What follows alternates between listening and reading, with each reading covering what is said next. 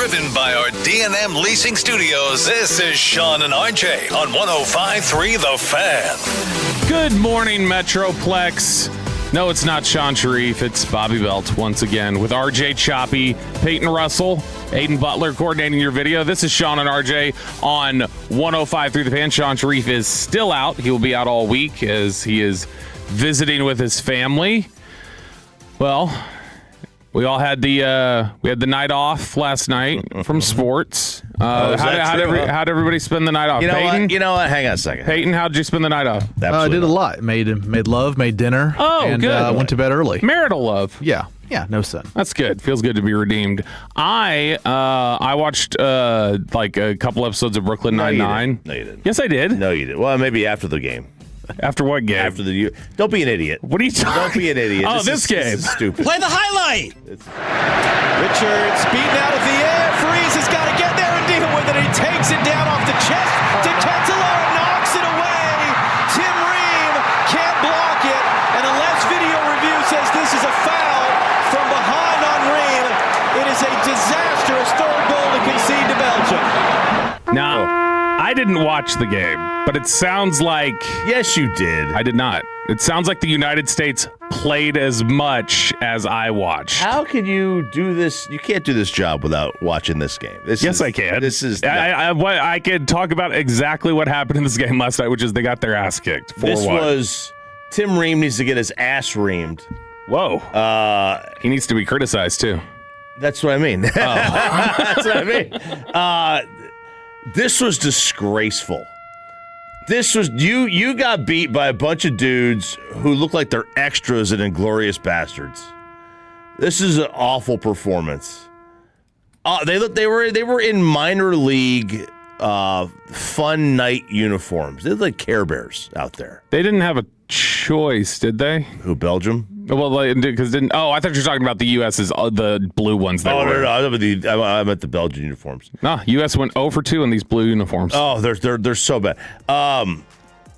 It was. I'm glad that Balogun played so we could really not have any excuses.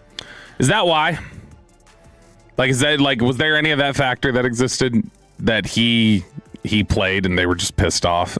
Who, Belgium was pissed? No, I mean, they were the ones that were like, they would be the ones that were, their mind was elsewhere because they were complaining, they were whining all day. Unless they leveled up. This was demoralizing, although it shouldn't have been because, we got tricked with playing a group that was, the NFC South of groups kind of thing. Didn't have a top 10 team in the entire group. Didn't have a top 20 team in the entire group other than us.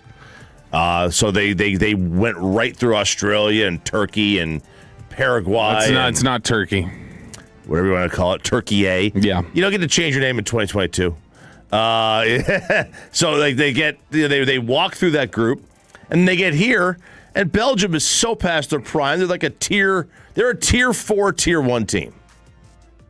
So I'm trying to think. If you were to go... I thought they were like the 9th ranked team in the world or something. Right, but that's tier 1. But they're like a tier 4, tier 1 team. Oh. Right? What's the U.S.?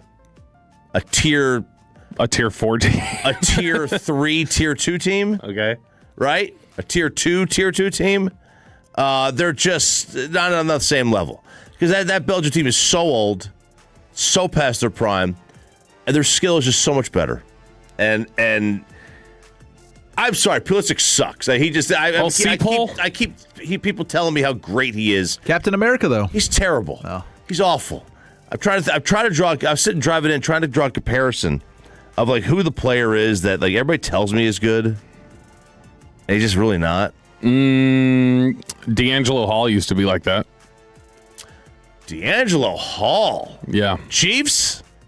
No. Who am I thinking Falcons. of? He was Falcons, then he was Commanders. Who am I thinking of that was with the who was the punt return they had back in the Dante Hall. Dante Hall. Yeah. No, D'Angelo Hall was the corner who was super overrated when he was with the Falcons. Then he went to the Commanders, and he was not bad.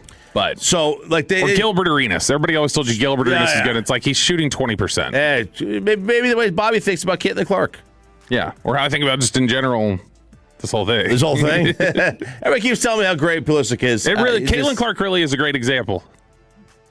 She's better than this. Jeremy Lin, maybe. Everybody was freaking out over Jeremy Lin. Could be. Although I don't know. I'm sure there are some people who are going to be super upset about this. The only positive I could draw from this is that the U.S. was at full strength, and they got beat like a dog.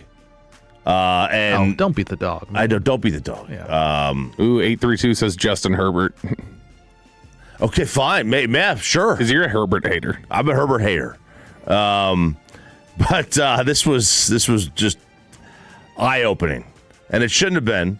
This is where kind of we expected them to get to the round of this round, and then maybe get lucky. But think about this: Senegal wasn't Senegal up 2-0 by this Belgium team? We would have got worked by Senegal. We're not even them. Yeah, I mean, and the reality is, Chop, because this country has not bought into soccer. They have not bought into soccer. You know what? Don't give me the athlete thing. I'm not saying the athlete thing. Belgium's not rife with athletes. Those guys are 40. Yeah, but I'm just saying in general, the U.S. team is never going to be like one of the greatest because just it's not a top priority over here. No, it's not, but it's the most popular sport over here at the youth level. Yeah. So you should have players. Yeah. And your coaching sucks. And even the kids Landon go Donovan talked about the kids play and then they go like, okay, I'm going to go play something else. It's been the most popular on a participation level for a long time. Yeah. And they just, for whatever reason, their training's different. Landon Donovan talked about this. Their training's different. They're not skilled at the same level. Well, I think it's because a lot of them just stop playing. Could be. A lot of them don't want to play. Like there's so many things that, and for as excited as everybody is, and no 945, I'm not going to shut up. For as excited as everybody was about this whole thing, no, because Pulisic would play. He wasn't playing well. Playing well. Ultimately, even in the excitement, this is everything that. It shows the reason why this just doesn't carry over here. Like the offside stuff that drove people nuts the whole time, and just the various rules, like particulars, or the whole red card fiasco and stuff. This is the exact stuff that makes it that does not allow it to take over here. And then again, that whole experience that everybody loved is also the reason why it just doesn't take off over here. Well, I don't think it's a problem of taking off. I think it's a problem of skill. You don't think they have skill? That you don't think that the United States in general has enough people in it that would be skilled enough to beat Belgium if they would have just played the sport all the way up to the professional level? So according to Soccer Guy, right? Mm-hmm. And like I said, Landon Donovan talked about this. They don't train American kids the way they train them in other countries. That's why there may be a training deficit. There's 100% a deficit though of because there's not a lack of participation. People who want to participate past the youth level. Past even like elementary. Every single child plays soccer by like third grade. All of them. And they do. By like third, fourth, fifth grade or whatever, a lot of them just go, okay, I don't want to play it anymore. Yeah, I think there's a I don't know what the problem at the youth level would be in terms of because baseball becomes too much. A lot of kids leave baseball because it's like, I'm scared to get hit with a baseball. Like 9U is usually the year where most kids. It's like you get an exodus at 9-year-old when they leave coach pitch, they go to kid pitch. They don't want to get hit, and then you get an exodus at like 12, where it's like it's getting too competitive. Mm-hmm. Not going to do this. I don't know what the progression is in soccer. Like, does it become too much? They're playing too much. They're losing social time. You I have no idea. You don't know what it is. People get mad on the fan text about this, but it is the reality if you look at the numbers across this country. Like, I know in football. People don't like it. I know in football. People don't like it. The older they get, they go, there's things that I like more than this. There are other sports I like more than this. I think you're missing it because No. This is what you're doing right now. You're doing ESPN on the WNBA is what you're doing. No. Yes, you are. No, absolutely not. ESPN. Hey, busy. I'm sending this one out. I'll let you guys go. Did you play? I never played soccer. I played soccer at like 6 years old. I played 1 year. Yeah, I never played. My dad was like, "You're not playing soccer." It has nothing to do with the quality of the game or for anybody who's about to come in here, because they always do. For anybody who's going to come on here and complain and go, shut up, it's the most popular. Fine. It's not here, though. Well, and then there reaches a point where kids get up to a certain point and they get interested in the other sports more. Just that's the nature of the U.S. You can be angry about that. You can be mad on the fan text if you want about that. But that's the reality of just the American athlete or the American player who gets up through the youth level, just goes like, I want to play something else. Well, again, I don't. I'm not in that world. I'm not in the soccer world. I don't think that's the case because hardly anybody plays football anymore at the youth level beyond like a certain level because parents don't allow it. There's the amount of kids that my kids know whose parents won't even allow them. These are great athletes. Won't even allow them to play because of the head injuries. Is insane to me. Which is, the most head injuries occur. In soccer. Concussions occur most frequently in soccer. It's crazy, to allow soccer but not football. There's. I don't think that they're losing kids because they don't like the game. Kids will play what they're good at. Mm-hmm. Right? If you're good at it, you'll play it. If you see a future in it, you'll do it. If you don't see a future in it, then you won't. The reality is that maybe they don't see a future in it. 817, Bobby's turning into the guy that sounds like a whiny bee anytime someone disagrees with one of his takes. No, that is literally the soccer fan right now. That's how they do that.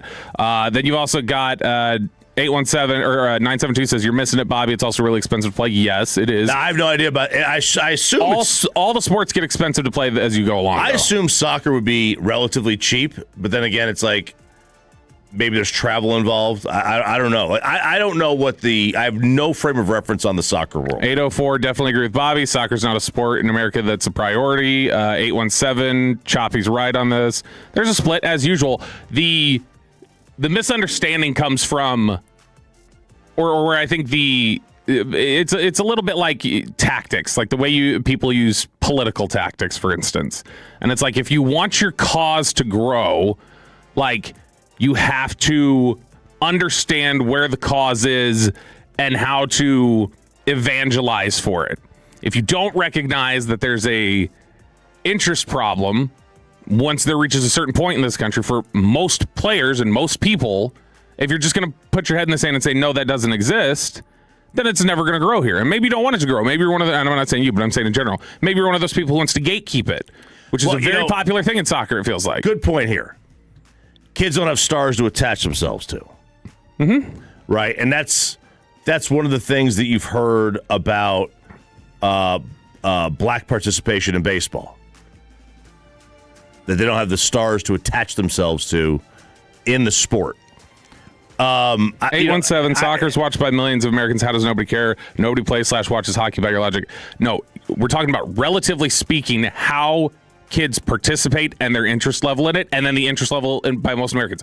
You can say millions of Americans watch it. Hockey is so expensive to play. You can say millions of Americans watch it, and yeah, they did. They watched during the World Cup. But we've also seen over and over again, when the World Cup ends, so does the interest in this country. Yeah, and that's not the point. No, I know, but I'm saying to people on there who are in denial about that on the fan text. There's plenty of them right now on the fan text who are in denial about the idea of the interest does die. It dies because there's no league. There's no league to watch. I think it's more popular than hockey. As what? A participation or a spectator sport? Again, it's hard to say it's a spectator sport because we don't have a sport to watch. Well, I mean, like, Let's you can talk watch hockey. You can watch the EPL or whatever. I'm just saying, like, what are you saying? Like more? if DFW, and there's a professional league. If there was an English Premier League team in DFW, that would be more popular than the Stars after a while. Where you're watching the game at your time. It's on at 7:00 at night. You're watching. It's been here for 25 years. Just at the Stars. The Stars have been here for 35 now. It would be at some point. It would be more popular than hockey. I don't think so. Or at the very least, the same. It's a debate worth having, and we just had it and we talked about it. The U.S. run ends, and America is out. It is now Belgium that is moving on after a 4-1 victory last night. Also, thanks to Fox Sports and FIFA for the call that we played earlier. All right, Dusty May, new Mavericks head coach. He wasn't on this show, but he was on the G-Bag Nation, and you're going to hear from him next on 105.3 The Fan. After we get you over.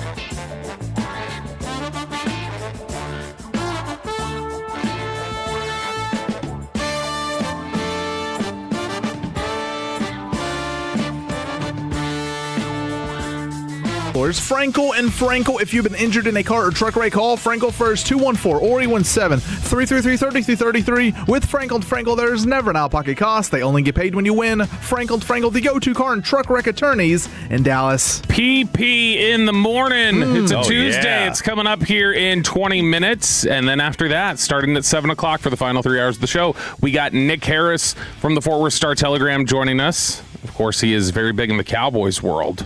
And we're just a few weeks away from Cowboys training camp now. We're going to be out there in Oxnard, California. We'll be out there thanks to our sponsor, the On Time Experts, Heating, AC, and Plumbing. Less than a month away. Yeah, I mean, we're just like 22 days away from KNC being out there. And A then we'll month be out from there. today, we'll be on our way home. Yeah. So, I mean, it's going to be a great time. Are you excited for the camp trip? Always am. Will Sarah be going this year? No. So Kristen has always threatened to go out there for this trip, and it's just never worked out. Like, there's always something that comes up or something else.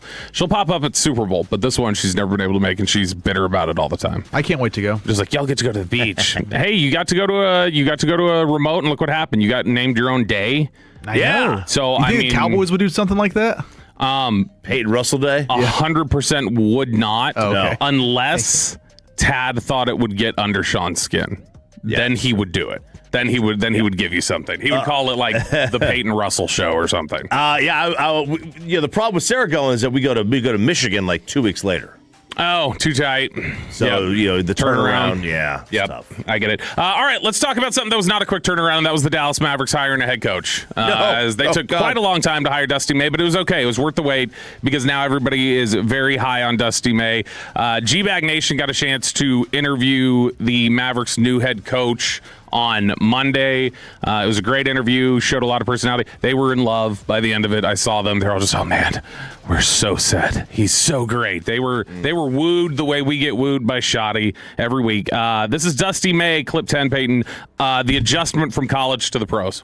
I've talked to a lot of friends who've made the jump, and there's several that were in college and then they transitioned slowly into the NBA through the G League or through the assistant route or whatever the case. But the 82 game season, the sheer amount of games and balancing, and I guess improving without having any practice time. I was actually thumbing through practice plans for the last couple of years, and it's astounding how few practices you have in the NBA.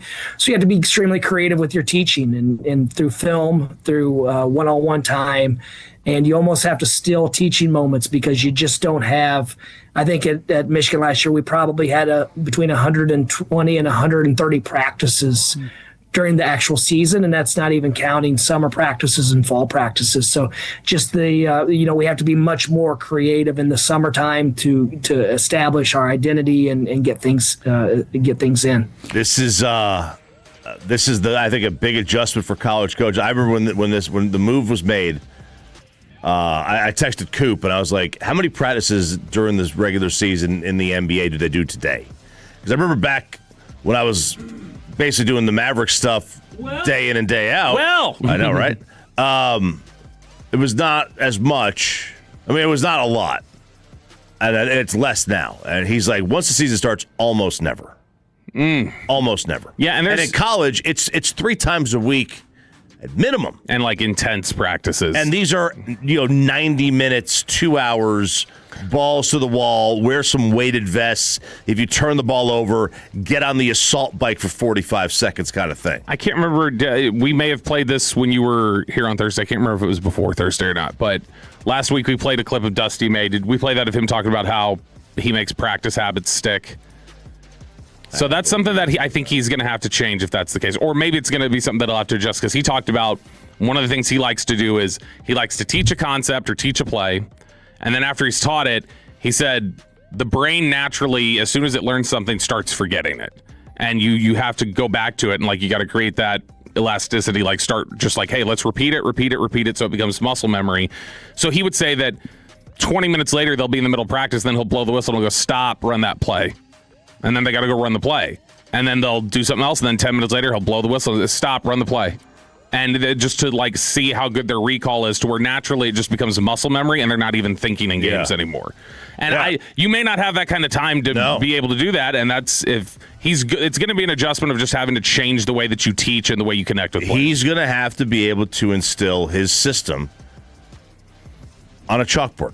Mm-hmm. That's it. In a meeting room, not time on task, not under practice. You know, when you go to the NFL and you have your system, when Sean McVay rolls into town, he's got OTAs, he's got mini camps, he's got all the offseason programs, and then he's got 18 padded practices during the season? Once the season starts? Yeah, something like that. Right? He's got a month ramp up, and they've got walkthroughs basically every day. Well, they don't have that here. You're going to have shoot around. You know what they do in shoot around? They play horse. Yeah.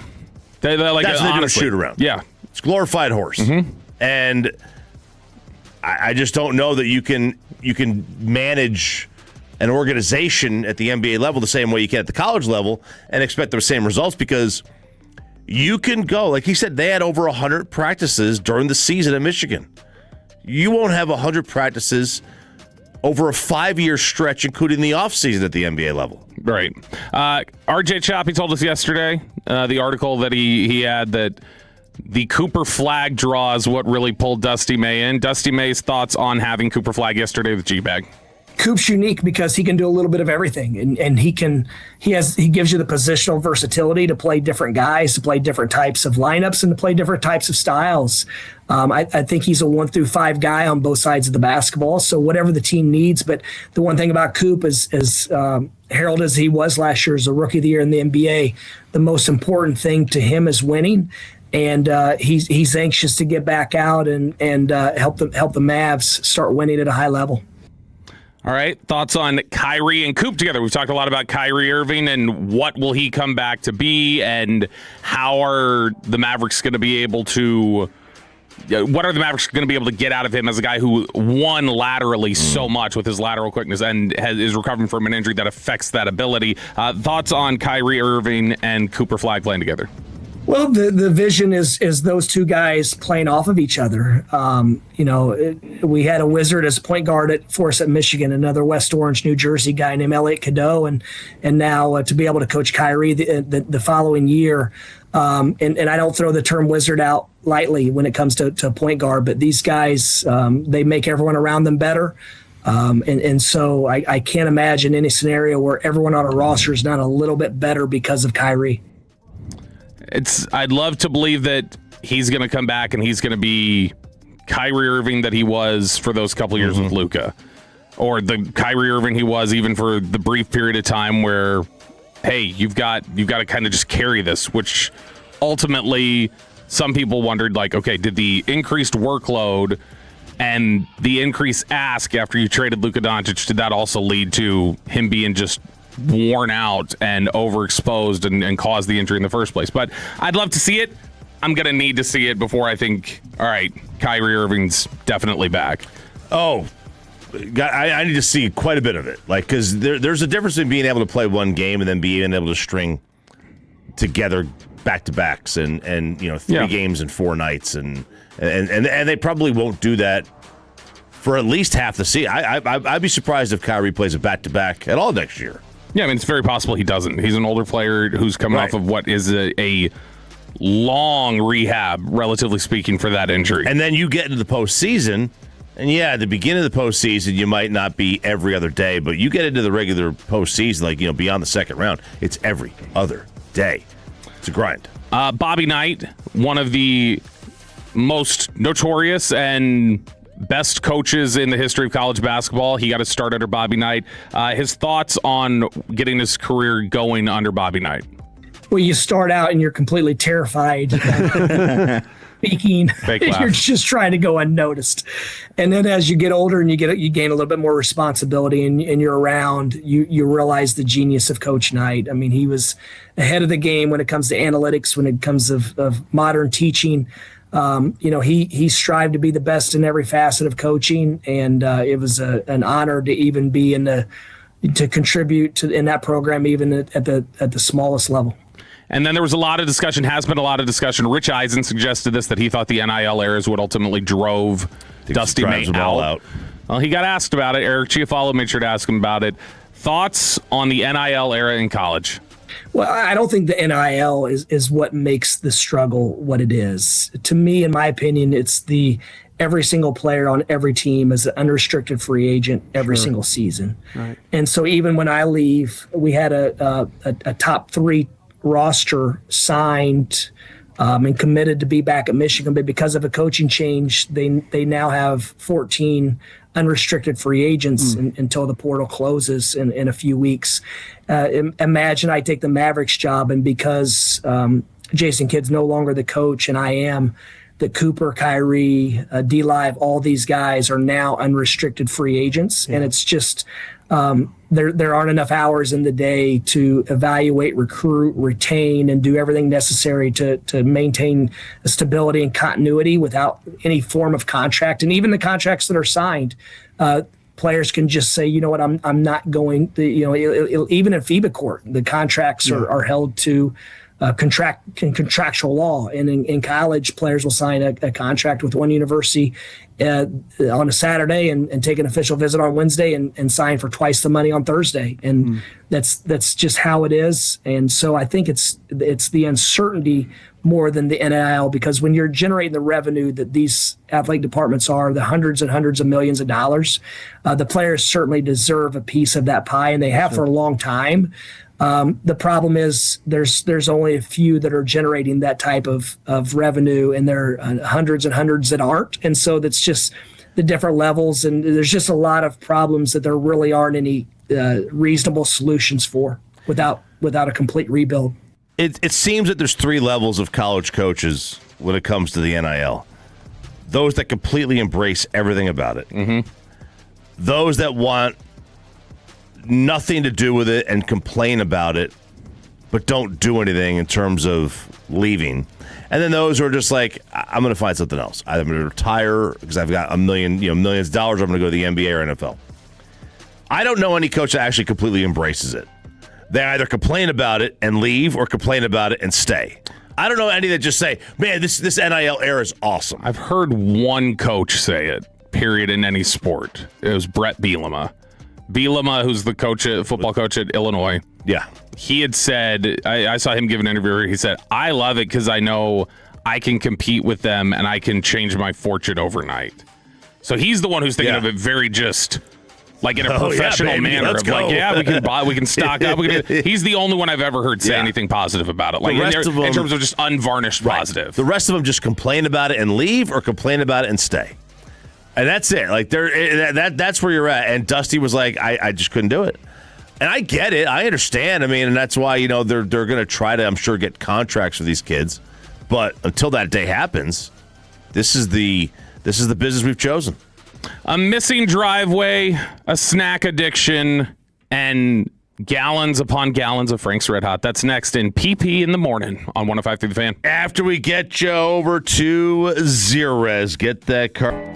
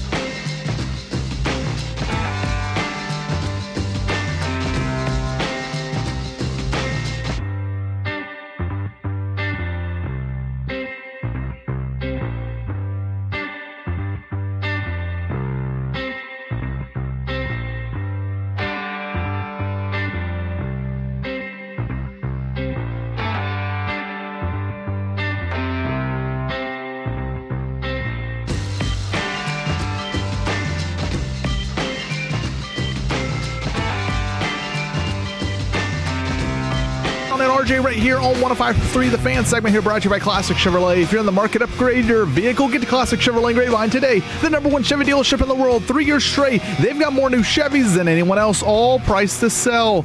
Visit ClassicChevrolet.com. This is Texas. This is Classic Chevrolet. Together, let's drive, relax, enjoy the difference based on new Chevrolet registrations 2023 through 2025. PP in the morning. Yeah.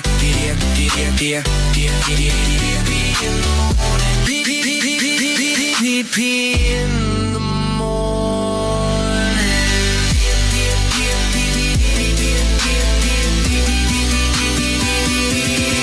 PP in the morning.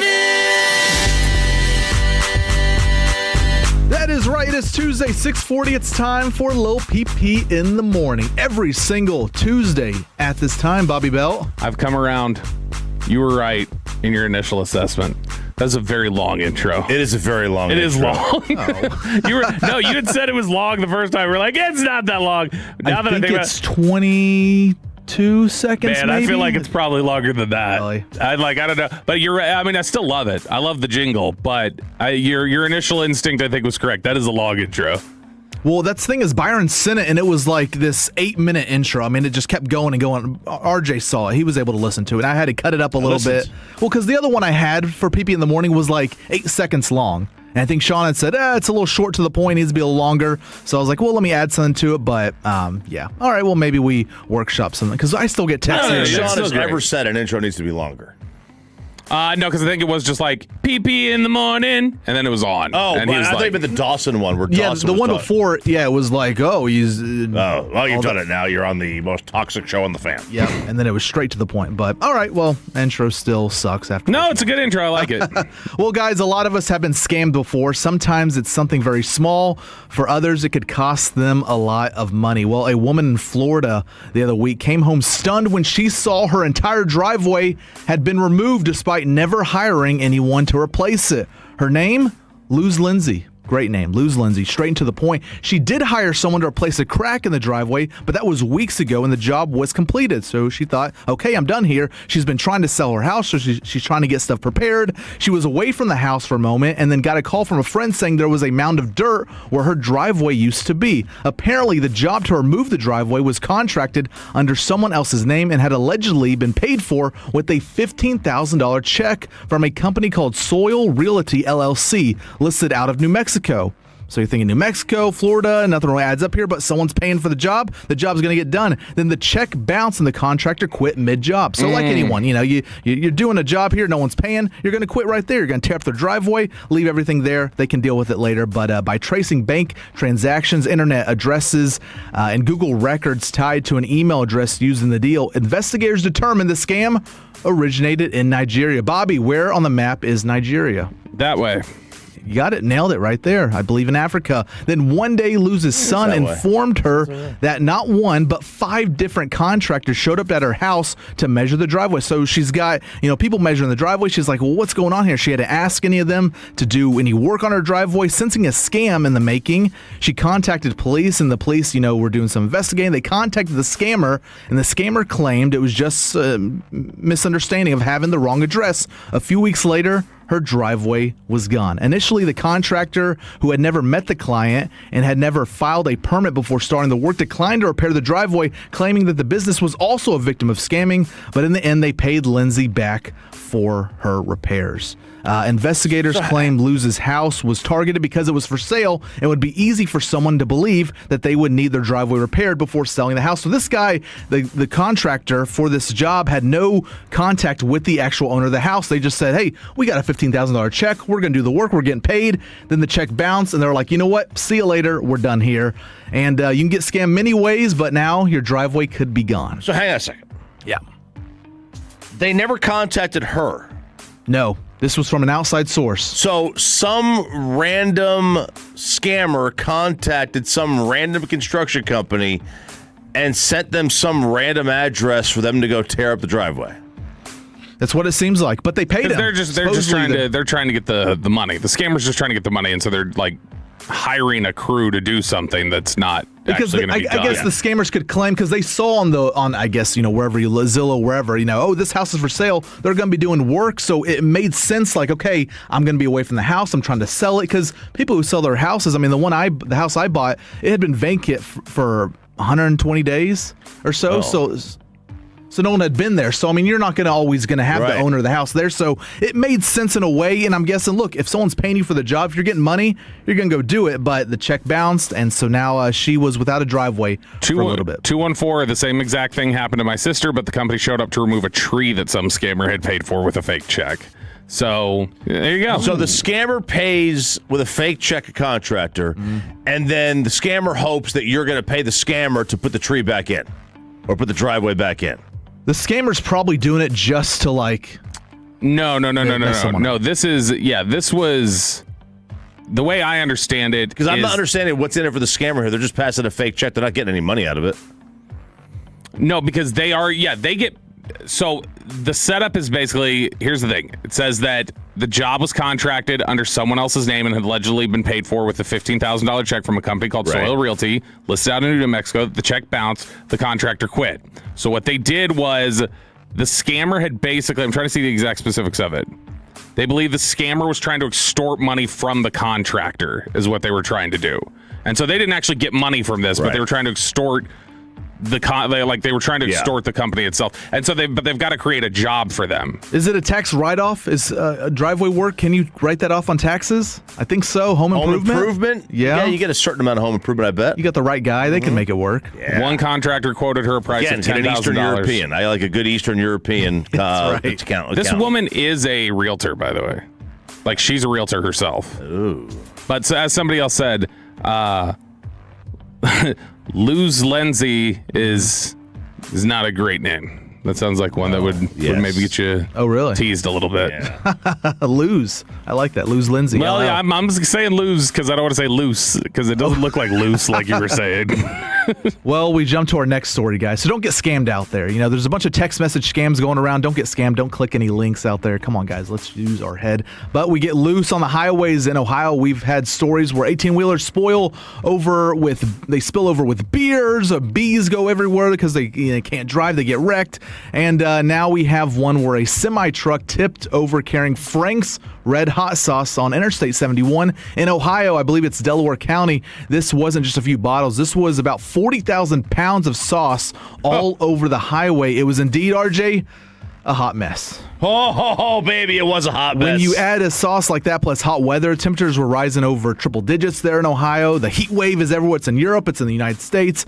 It was near triple digits when this all took place. The driver of the truck eventually pulled into a truck stop as fire crews followed the trail of bright red mystery fluid, and they were able to track him down. Other cars had driven over the sauce, and they said they spent several attempts through a car wash to try and get the sauce off their car. Due to the acid in the hot sauce, flushing it into waterways could pose environmental risk, so they had to go a different route here, but this is just a completely sticky situation. I couldn't imagine that smell, trying to clean that up too, because hot sauce, it's like one of those you can, for me, it tastes good. You can smell a little bit of it, but a lot of it. Love Frank's Red Hot, though. Oh, dude, it's awesome. This is just, this thing is too hot to handle for any of the first responders. The pavement was sizzling. Yeah, that's good. That's good. Can I be frank with you? Yeah. If I had to take a detour, I think I'd feel lost in the sauce. Yeah. Driver said, "Catch me if you can." God, that's a good one. Go to the next one, Peyton. Cops a jalapeno business.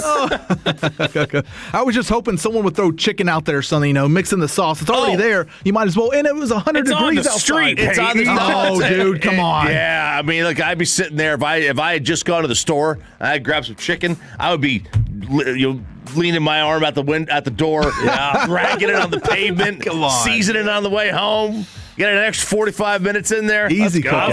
I was waiting for the pun. No, I thought there was going to be a pun there. There was no pun there. That would I thought be you were going to say it. I'd be winging it out there. I thought you were going to say something like that. That would be the one cookout I'd be invited to. You'd have to have hot sauce. Fred and Blake would invite me to that cookout if it was hot sauce all over the ground there. But yeah, very hot mess there in Ohio. So they did get cleaned up, but that is unfortunate. All right, guys, last story here. PP in the morning every single Tuesday at this time. Until we cancel it.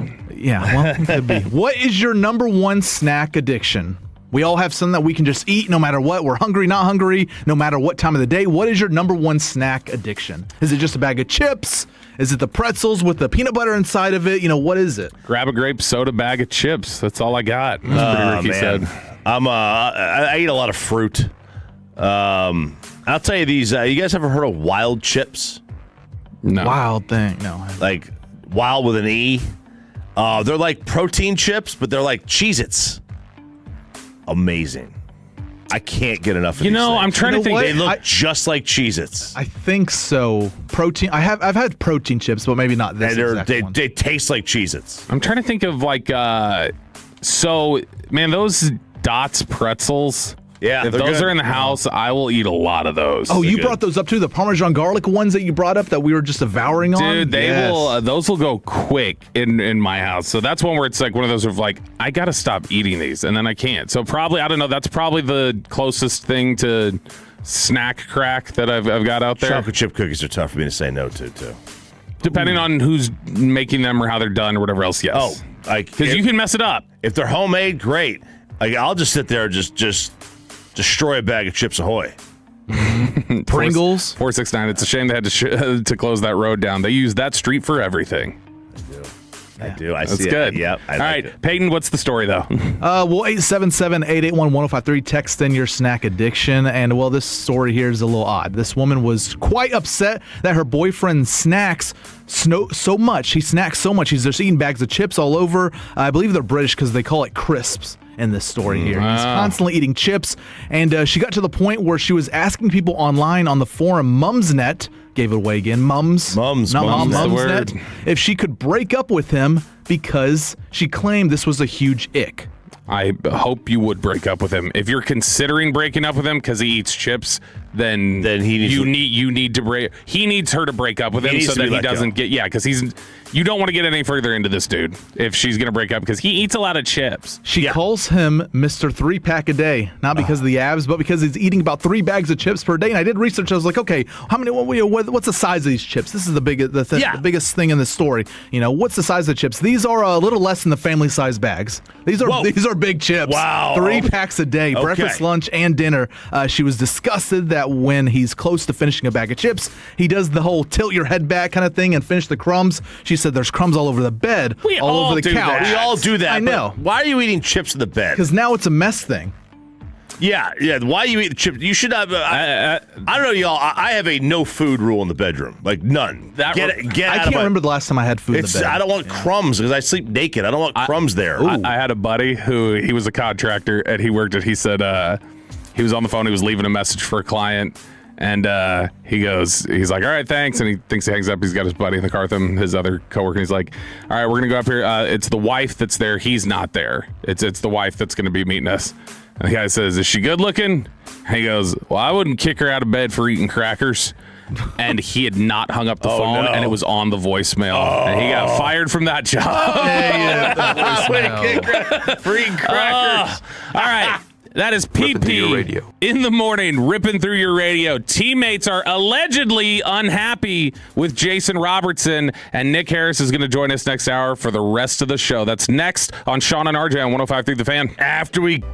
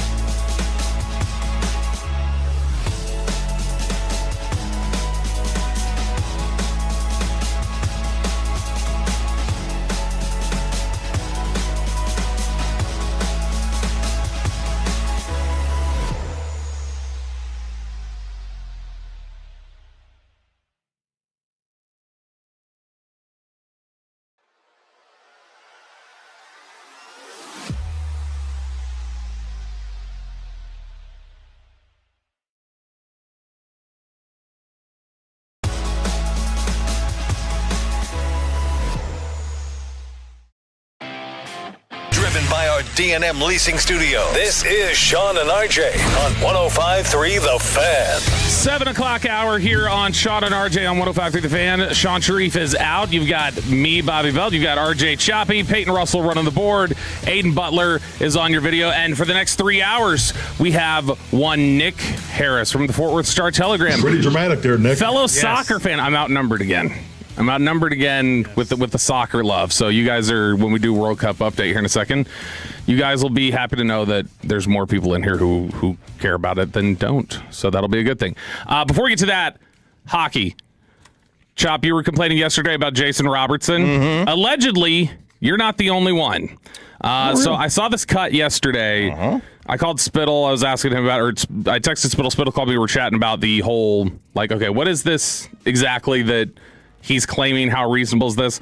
This is a guy named Jeff Merrick. He used to be on Hockey Night in Canada or whatever, I guess it used to be called. Whatever just ended with CBC. Yeah, so CBC had the deal. They had Hockey Night in Canada for, gosh, man, half a century.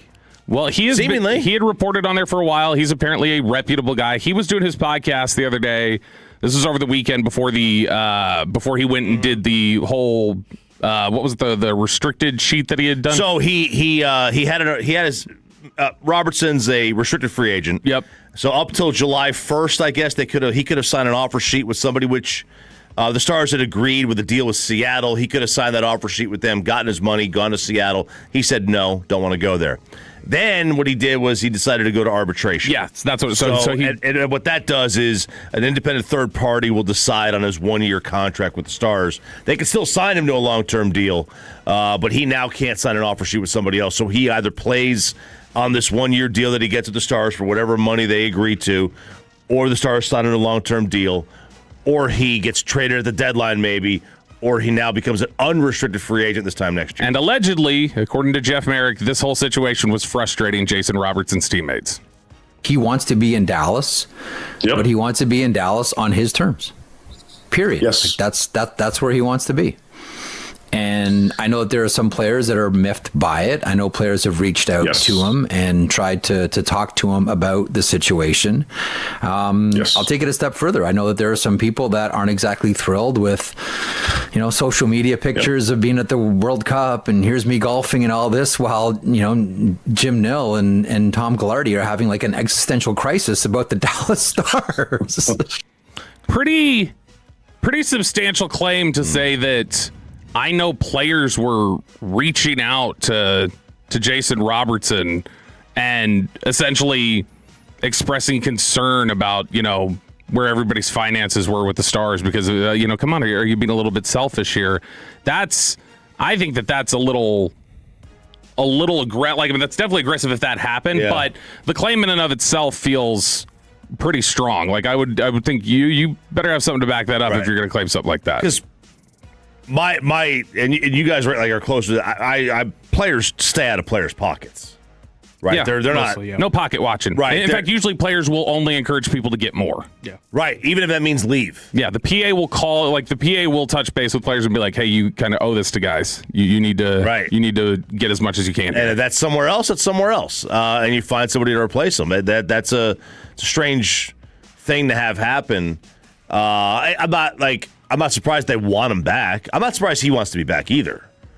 Yeah, he wants. Yeah, I don't think there's anything wrong with wanting to be comfortable where you are and saying, "I don't want a massive contract only. Like I want to be comfortable where I'm at." But he still wants like $14 million. Yes, there is still that.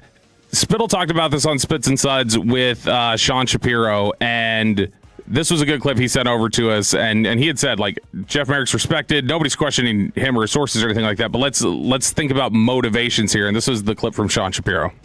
Who does it benefit to have it out there, true or not, that players have been calling Jason Robertson to say, hey, let's keep this together? The Dallas Stars. Exactly. And I think that's an important, and Tom Gillardy. So it is I think that is an important thing to remember just from a media literacy thing.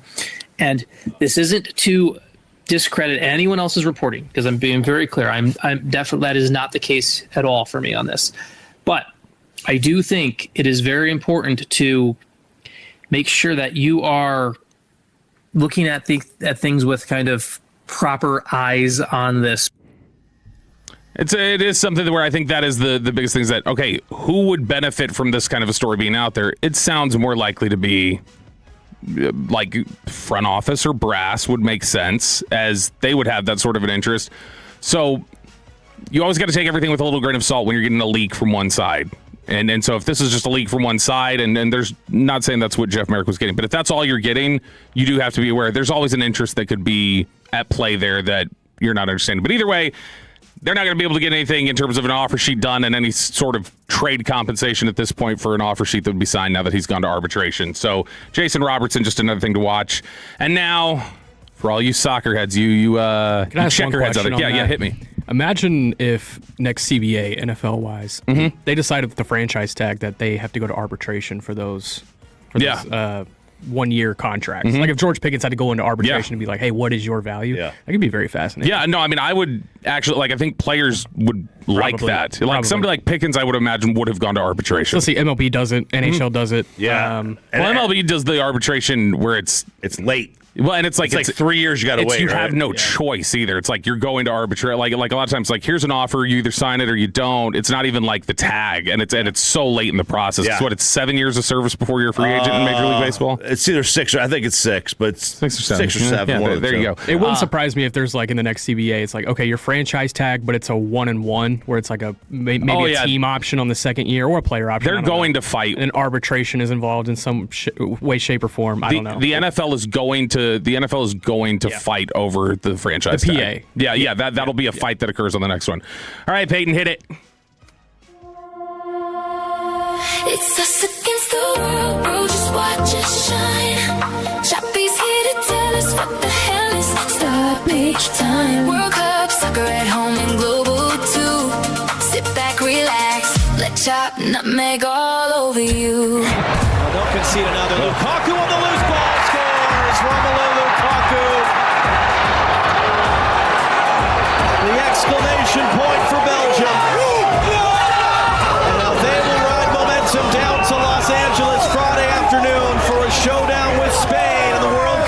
quarterfinal. Thanks to FIFA and Fox Sports with the call. Boy, he sounded as depressed as Bob Costas when Giancarlo Stanton grounded into a double play on that one. And it's a goal. And here we go. It's 4-1. And, that score really tells the story of the game. Yeah. That was a beatdown. Yeah. That was a beatdown. That was I can't even say eye-opening because we probably fooled ourselves in group stage with a very average group. And to think where this team actually was, they got outclassed, manhandled by a Belgium team that everyone said was past their prime. It could be had. They looked terrible for 85 minutes against Senegal. Yeah, they looked terrible in the group stage, except for against New Zealand. Right. Yeah. So they just weren't. They hadn't played well, and then they come up to Team USA, and that was a abysmal performance. All-time bedwetting. The lights were way too bright. They were mouse when they should have been a man last night. It was bad. It was really bad. Is the comp, because I saw people doing it on social media last night, is the comp fair that was the Cowboys playoff game against the Packers? Yeah, it's pretty similar. The only difference is the Cowboys were legitimate favorites in that game, whereas USA were they were favorites, but Belgium had a legitimate chance to coming in. Belgium on paper, I think, was the better team. Let me continue my football analogy, because that's the only way I can understand this. It would be if the Cowboys went to Tampa Bay that year in Tom Brady's last season when he was 80 years old and lost that game 45-15. Okay. Yeah. So would this is the false confidence that was developed? Is that similar to the false confidence Cowboys fans got after the 3-game winning streak over Kansas City and Philly, where it's maybe that wasn't as good as we thought? Yeah, maybe so. Maybe so. Because Pulisic turned the ball over 11 times in 45 minutes. I'm so done with him. I never saw him as the face of this generation, and I think a lot of the U.S. men's national team fans finally have come around to that this cycle, where Balogun has really come on, Malik Tillman's really come on. I don't want him on my team in 4 years. He will be, but I don't want him on my team in 4 years. I keep, because he's only 27 or something like that. He's not old enough.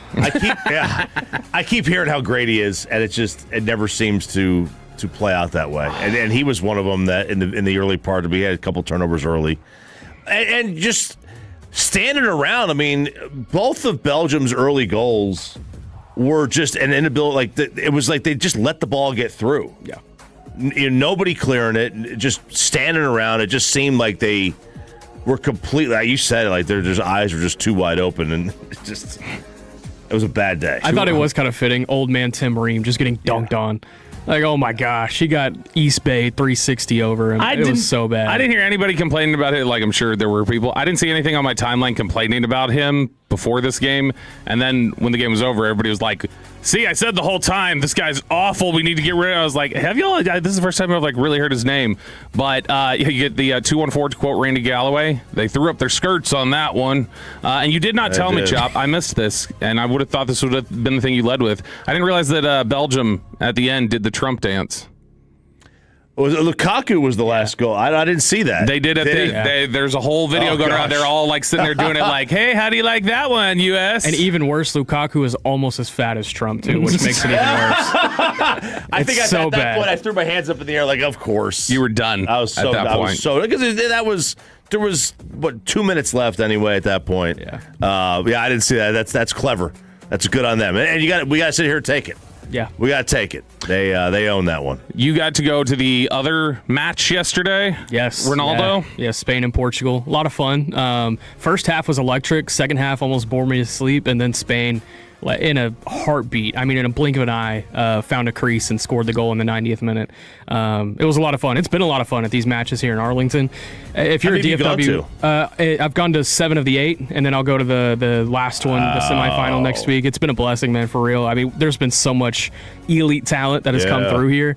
Erling Haaland, Lionel Messi, Cristiano Ronaldo, Luka Modric, England. There's so many guys that have come through. And then next week we're most likely going to see France here. it's gonna be awesome. So Mac Engel said that Japan was his favorite crowd. What was your favorite crowd? Yeah, easily. Yeah, Really? Yeah, Japan was incredible. I will say the Argentina game, the second one that they played against Jordan, it was a Saturday night 9 p.m. kick, and I wonder if they were just drinking all day in downtown and then made their way over to Arlington. They were loud and rowdy that night. But that one and then Japan. Yeah, Japan was incredible.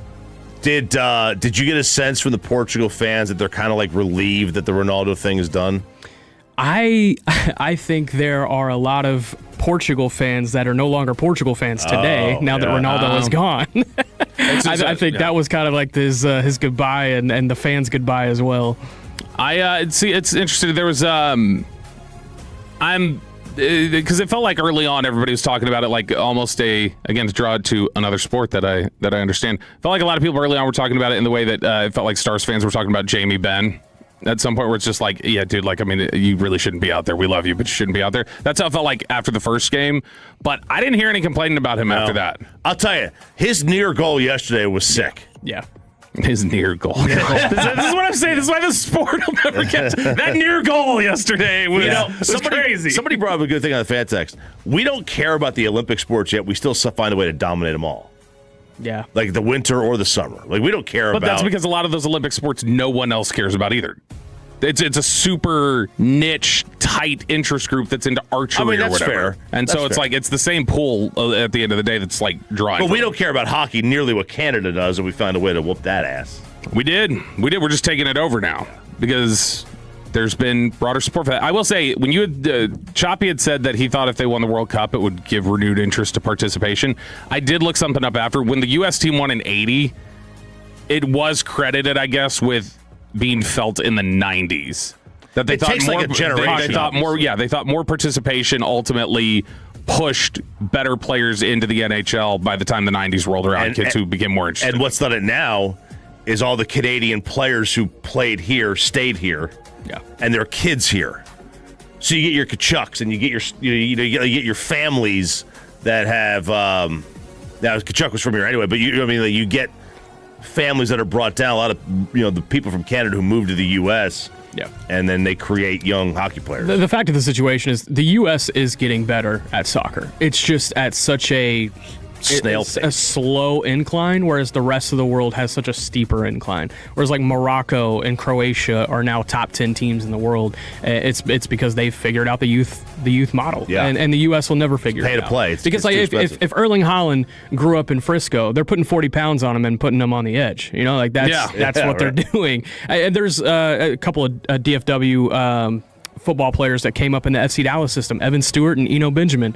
Evan Stewart is a receiver at Oregon, and Eno Benjamin was a running back at Arizona State. Either of them could have been damn good soccer players, but they're going to go play football. I mean, there's too much competition for other sport in America. Gig him. That's former Aggie Evan Stewart. I don't think they claim him anymore. I think that was actually a pretty bad I don't think he break there. claims them either. Yeah, I don't think there's a lot of love lost there. All right, we got the Expressway coming up next. Ask Reddit at 7:40, but when we return, we have the next in the Jeremy Fowler list. Cornerbacks today. Yeah. Does a Cowboys corner manage to sneak onto the top 10 corners in the NFL? That's sarcastic. You know they don't. But will they get an honorable mention? Maybe. We'll find out next. After.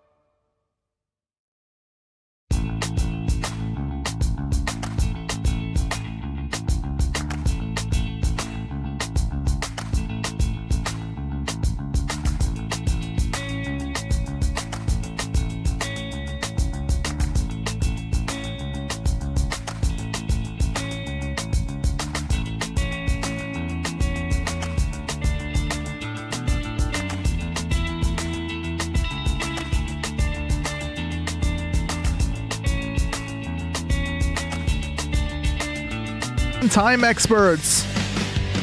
All right, it is the Expressway on Sean and RJ on 105.3 The Fan. No Sean Sharif today or the rest of this week. He is visiting with family in his home that he always gets worked up when I say what city he lives in for some reason, even though I think he says it all the time. Don't give away the address. Yeah, I mean, I wasn't going to give away the address, but I was just... Sean. My dad Yeah, we told should. me to eat it out. Believe me, nobody is going to Sunnyvale to go find out. Hey, you can't say it. Whoa, You can't say it, man. Sean. If you heard that, that is Choppy that did that. All right, we got Ask Reddit coming up here in just a few minutes. What, you looked like you were about to say. So I don't know who, squirrel moment here. I don't know who uses this computer before me, but That was Blake last. somebody was looking up Frank Ntilikina. They were Googling That him. would be Blake. That would have to be Random. Blake. Okay, threw me for a loop there. Because you got World Cup stuff on here. You got, 405 area code. The World Cup. That's him get a text of Blake going like, where's that guy from? I think it's Oklahoma. And if you don't, I got to say, if you don't Tolo and you miss out on Fan After Dark, you miss out on what is the messiest show on the station. There's no structure to it at all. Which means it's my favorite. They say some funny stuff on there. There's some fun. Fred and Blake do a good job at night. So when that's on, you guys need to check it out. All right. We've got another Jeremy Fowler list. It's the top 10 corners in the NFL. Yesterday we did running backs. Javonte Williams was only an honorable mention. He did not crack the top 13, I think, that they listed. Rightfully so. Yeah, I believe. Well, I mean, I would say, I don't know they're totally rightfully so, because I remember I was looking at it and I think there was like two guys that was like, I think you could probably justify putting him above them, but I don't remember who it was. But he was not in the top 10, but should have been over, I think, a couple of the honorable mentions, maybe.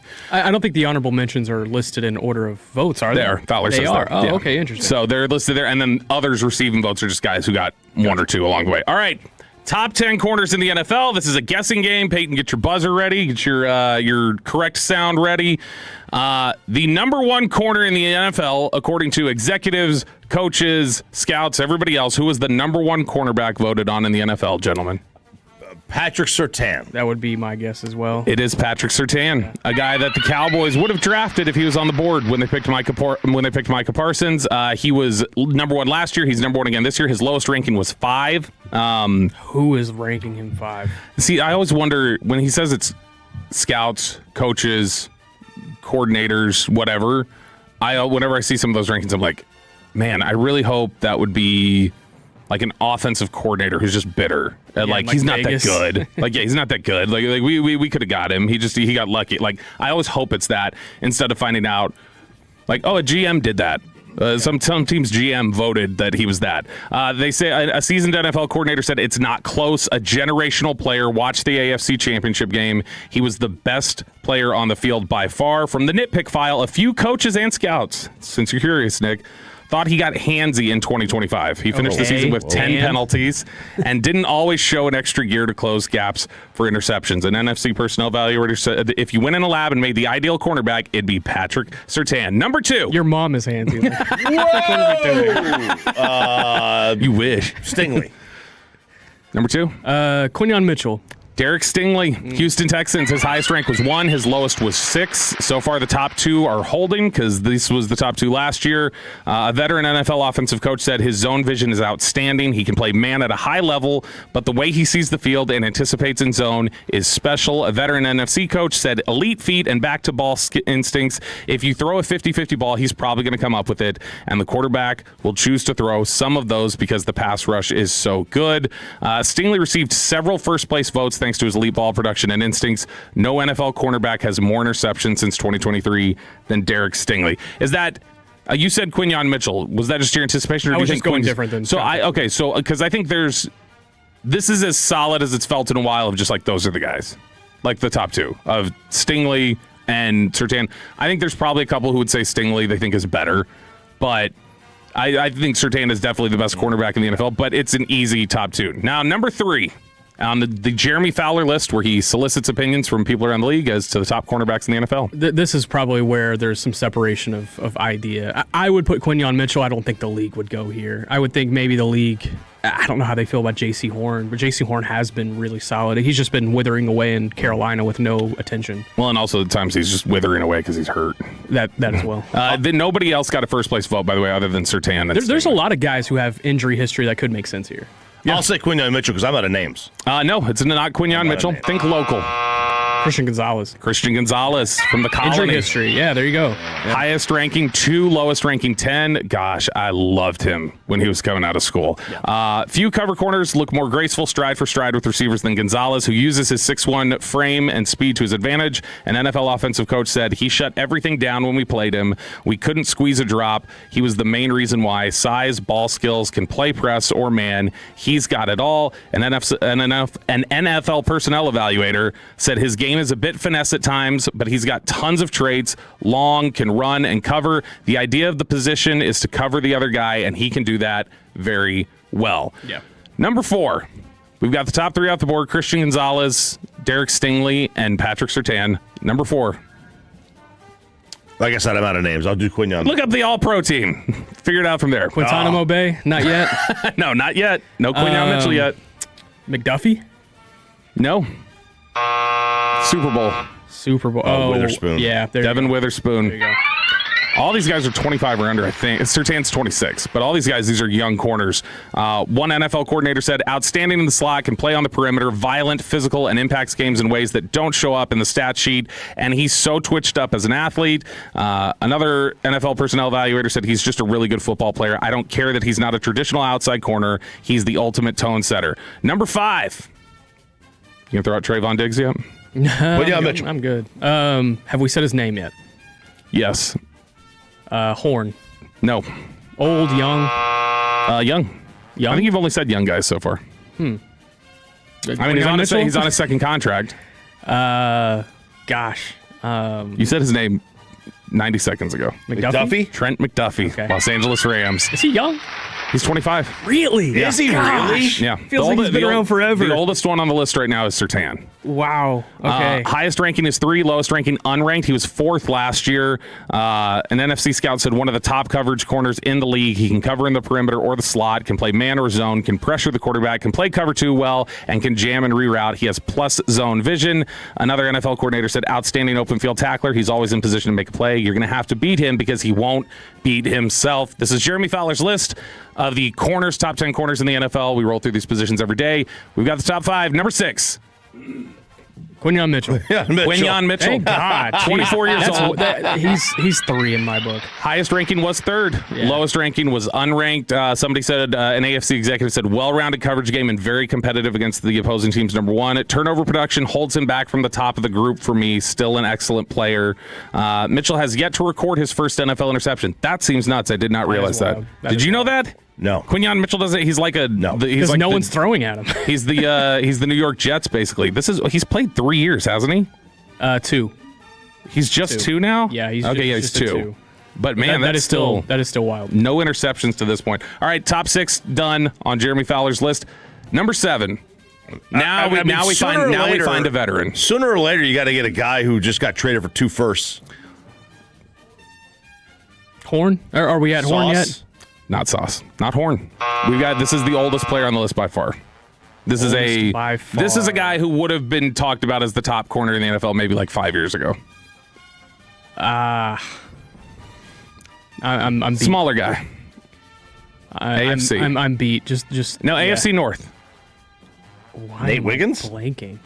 Oh, the Browns guy. Oh, God. Denzel Ward. Wow. Highest ranking was 2. Somebody still thinks he's the second best corner in the league. Last year he was 3rd. He's dropped to 7. Ward falls to 7, but easily could have been number 4. That's how tight the voting was among those 4 spots. Evaluators have seen no slippage in the play of Ward, one of the more underrated corners of the past decade. Ward appeared on all but 1 ballot.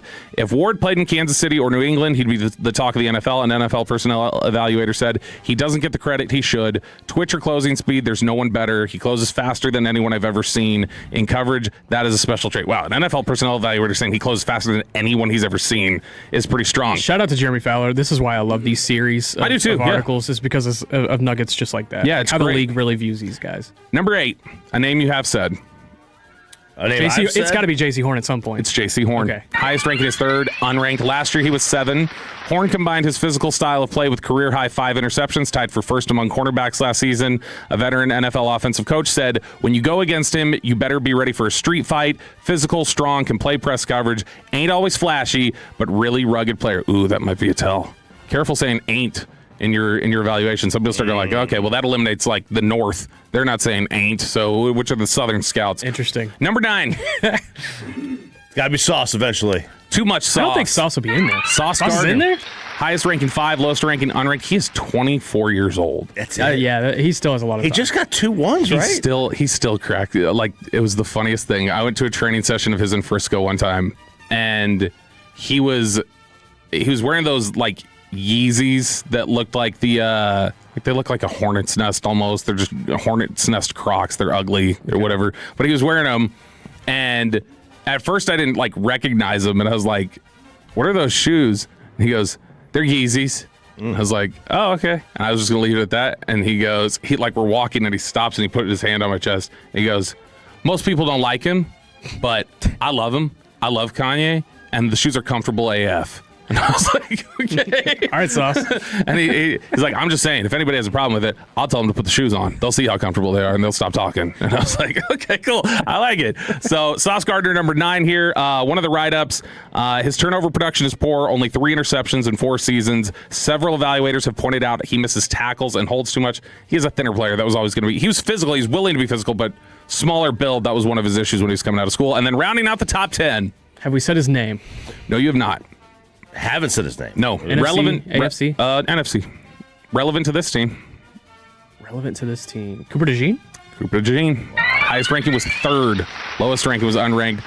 23 years old. DeJean's presence on the list was a hot topic because of his positional flexibility. A lot of people, evaluators, said I wouldn't vote for him because he's a safety. So they wouldn't put him in the group with the corners. An NFC coach said he holds his own at any position on the inside or outside. He's a corner because of the way he plays. The Eagles play a lot of man, and he ain't shying away from nothing. He has the range and speed to play outside all day, too. He's a Swiss Army knife. So that rounds out the top 10. The honorable mentions I'll just go through. Kamari Lassiter, Houston Texans. Lassiter. I love Lassiter. He's so underrated, too. I'm glad the league is up on him. Joey Porter Jr., Steelers. Fascinating. A.J. Terrell Jr., Falcons. Jalen Johnson, Chicago Bears. The quote there was, "Time on task has been an issue. He missed a lot of camp and game action, but he's young, 27, so he should be able to get back to the top form. He's got juice when he's full tilt." And then you've got the also receiving votes. DJ Turner, Marlon Humphrey, Alante Taylor, Kool-Aid McKinstry, Travis Hunter, Tyson Campbell, Byron Murphy, Lenore, I don't ever remember how to say his first name. Diamador. Yeah, Diamador Lenore. Reek Woolen, so an Eagles person voted on this. And Deron Bland. Still receiving votes in the top 10. Where are you at? Before we go to Ask Credit, where are you at with Bland? Got to see him healthy. Got to see him healthy. Because this man is out. Same way everybody else is. You're completely out. He is completely out. He said he would move on. He said he's completely out. I'm the same place everybody else is on Deron Bland. In the end zone? I'm past him. I'm past him. No, see, I thought Bland had games last year where he looked really, really good, and then other games where he looked awful. Yeah, I agree. And I don't think he was consistent enough because of where his health was at. You're never going to see the turnover production that he once had. I don't think you're ever going to see half of the turnover production that he once had, but that doesn't mean that he still can't have or live out this contract and see it be worth the value. Do you think, and this was one of the points we had brought up yesterday, do you think what happened with Diggs harms him? Like in terms of the eyes of fans, that they're going like, it's another one of those. No. This guy we bought into, and he's not living up to, and they've written him off because of the recent experience with Diggs. I don't think so, because I think fans are more so tied to the problematic off the field behavior, and Deron just has zero of that. He has none of that at all. Deron's always going to show up with the right attitude. He's going to show up to his rehab on time. He's going to do what he's supposed to be doing in rehab. I don't think fans will turn on him the way they have on Trayvon. I remember when you talk to people at the Cowboys, he blew them away during the pre-draft process because he had showed up for his visit here, and along the course of the travel, the airline lost his luggage. He didn't have any clothes or anything. Like he just had whatever he was wearing, and they were talking to him about it a little bit. I'm like, man, that sucks. And like they were seeing how he tended, and they're like, that kid did not complain one time about it. He was just like, it happens. You just move forward, whatever. And they were seeing if they could get some sort of a reaction out of him, a little of like, let's see if he'll just start getting like really tense for shit. They're like, nope, cool, calm, collected, not bitter about anything. Just like, stuff happens. I kind of want my corner to flip out over that, if I'm being honest, though. I want him throwing food at the table and be like, where's my jacket? But you get a little bit of that. But the problem is that when you're on the island, you want the alpha. For sure. But when you're on the island, you don't want the guy you can take out of the game because of his emotions. That's very true. Like it was on the other side, but that's how you used to get Odell Beckham Jr. Mess with him. Yeah. If you mess with him, he'd take himself out of the game, and you wouldn't have to cover. That's what Josh Norman would always do. Josh Norman would always do to him. All right, it is Tuesday here on Sean and RJ on 105 through the Fan. I'm Bobby Belt, RJ Choppy over there. You just heard the voice of Nick Harris from the Fort Worth Star-Telegram, who's sitting in with us. We've got Peyton Russell on the board and Aiden Butler coordinated video. It's now time for Ask Reddit. Do you have a question, Kelly? Yeah, I have a lot of questions. Number one, how dare you? 877-881-1053, 877-881-1053. That is the Frankel and Frankel Injury Attorneys fan text where you can weigh in on today's Ask Reddit questions. You can also weigh in on the Twitch and the YouTube if you so choose. I'll be scanning those for comments, so get your answers in here. For this segment, we will lead off with one RJ Choppy. Let's go. RJ, get home after date night. She immediately changes into her comfy clothes / sweatpants. Yay or nay?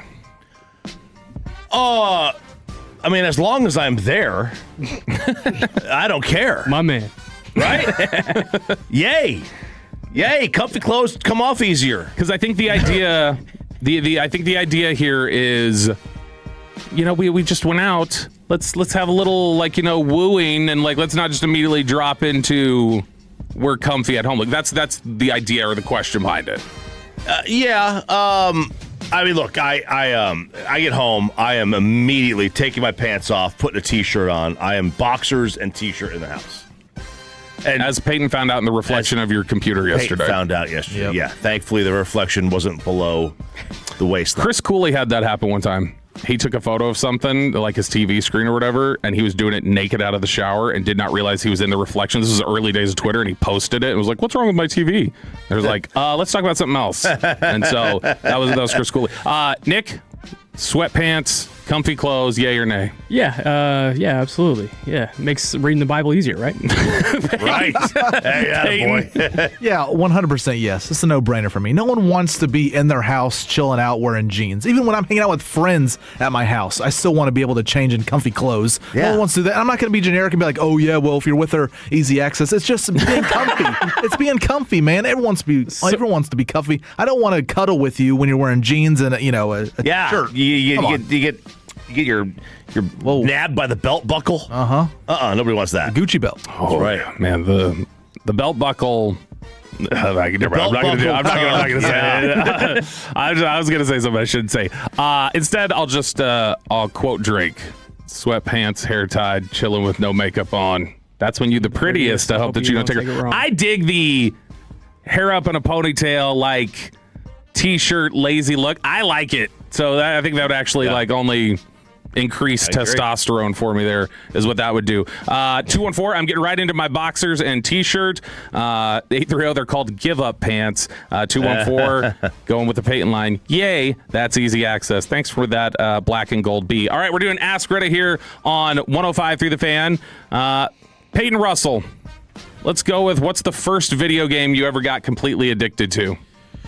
This was later in life. I played the NCAA games, Madden, obviously, but actually addicted to, it wasn't until college. It was Fortnite. I mean, I stayed up all night. Me and my roommates stayed up all night playing that game. When that game first came out, we were even a little delayed on it. We didn't start playing until a few months after it came out. But whenever it skyrocketed out there in the world, we played it many, many school nights. I mean, all the time. There were some nights it was Friday night. We were like, you know what? Let's go to the bar Saturday night. We'll play Fortnite Friday night. It was huge in my apartment, so I was addicted to that. Played it a lot.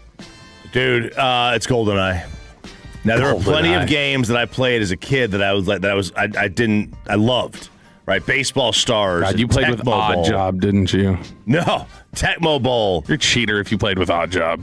No, I never played with. I don't remember playing with Odd Job. He was the small one. Yeah, but Tecmo Bowl. But I felt like my parents always stopped me from playing to the point where I wasn't addicted, right? Because they had rules. You go to college, no rules. Right. And I spent a really unsightly amount of time playing GoldenEye. I probably cost my parents $15,000 in tuition that year because I had to repeat a year because of GoldenEye.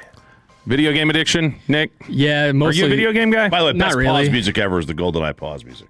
I can't remember it. I was never as big into GoldenEye as everybody else was. never a huge video game guy, but when I was like 5 or 6, my parents, they didn't want me to have like the super gory video games, and they would always find like some sort of alternative. And so like there was like this. You play My Little Pony or something? No. Oh. There was like this. There was like a Mortal Kombat adjacent, but it was Tom and Jerry. And it was like a Tom and Jerry Mortal Kombat. That was my ish. That was it. That was it for me. And so I Tom and Jerry War of the Whiskers. I just had to look it up to see what the name was. That was my bop. Splinter Cell on Xbox. I was addicted to Splinter Cell pretty bad. Also, the first game that I kicked everybody's ass at, where like I would always get beat on whatever games we're playing. I don't know what it was. The first game where I just destroyed everybody was Soul Calibur 2 on GameCube. And so when we would play that, I was just GameCube. They got to the point where they were like setting me at. I remember we were at this like we were all hanging out, and they're like, when you would lose, you'd have to sub out, and I was not losing. Like it was the first time I played it, and I was just destroying all of them nonstop. And so they were like, set his damage at 50%. So they like would start me at the game with like half health. And then I'd have to beat them, and it's still I like won it for like an hour straight. So I got really addicted to that one. Some of the fan text, Chuck? Yeah, Modern Warfare 2, FIFA, Crash Bandicoot, GTA Vice City, Halo, GoldenEye, Mario Kart, GoldenEye, Mario Kart for sure. 817. Bobby played with broken ass Link, so yeah, House I played with Rules Link was no odd job. Yeah, Final Fantasy 7, Punch Out, Tiger Woods. I get into some Tiger Woods. A lot of people can apparently. All right, Ask Reddit here on 105.3 The Fan, 877-881-1053, 877-881-1053. Nick, we'll go with you here. Which celebrity is famous for being attractive but just doesn't do anything for you? I might get death threats in the chat for this one. Sydney Sweeney. I don't think you're going to get... If Sean was here right now, he would be backing you up. Yeah. I don't understand. Kyle Frazier from Frazier Roofs and Gutters would be backing you up. Do you remember that girl on Big Bang Theory, Kaylee Kuko? Oh, yeah. She's just 2026 Kaylee Kuko. Like, and she's a bird also. Like, there's nothing going on upstairs. Which I like. Yeah. And I respect that you like it. I don't. No, I've had a couple birds in my life, and I'm just done with birds. She is... It's... You're distracted from some things at times. They're like, hold on, let me step back and see the whole thing. Yeah. It's not nearly as high up the list for me in terms of like, yeah, she's way high up the list of like best as it is for other people. Y'all are taking some Novocaine spritzers, man. Like that girl is something. Those eyes. Shut the hell up. She can make me do whatever she wants. Shut up, your eyes. I'm not a boob guy. She is I'm not a boob guy. You knew exactly what I was talking about, didn't you? What? You knew I was talking about the boobs, so of course. I mean, they're there. I mean, you can't miss them. They're nice. I'm just not a boob guy. Hey, that should tell you though. It takes a lot for Sean to be out on her if that's the case. Yeah, I don't understand. Maybe he doesn't like blondes. She's got a big pair of cans. I don't know. I don't understand Kim. I don't understand. I never understood Angelina Jolie. Looks like she needs chapstick. I don't know. She's like she has nonstop crusty lips. I just don't get it. I don't get it with Angelina and Kim. All right, Peyton. Yeah, mine was Kim Kardashian.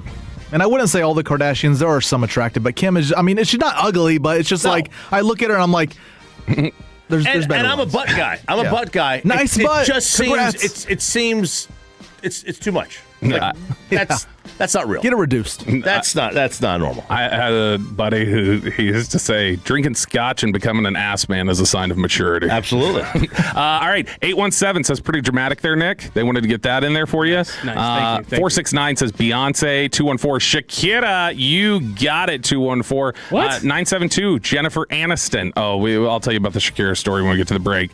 214 Sean's hands are too small for Sydney. That's why he doesn't like her. My answer on this one. And I don't know, like, I mean, I just know she's always on these lists of, like, the most attractive or whatever. I don't understand the Emma Stone interest. Which one is she? All the Emmas. I'm with you there. Emma Stone's, like, I mean, she's pretty. Like, I'm not saying she's unattractive, but it's like, no, there's too much wooing. Well, too much. It's just a very, very large mouth. Very large mouth. Distractingly so. Julia Roberts style. Very large. Yeah, it really is. Oh, 972 says Julia Roberts. 972 Danica Patrick. 915 Jennifer Lawrence. Ooh, I'm going to split from you on Jennifer Lawrence. Who has Danica Patrick on their top 3? Aaron Rodgers. Maybe like 15 years ago. That was Peyton. I think it was probably 15 years ago. I mean, I think Danica's attractive, but I wouldn't put her in my top 3. Oh my gosh, we need to show Nick during the break the picture of the Pixar villain soccer announcer that you liked last week. The chick who had said that you can't go home to see your baby, and you were like, I don't know, she does it for me, and the It was a square jaw. It was a square. It looked like a Pixar villain. The one photo that I saw looked like she had a square jaw. I liked it. All right, here we go. This is going to take some thinking here, and Fantext I know will come up with answers for here. We'll go RJ Choppy. What pronunciation is a dead giveaway that someone isn't from your town or region?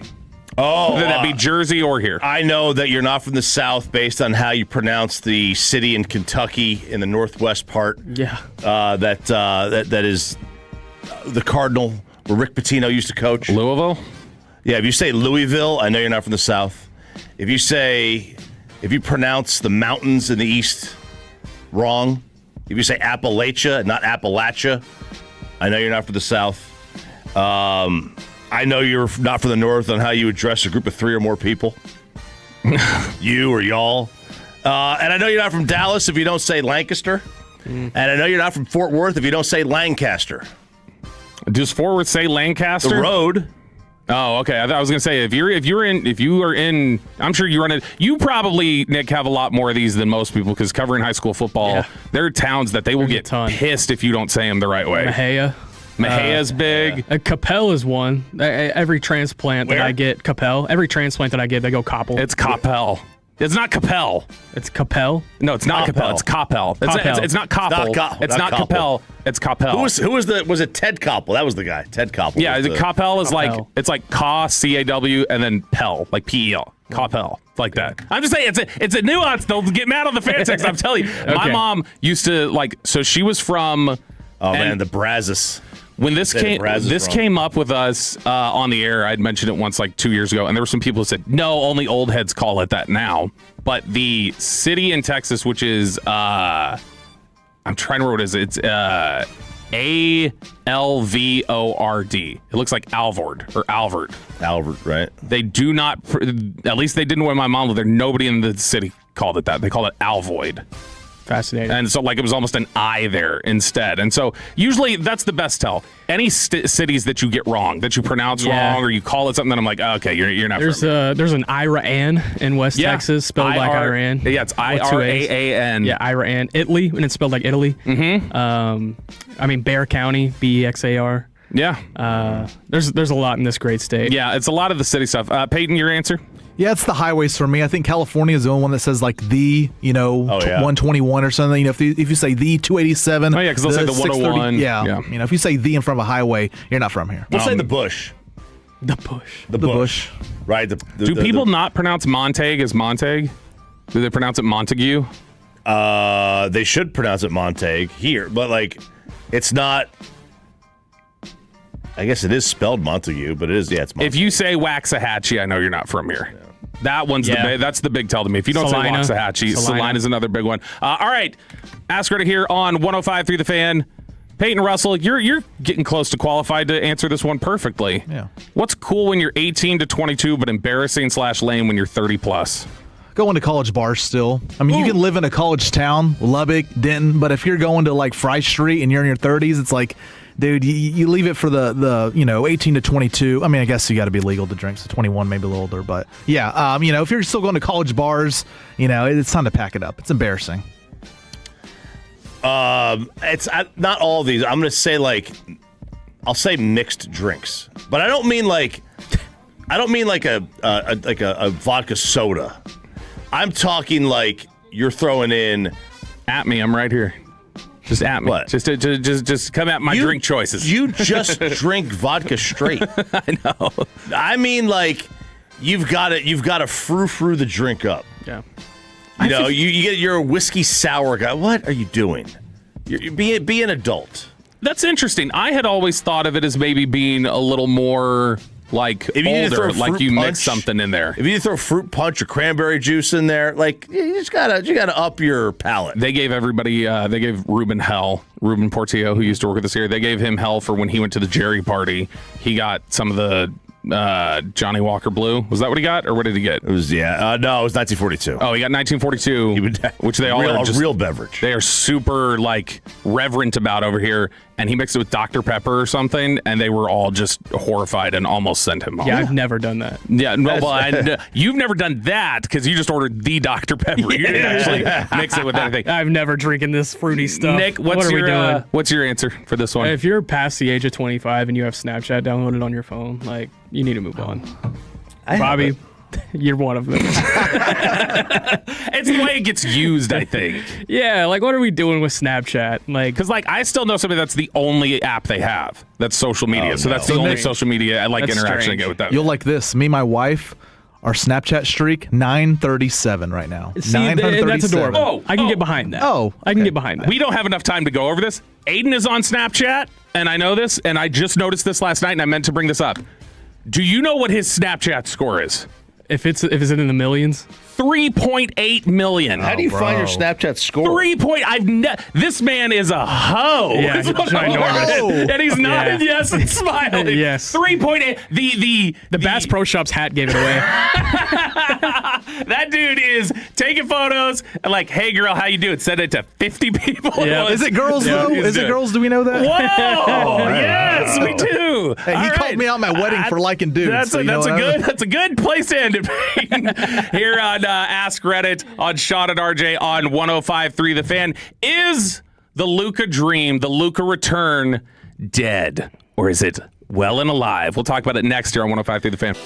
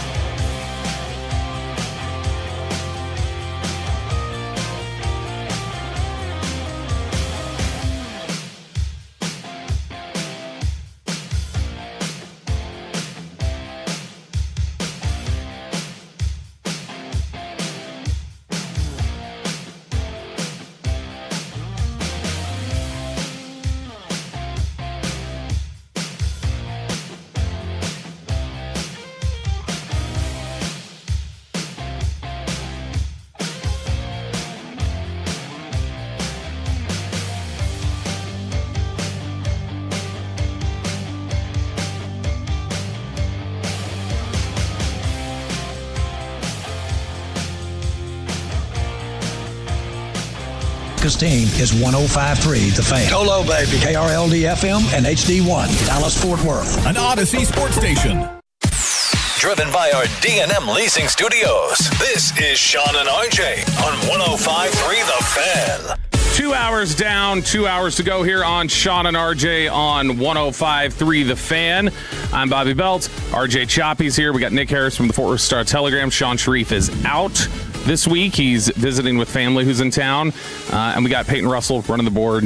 Aiden Butler out there with his 3.8 million Snapchat score running the fan cam. That's where he got so adept and the experience to run the fan cam was how much he was running his own cam at home and sending that out on the Snapchat.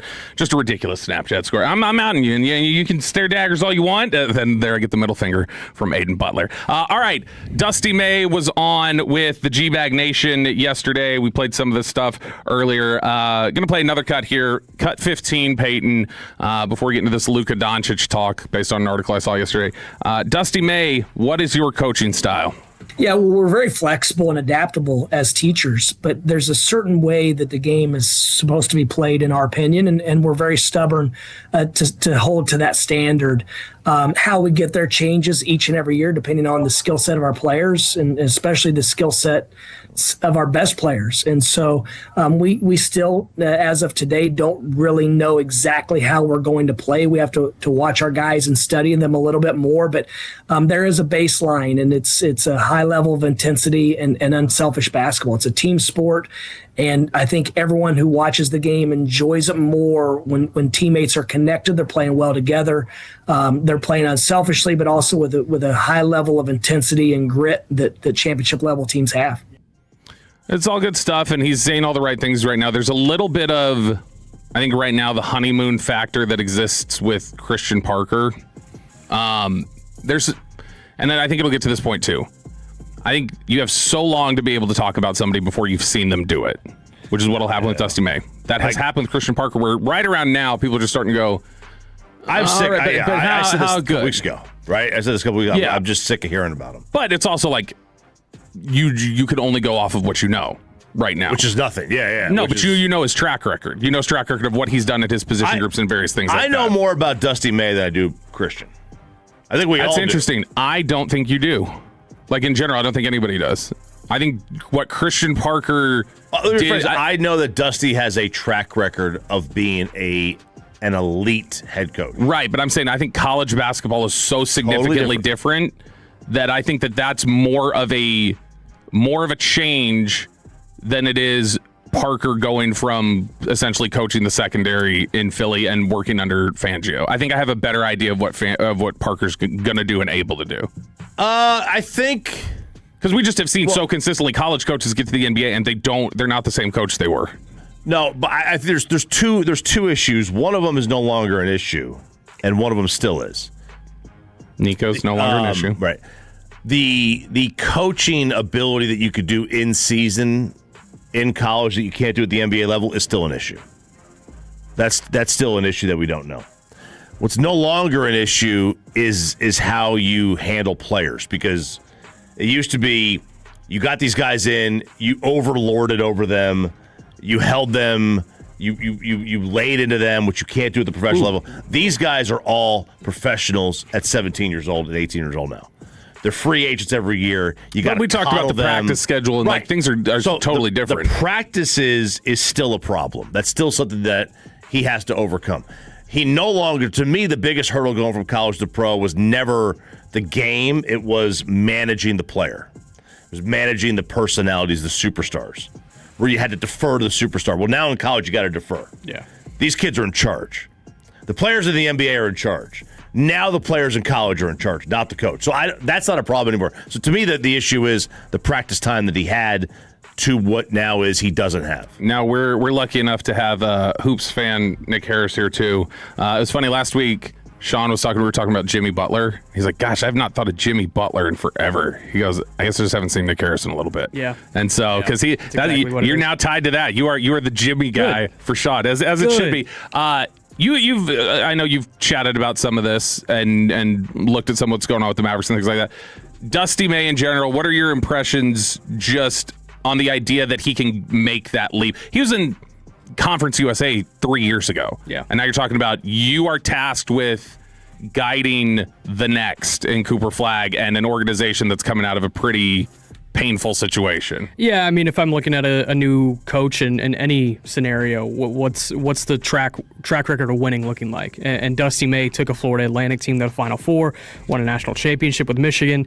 I think when you can see someone take a clear step up and continue to deliver, I think that you can project that to the next level as well. We talk about that a lot in the NFL draft. You know, if there's a guy who transferred from a G5 school to a P5 school, those guys are typically more ready to produce on day one in the NFL because they've made the step up and they performed at that level. And so I kind of look at it the same way here for Dusty May. Like, he's already made the step up from Florida Atlantic to Michigan, performed well, and performed the best, won a national championship.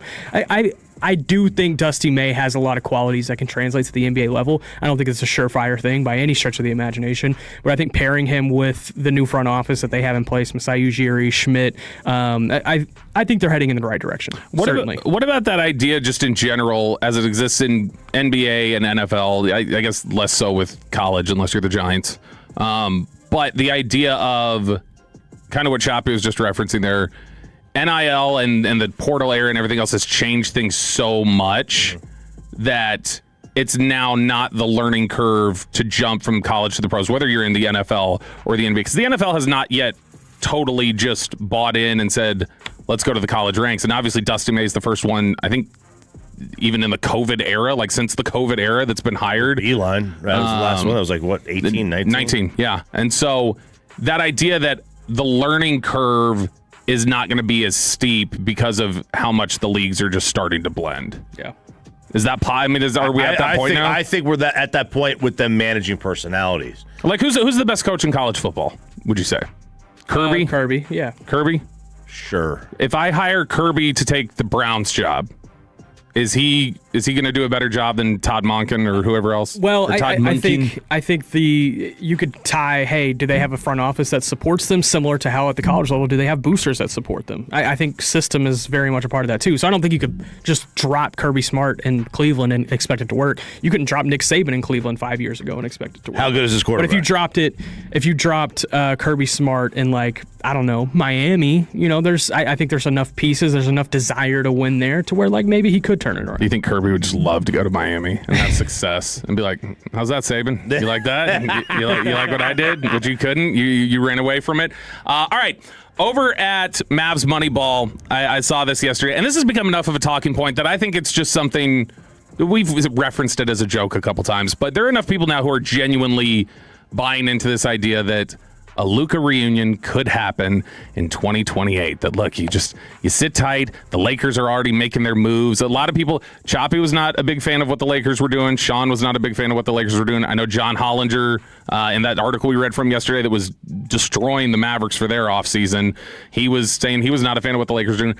I like what the Lakers did more than most people do. Why? Because to me, it's going to hinge on Kessler being healthy, which I know is a question. But if Kessler's healthy, I think that I've seen those kind of players work with Luka here in Dallas. Yeah, so I know the structure of what it takes to build around him. They're trying to beat OKC or San Antonio. They're nowhere close to either of those two teams. But it is going to be like a Styles makes fights kind of thing. And what you want is just Luka maximized. So if you're maximizing Luka's level of play, Luka matches up against anybody. I mean, Luka's going to match up against anybody. And yes, Snowtime is a great nickname for them. Snowtime. Yeah, that's what they've been calling him on social media. Yeah. It's a great nickname for him. But Luka and Reeves, that's a good combo that clearly showed they could play well when LeBron was off the court. And you're adding guys like Grimes, who were players that they tried to put around Luka here in Dallas before he got traded. Kessler is the kind of player that he needs as a big. They added Sandro, who can be like a good perimeter shooter as well for him. Like, there are opportunities here that I think those players that they put around him can fit. I mean, like, people seem to just want to dismiss how good Walker Kessler is when he's healthy, but I get it, he's just not healthy very often. He played 5 games last year, but that's the kind of guy that, like, fits really well with what they want to do.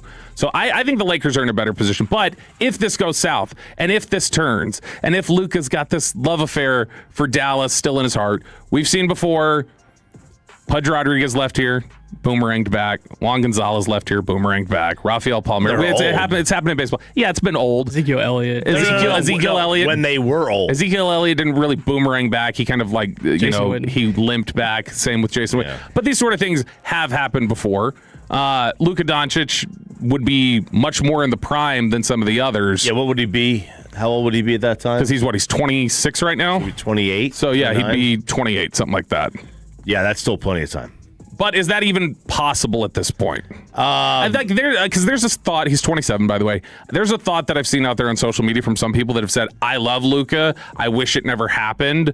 But also, that's just one of those things that, like, it's done, and everybody needs to just move forward. And, like, you don't need to try and recapture anything. You can never go home. LeBron went back, obviously. He went back to Cleveland. Yeah, he did, but that was... He was not traded, though, either. Right. It's the whole you can never go home. Because it did feel like LeBron felt like a mercenary when he went back to Cleveland. Oh, I didn't think of it that way. It was just different. He wasn't the... I thought of LeBron as mercenary when he went to Miami. The moment he left for Miami, everywhere he went was a mercenary to me. Cleveland felt like homecoming. I feel like memory lane is just a dead-end street. This is kind of how I look at it. We're all trending toward LeBron going back to Cleveland again, too. Well, and that's kind of where people are. In fact, it's funny you mentioned that. Peyton, clip 7 here. Windhorst and Tim McMahon were talking about where things stand with LeBron and how everybody is saying Cleveland is the favorite right now. But they pointed out that that's kind of odd that we've all settled on that. The majority opinion is he'll head back to Cleveland. But no one is operating with knowledge. Like, this is the thing. Like, I was going to say, everybody is guessing. I wish I could tell you my sources are saying X, but the sources I talk to aren't speaking with knowledge, and the people who have knowledge are not speaking. So, look, I'm not saying that Shams doesn't have a good idea. I'm just saying I don't. I wish I could tell you for sure. I don't. And LeBron is one of the most predictable athletes in sports, and it is very predictable that he will head back to Cleveland. I love Brian for being very factual there, being like, hey, sources are not saying anything. Well, LeBron's been, but I think you can look at LeBron and understand what his career trajectory has been and where this is heading. Is that the best fit? Yeah, I think so. I think basketball-wise, I think it's a great fit. And I'm thinking just forget, basketball-wise, like I think it is a good fit. For me, though, it's just that's the end of the story.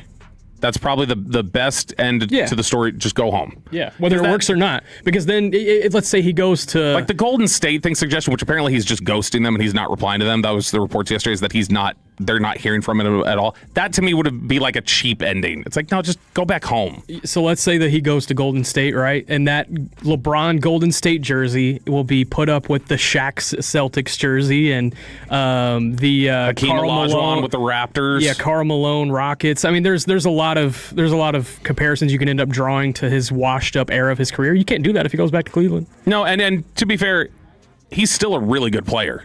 Like, LeBron's a good player. He's obviously not the level that he was, but I mean, he is, when you want to compare him to Jordan, which Jordan is the greatest of all time, I don't care what anybody says, but at this stage of his career, he is better than Jordan was at that stage. Yeah. Like, he is still performing at a level high enough to say, yeah, that's somebody that you absolutely can still win with or be a contributor. Jordan didn't make it to this stage. That's the difference. 903, I would welcome Luka back with open arms. 817, as long as Dumont tries to get Luka back in 28, that's all I can ask for. Understandable if Luka doesn't want to come back with the same owner that traded him. And then 469 says, I think Luka comes back and gets us the ring with flags similar to when Jason Kidd came back to team up with Dirk. There you go. Kidd was another one who came back. He was obviously older, but Kidd was an all-star when he came back here. All right, it is Sean and RJ on 105.3 The Fan. Coming up next, would you be concerned if someone told you they wanted to be president of the United States? And what the hell has Brian Broaddus been saying lately on G-Bag Nation? We'll talk about it next on 105.3 The Fan.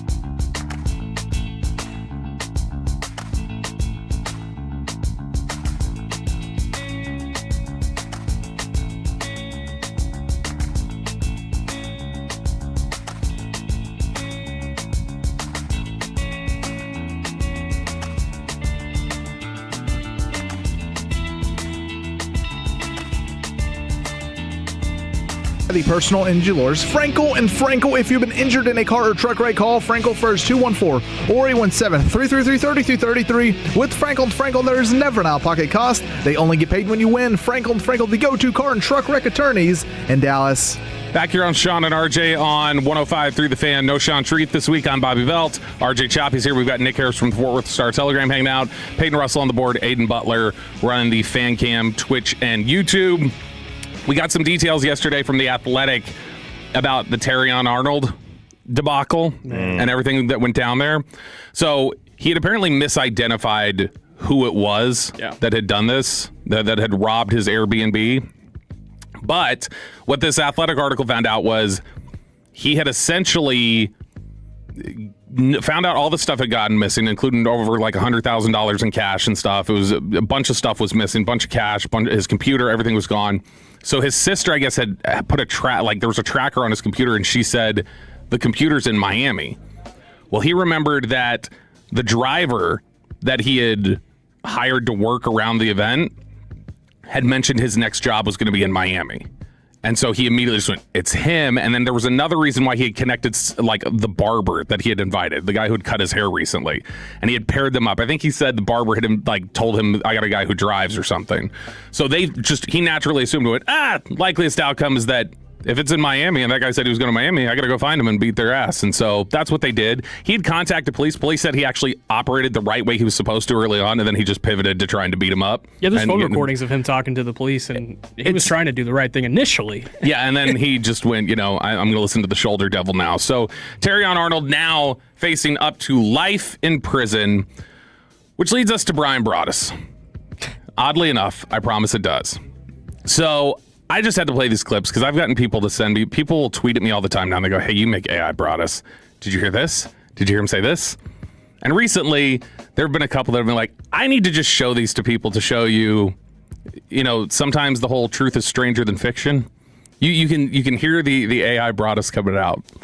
So this is funny. This is last week. It is to the point where I can't tell.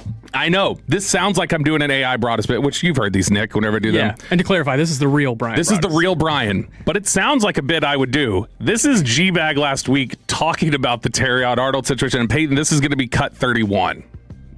And then you got to try to get back before you turn, 29? Mm-hmm. Can we plea bargain it down to 5 years? I'd like to. What's possible here? If he could plea bargain down to 5 years, it's a huge win. He should take that. But you're right. I think that's probably what his lawyer should end up having to do. So he looks very guilty. Did you ever play the game of life, the around the board? Yeah, you spin that thing. Yeah. Did you ever have trouble getting the family in the car?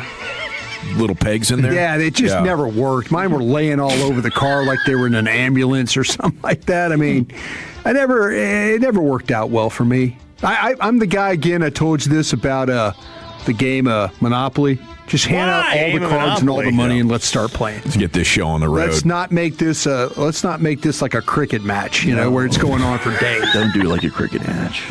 I had to tell the kids there's no way I'm ever playing Monopoly with you. Yeah. When this guy said to me, I was like, Eric, why didn't you tell me this? And he's like, honestly, it happens so much that I just don't even notice it anymore. I remember it happening and be like, here goes Brian, this is funny. But he heard them say Terrion Arnold is facing life in prison. And they thought game of life. Went, game of life. I got to circle back to this. And so when they got done after talking about it for 2 minutes, he goes, do you ever have trouble getting the family in the car in the game of life? I don't know. I play Monopoly. I say we just give the properties out from the beginning is what we should do. That's how we should play Monopoly. And he just goes down this tangent, which it sounds like one of my AI Broaddus bits. I don't know that I remember the game of life. I don't know that I ever played the game of life. I played it. It's been so long. I can't even tell you how to play it. Maybe I did. I don't think so. Last segment we played some Dusty May audio. All right, and Dusty May had gone viral recently for some of his answers with the Dallas Mavericks social team. They asked him who his favorite musical artist was, and he said Rod Wave. And Alec Medford and I were talking about this. I'm convinced what that is just somebody at some point told him, like, hey, when you're on the recruiting trails, like, these kids are really listening to Rod Wave. That's what I was going to say. Like, he's been recruiting too long. And, like, maybe he now likes him, but, like, that's the only reason he ever would have listened to him. I don't think, like, Dusty May was in Rod Wave's, like, oh, my heart hurts, like, lane, really. But because of this, they were talking about it during Crosstalk yesterday. And this is going to be cut 30, Peyton. They're just saying, ask him how he came to like Rod Wave. That's all they said. Asked me how they came to like Rod Wave, and then Broadus hit him with this. Every time I heard her song, I just wanted to talking take about the Tracy car and run it Chapman. right Stop. I said that back because I forgot to clip the front of it. He then says, Tracy Chapman, but they were talking to him. So he says, Tracy Chapman, who sings the song Fast Car? Every time I heard her song, I just wanted to take the car and run it right into a pool.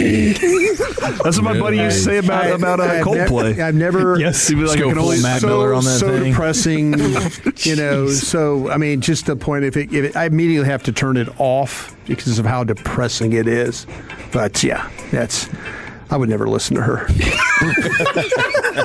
Seriously, you are cordial with the lady, though. I not a fan. I'm not a fan of hers at all. But when she starts singing, it's literally like take the car, yank the wheel to the right, and look for the nearest pole to run into. What?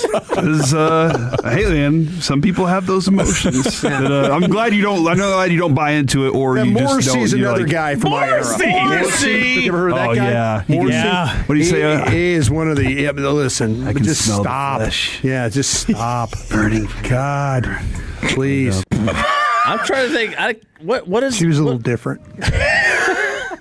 What Morrissey songs? I'm trying to think of. So Morrissey's the lead singer of the Smiths, and the Smiths Yeah. are a depressing band. But I know who he is. I'm just trying to think of like what were his hits. Well, I mean, the Smiths have kind of become. I feel like. Well, the big one is what's it called? How Soon Is Now. You know the guitar riff, you from probably it. know the guitar riff. But no, he's the they like blew up with like he's become a real hipster favorite in later years. Morrissey has in the Smiths. Morrissey, random. But he started his segment yesterday, Krusty's Corner. I got one more here for you. This is him starting his Krusty's Corner segment. This is just supposed to be him like talking about Cowboys or whatever. I don't know what triggered him starting talking about this. I listened back to it. I don't know what was said that had him go, oh yeah, I have to do this. I think he probably just had something in his head that he forgot to say out loud. And so then he just, in the middle of a segment, takes a shot at Eric Chiafalo and starts talking randomly about food. There are things that, this could sound terrible. It's not like Eric doing this. But in England, they have. Wow, they have it's going to sound terrible. I'm sounding like Eric. I'm going to sound like Eric here. But they have these meat pies. Oh, yeah. You know what I'm saying? Who's got the meat pies? Like in Europe. Like if you go to a pub. Oh, yeah. Yeah, like these. Like a Shepherd's? Yeah, well, no, this is with the crust. And they're Greg's. Look at Greg's. Like it's like a very popular British place. Yeah, it's in a sense. Look up Greg's meat pie. Would you, Eric? Please. Greg's meat pies.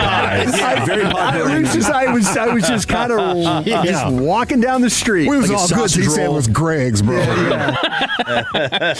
But we love Brian Broaddus. He is the GOAT. But this is why whenever I've like if you should be Toloing all day. But if you happen to miss G-Bag every now and then you hear the AI Broaddus bits, sometimes you go, yeah, but that's just so exaggerated. It's like it's really not. It is.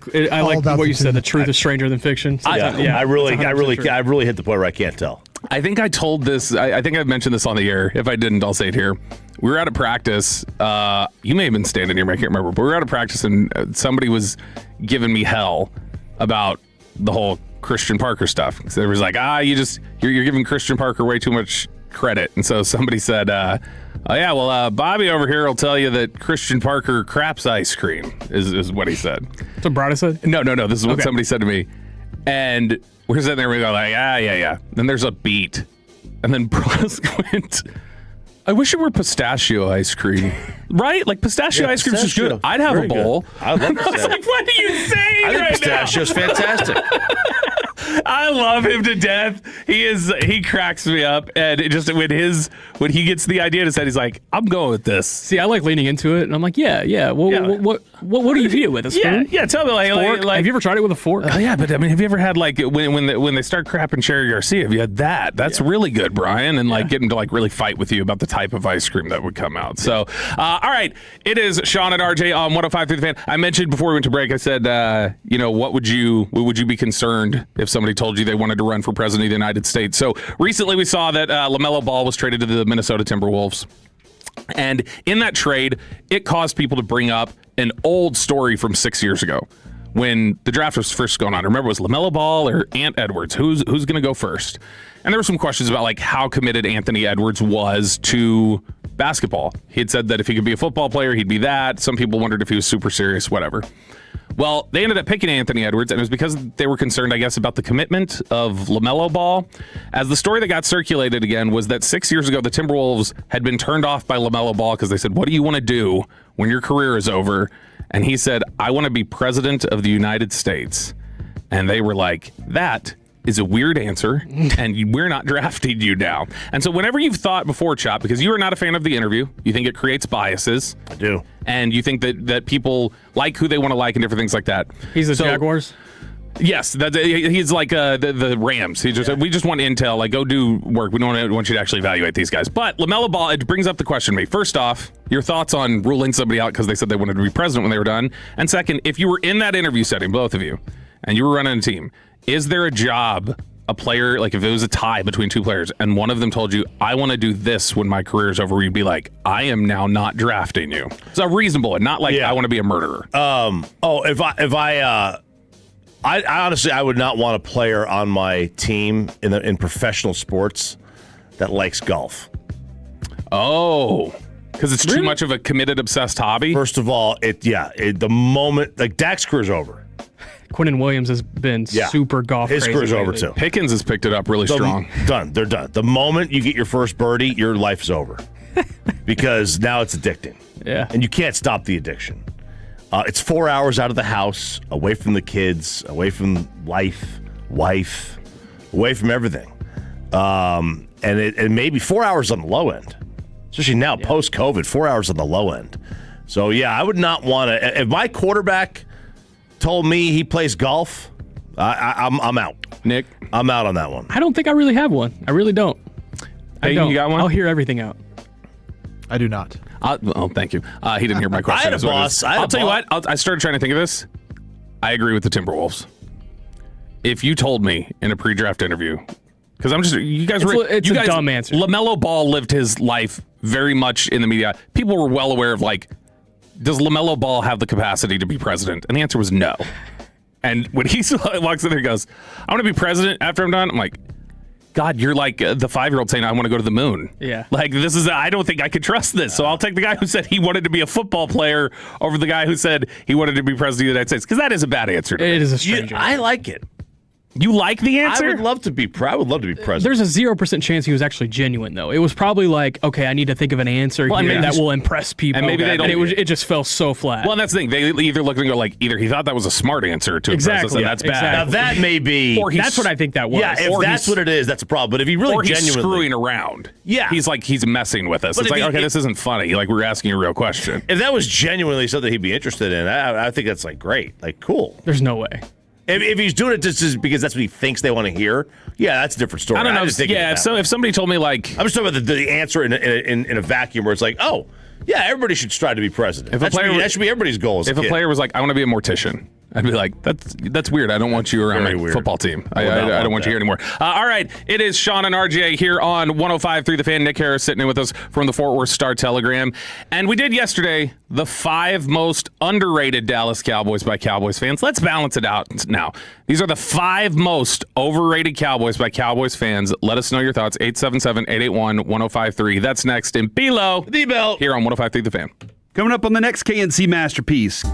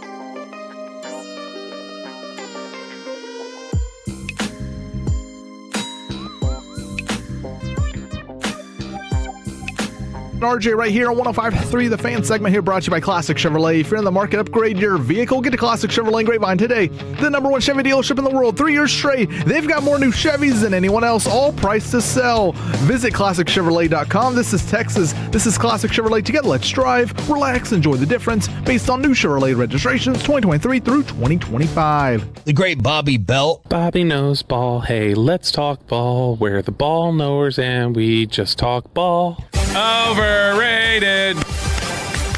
Who's overrated by the Dallas Cowboys fan base? Let's hurt some feelings here in Below the Belt, which is brought to you by Window Nation and D&M Leasing. So yesterday, I was talking about the Cowboys that I think are underrated by the fan base, the guys that the fan base tends to give too much hate to.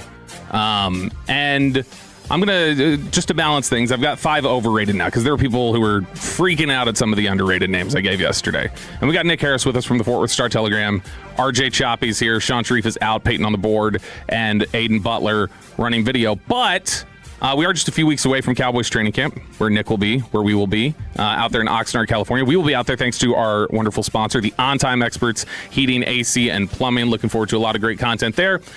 And on my underrated list, I want to go through the underrated guys real quick and just get your snap reactions, Nick, before I go into these overrated names. Yeah. Because you may fight with me on some of these. The fan text may fight with me on some of these. And the fan text, by the way, has sent in a number of names that they think are overrated.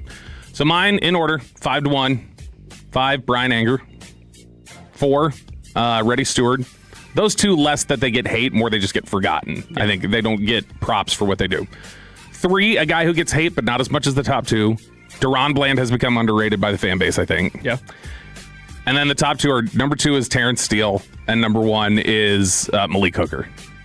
I think people talk about Hooker and Steele like they are Kenneth Murray, and neither one of them are even close to being that bad. Wow. Yeah, I can understand that. I think Steele is an average to slightly above average NFL tackle, and I think Hooker is a really steady safety. He's not a big playmaker, but he is not going to bust. Yeah. Like, he's one of the few guys on that defense who doesn't have a bunch of missed assignments. Yeah, I feel like people have turned on Jake Ferguson. I would put him in that list. There's been some. He's reliable. Like, is he going to be the yak guy? Really got people worked up. Is he going to be the yak guy? Is he going to be the big play guy? No, but he's going to be your comfortable underneath blanket, and that's what Dak needs. You know, I think Jake has worked his way into the underrated conversation. All right, let's read some of these names off before I give you my names as the most overrated by the fan base. 214, Overshown is overrated. Yes, he is amazing for coming back from 2 injuries, but too much hope is being put on him for staying on the field. I don't totally disagree. Like, I don't think it's a thing of where Overshown's a bad player. I do think people are expecting more than is maybe reasonable from him. Yeah. Is how I look at Overshown. Well, I mean, athletically, I don't think anybody's expected more than is reasonable. He's a freak. And how much of that bounces back, I think that's the question. Yeah, and I think that's the, like, last year you saw it was a step off. Like, it wasn't quite. I don't think that was necessarily his fault.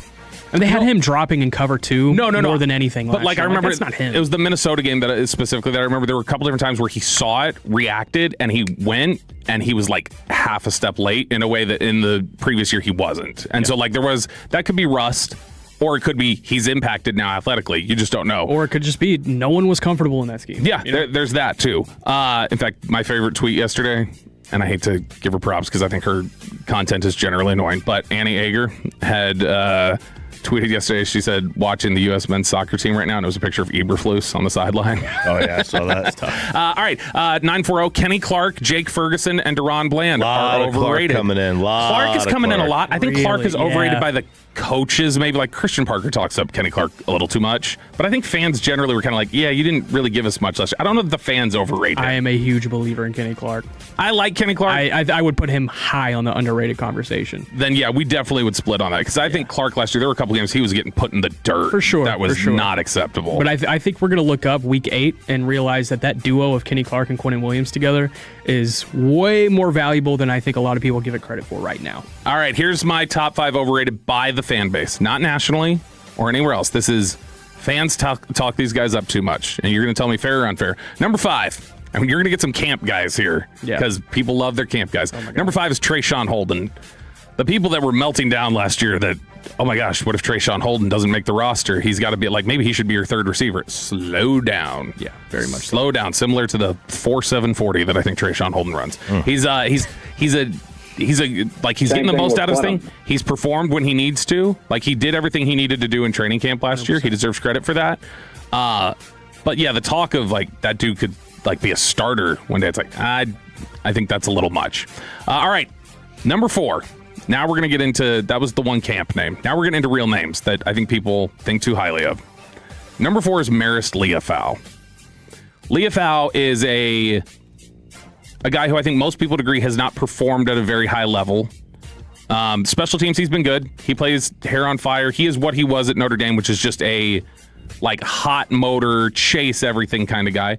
And similarly, like at Notre Dame, he'll get lost in over pursuit. Yeah. He'll be too aggressive, and it causes cutback lanes, and it can be an issue at times. But this simmering or bubbling of Cowboys conversation seems to exist right now of, like Marist Liufau is going to be like a legit starter, like should be the guy having the green dot and like all this. It's like, no. Well, what tells me even more is like half the fan base thinks he can be this green dot and half the fan base thinks he can be this 8-sack guy off the edge. And it's like, well, okay, which one is he? And I don't think he's either. Yeah. I love Marist, but I don't know if there's a position. I think he is a special teamer with spot capability on defense. Which is fine. You can be that. You can make a great career out of it. Yeah, there's nothing wrong with having that. So I think that's where he's at, and a lot of people would not put Marist Liufau in that conversation.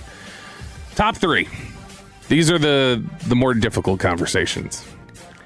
And these are the ones that are probably going to make some people mad. Number 3, Savon Revel. Guys, I know everybody wants Savon Revel to be great, and Jerry had talked about him as being, hey, we've got a guy who, man, when he comes back, like that's going to be our shutdown corner. He has great upside. I'm concerned that what you saw last year on tape with the way he played, and obviously he didn't have a ramp up, anything else, so there were some things that give context to it. But what I saw last year was like, I don't know if that's a guy that is comfortable at this level, like outside of just whatever rust is there. He looks very much in his head. If Christian Parker can get him to just react and play instinctively, that would probably be the biggest thing he could do. And I think I don't know if that's possible or not.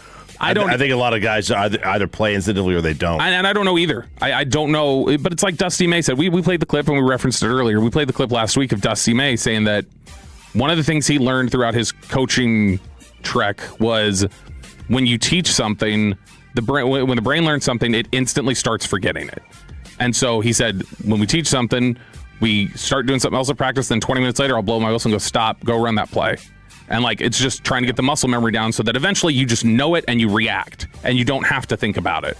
And I think Parker talks a lot similarly in terms of the way that he teaches and how he wants people to like get to the point where they're just playing fast and not thinking as much about things. But I think that I would be very surprised if Revel becomes the player that people thought he was going to be when he was picked. And I think a lot of people are still holding on to that. I don't think he could definitely be somebody who kind of holds it down. But to me, he is firmly your 4th best cornerback right now. Maybe 5th if you counted Downs as a nickel. Give me camp in preseason, and I'll have a take. I just don't think we've seen what his 100% looks like yet. Number 2. These are we did underrated yesterday. We're trying to be balanced. The top 5 overrated Cowboys by the fan base, in my opinion. Number 2, Brandon Aubrey. Wow.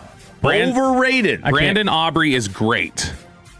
Brandon Aubrey is part of a league-wide explosion in the ability to kick 60-yard field goals. And when you look at his efficiency in the last years, he definitely has been great. He has not separated himself from like 6 other kickers, essentially.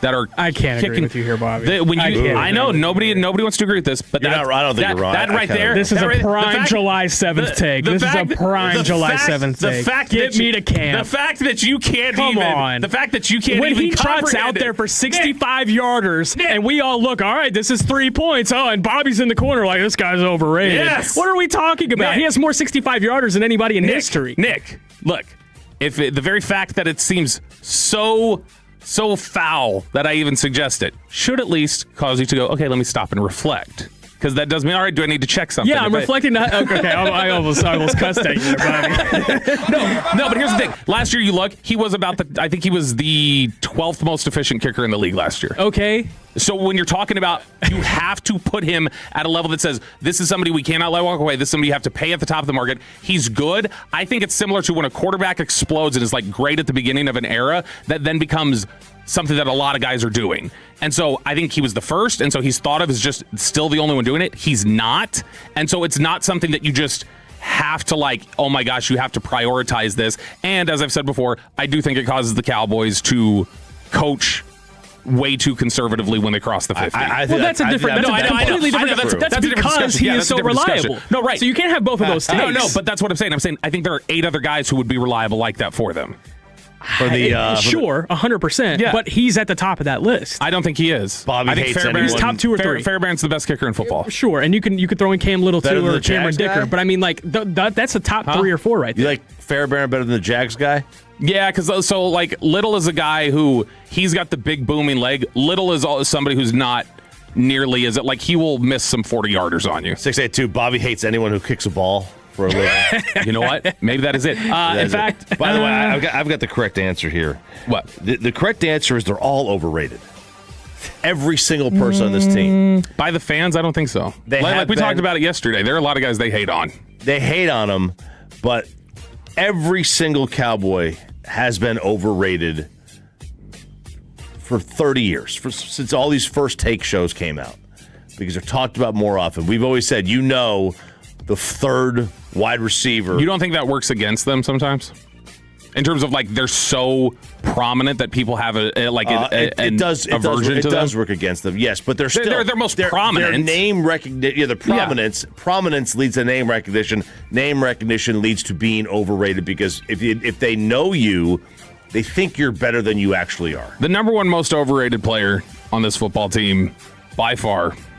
And there's nothing you can say to get anybody who's a supporter to understand. Like CeeDee Lamb or something. No. And I think you might give me some pushback on this. I don't know. Okay. It's Jaden Blue.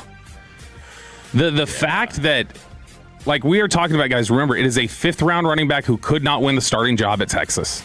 Like, so when there's just this assumption that he should have the ball and he should be out there 40 times, I just think people are so not used to somebody on this team, because Dallas is not typically drafted this way, being a 4-2 guy, that when they know they have it, they're just like, oh my gosh, he's got something so rare, like throw him out there and he can do this. There are a lot of things that Jaden Blue has to work around on. He could end up being a good player. I don't think that there's any reason to assume right now he will be better than what Javonte Williams was last year. Yeah. He's got to show that he can do that, but tap the brakes a little bit on what Blue can be. He's got some upside. He's got to work a lot to achieve it, because he is not there right now. No, I'm with you there. I will say, I understand he's 28 years old, but I'm surprised Malik Davis wasn't given more run in OTAs and I agree. Camp. Yeah. Just because he finished the season so strong last year. But it could just be they have to get younger at that position. I understand it. All right, B-Lo. D-Bell. Here on 105.3 The Fan. We got one more hour to go. We've got the Red Zone next hour, looking at the best rosters in football. We'll finish up Ask Reddit during Crosstalk. But coming up next, we got some Diamond Cavs with the MLB trade deadline looming soon. That's next on The Fan.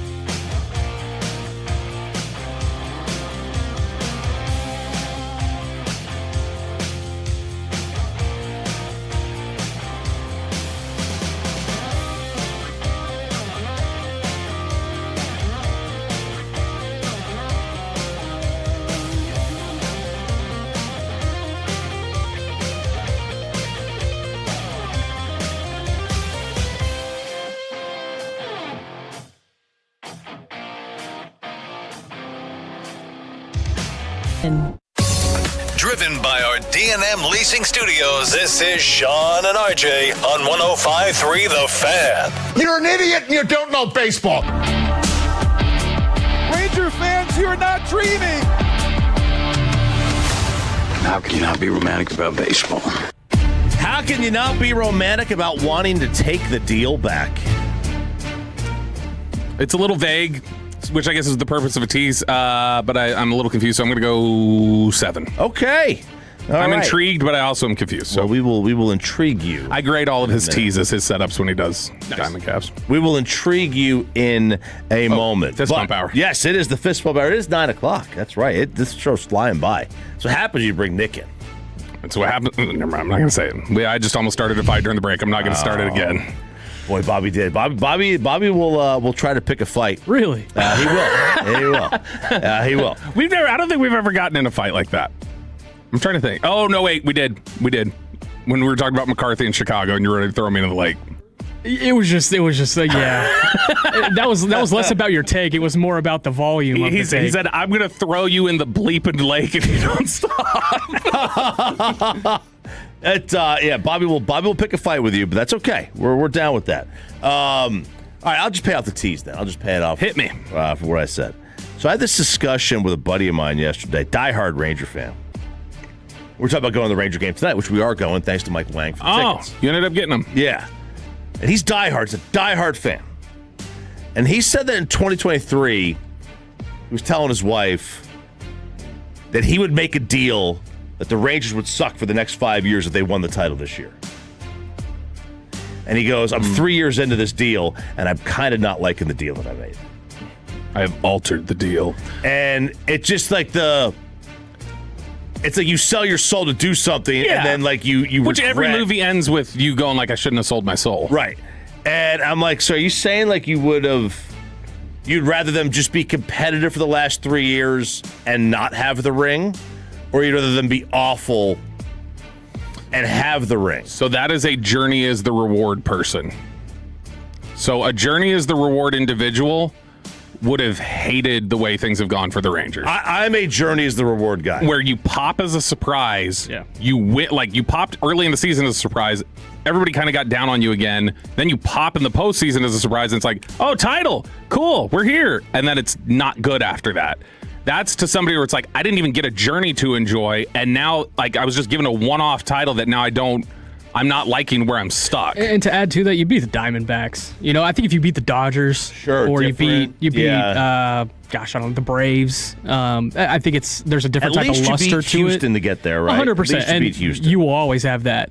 They could have lost the World Series and still have that. But I feel I'm okay with the deal that was made. If I had made that deal, I'm okay with it. It's still a ring at the end of the day. It's just the luster is not. The luster's not. Yeah. I think we expected the luster to feel like it did in 2011, or could have felt in 2011, and it's never going to. See, that's the thing. I think and you brought this up before. I think if you ask most Rangers fans, I think they would have, if they said, you can swap the 23 title for the 2011. I think most of them take it. Absolutely. Yes. 100%. Because there was a journey that you could see it. You could see it building. And I'm like Coach Joe, when I was doing Cowboys post with him, he would always say, if you don't enjoy the journey, you'll never enjoy the destination. And I'm 1,000% in on that. That's just how I am, right? It's so upsetting. I love Philosopher Choppy. It's I love Philosopher Choppy. We should have Philosophy Hour. It's so upsetting to think about how that ended for that team, because again, you think you romanticize that journey that existed. 2008, you get Josh Hamilton here, the Milton Bradley team, like they kind of pop offensively. 2009, they build closer to it. Like they were a fun team in 2008 that wasn't good enough. 2009, they're competitive, they just fall short. 10, they make a run a year early and they lose, and you think, all right, they've learned, and they get back in 2011 and they are a juggernaut, and you feel like should have beaten the Cardinals. And and everyone in the fan text is that you take the ring all day, and you can never give you don't have to ever apologize for winning. You own that ring, that thing, that flag flies forever. Do Marlins fans enjoy being Marlins fans? Probably not. That's the point. That's ultimately the question. The Marlins have done it twice. They got it in 97, they got it in 03, and then in return they go, all right, fire sale. You're not going to we're going to be bad now. Fire sale. And I'll tell you this. I would not do this in the NFL. If you told me the Cowboys go to Super Bowl this year and they would be 5-12 for the next 5 years, not doing it. A bad football. You're not team. doing it? No, because my football seasons are too important to be 5-12 for 5 years in a row. I can't do it. I get it. I can't do it, man. So would you I'm say dealing with this? I dealt with this with Tennessee for like 20 years. Yeah. Won the title and they were just trash. I can't do it. I would have given that title back for a bunch of 9 and 8s. For a bunch of like 11 and 2s. Let's 10 and 3s. You're talking Tennessee Volunteers. Tennessee Okay. Volunteers. Just give me a bunch of 11 and 2s or 10 and 3s, and get into the playoff every year. Yeah. Absolutely do it. Taking that over. So Tennessee now. Yeah, basically. Let's say 2010, the Jets. They actually get past the AFC title game. They go to the Super Bowl and they win it. And the Jets have been the most brutal organization to watch. They're not fun. No. There's some bad teams that are kind of fun to watch. They're not fun. They are a brutal team to watch. So then the question would be, who do you think would feel better about their existence at that point? Jets fans winning a title in 15 years like that, or Bills fans who are right there and get kicked in the gut every single year? Yeah. That's kind of where we are. Because I think Bills fans would say they'd trade places with the Jets at that point. I think they would say, I'd rather have gotten that title, especially with their history of losing the 4 in a row. I think they would have said, I'd rather get the title than... Gosh, I mean, a Bills fan over the last 30 years is maybe the most suffering fan in sports. The Bills have seen the bottom. They came out of the bottom. They're okay with being back at the bottom if it means they have a ring on the back end. A team like a team that's never won a Super Bowl, like you said, the Bills, Browns, Houston, Detroit, Arizona, Jacksonville. Yeah, like if you've never won one before, maybe. But if you've got one, like if you're the Chiefs, if you tell the Chiefs they're going to win another one this year, and then they're going to be awful for the next 10 years, like I don't know. I mean, they've been good enough. They've already won. They've already tasted the title. I think they probably want the good football. Let's see if the Chiefs are still good enough. Coming up 9:20 in the red zone when we've got the top NFL rosters to talk about. Diamond Cavs here on Sean and RJ on 105.3 The Fan. You had something from Chris Young. Yeah, we got so yesterday Chris Young was, I believe this was yesterday, was on the G-Bag Nation, and he was asked for some updates. Obviously, the pitching is in a stretch right now where it's not been as strong as last year, but Chris Young was on with the G-Bag Nation and had gotten asked about some forgotten names like Cody Bradford and Jordan Montgomery. Cody's doing great. He and Jordan Montgomery are both doing very, very well. Cody has a live BP, I believe tomorrow. Jordan Montgomery is making his third rehab assignment this week. He'll make his third and fourth assignments this week, and at which point we'll kind of take a step back, evaluate where he is, how he's feeling, and see how much longer he needs until he's activated. But these guys are both doing very, very well. I would anticipate Monty being ready, hopefully sometime in the next 3 weeks. Cody maybe slightly longer than that, but not too far behind him. And then the third one is Jack Leiter. He had the surgery for his this bony growth in his heel that was causing an impingement when he was pitching, and that has healed. He's close to being back on the mound. He's doing very, very well, probably ahead of schedule. And so, we anticipate getting all three of these guys back within, a couple weeks of each other, which is really exciting to think about. The key is we need to get Wyatt and Corey healthy and get our position player group on the field together.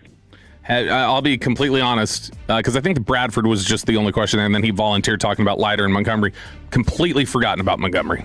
Completely had slipped my mind that he was even around here still. But that's somebody who was part of catching that lightning in a bottle a few years ago. And you can always try to get the band back together, see if you can get something else. But I mean, the pitching obviously has not been... Pitching's been good for the Rangers this year. It's not been up to the level that it was last year, as the offense has kind of not turned a corner, but put you in a little bit more of a sustainable position. With that in mind, there's the discussion about the Rangers and the trade deadline chop. And whether they should buy or not. Nick, I'm curious from you. Last year, when Dallas made the trade for Quinnen Williams, what was your thought at the time? And it's a little hard in retrospect, but what was your thought at the time in terms of should they go make a move for a piece? Like, did you think the offense is worth trying to salvage what this offense is capable of? I saw that move as, hey, that's a guy that they've been wanting for a long time, and they finally got a price back from New York to go get him, and so they went and got him.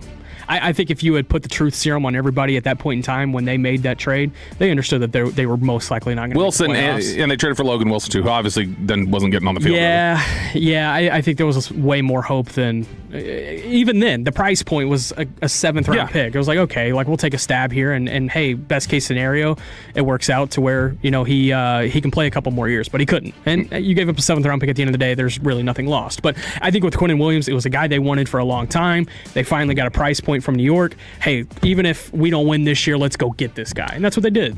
Over at The Athletic, they are addressing what tier the Rangers are on right now in terms of what trade tier they are. So they've got several of these here. They got tier 1, could be / should be aggressive buyers. Tier 2, typical buyers. Right. Tier 3, trending to the buy side. Tier 4, the hinge teams. Tier 5, trending to the sell side. Tier 6 is typical sellers, and then tier 7 is could be, should be aggressive sellers, and the Texas Rangers ultimately fall in on tier 3 on this one, trending to the buy side. That's what I would have said. Yeah. And The Athletic writes up, they say, imagine it's opening day and you've been told that these 7 teams that the Rangers are grouped with, including the Marlins, Pirates, Athletics, several other teams, would be together at the end of June. What sort of list would you imagine it would be? Even if you knew it was a trade deadline list, wouldn't you just assume the Rangers radically underperformed and this was a list of trade deadline sellers? But no, the American League is a mess, and the White Sox might win the Central. The National League is confusing, and the rebuilding Cardinals have stayed relevant, and says the Rangers and Astros are shaky, but that might be enough in the AL West, and the Athletics are probably not trending toward the buy side, but they could be interesting if they get healthy. So with the Rangers trending that direction, or potentially leaning towards that direction, you then also get over at The Athletic Jim Bowden suggesting the player that they should go get at the trade deadline. And he says, go ahead and reach out about Luis Robert. I saw the Luis Robert thing, and who has been under a 700 OPS for 3 straight years. I'm okay. I don't need another bad bat on this team. Yeah, this is like Luis Robert is one of those fly. Like I would think that if you're going to buy more than a hope and a prayer. Yeah. And your hope and prayer is that he finds, reaches, whatever you want to say, what he can be or what they thought he would be. Because there's been times where he's been like, okay, I could see it. Can I give you... Right? And then there's been times where it's been like, what the heck is this guy doing? Can I give you just names and you tell me if you'd be in or not? So this is ESPN updated their top 100 trade candidates list. So I'm just going to tell you a name and you tell me if you'd be in on him or not, because these are the guys that pass and listed as Rangers would be in on. Byron Buxton as one of the suitors. Yeah. Byron Buxton from the Twins, who is 10% chance to be traded. Next name on the list, Young-Hoo Lee from the Giants. I don't know enough about him. I'm not the baseball guy. Not a power guy. It's like going to be in a Rise situation. He's a hit for average guy. If we're getting somebody from San Fran, I'd rather Louis Rise. Yeah. Next name on the list is Wilson Contreras from the Red Sox. Boy, did he just get into a fight? Yes, we need more dogs on this team. I don't even know what the fight was about. Please, give me something. There is no juice on this team. Ryan Jeffers from the Twins. Part-time catcher. Yes, I do think they need, although they do have, or they already have some part-time catchers. Mickey Moniak. I think he's more. Rockies players are always dangerous. What's that? Rockies players are always dangerous because their numbers can. Well, yes, and he also was like kind of like Luis Robert, right? Where he's always been like this highly touted prospect that had some flashes, but never was like this standout. Taylor Ward, who's been on the block for 2 years, it feels like. I would say no. No pitchers listed there. Which is good. There was I did see on one of these lists, in fact, on the trade deadline tier list, they had said that biggest need for the Rangers right now was relief pitching. So, and that's the only all-star they had. Yeah, Jacob Latz, that was it. He's the standout there. I will say you can make a case for me to sell big at this deadline and just take advantage of the guys who are on an upswing at the moment and prepare for next couple of years. I think you could make a reasonable case either way to pitch either side, I think. All right, it is Sean and RJ here on 105.3 The Fan. We got the Red Zone coming up next, presented by Just Love Coffee. ESPN has released the best rosters in football, and within the Cowboys write-up, there is one of the most absurd takes I think I've ever heard. That's next on The Fan.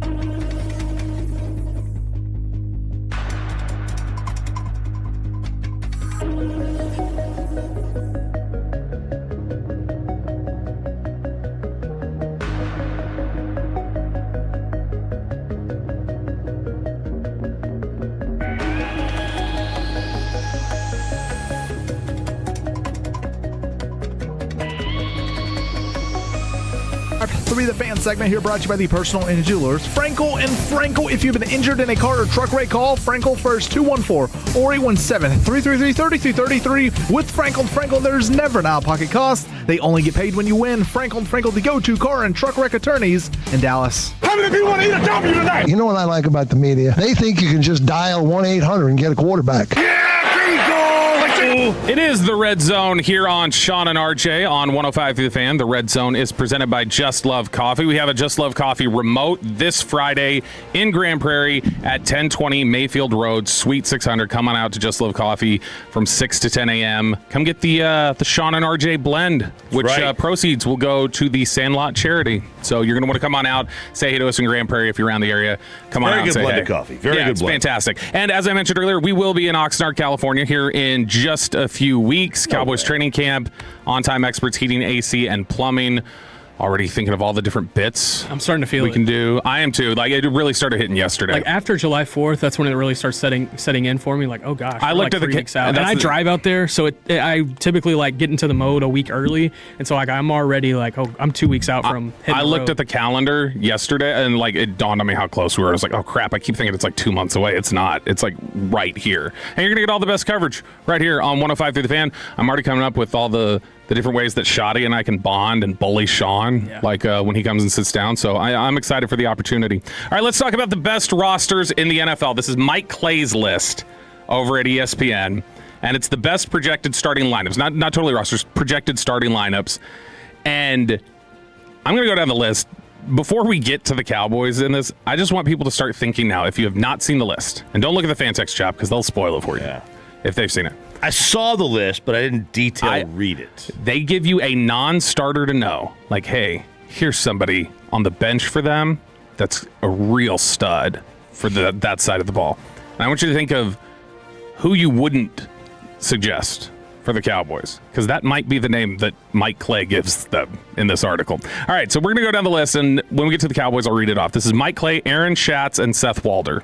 So it's a lot of the analytics side there for ESPN. Mike Clay. Number one roster in the NFL is, or starting lineup in the NFL? Rams. It's the Los Angeles Rams. Easy, no doubt about it. Biggest strength, quarterback. Biggest weakness, tight end. They said none might be the best answer. The actual best answer is special teams. Their special teams literally killed them last year. Number two.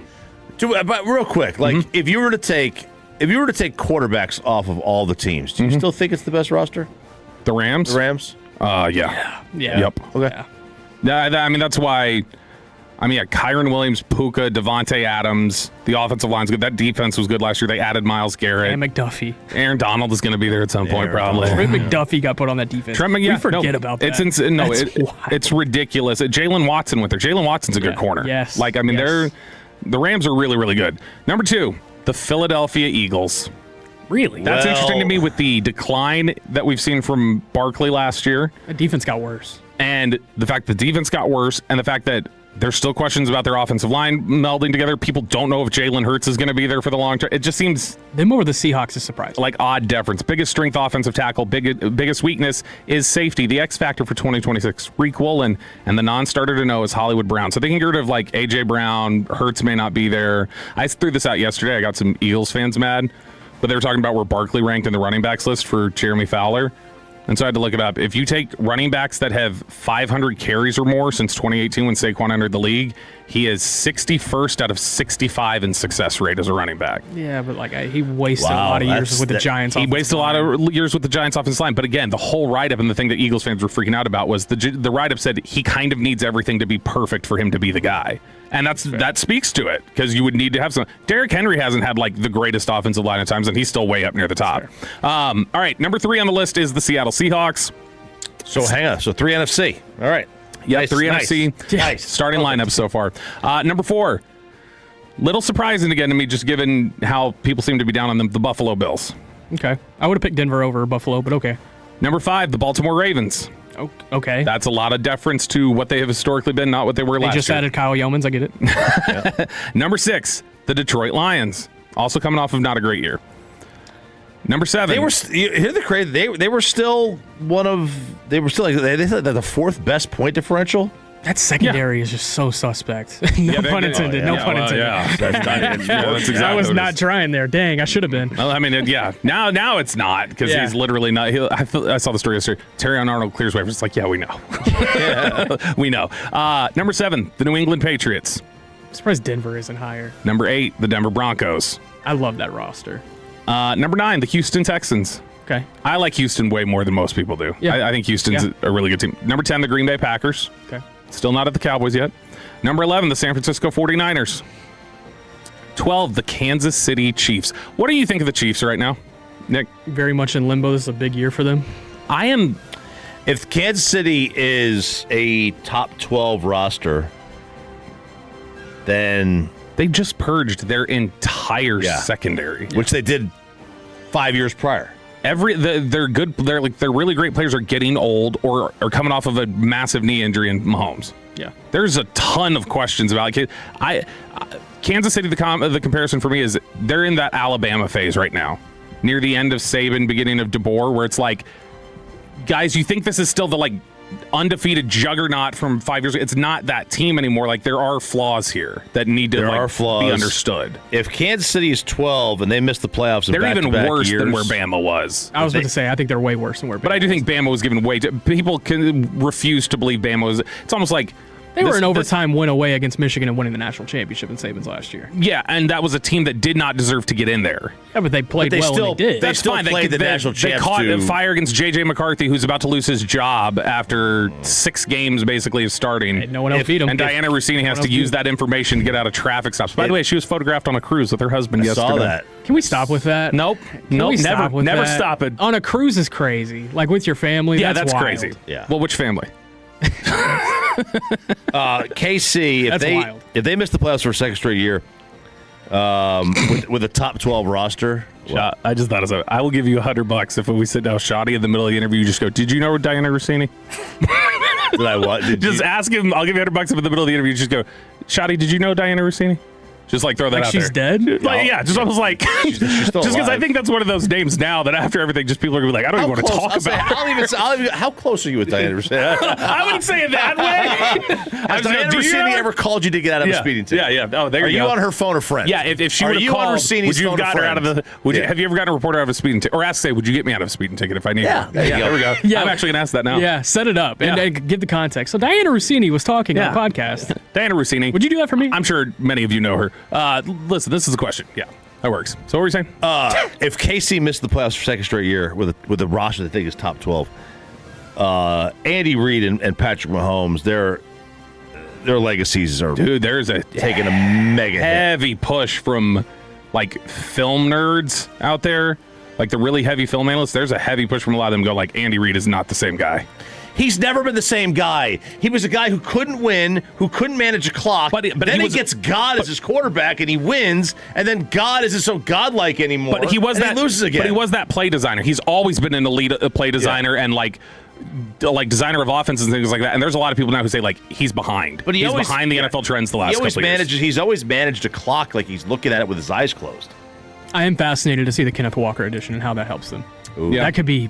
They've had, but you know what? That's also the thing. They've had some running back issues there. They have, and that's what I'm saying. Kenneth Walker being consistent for them will be. But I mean, they've had issues where they think they've paired the right guy there, and then it's didn't work. No, I know, but I'm saying is that totally the player all the time, or does that end up being Andy Reid not knowing how to manage it within the offense? I think that's more so the player. I mean, they've been trying to pigeonhole 38-year-old Kareem Hunt. Yeah, number 13, the Los Angeles Chargers. Where do you sit on Herbert? Yeah, James Harden. Oh, that's an interesting comparison. James Harden is better, actually. More so Tell this to Shoddy. Is he a James Harden guy? No, Shoddy was a massive Herbert guy. He couldn't stop drooling over him last year. Yeah, I don't know. He doesn't perform, so I mean, good player. And number 14, the Dallas Cowboys. Fair? Roughly where they probably should be right now? Yeah. A great offense, defenses, bunch of questions. Before we dive too far into the Cowboys, there is one team I love their roster. I'm higher on than a lot of people, and they have not performed to the level of their expectation. Do y'all happen to have any guesses? I was going to say you can't have the Cowboys ahead of Jacksonville. Jacksonville's good. I like that, but close. Actually, very close geographically. I love the Tampa Bay Buccaneers roster. I do. They're getting old. Were they 6-1 last year before everybody got hurt? Yeah, I think they have a super great first 30. It's that 31 to 53 that really kills them. I can't put the Cowboys ahead of Jacksonville. I just can't do it. I mean, Jacksonville was really good defensively last year, but I mean, there's definitely questions, I think, about that team and what they are. All right, 14. I understand it, but like, how much of that is marketing? Like they're Jacksonville. No, I mean, last year that offense was like they had their late in the season they made a push, but it's tough to say. There's a story that I need to verify before I go talking about this, but there's a development I think we're going to talk about here in a second. Situation. First on the Cowboys. So I'm gonna, when I give you guys this awful name, y'all talk about it real quick while I look at this. Cowboys right up. Biggest strength they say is the wide receiver room. Obviously, biggest weakness cornerback, which a lot of people are picking on. The X factor for 2026 is Caleb Downs. They also mention Donovan Ezeraku and Malachi Lawrence. And then Aaron Schatz gives you the non-starter to know. Which should be Ryan Flanoy. That should be the answer. And it could be on defense, too. Who is the non-starter to know for the Dallas Cowboys? What's the wrong answer? I'm trying to think of what a bad answer here would be. Maybe like a Marquise Bell would be a decent answer. Justin Barron would be a bad answer. Think more like a name. Sam Williams. Think of a name kind of on that vibe. So you're saying Sam Williams? Yeah. So this is a non-starter to know. A non-starter. That's a bad answer. That's a really. I wouldn't even know where to start. Well, you're gonna have to look. Joe Milton. You're gonna have to look damn near the ground. Kevontae Turpin. Yeah, what are we doing? Flanoy is right there. We know he's one of the best kick return men in the NFL. Again, was not last year. But Turpin has also been extremely useful as a receiver, with receiving DVOA over 15% in 2 of the past 3 seasons. Last season, he got 26 passes for 396 yards and 2 touchdowns, averaging 2.3 yards yak over expectation. This is where analytics and you're just like trying to look at a calculator or a spreadsheet leads you astray. That can never be the answer. If anything, I think the Cowboys are saying, let's try to minimize how much he's on offensively now. Yeah. Because that's not anybody that I think they want to work in consistently. In fact, I think their dream would be for Jaden Blue to we've mentioned this before. I think their dream would be for Jaden Blue to fill that kind of a gadget role that they would have in the offense. Yeah. I've said I'm pretty much done with him. And the whole idea that he was this third wide receiver last year. The fumble against Philadelphia, the 4th down drop against Denver. He had a lot of drop issues last year. He had a lot of drop issues. But you do get the big plays like he had against the Texans a couple years ago on Christmas against the Commanders. So, like, I get the back and forth, but I don't think the return is worth what you're putting in. 972 said Shiaj Pete. We don't talk trash about Shiaj Pete. No, here. we do not. Okay, we don't do that. He might be your starting left tackle. Yeah, I mean, that's totally possible with where we're at. Preseason.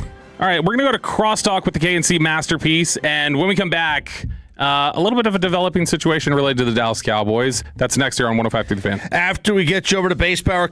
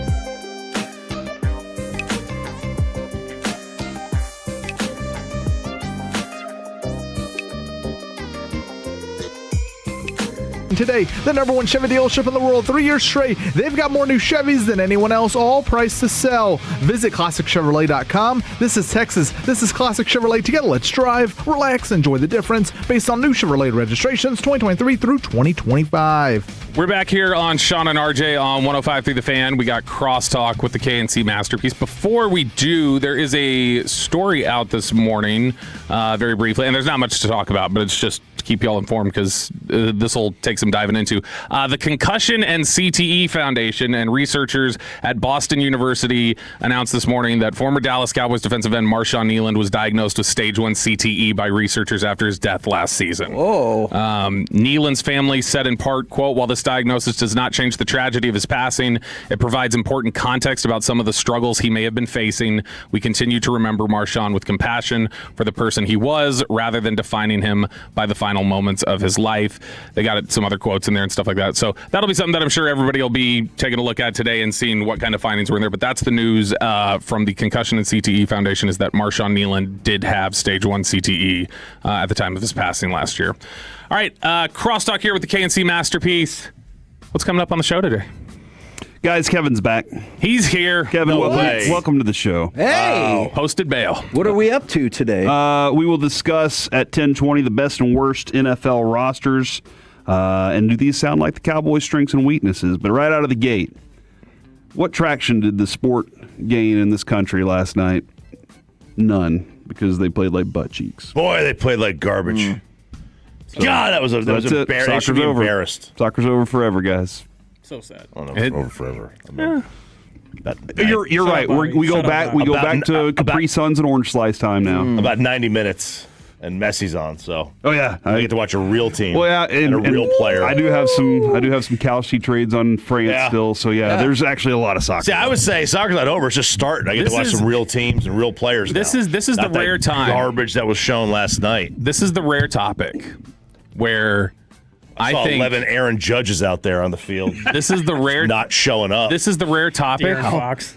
where I think Choppy and I have fought about this today off the air much worse than on the air. Oh. And I think it's just like, we probably shouldn't do this on the air.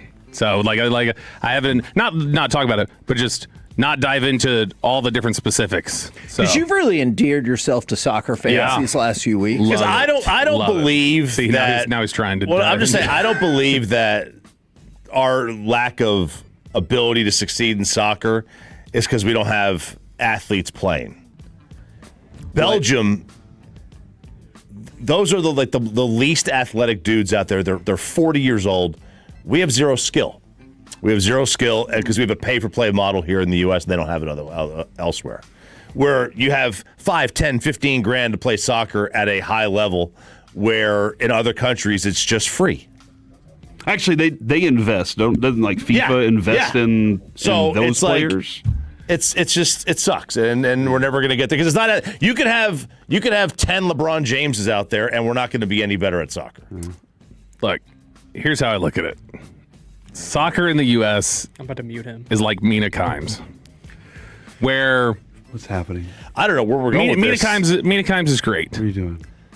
But stop trying to get me to just love Mina Kimes. I mean, if you just listen for a little bit longer, you're gonna love it. It's like, no, I've already made up my mind. It's fine, but it's not for me. It's not like I want to like just. You guys are pushing it too hard on me. You're talking about from a viewership standpoint. Bad take. You're talking about from a viewership standpoint. No, I'm talking about like just in general. There's not going to be an increase. Kids will continue to play soccer. Kids will, like they always wasn't have. $15,000 a year to play soccer at an elite level. Will they continue to listen to Mina Kimes? Well, good question. I don't know. ESPN will make damn sure you do. All right, let's finish up Ask Reddit here. We do have the NFL here, and that is the thing. Like that's what I'm saying. Like you're talking about having to sport. you have to like not just get people interested in that. You have to then like have an upheaval of the interest in the others. I mean, look at the WNBA. It's surpassing the MNBA right now with viewership. The MNBA. MNBA.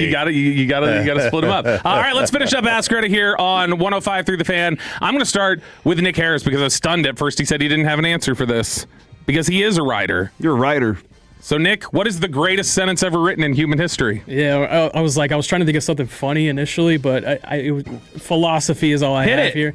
You can move a mountain before you can change a person. Oh, take me with soccer. You're going to move a mountain before you We do know. that. Yeah. We Or know. Football, sorry. Who said that? I don't know. No, it's unattributed. I think it's just like a saying. Mine is a Kierkegaard quote. Do it or do not do it. You'll regret both. That's Yoda, bro. Nope, it's not. But the idea of just, to me, that is the most. That's the best. When I read that seriously, made me feel so free to just make a decision. Because it's like, oh yeah, if you recognize no matter what you choose, you are going to regret what you didn't choose regardless, then don't even factor into it.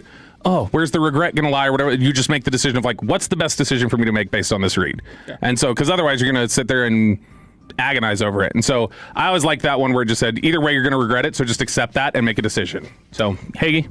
And Alexander wept, for he had no more worlds left to conquer. He saw the breadth of his domain. Yes, I love that. But so that's a logical answer. The real answer, though, is from The Simpsons when they're doing the Planet of the Apes musical.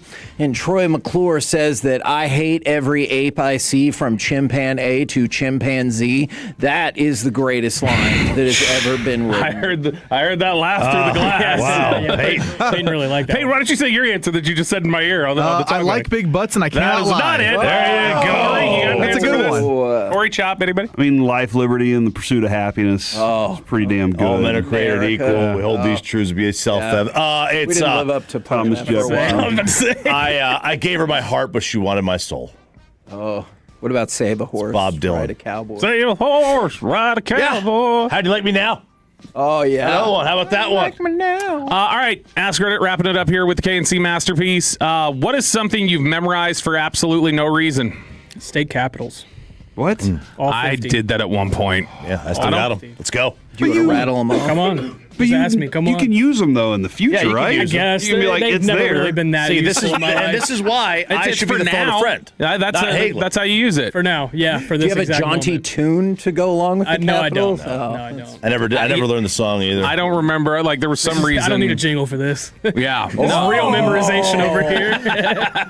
No, it's the you got the Mind Palace thing going on. No, I did the state capitals at one point. I don't remember anymore. What it is just random ass phone numbers. There are some phone numbers that I cannot get out of my head from childhood but they're not phone numbers you actively dial anymore. They were not phone numbers I ever dialed. I heard them in a commercial and it just froze in my brain, or it was just something that it buried in there. Mattress 10167889. That's the old long distance dialing service, and that was just because they had a catchy old white guy rap to it, and I liked it. The Bob Knight halftime speech. Which is? How does that go? I mean, I can't really say all of it, but It's if you don't win, I'll choke play you it, all I'm getting out. the blank out of here. Oh. You're not going to recover a great game. You're just going to let him drive by you.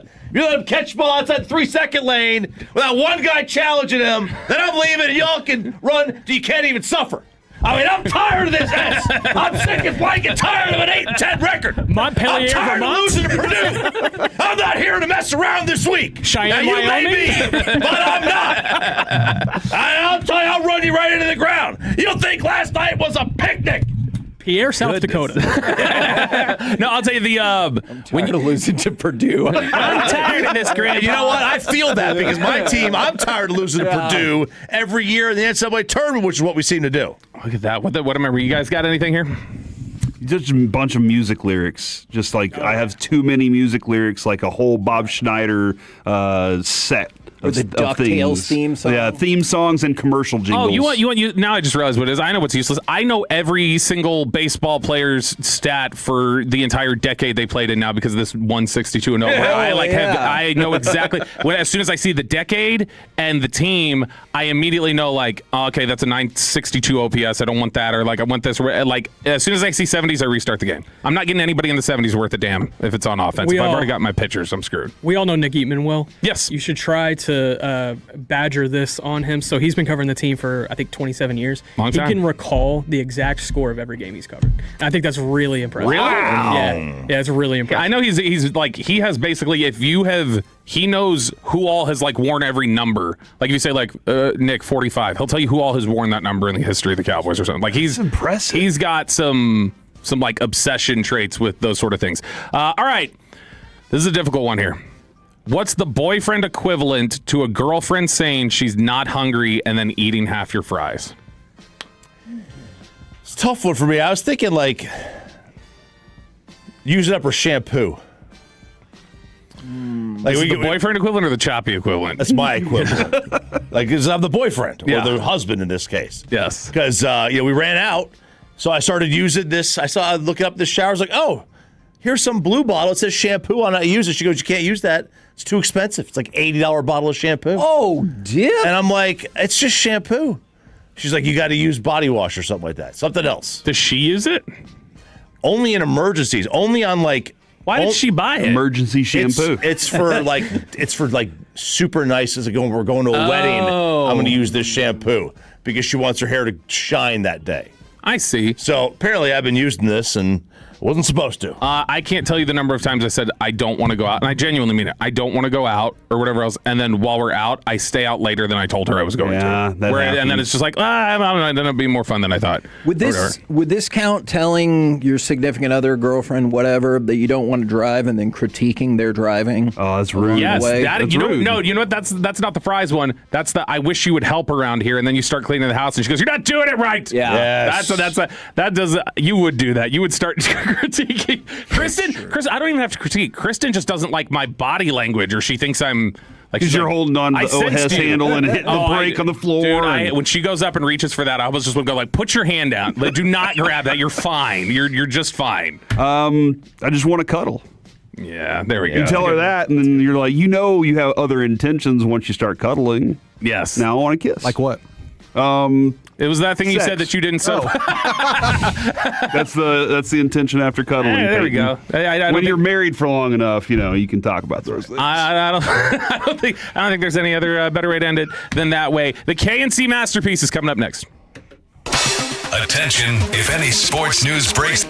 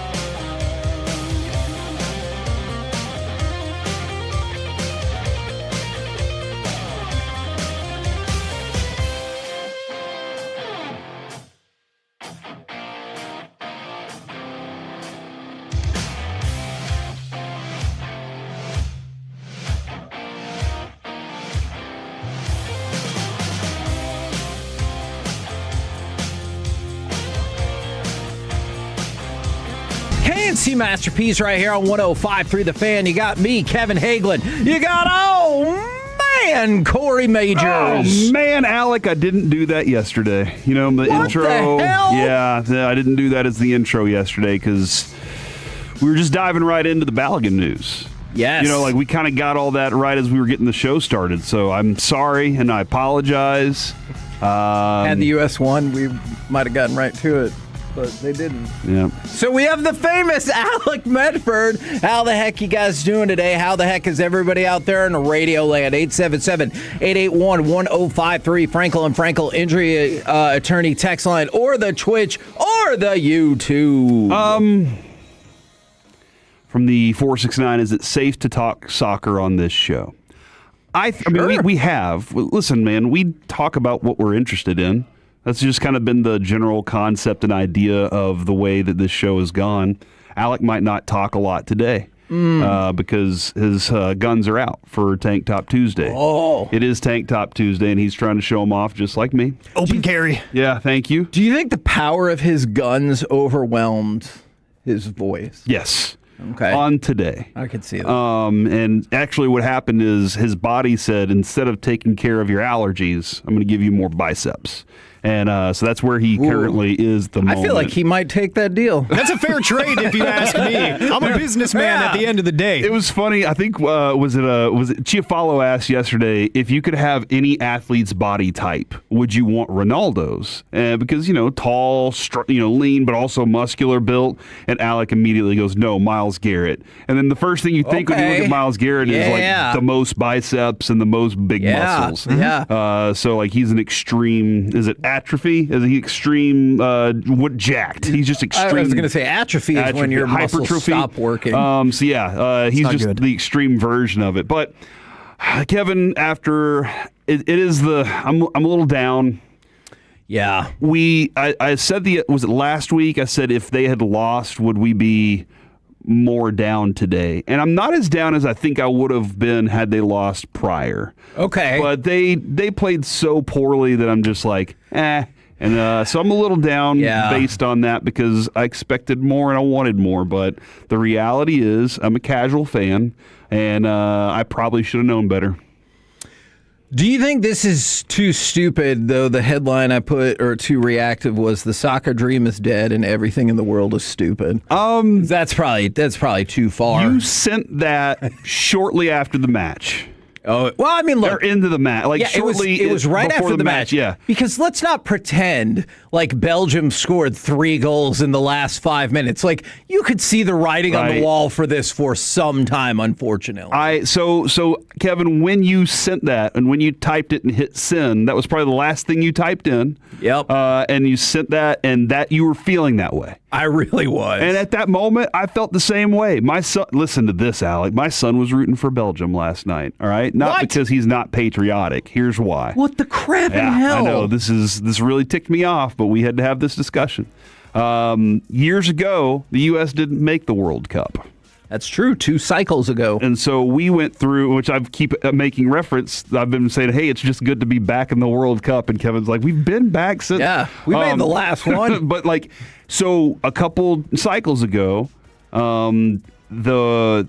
we did the little thing, the generator, where you take a test and it tells you what team you should root for. Mine was Colombia. Kevin's was Colombia because they're fiery offense, and mine was still root for America. Mine was Belgium because of like how they're good in the middle of everything. They're right there in the middle of it all, and their goalie doesn't run out there and forget to kick the ball away, and then the guy just steals the ball from him. Well, I'd better not kick it because I might get fouled. You're a goalie.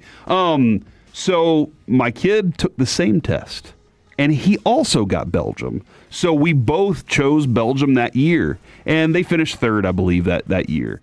And so he has stuck with them ever since. Okay. And so last night he was rooting for that. It was a weird room, not going to lie. Weird room. And as soon as the game was over, I hit power, and he goes, why would you do that? I wanted to watch what happened. I was like, you should go to your room now. I was going to say, is it okay if I'm rooting against Avery today? Tomorrow I'll support him again. I think he got all 4s on all 5 of his AP tests, so he's flying pretty high right now. See, that's too important for me to root against him. Like, I want his plans to fall through for the day. You know, like I don't want something light. Yeah, I don't want something catastrophic to happen him to to get him. in his car and he has no gas. Yeah, you know? well, yeah, or I want him to be like, today's the day I'm going to get that milkshake, and then they're like, oh, sorry, milkshake machine's not working, and like I want it's never working. Little tiny things like that, not like life-changing things to happen to his him. toothbrush needs to be replaced this morning. Exactly. Like so let's go. It fell in the toilet.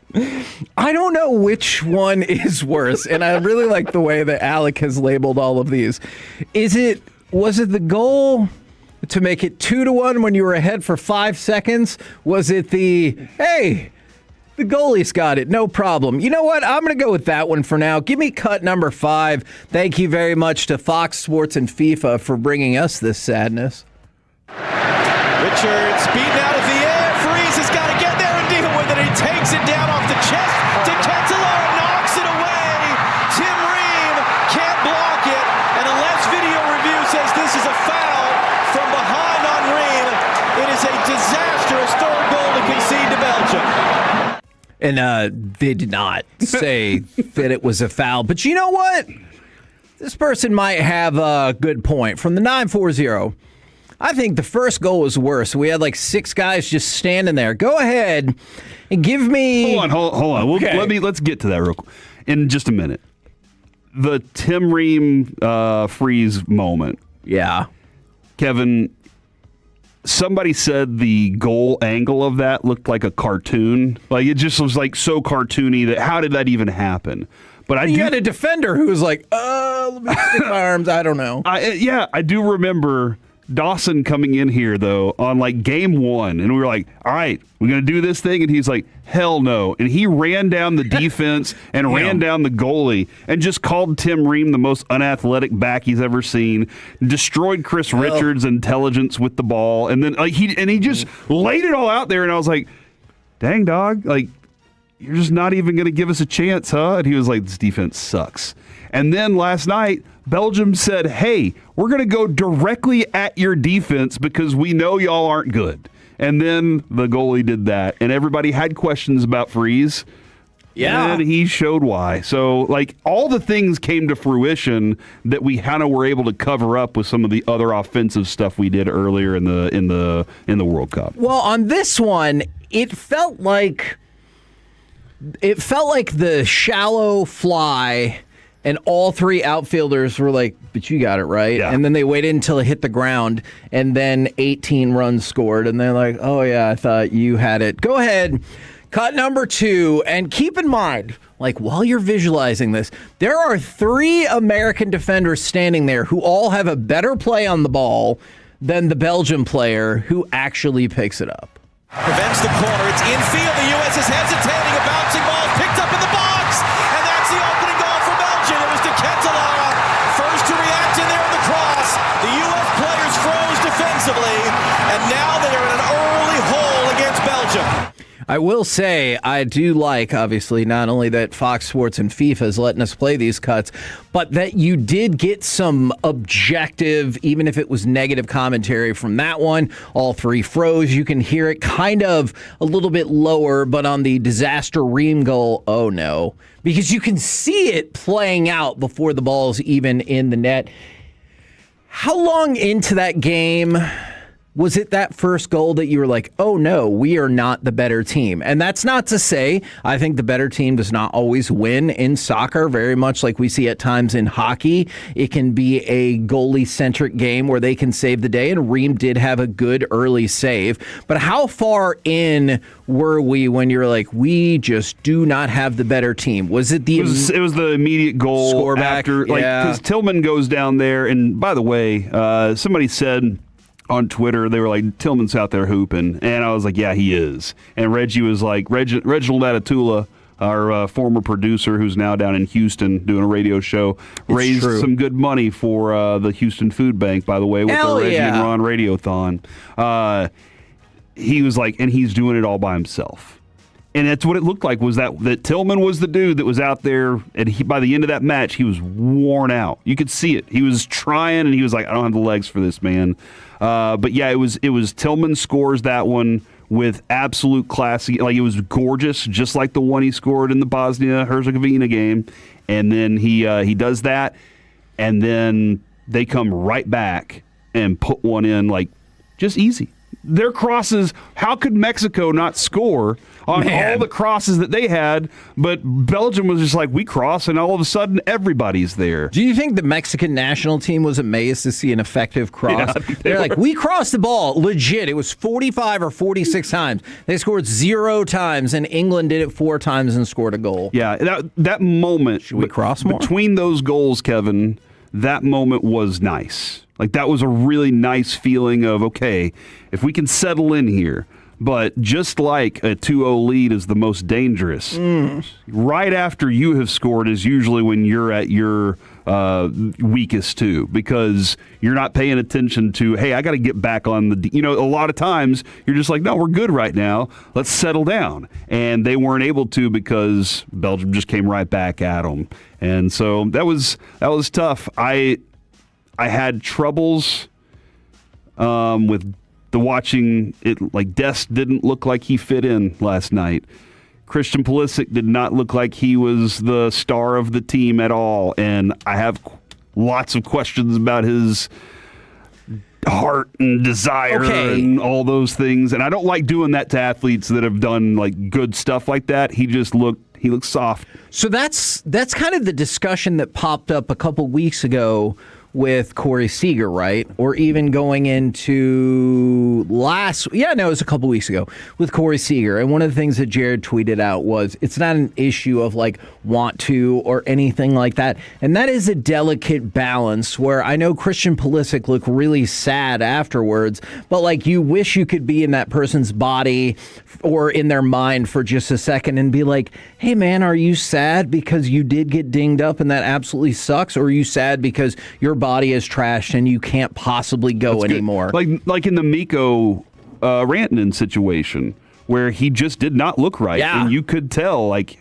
then get off the ice. And he got called out. He got called out by the broadcast team as well when you gave up that. I think it was in fact the second goal when you were gloriously tied for a minute and a half or whatever it was.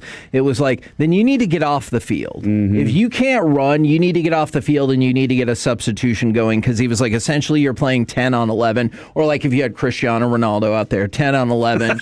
And hey, I'm running out of time. Hey, it's 11 on 11. Okay. It's just 10 of them are doing one thing and one of them's doing his own. Fair. And so like, he was like, then you need to get off the field. And that's the tough thing about it, is whether it's throughout this next cycle or going into the 2030 World Cup, don't you kind of not want to hear about Christian Pulisic being our best player? Yes. Like, I'm not saying that he wasn't legitimately hurt. I am not saying that at all. I'm just saying, like, if that's what happens in the biggest moments, and it's not just last night, it's happened throughout his career, then I don't necessarily want to hear again and again about how he's our best player, just like I feel like a lot of Rangers don't want to hear again and again about how Corey Seager's our best player, and you're like, that's cool. Pick me somebody who's on the diamond today. Pick me somebody who's going to be on the pitch for the whole match. Yeah, no, you're right about that. 75 minutes. I was looking at this roster, Kevin, and looking at the age of it, and I was like, oh no, Dest is like 24. That means he's back, and he just didn't play well.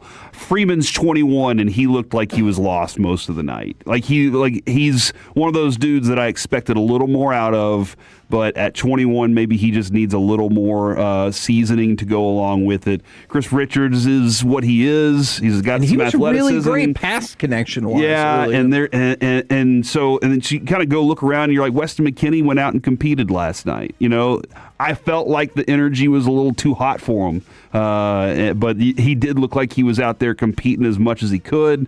And but I did feel like Pulisic really messed up a couple of different moments for that team. I thought, was it the third goal or maybe the fourth goal? No, it was the third goal.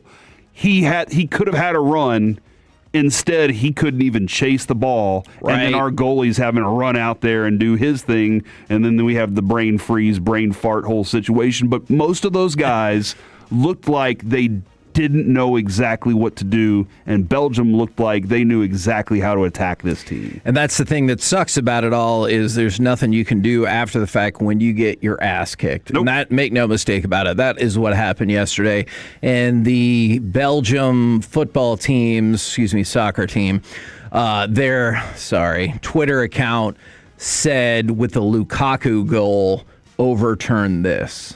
Well, and I mean, listen, I know that Belgium has a lot of talented players, but De Bruyne is still a really good creator and player, and he never even touched the pitch.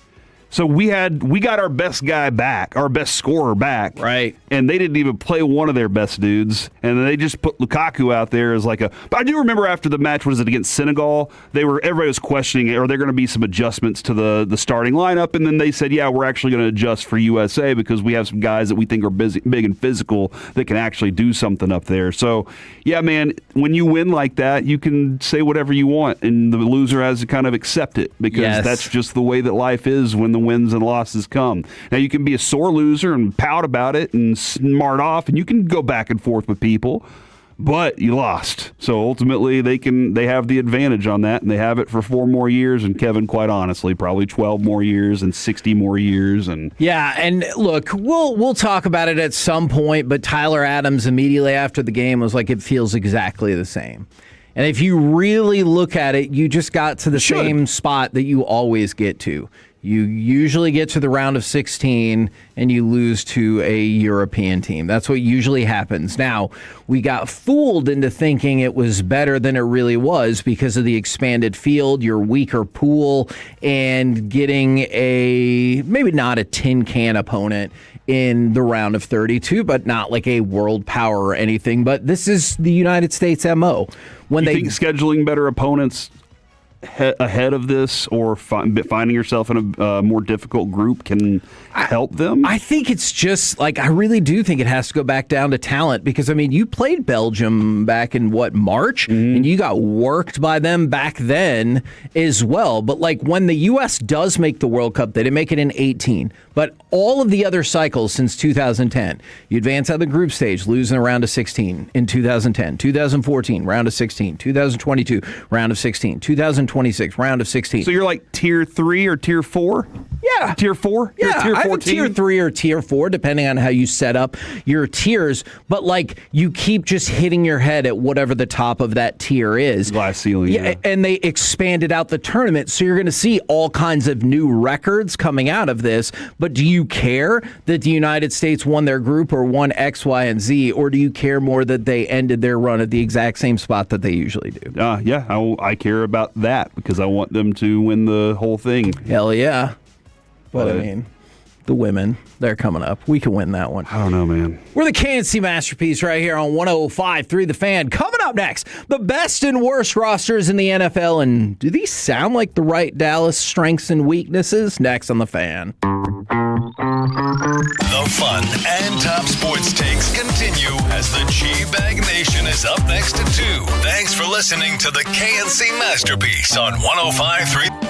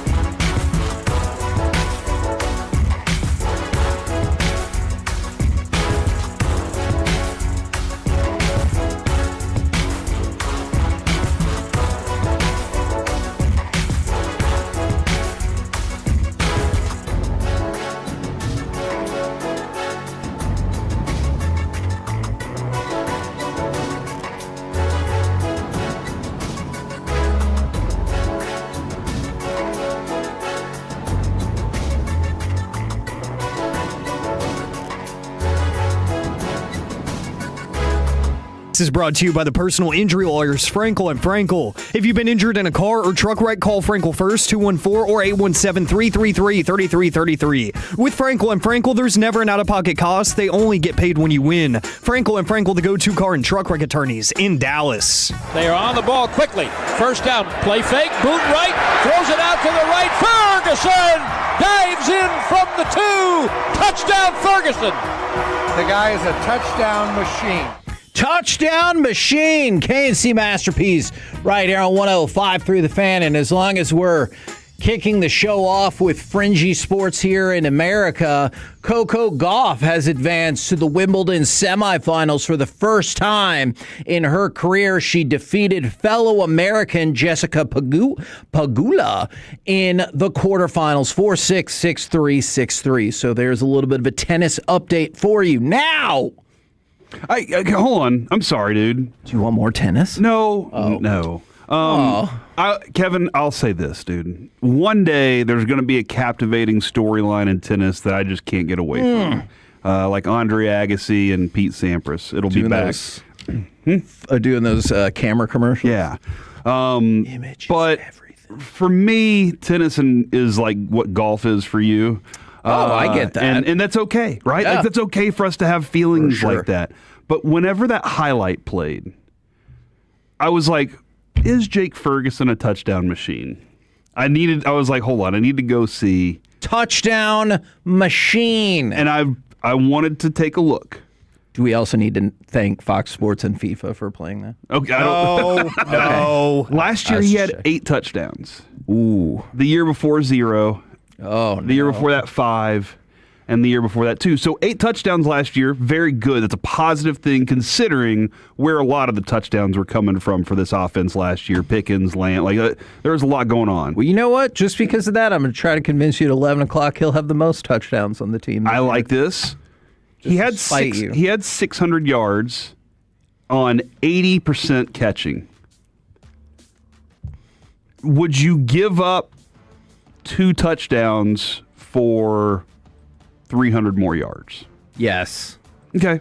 Because I do still kind of abide by and I know it doesn't really work quite like this, but the 100 yards equals, 1 touchdown kind of thought right there. He had 82 catches last year. Plus, for 600 yards. And that's the thing, is you got to think, like, even if you drop out a couple of those touchdowns, he's doing significantly better at stretching the field. Because I don't think those extra, you didn't say this, but I bet those 300 extra yards don't come on 30 more catches. Yeah. So that just means he's stretching the field. No, I mean, I would like the 900 yards on the 82 catches. I mean, and that's significantly better. Now you're talking about more than 11 yards a catch. But because of the way this offense is designed, I'm sorry, I know this segment might be going completely different area. Fine. But because of the way that this offense is designed, real football. George Pickens is getting the bigger yards per reception. Sure. CeeDee Lamb's getting the bigger yak. Those are the things that they're setting up for CeeDee Lamb to get the ball in a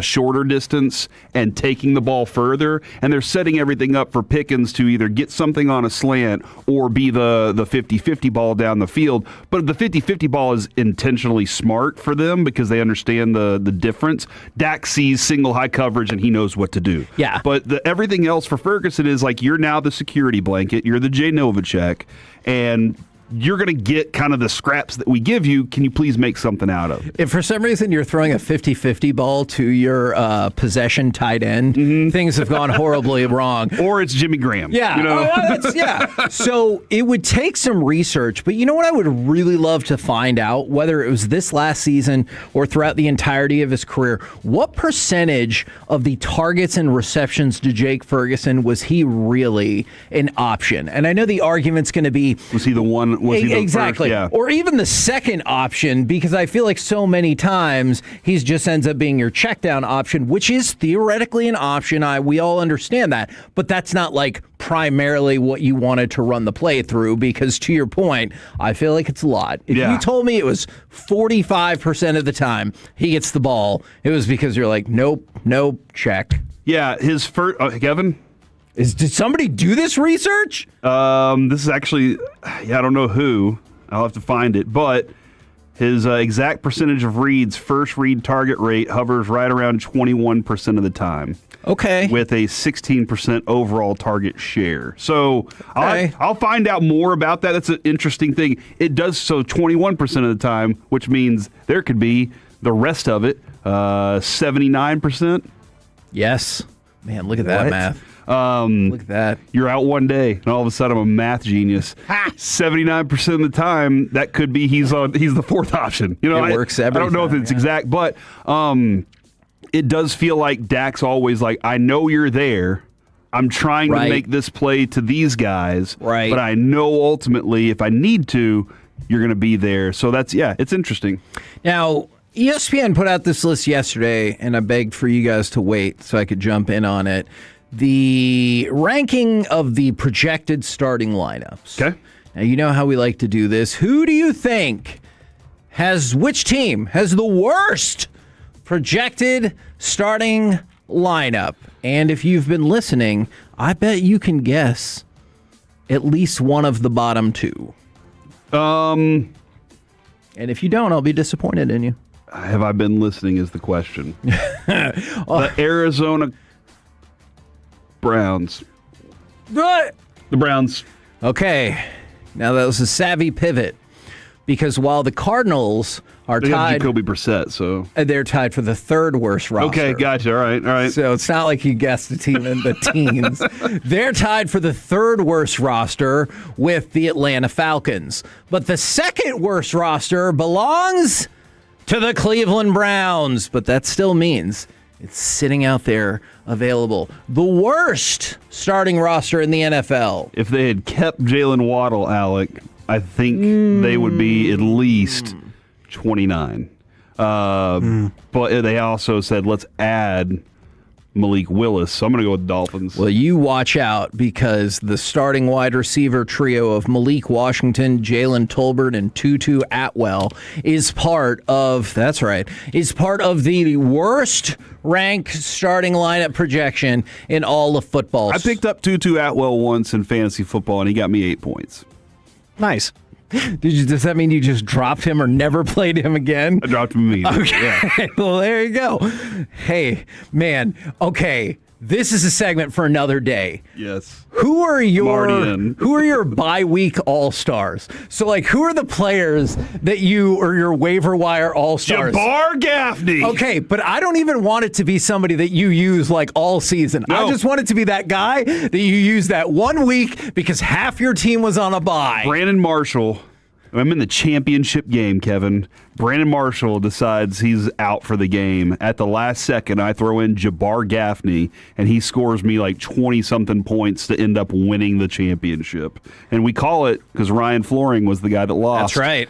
We call it, you got Gaffney'd. Oh, yeah. So, yeah, Jabbar Gaffney is the one that we always make reference to. But the bye week champion, that's a good one. I like this. We could get a lot of traction out of that. So, the worst 5, the Dolphins, the Browns, the Falcons, Cardinals, and the Tennessee Titans round out the worst 5 starting lineups. Now, the best 5 starting lineups, or if you want to tell me where you think the Cowboys will be.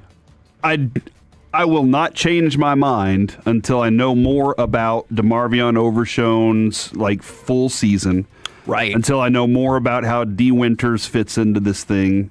Until I understand how exactly, like, do we see what we thought Caleb Downs was going to be actually turns out to be that, and what are our cornerbacks? I saw somebody post, and they were like, we got 3 safeties and 3 cornerbacks, and I was like, that's so many safeties, but I understand. So, if you could combine them into 2 apiece, somewhere between 14 and 16, I'll say, because of Christian Parker, I'll say 14. See, I was going to tell you when you picked in the middle that was stupid. No, it's not. Jacksonville is 16, Chicago is 17, and the Cowboys have rocketed all the way up to 14. So this all the way up to 14. That they're right in the middle of the pack. Right now, their offense is very good. Sure. Their tackle play is questionable. Steele's fine at tackle, but he's not on the run. And then we don't have a clue what Guyton is. Right. As Alex said yesterday in a completely different conversation, the one thing that we're not concerned about is the trio in the middle of this offensive line. Yes. But everything else on the outside you're kind of concerned about. So the offense feels good. Can they evolve and become a more explosive offense even to what they did last year? Yeah. I'm going to loop back around to their biggest strength and weakness. I want to go to the top of the chart. Who would you guys put either at number 1 or who's the top 5 for the best starting lineups in all of the NFL? I feel like I keep going with the Rams. They're the favorite. I feel like that's going to with Myles Garrett. They Garrett. didn't win the Super Bowl. No, dude. Listen, we were discussing that yesterday. They have the one Super Bowl that they've won in the Les Snead era.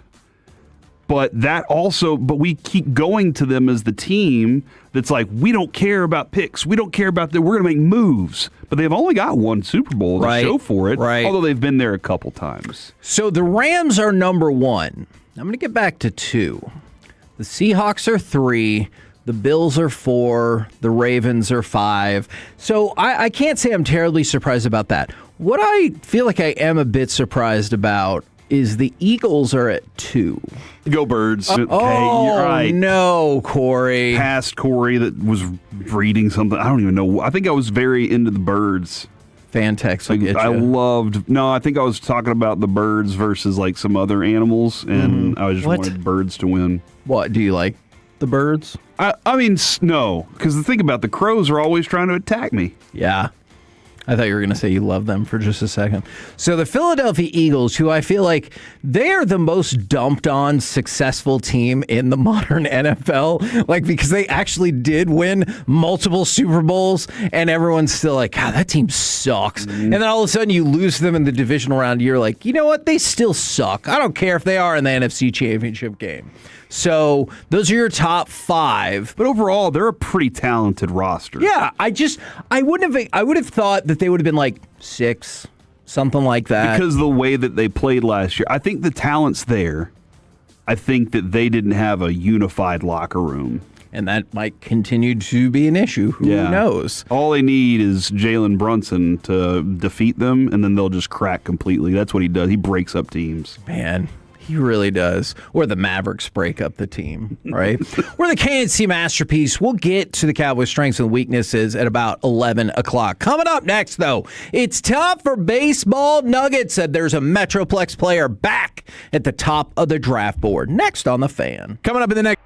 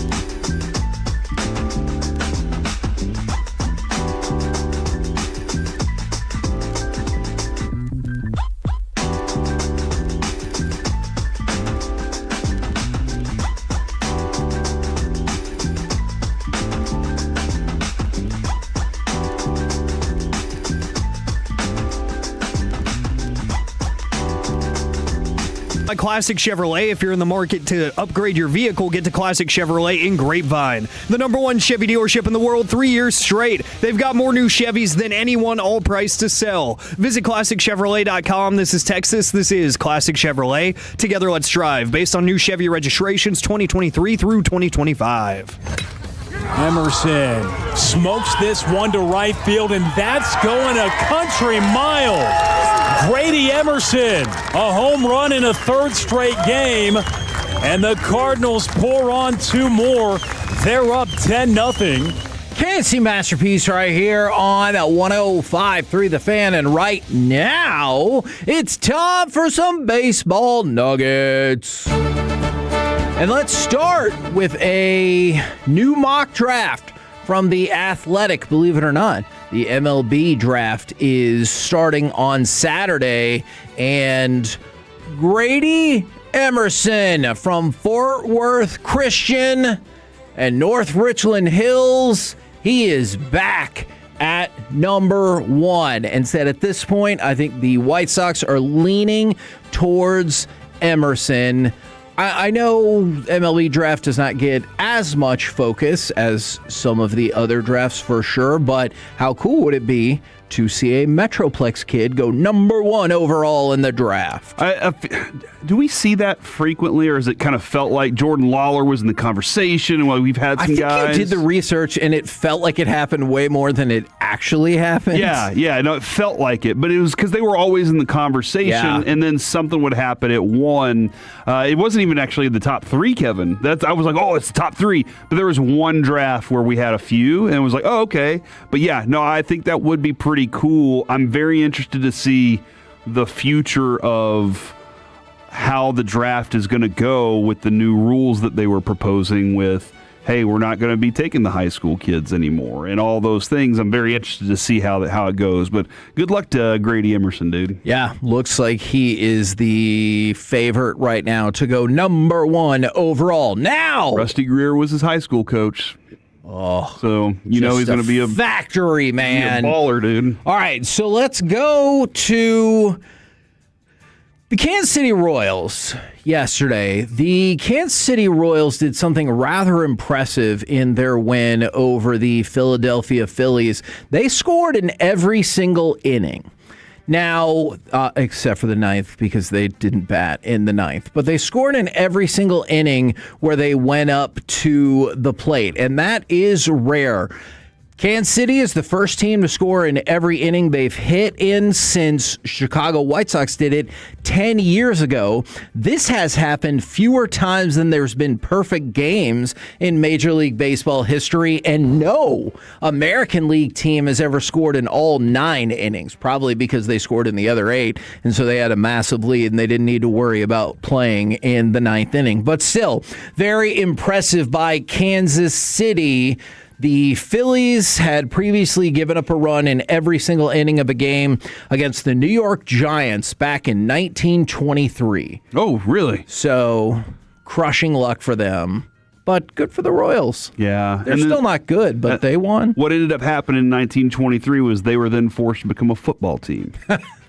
They're like, hey, this isn't for you. Yeah. So you just want to switch sports and we're leaving. Yeah. There were times where I felt like the U.S. soccer team should have considered that last night. All right. Let's talk about the U.S. soccer team. Let's talk about them, Kevin. Monday Night Football. It was fun having a game like that on Monday night. It was. You know what I saw that I was like, well, that's clearly flawed thinking. And they said, I saw somebody put out the stat that the American teams were like 816-0 on Monday Night Football. And I was like, well, that's obviously wrong because they played another American team. So the American team would have lost all those games as well. And somebody eventually was like, actually, which I felt like was me in this moment, it's 8-13, 8-13, and 6 or something like that. And I got the spirit of their message, but unfortunately, I can be like that person sometimes. And I don't like it. So I'll work on that. Yeah, you can work on it. All right, on perfect. Are you embarrassed? Yeah, a little bit. I was. Now let's go to the Yankees. Cam Schlittler went back out there, and he got his schlit together. He went ahead and pitched 8 innings, Gave up. Dude, you are so lucky that your mouth worked just now. Oh, man, that would have been bad. What? Never would have been. Don't look at me like that. Hot. He gave up just 4 hits, 1 earned run, and had 8 strikeouts to get his ERA back down to 2.01. He said it felt personal because he had a rough couple of starts. Obviously, that team had been struggling last week, so they get the win. But not congratulations to them because I don't want the Yankees to succeed. Yeah, I would love for them to continue this spiral that just goes out of control, and for Aaron Judge and Christian Pulisic to continue being compared to each other. Oh, do you know this is just the second game the Yankees have won in their last 10? What? Yeah, they've stunk lately, dude. They really have. Got Cam Schlittler out there. Hey. It makes you nervous saying it does every time. I get it. All right, so let's stick with the Yankees and talk about Giancarlo Stanton. And okay. This still doesn't sound great. So he hasn't played since April 24th. Aaron Boone goes, "Oh, I'm surprised it's been this long." And no, he didn't. He did. That was sarcastic. He was sarcastically saying that. That is how I interpreted the quote. Yeah. Now, I'm not playing the audio for you, so I'm interpreting it like that. And here's what he said about when Stanton will be able to return. Stanton, by the way, has been able to increase his treadmill work. That's where he's at. Okay. It's been 2.5 months. He's increased his treadmill work. He goes, we've just been listening to the body, following when he has gotten the images and things like that, what he's been able to tolerate, we've been able to do. I always think when you throw tolerate in there, you're like, he's kind of wimpy when it comes. He's not a tough guy. Just remember though, at the beginning of the season, Giancarlo Stanton said, I can play baseball, but not open a bag of chips. That's a weird thing. That was a real thing that he said. Here's my thing, though, when it comes to treadmill work. Okay. I had no idea what you were about to say. I was at the gym yesterday. There were 9 people on the treadmills. Hell yeah. 2 were running. Oh. 1 was walking gingerly. Oh, was it? I was walking uphill. Was it Stan? No. One that was walking gingerly? Probably. Oh, That's okay. what I'm curious, like, his treadmill work, what is it? Like, what does that constitute? Is he jogging? Is he walking gingerly? Is he trying to open a bag of chips and walk at the same time? What's he doing up there? Can I ask you a follow-up question to that? Are you ever in a gym competition against people who have no idea that you are there? I used or to what be. You're doing? There was a time when I would look over at somebody's, whatever, and I would be like, all right, I'm going to go 7, and while you're going 6. Right. And then now I don't. Now I'm on my own timeline. Okay. I have my goal for the day. That's probably I'm trying smart. to accomplish that. Yeah, that's probably smart. But I like your approach to this. You're just like, you know what? You over there. I don't know how fast you're pedaling, but I'm pedaling that fast too. I just remember there was one time in Surprise where this old lady was on the treadmill and I got on the treadmill and she was on for like 75 minutes. And I was like, I'm not getting off this treadmill before that old lady. Now, was she going way slower than me? Sure. But I was like, I'm not going to let this 75-year-old gal show me what's up. Were you afraid that old bird was going to look at you when you got off the treadmill and she was going to be like, huh? Yeah. Leaving a little early, huh? Yeah, exactly. Or she'd be like, didn't know you had a Pulisic. I thought, I'm sorry, that's not okay. But yeah, I really thought she might dunk on me. Why? Nothing led me to believe that except for creating my own nemesis. You could just hear her later having drinks with the other old birds, and she's just like, hey, this one guy, he was on the treadmill earlier. I just destroyed him. You're never going to make it to 98 if you get off the treadmill that quick or whatever. Do you want to be at 98, though? No. Definitely not.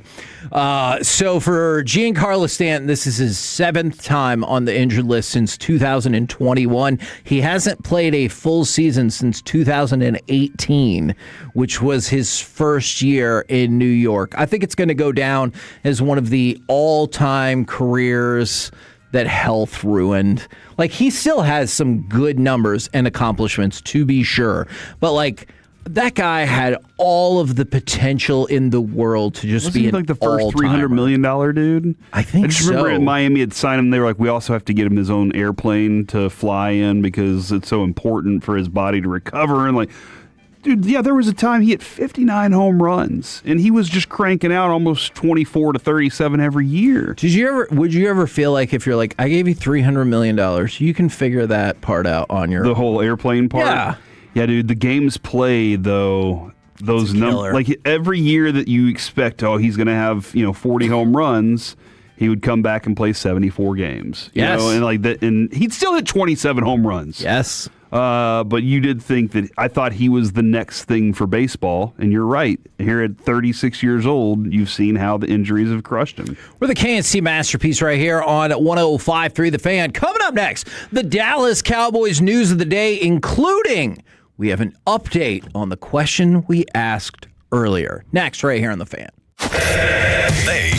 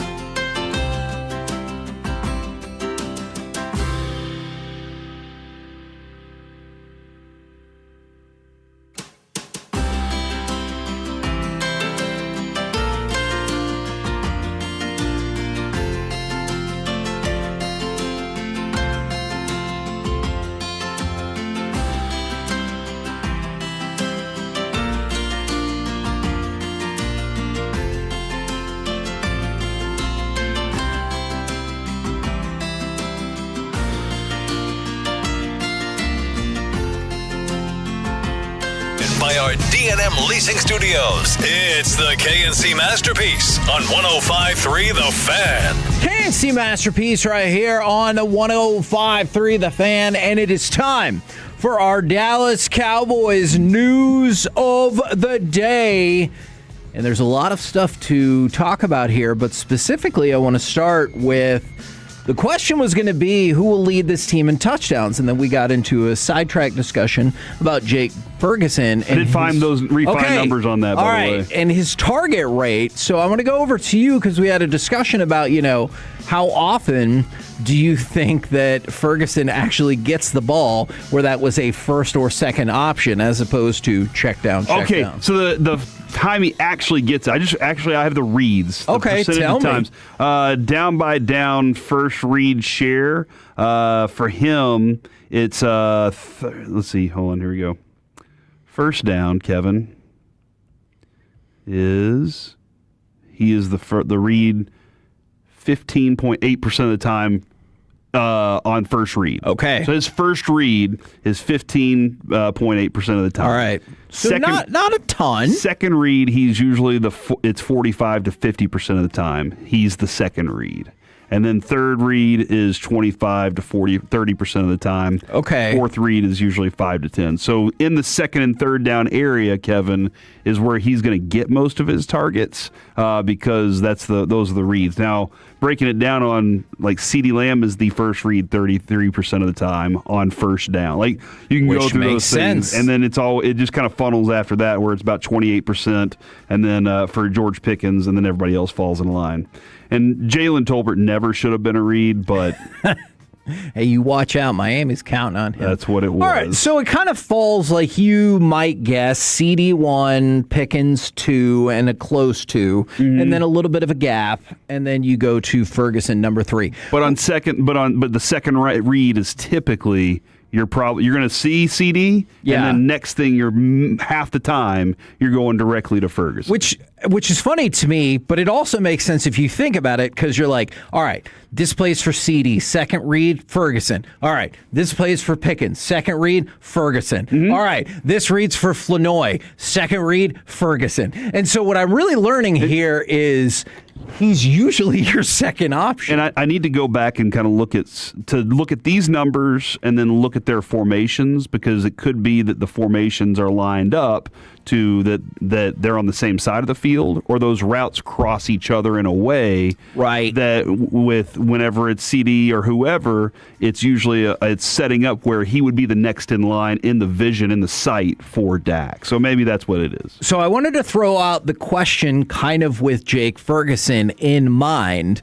Which player for the Cowboys will have the most total touchdowns this year? Now, remember, for Dak, he only gets technically touchdown credit if he's the one in the end zone. So obviously Dak will throw for more touchdown passes than anybody else is going to score on this team. So you look at CeeDee Lamb last year, obviously down year, only had 3 touchdowns. George Pickens had 9 touchdowns. Jake Ferguson, 8.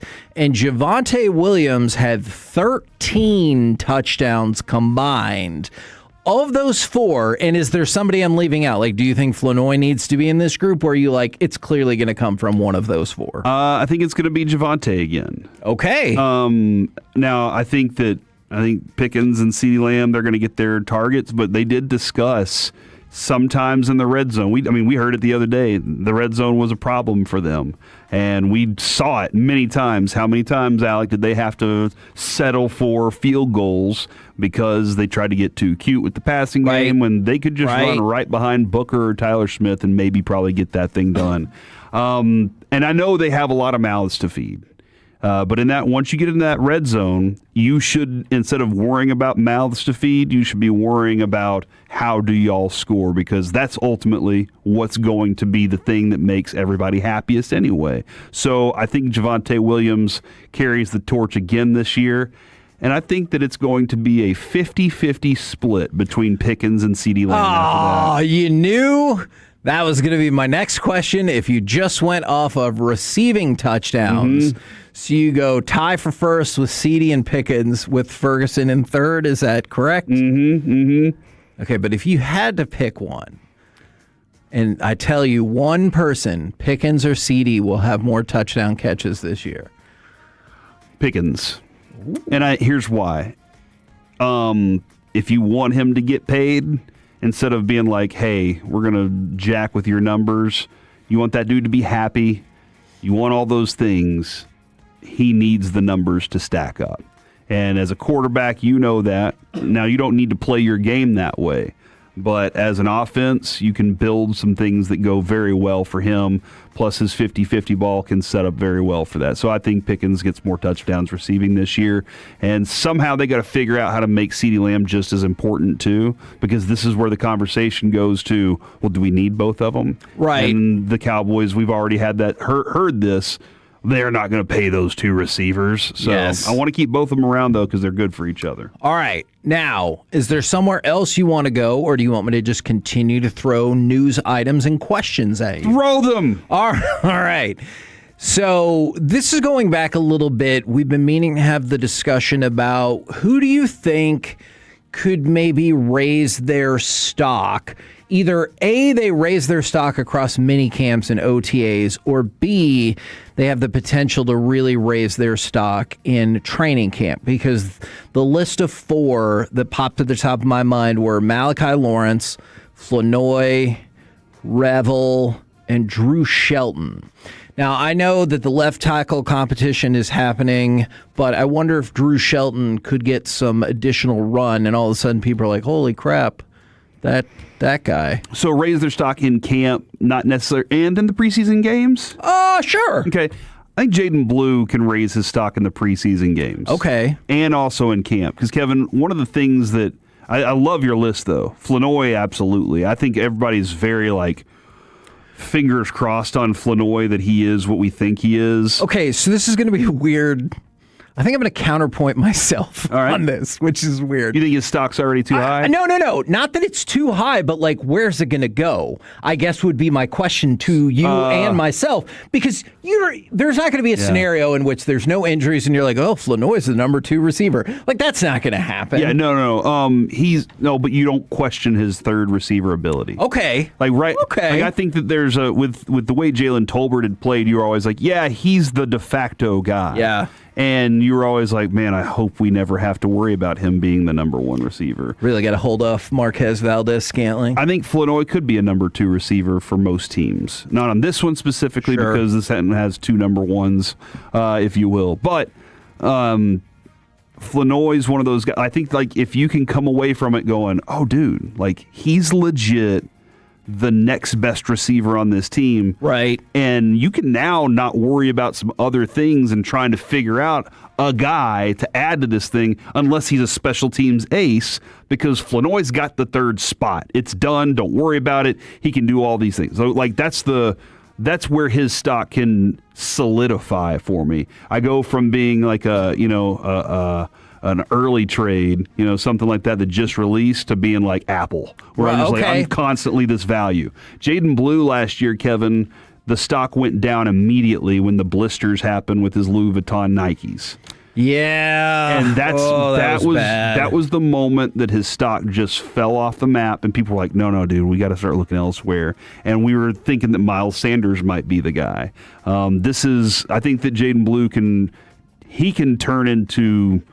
He can go rocket ship, dude, whatever, to the moon with a couple of impressive plays. Now, then the question is going to be, but can he protect the quarterback? I don't think I'm ever asking him really to do that. I want to know that he can. But do you think that he can? We'll see. Okay. I don't know yet. That's probably I don't even know exactly how they want to use him yet. Yeah. I know what they want to do. But he's got to show that he's earned that before they'll even let him have it, because they told us that he has to earn things. Now, for Revel and Lawrence, that feels like a totally different deal. People have given up on Revel. Okay, and so that is interesting. Do you find him in a similar boat to Jaden Blue in terms of the opportunity will theoretically be there, but maybe the fan base has kind of dipped out? Because with those two, Revel and Lawrence, you can absolutely see the playing time that's available for them. I might make that same argument about Jaden Blue. Like, that playing time is there for you to go grab. You just need to take it. Exactly. Yeah, and with Revel, he may have come back, may have forced his way back, as fast as he could because they needed it. They had no players, and Jerry kept talking about how he was going to come back and save the world. Steven. And maybe, at that point, you're not ready. Yeah, I can't see the soccer game. Dude, I don't know what's going on with this TV. Alec, you're going to need to figure it out. We will chuck it here to come fix this TV.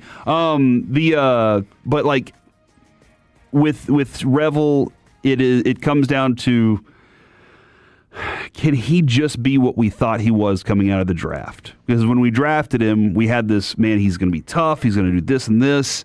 And then when we saw him on the field, he looked like he had missed an entire training camp, which he actually did. Right. So maybe having that good training camp under his belt will be a positive thing. From the 214, can Flanoy block like Mingo, though, Corey? Why, man? This is a good question. This is our fault that we've created this fascination with Mingo, though, right? Because from the 4.69, once he gets his breakout game of 3 catches for 25 yards, Mingo is going to be off to the races with touchdowns. No, he's not. No, he's not. You don't know that. You know what? You're right. Objectively, I guess I can't say that. From a point of view of all of the evidence says that there is no chance in hell that he can do that. But you're right. I don't actually know that that's going to be the case. Just real quick, how many touchdowns in his career do you think Jonathan Mingo has? In his career? Yes. Dude, if it's not 2... It's not. And it's not 1 either. It's 0. He has 0. Then it's 0. What is going to be my answer? 0 touchdowns as a second-round pick that we traded a fourth-round pick for. He has 0 touchdowns. How many fourth-round picks do you need to have touchdowns, Kevin?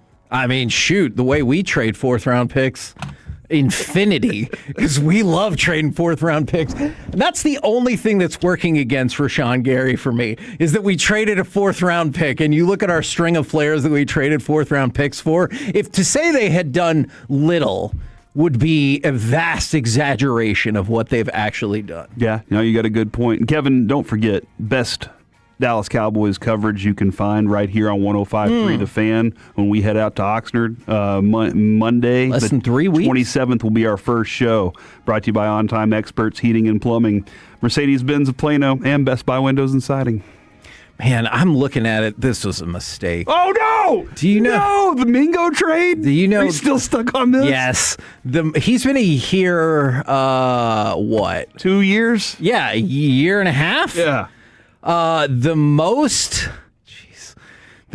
catches he's had in a game is 2 for 24 yards, although he did have one game last year where he had 1 catch for 25 yards. So we're still waiting for the 4 catches for 24 yards, right? Yeah. Something like that. Last year, he had 1 catch on 5 targets. That 1 catch, he had, geez Louise, his catch percentage is like 39%. But how often is he the first read? I think that's never. I cannot envision a scenario unless the guy that Mingo was supposed to block fell down. And they're like, hold on. But even then, he wouldn't have been the first read. They had to change it. What does that look on your face? Do you want me to ruin your day? They gave Jonathan Mingo a contract extension. I would ruin everybody's day. No, this is just for you. Oh, great. Jeff Passan is reporting. Pittsburgh rookie shortstop Connor Griffin has a torn tendon in his left ring finger. Oh! I really thought you were going to say his arm. He could play through it. Rehab is the likeliest option and would keep him out at least a month. Pirates have already have O'Neal Cruz and Spencer Horwitz on IL. Son of a gun. Sorry, I know you had a lot of thoughts, but he is not toughened through this one on his left ring finger. Hey, they said he could. By the way, this year, Connor Griffin, who just turned 20, has 5 more home runs than Jonathan Mingo has touchdowns. And he has 25 more RBIs than Jonathan Mingo has touchdowns. Because Actually, remember, 25 more RBIs zero. than Yeah. Jonathan Mingo has reception yards. You know what? It's a great point. The number of RBIs Connor Griffin has this year is equivalent to the longest catch that Jonathan Mingo has had here in a year and a half. And you know what else? It's more than the total number of catches Jonathan Mingo has had in the year and a half he's been here. From the 214 Jonathan Mingo breakout season from the 442. What does that look like? Mingo is poised for a standout season. And then from the 858, screw it, trade Pickens, keep Mingo. He's obviously a star. Dude, you know what? We need to interview him. Yes. Yes. And ask him why. What's your deal? Hey, were you as surprised that you got traded here as we were? Can you believe somebody gave up a draft pick? We were on the phone with Jerry whenever he made the trade for you. All right. So that's a good idea. You remember that? Yeah. We had big that's things. an improvement. Also, I think we get question: 2 twos for it. do you think we should pick a player like Mingo to ridiculously hype up with Jerry and Steven throughout the year and see if they'll just go along with it every time? Was it Dorrance Armstrong they talked about all the time? Oh, my God. And we were I like, thought Dorrance Armstrong was going to be the best parts of Bruce Smith, Reggie White, and Derek Thomas all rolled into one the way they talked about him. That's the same thing that's working against Revel.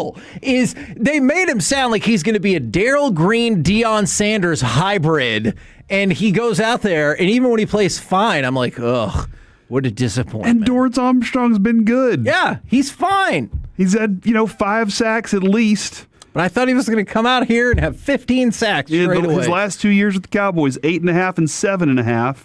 And it did take 5 years to get there. Yeah, But and so once he did, he left. We're the KNC masterpiece. Mingo is going to have like 600 yards and 6 touchdowns, and he's going to leave.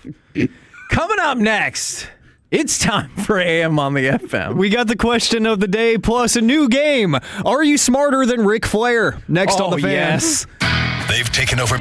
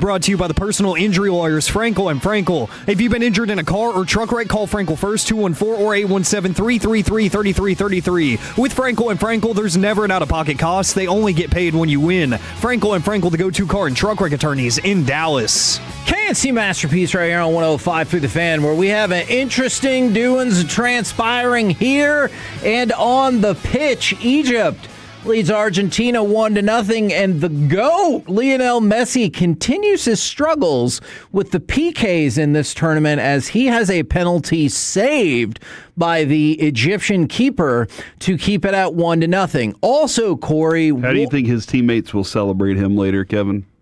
Well, it depends on the end result. They will shower him in love.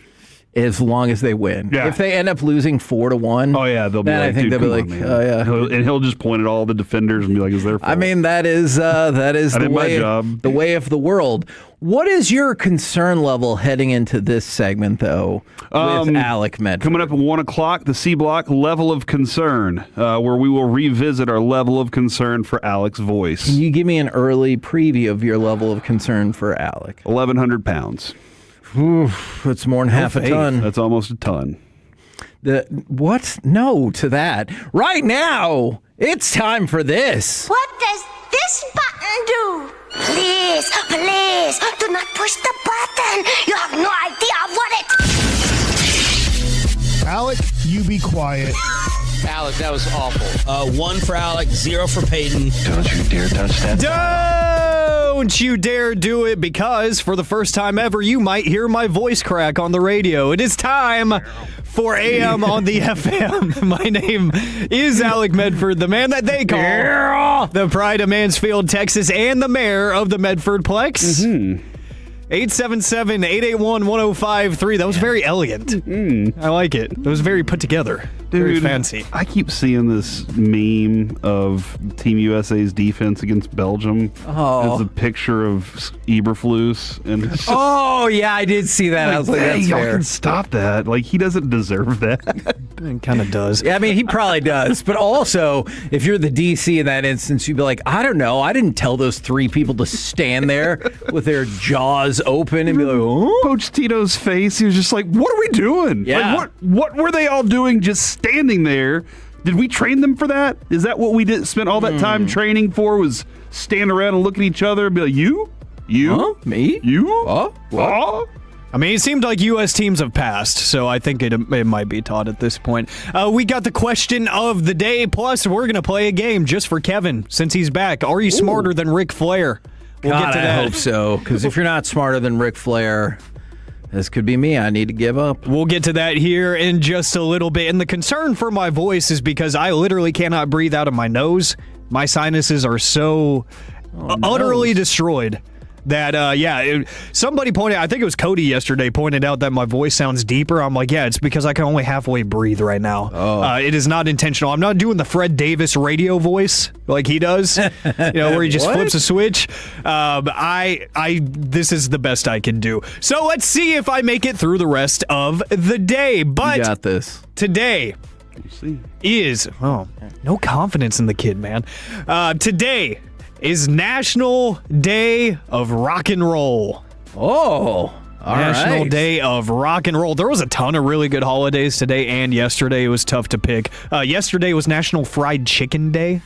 Oh, fried chicken is delicious. Fried chicken is fantastic. And there's some shocking numbers about the year-over-year increase of the pure amount of fried chicken that Americans eat as a country. I wish... It's like up 33% year-over-year. I wish fried chicken was healthier. Me too. Sure. Like, I wish fried chicken was grilled chicken. And they tried that. It didn't work. And that we could just be like, oh my gosh, I ate so much protein in fried chicken today. Right. But every time you see fried chicken, the first thing you have to think is diabetes, Sure. That's unfortunate. That is, I agree with that. For all of us. So, the question of the day today. We're in an age of music where there's a lot of individual acts. But there was once upon a time where groups and bands were still all the rage. Boy bands. So, the question of the day is... Girl bands. Who is the one band or group that anytime they come on, you cannot skip them. You got to listen every single time. 877-881-1053. So it could be a rock band or it could be any kind of musical group. I think I'm going to go with Rage Against the Machine here. Because I really like their music in general, but it also can get me fired up. So sure. I think I'm going to go with that. And plus, they had a finite amount of albums. Now, I know they've been back out there doing some touring sporadically, but they don't have like as deep of a catalog where you might come across more songs that you're like, meh, maybe not that one. Let me ask you a question, though. Oh, man, this might not be a good question to ask on air. They are a very political discussion band. Very true. Do you like the way that they question the man? I do. Sometimes I don't love the way they go about it, but I think in their songs it usually translates to a lot of stuff that I'm like, fair critique. Okay, there you go. That's good. I think if you can say fair critique of things, Sure, that's an important factor that comes into it. I love the fact that people are texting in Bone Thugs. I'm not too keen on Nickelback, but you do what you do. That's perfectly fine. My kid has found Led Zeppelin. Oh. And he is like totally into Led Zeppelin right now. And he's bringing it to me like it's new music. And he's like, have you ever heard this song? And I'm like, only 1,000 times. Yeah. And you got to appreciate that, right? Dude, he found Ben Folds a while back, and he was just like, oh my gosh. I know the Brick song, Kevin. It's just that was one song. There's a lot of other music. Okay, that's true. But there's this show called You're the Worst, and if you've never seen it, it's amazing. Ben Folds is at a party, and he needs a ride home, and he's like, hey, will you give me a ride home? If you do, I'll tell you what the song Brick is about. And like everybody's like, I know what that song is about. I think it's... Do you remember that segment we did back in the day? Top 3 worst songs to get it onto, and number 1 was Brick. Not remember it until. And then we just immediately now. went to break, and they're like, number 1, Brick by Ben Folds 5. Amazing. Man, I love Turnpike Troubadours. When they're on, they're amazing. I always listen to them. Anything Tom Petty and the Heartbreakers. Yeah. I will listen to. I know Kevin. A lot of obscure songs Thinks there. he doesn't know any of the songs. But it is, for me, it is Jimmy Eat World. They have more don't skip songs, like albums. I can play at least 3 of their albums that I'm just like, I didn't even need to skip a song. So I'm Was it in always... Phoenix where you're like, I got to figure out a way to get to this Jimmy Eat World concert? We went to Phoenix for the Super Bowl, and they were playing up the road. I didn't know they were playing with the Gin Blossoms, so that kind of turned out pretty cool. I'm not a huge Gin Blossoms fan, but they were good. I think the Gin Blossoms went on stage and played a whole nother band's set of music once. Oh! And everybody was like, yeah, this is a great concert. I'm so glad I'm here for this band. And it wasn't them. But I walked 2.5 miles to get there, and then 2.5 miles back.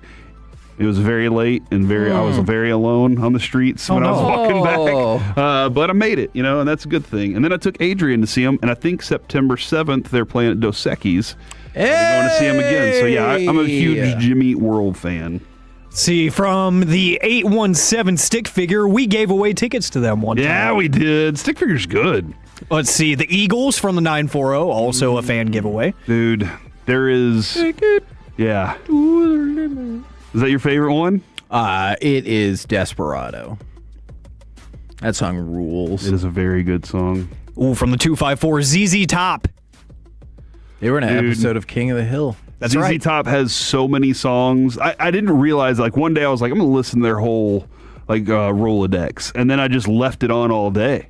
And I was like, this is, like, I can listen to ZZ Top every song I loved. Man, that's a great point because so many bands get, like, boiled down to one song. Yeah, or like Legs or whatever. And you're like, you're like, they have a lot of other. Yeah, there's so many good ones. Let's see, I'm going to assume this is Bassick texting in from the 214, the Beastie Boys. Brass Monkey. Oh, yeah. I thought it was going to be the Lumineers because of that. Or Camp. He's a big Camp. Yeah, he that loves was the Camp. one. But Camp's probably not like, you're not going to catch them like just on randomly. Sometimes Okay. you're going to find them.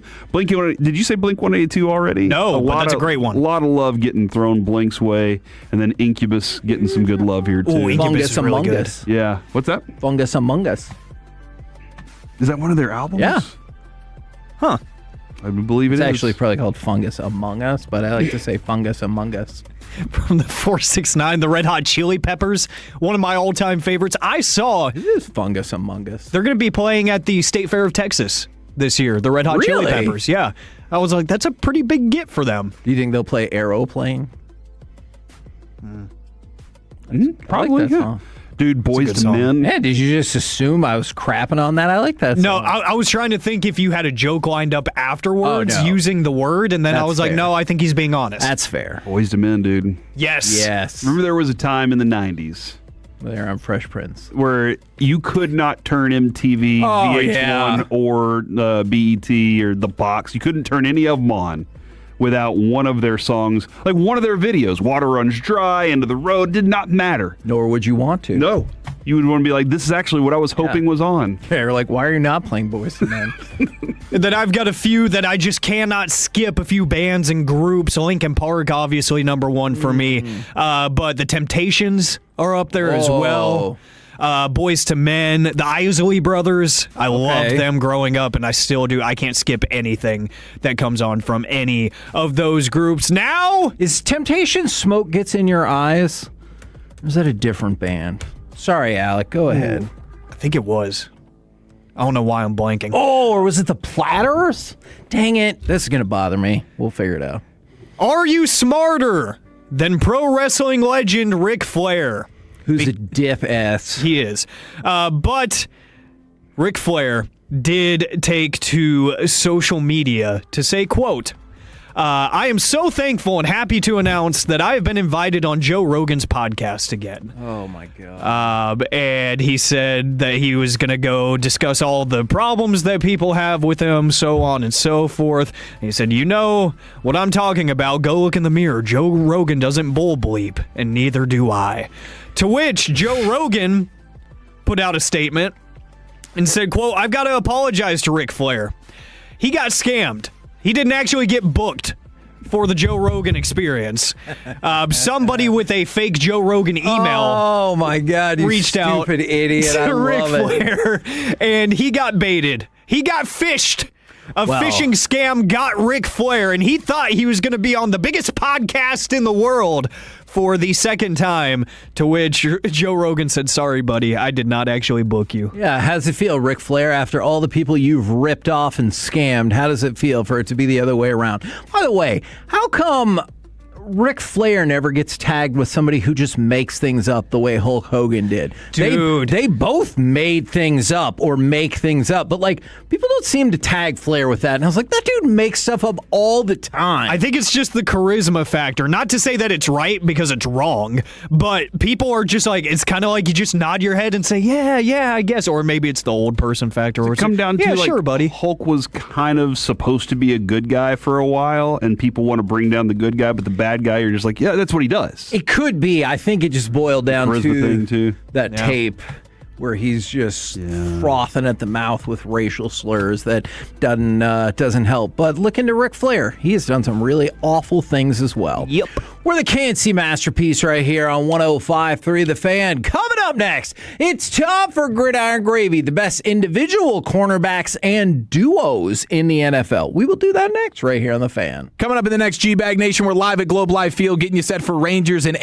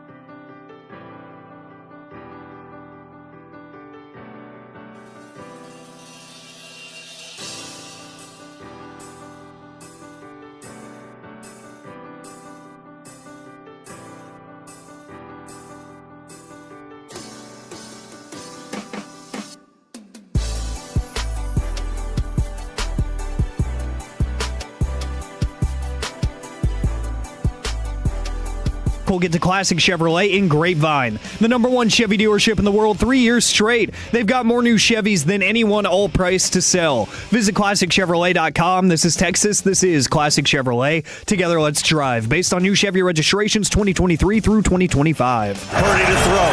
Pressure in his face. Oh, intercepted! It is picked off by Quinyon Mitchell. KNC Masterpiece right here on 105.3 The Fan. Right now, it's time for some gridiron gravy. Dip it and rip it. And I want to start with this. We talked about it in Crosstalk, but the apparent findings via the Concussion and CTE Foundation in the Boston University CTE Center say they had diagnosed Marshawn Neeland with stage 1 CTE. Now, stage 1 is the lowest on a scale of 1 to 4. But again, this feels like a thing where lowest doesn't mean like, oh, it's not real. It just means like on a scale of 1 to 4, it was scientifically the lowest. When early stage symptoms do emerge, this is what you're usually experiencing. On the cognitive side of things, Kevin, mid-deficits in short-term memory, lack of focus, and trouble multitasking. Okay. The physical part of it, frequent mild headaches and occasional dizziness. And that then sounds awful. But here's the part that really makes you as a person different. The behavioral part. Mild depression, irritability, hypervigilance, and sudden bursts of anger, aggression, and explosivity. I think it was a 30 for 30, but the Seau documentary, and you hear so many people, friends and family of him, that legit were like, he was a totally different person. They weren't like, oh yes, he was off from time to time. They were like, he was a different person, and I know it's because of this. Yeah. And it's just unfortunate when you see those things obviously tied together, and he's not here anymore, and it looks like it could at least in part be because of that. Yeah. I mean, there was, again, I wonder if you now combine that with history of family depression and things like that. For sure. And then you find out how all these other dots are connected, where that stands. You know, and there was a statement from the center that I found particularly, just gut-wrenching. Is unfortunately, I was not surprised to find CTE in the brain of Mr. Neeland, because we have found this progressive brain disease in nearly half of the athletes we've studied who have died before the age of 30. Because it used to be a thing where, because of my own, lack of education or people's misunderstanding, they were like, oh, yeah, maybe you'll get CTE when you're older. And this is And you have to play for many years, and you have to... Yeah, that is... Not the case. Again, we had the discussion, I believe, last week about Chris Johnson. Right, and the ALS. You saw Emmett doing his ice bucket challenge, and he said, this is directly to you, Chris. I love you. I like that that's coming back around. But, it was 4 times more likely if you played football. And so Bobby was suggesting that you might, they might have to. And then Sean asked the question, does that give you pause? And I was like, I want it to.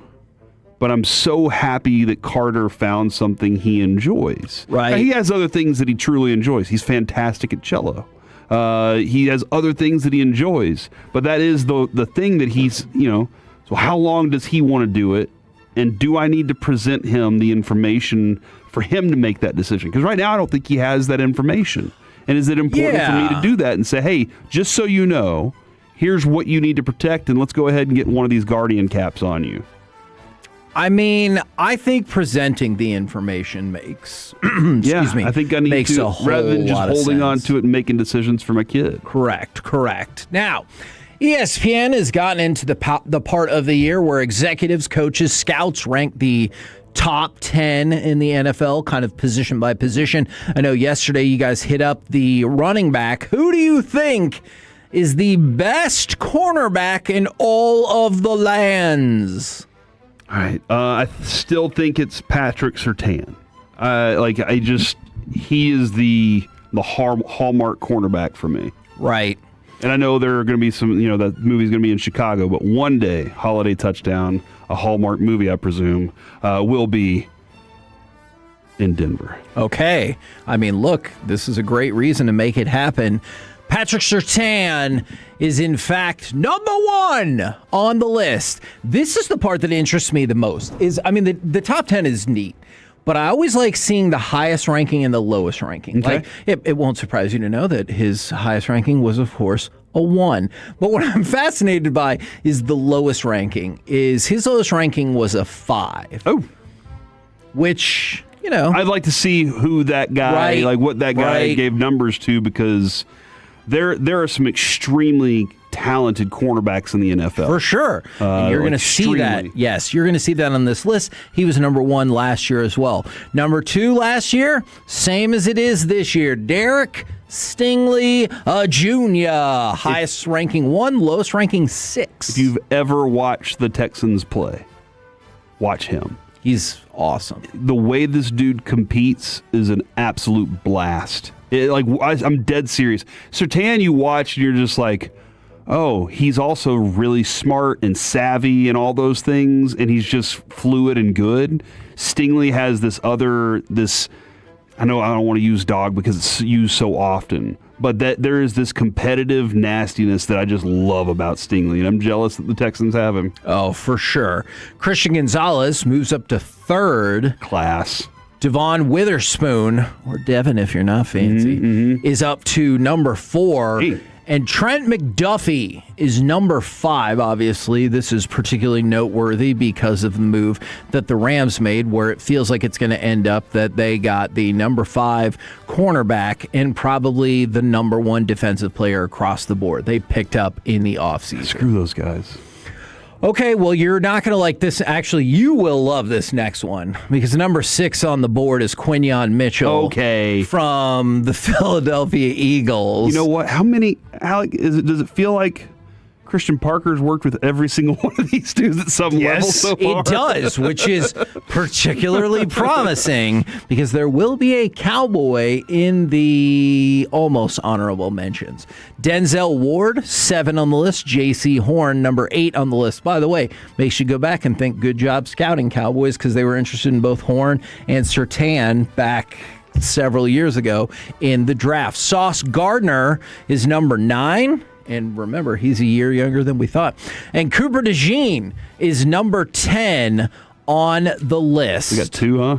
That's right. Which I wonder if that takes will a lead. dip with Parker out, and they can be so good, but he was one of those guys that paid attention to extra details, and I wonder if they forget a little bit about this stuff. You would absolutely love to see it, and probably not surprising, but because of that, Sports Illustrated ranked their top cornerback duos, and they have Quinyon Mitchell and Cooper DeJean number 1 as a group, and then Derek Stingley Jr. and Kamari Lassiter 2nd, and on this list, Lassiter was 11. Okay. So he just missed out when NFC defensive coach said he's the best number 2 corner in the league.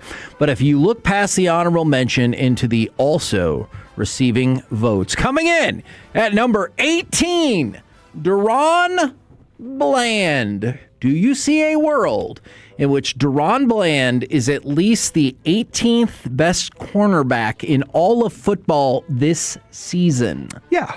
I do. Okay, great. I think we're going to be in a really good spot then. I don't love that your best cornerback could be in the top 20, though, and the other teams have 2 in the top 20, or hell, 2 in the top 15. Sure. But I do think that he can be. I think there are times when he's better than people give him credit for. I know he's a ball hawk. I'm very curious how Christian Parker will work that. Is he going to say, I'm going to continue letting you be the ball hawk you are, or I need you to add this to your game? Hopefully it's add this to your game. Because if he can do that and be the ball hawk that he is, he might skyrocket into the top 5. And this is how you know that you're really good on the rest of the combination top cornerback groups. Seattle was at number 3 with Witherspoon, and then they said, and you can pick one of these other two players. Number 5, Surtain was on there, and they said, and you can pick Moss or McMillan. That is how good the singular cornerback is there. And then the Rams were number 4 on the combination list with Trent McDuffie and Jalen Watson. By the way, in case you cared, the Commanders did go ahead and sign Rasul Douglas. We're the KNC Masterpiece right here on 105.3 The Fan. Coming up next, our brand new World Cup segment. No Spain, no gain. Next right here on The Fan.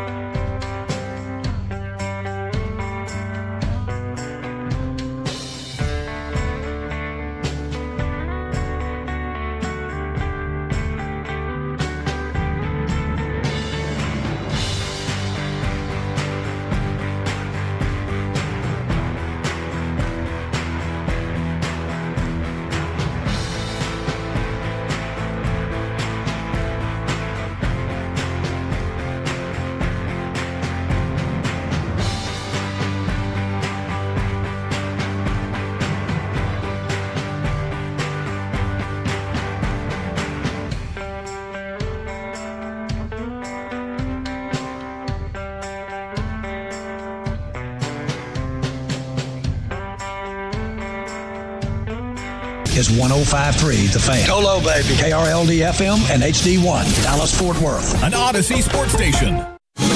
Driven by our D&M Leasing Studios, it's the KNC Masterpiece on 105.3 The Fan. KNC Masterpiece right here on 105.3 The Fan, and it's time for our brand new World Cup segment. No Spain, no gain. And I know, dude.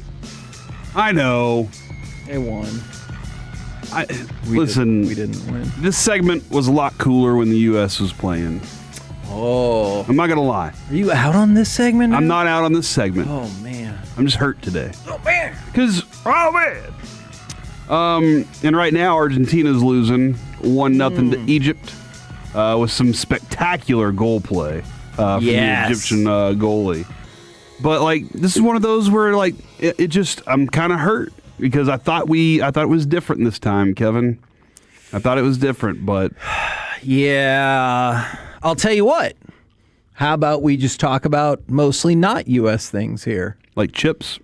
I meant on the soccer front. Oh, okay. Except for this one part that I have to tell you.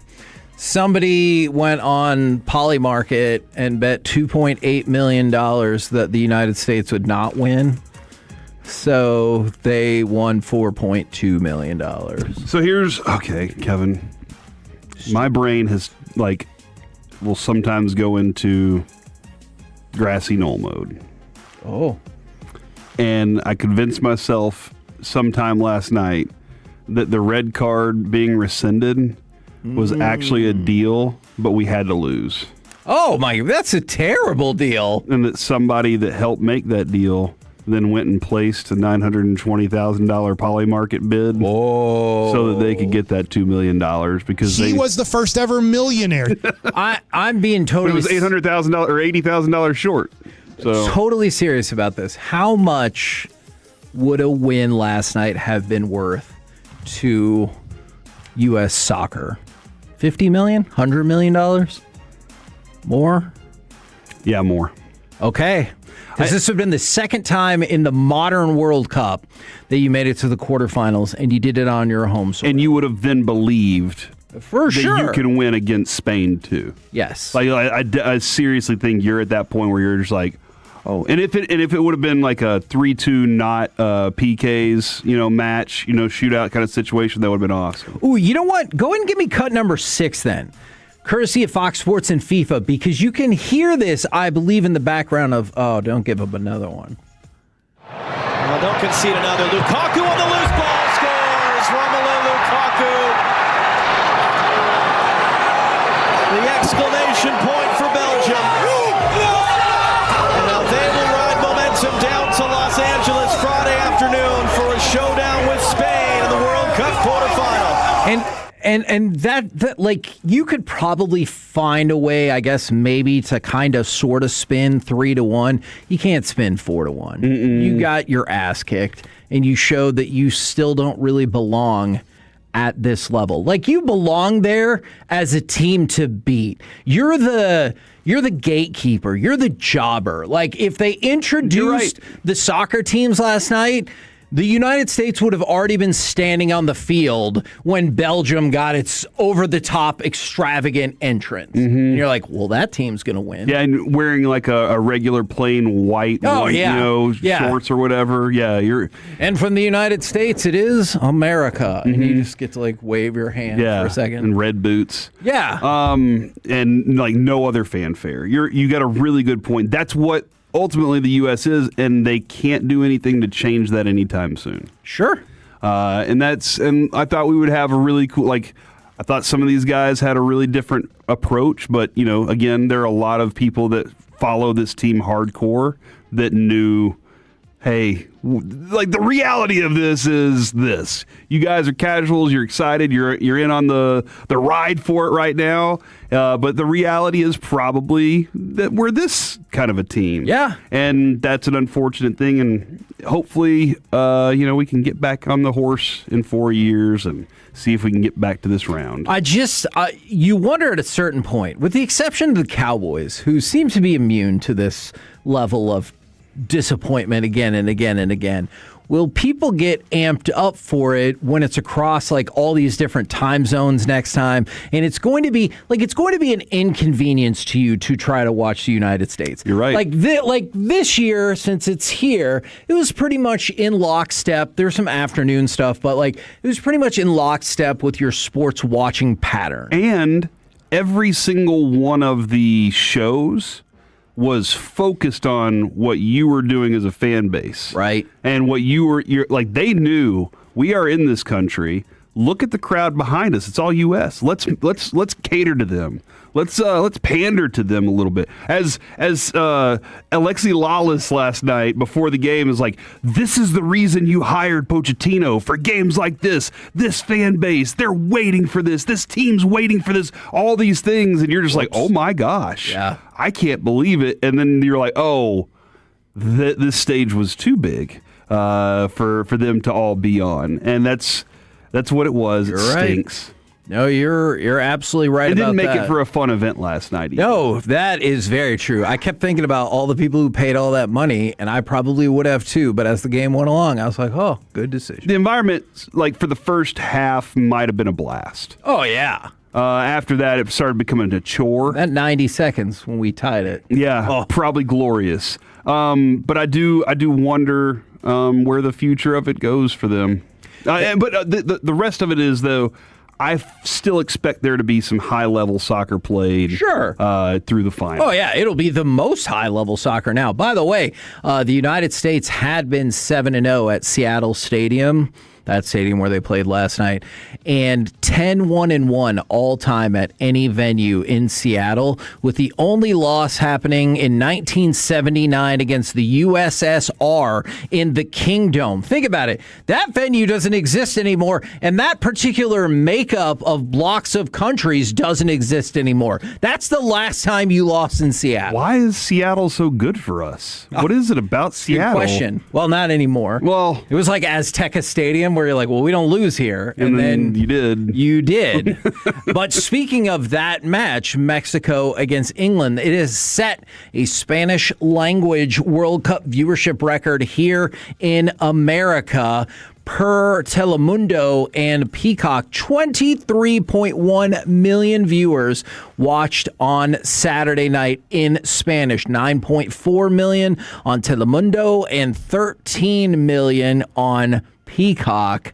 That is an incredible number for just Spanish language right there. All right, let's go to cut number one, the match that was here at AT&T Stadium, Spain and Portugal. Lovely ball through, and there it is! Spain, Mikel Merino. So Fox Sports and FIFA on the call right there. 1 minute into extra time. Spain gets the goal. They win the match 1-0. They're on to the quarterfinals. And I know you guys talked about yesterday, this was the end of the road for Cristiano Ronaldo, and it really was the end of the road for Cristiano Ronaldo, although you can definitely go out and watch the videos of him throwing his hands up and being mad at his teammates when he was nowhere close to the play and watch them give up a goal. Yeah, he definitely had moments where he was just like, you guys suck, and y'all don't even belong in the field with me, and they're like, we don't want you on the field with us. Sure. That's what it felt like a lot of the times. Death, taxes, and Cristiano Ronaldo not performing in the knockout stage.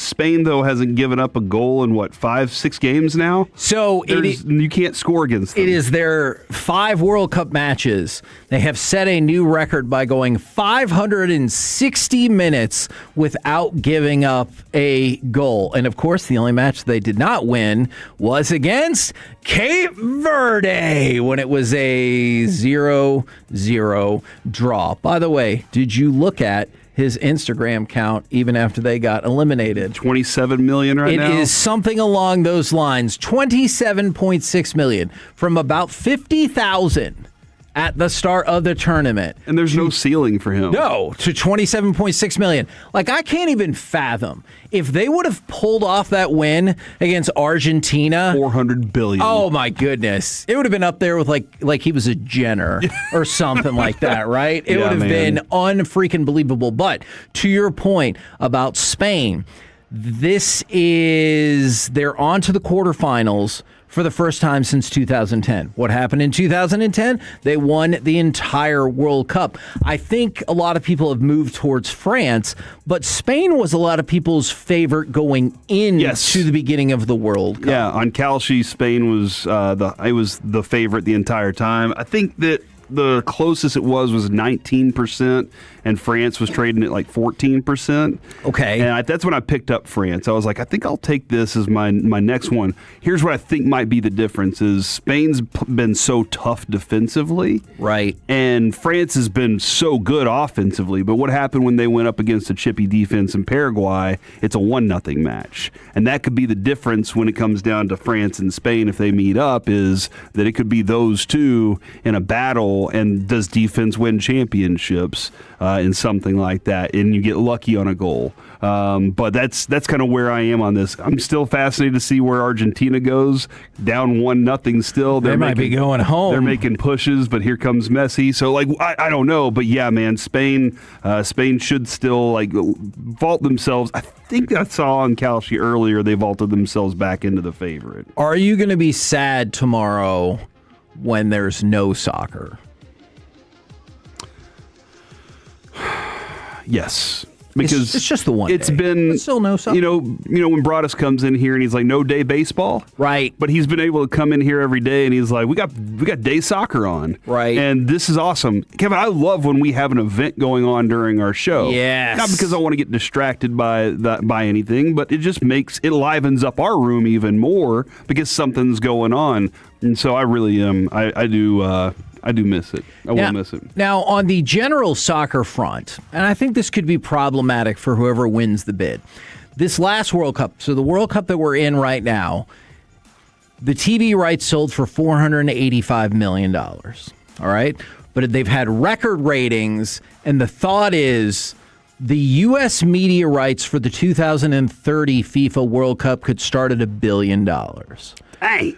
Do you, if you're a network, do you want to make that move, or are you like, hey, we're going to pay twice as much, it's not going to be here? And let's be honest, that's a huge part of the reason that the ratings have been through the roof in America, is because the freaking tournament is in America. You can't ignore that's a big part of it. And we can hype up the United States in 4 years all we like, but I think everyone's still going to be like, yeah, okay, we'll see. Yeah, I think the selling point, Kevin, for it, I think there are going to be more people that are interested in it. There's still going to be the detractors that are like, I don't like soccer, it's boring. That's going to exist, but I think there are going to be more people that are interested in it because live events are the thing. Live sports is the number one thing viewed on any streaming platform and television platform. You're right. It is live sports. So when it comes down to it, I think the networks will do what they can because they understand that. But I think the rights being that big, mistake. Well, but does it set FIFA up, or is it FIFA that has the rights? Is it? Oh yeah. Okay. Then they're always for them, they're like, cut a deal. Hey, let's figure out the next time we come back to America where that number is going to be. I mean, and that's what we're trying to get ourselves to, is how do we get to that big number for America the next time? Here's my prediction. Either whether it's 30 years from now or what. Apple is going to win for $1 billion, and then you get to find out there's a $50 million slush FIFA fund that they're like, that will go directly to you guys if you make sure that we win this bid.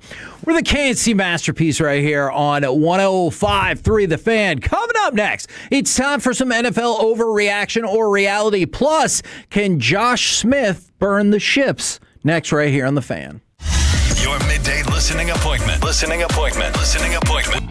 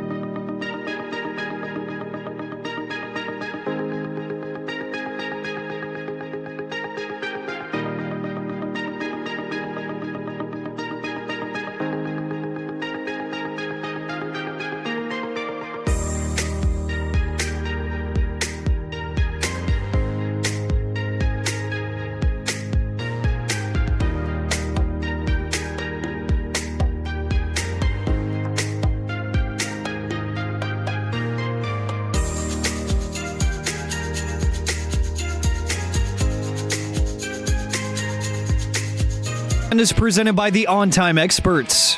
Empty gun this time. Williams was split left, and he comes into the gun and stands on Prescott's left.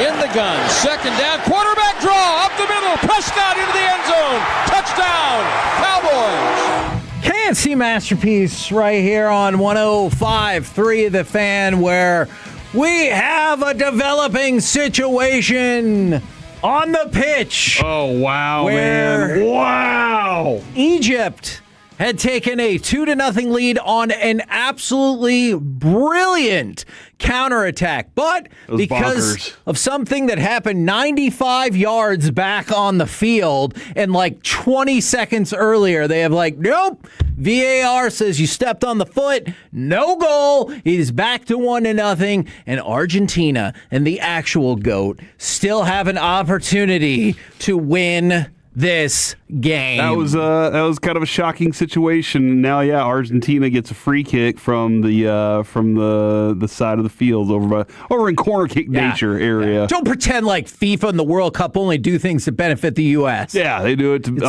It's a corrupt star system. Look, man, I think we all know that if you let stuff like this happen, though, you can really mess with the integrity of the sport. And FIFA has always held up integrity. Oh my God! If there's anybody corruption. I think about when it comes to integrity, it is certainly FIFA. What have you always thought? Is highlight less integrity? Yeah, that might be the only one. FIFA has just historically been the most corrupt group there is out in all of the sports. That was world. crazy, dude. That was because the turnaround, the counter was awesome, like you just said. And the thing, they went all the way back up the field, got a great through ball, and then all of a sudden, bam! You're just like, what's happening? It was so far away from the play that they had to speed it up on replay. They're like, you're not going to watch this whole it's like 2 minutes entire replay. So let's go ahead and get that going. All right, couple of quick notes for you on the NFL front. The NFL Scouting Combine is going to end on March 8th of 2027. And then the next day, March 9th, 2027, is when the free agent negotiating window will open. So Combine ends on the 8th. Free agency opens up on the 9th. But when's the schedule released? We got it. Even though, remember that guy, I can't even remember his name now. I feel like he had an official position in the NFL. He's like, we could release it then. Doesn't matter. Re-release in a couple weeks. Doesn't matter. Release it next week. For the NFL, we do. Yeah. We're like FIFA. Yeah, it makes no difference when we release the schedule. Was essentially his message. Overreaction or reality? Dak Prescott will become the 10th quarterback in NFL history to throw for 5,000 yards in a season. Reality. Oh, I think I've his high mark is 49.02. Yeah, I think he can do it, and I think he has the weapons to do it, and I know what they want to do, and they want having him under center. They want to be able to be more explosive in the play action game. And I think that should set up. Now, here's the thing, and we kind of discussed this a little bit yesterday, Alec, and here was the thing with Pete Prisco's list a while back, where Dak came in at number 43. And good job. And the conversation, Kevin, was he played very loose because of the defense.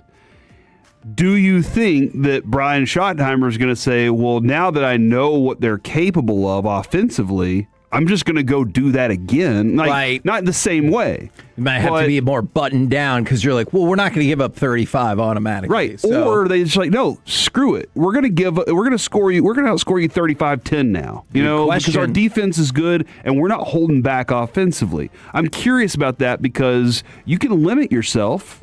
Or you can say, let's go find out what we're made of. Alec, would you like to participate? I don't want to destroy your voice. No, we'll see how it goes. I say reality because he got close enough with a different set of circumstances already. You mentioned he was just under 100 yards shy of doing that. And I think... And he's been plus 4,500 the last 2 out of the last 3 years. And to the conversation that we had about playing more loose because of the defense, even if that is true, I don't know if I necessarily agree with that. I think that you found some things that you might have been kind of cautious about at first, or that you might not have known about your offense. Maybe playing free taught you a few things, and you say, now that's not playing free anymore. We learned that we are capable of doing that on X, Y, and Z set of circumstances. So I think that they continue with that same kind of firepower and that same kind of confidence offensively. Somebody said, got to keep in mind the kicker and not going for touchdowns because of it. Schottenheimer has already said this offseason that yes, they did that too much last year. Because and that that's what we said. And that he's hoping, like he's intending to not. But he did kind of point out defense put them in tough situations last year. Right. So maybe that'll be more of a focus of we can do other things because we think our defense can hold up. Now, bonus question for Corey Majors. You can name at least 7 of the 9 quarterbacks who have thrown for at least 5,000 yards in a season. I think. Okay. Drew Brees. Check. Tom Brady. Check. Jameis Winston. That is correct. I thought that was going to be the most difficult one. 5,000. Patrick Mahomes. Check. Peyton Manning? Check. Not Eli Manning. Is that an official guess? No, hold on. It's a not guess. Okay. I'm trying to I think that would be a wise not guess. I feel like there's Josh Allen. 5. Ooh, incorrect. Oh. Alec? Help me out. Pick me up, dog. He's got Peyton, Breeze, Brady, Mahomes, and Winston. There are 4 left on the board of quarterbacks who have thrown for at least 5,000 yards in a season. Matt Stafford. That is correct. There you go, Matt Stafford. Forget about him. Ben Roethlisberger. That is also correct.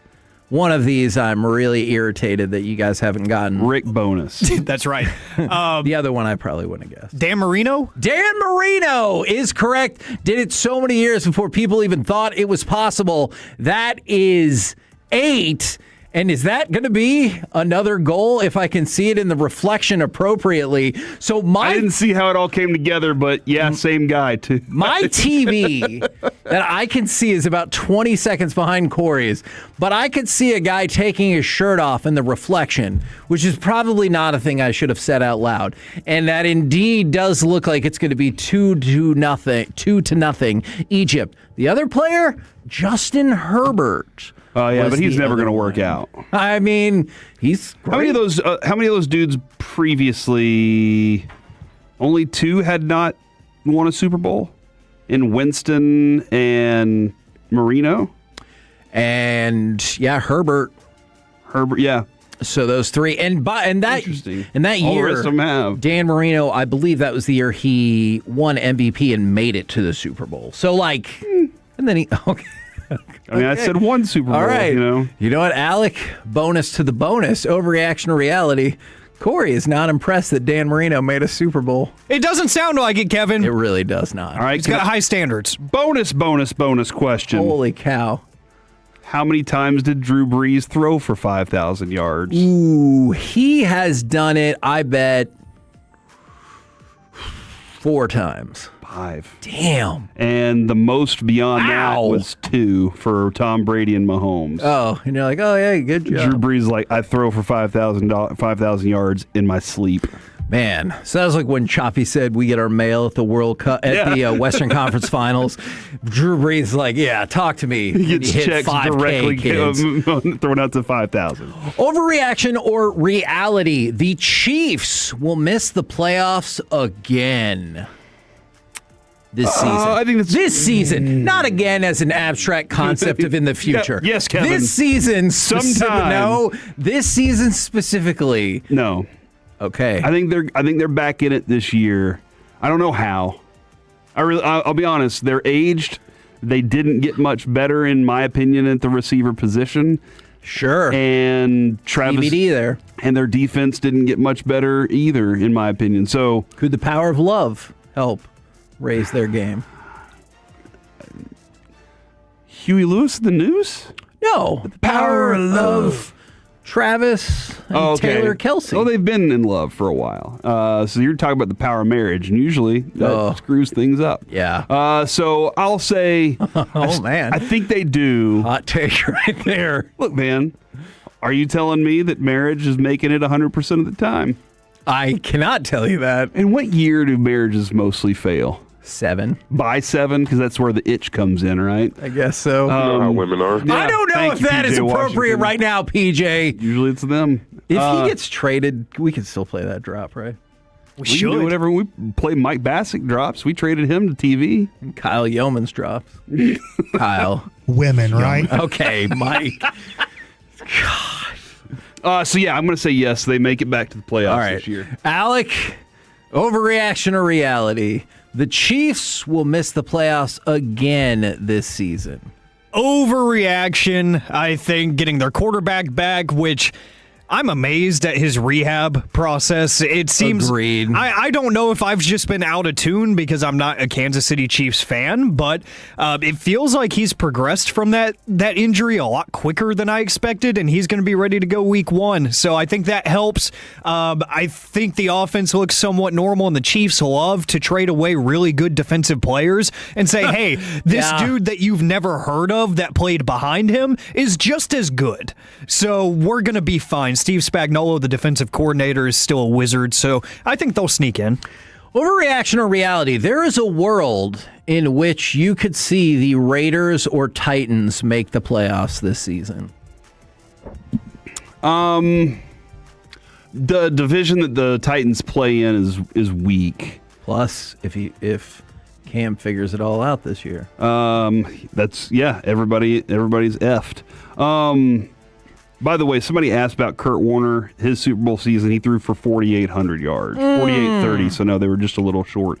The Raiders, I don't see that for the Raiders. Sorry, Kevin. I know you're really high on Ashton Genty, and I am too. I just don't see that because obviously Mahomes is in the way, and then Denver's also, Bo Nix is in the way. So those two are just in the way. And I know there's some wild card you're trying to pull for there, but I just don't see that happening. Alec, overreaction or reality? You could conceive of a world in which the Raiders or Titans make the playoffs this year. Overreaction. I know I've been higher on the Titans this offseason than most people, but up. I think they're too early. They're about a year away. They need to add a little bit more, and then the Raiders are just the Raiders. They need to figure out what's going on with the quarterback position when they're going to make that pivot ultimately. I don't think they're ready. NFL overreaction or reality? The Vikings will win the NFC North. There's bold for you. No, that is bold. I don't think so. That could be a lot of fun, though. Caleb Williams and Kyler Murray running around in those games against each other with the Bears and the Vikings are going to be a lot of fun. And the Lions trying to chase them down. Yeah, no, I just don't think the Vikings are going to be the team. Yeah, I don't think the Vikings are going to be the team to do it. I still have the Bears as my favorite in that division. I know some other people might feel differently, but what? No, I'll have a follow-up for you. Okay, yeah, that's where I'm feeling right there. So you'll have a bonus question. This is not technically a bonus question because it is kind of sort of unrelated, but based off of something you said, we'll get to it. Alec, first we go to you. Overreaction or reality? The Vikings will win the NFC North. Why not? Reality. I'm all in. Say why not? Hell yeah. Yes, because I'm all in on the Kyler Murray experiment. I'm sick of JJ McCarthy, and I want Kyler Murray to just go scorched earth with Justin Jefferson by his side. And then, hey, guess what? The Vikings didn't lose their demon of a defensive coordinator either in Brian Flores, so they're still going to scheme up some good pressure. I think they could do it because that division likes to have its ebbs and flows. All right. Now, Corey, based off of something you said, this was a note I had for tomorrow. We'll make it happen now. Oh, in your face notes. Overreaction or reality? The Chicago Bears are, at worst, the third favorite to make the Super Bowl out of the NFC. At worst, the third. At worst. Well, I mean, the Cowboys are the first three. So They are not. It should be. Should be they? the favorite and the second favorite at least. Ahead of the Rams and the Seahawks? All right, you know what? Let's go Rams and Seahawks. Okay. Cowboys, then the Bears. So 6th. Do you really think the Cowboys are behind the Bears, though?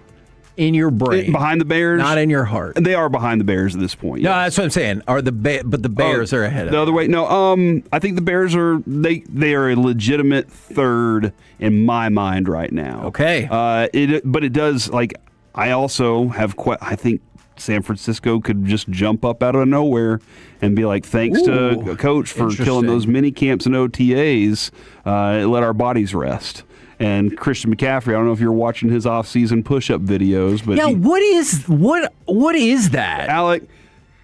What kind of push-up is that? Because I got to see this. Okay, it's a push-up where I'm intrigued. He pushes up and then waves his hands at a pinwheel and catches himself again. So you know how they'll do the push-up and clap and catch yourself? Oh no, I've seen it. It's amazing. It's like his push-up is like, I just am not human, so I'm going to do some different stuff. It's like watching, what was that one dude that jumped up out of the swimming pool and just jumped straight up onto the ledge, and he was in the deep end, and you're like, oh my gosh. It also looks like he's doing these push-ups on a tennis court. I think he's got turf in his backyard. Oh, okay. You know, because it looks like it has the doubles alley. Yeah. I was like, hold on. No, he's got this little maybe it's a pickleball thing that he has set up back there. You know? Okay. So yeah, I just I always think that San Francisco will put their nose in the business of all this. So okay, Alec, overreaction or reality to you? Not about the nose in the business.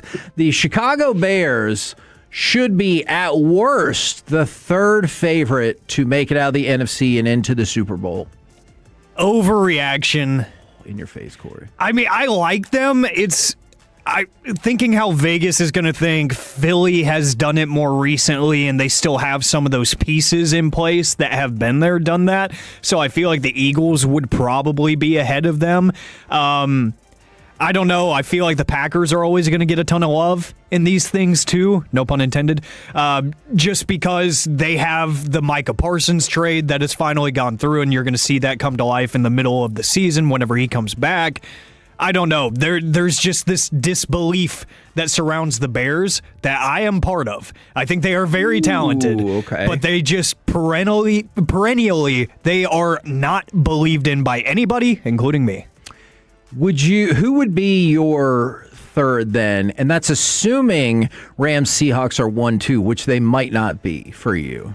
Like, what would be your top 3? You just said the Vikings are taking this thing. That's true. Division, okay, so good point. Has them. What's your 1, 2, 3 NFC?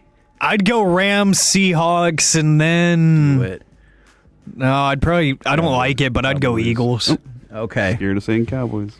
Well, I definitely am. Do you think the Vikings will be better than the Cowboys? Push. No, you can't push. Oh man, that's impressive. Push might be the best option between those two answers. I don't think they will be.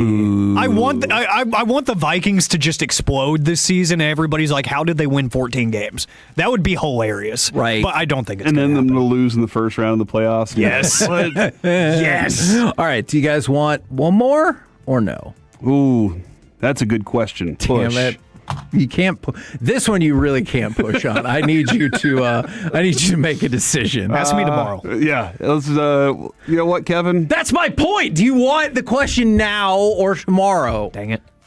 Ooh, that's a good question. Mother of pearl. 877-881-1053. No! You answer the question.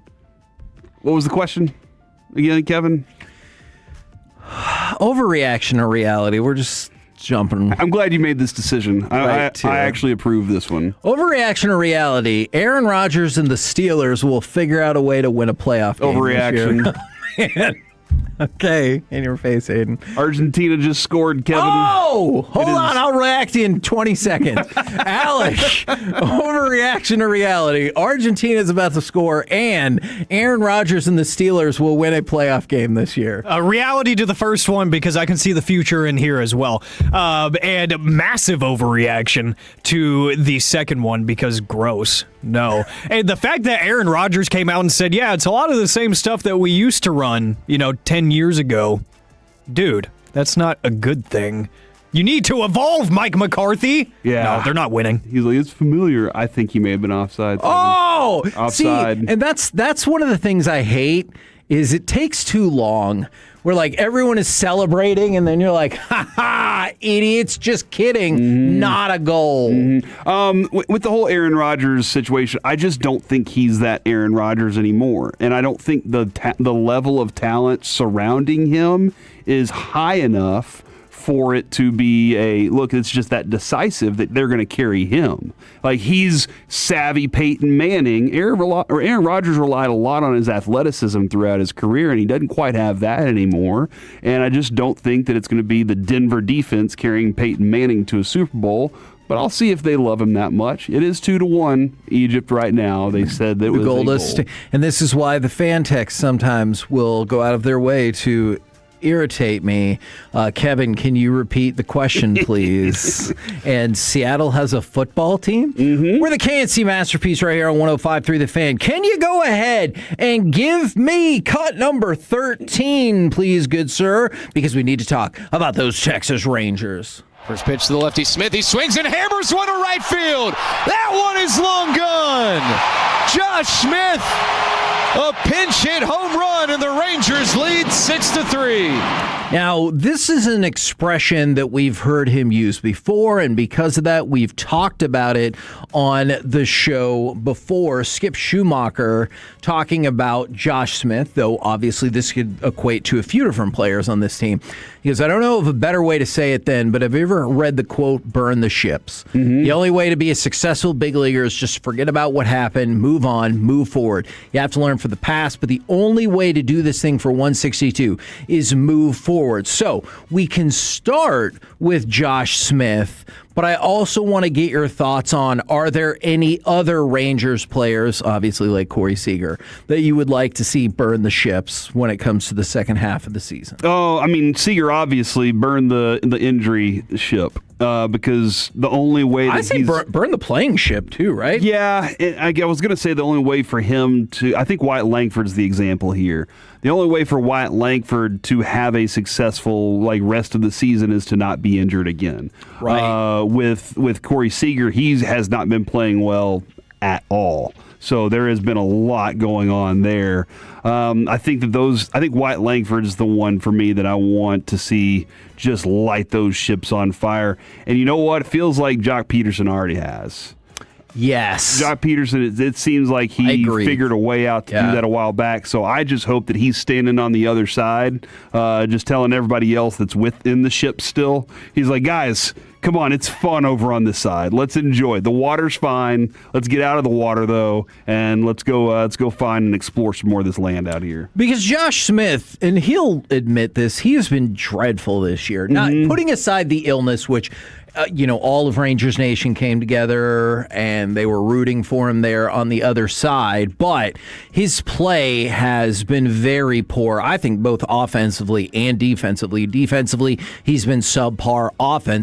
Offensively, he literally is subpar with a negative WAR. So here's where we like Josh Smith. He was tremendous to talk to. Wonderful conversation that we got with him. We like Wow. Is it 2-2? And guess who did it? Was it the GOAT? It was the greatest of all time. I will react in 10 to 12 seconds. Within 3 minutes, put his team back onto his back, and now has... Oh, man! with an exclamation point that he got to stamp on that. Lionel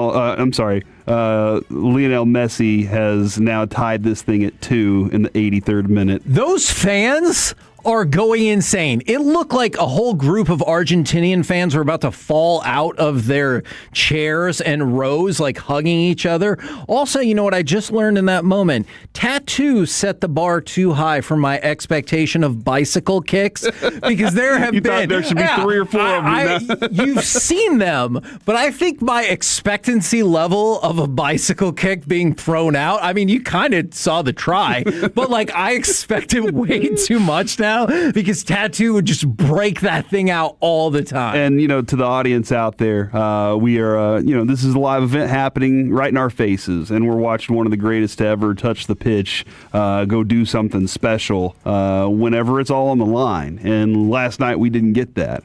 So that's kind of tough for us as a fan base, but awesome to be able to watch greatness do that. And not to say that Egypt won't still win this match, but if you look at it, the whole way Belgium even made it to that match was overcoming incredible adversity in a multi-goal deficit. Now Argentina has tied it up. You still got probably 12 minutes to go, give or take, with the extra time, and we'll see. So I was on a point about Josh Smith, though, and Kevin. There was a lot of people wanted Josh Smith to be the everyday guy. For sure. And quite honestly, because this was his opportunity, I would have loved to see him seize it and do all those things this year as well.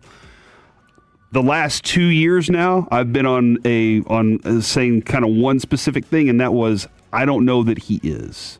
And he has not proved. I thought he was going to prove it. I was like, man, this is his chance. Go do it. Spring training, he looked hot.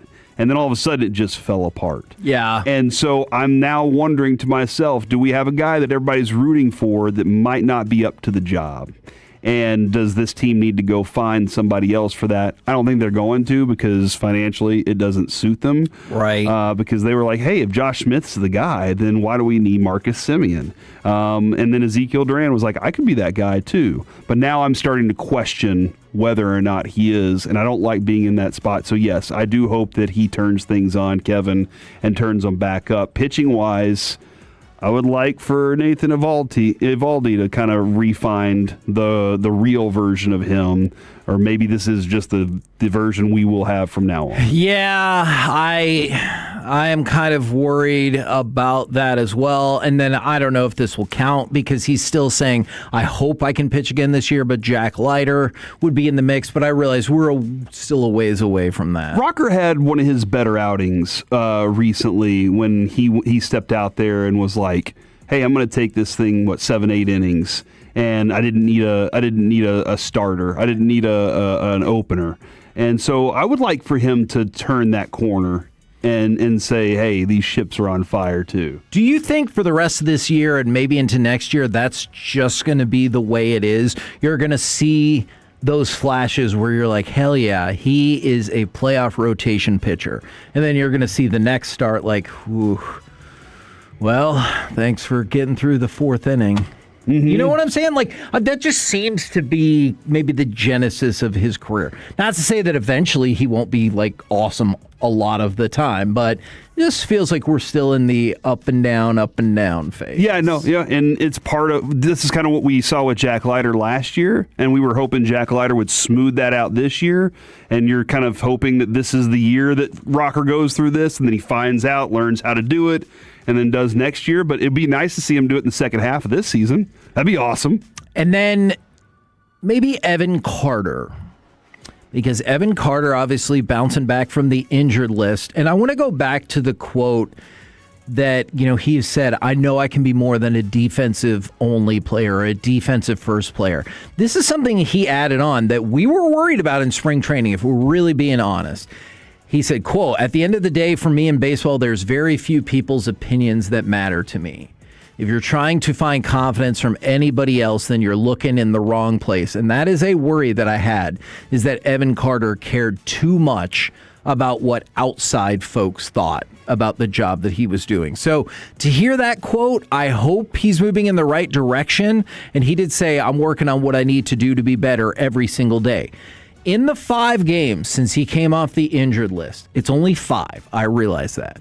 He's hitting .313 with an on-base percentage of .389. If we're talking about people that you would kind of hope could burn the boats, at least offensively, defensively, he's been fantastic. Could we see an offensively, maybe not significant, but good enough Evan Carter? Somebody said the other day, they were like, Evan Carter wasn't a good hitter on that stretch to the World Series. He just walked a lot. Ooh. And I was like, I feel like he was good at getting on base. And I kind of went back and looked, and I was like, I don't see any numbers that tell me it's like they're wrong or that I would be right either. But he was on base a lot because he forced people into 3-2 counts. And then he took advantage of those 3-2 counts, whether it was the pressure's now on the pitcher to make the pitch to get me out, or they're going to have to put one where I know I can hit it. And he hasn't been able to find that of late. And I think the left-handed, like not hitting lefties and the in and out has screwed with his head so much.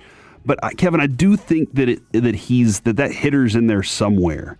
But he's got to find his confidence somehow and find that confidence in the box and then get back to all right, you know what? The pressure's on you, pitcher, to make the pitches against me because I'm not going to let you do it, but I'm also not going to let you off the hook easy. So, but I think it's in there still, Kevin, and I think some wins, some confidence across the lineup could help him a lot too. So, and somebody asked, by the way, it still looks like Jordan Montgomery, because he's been doing rehab starts and stuff, could be good to go pretty quick on the other side of the All-Star break. Bradford, he's a little bit further behind. He had a live BP last Thursday.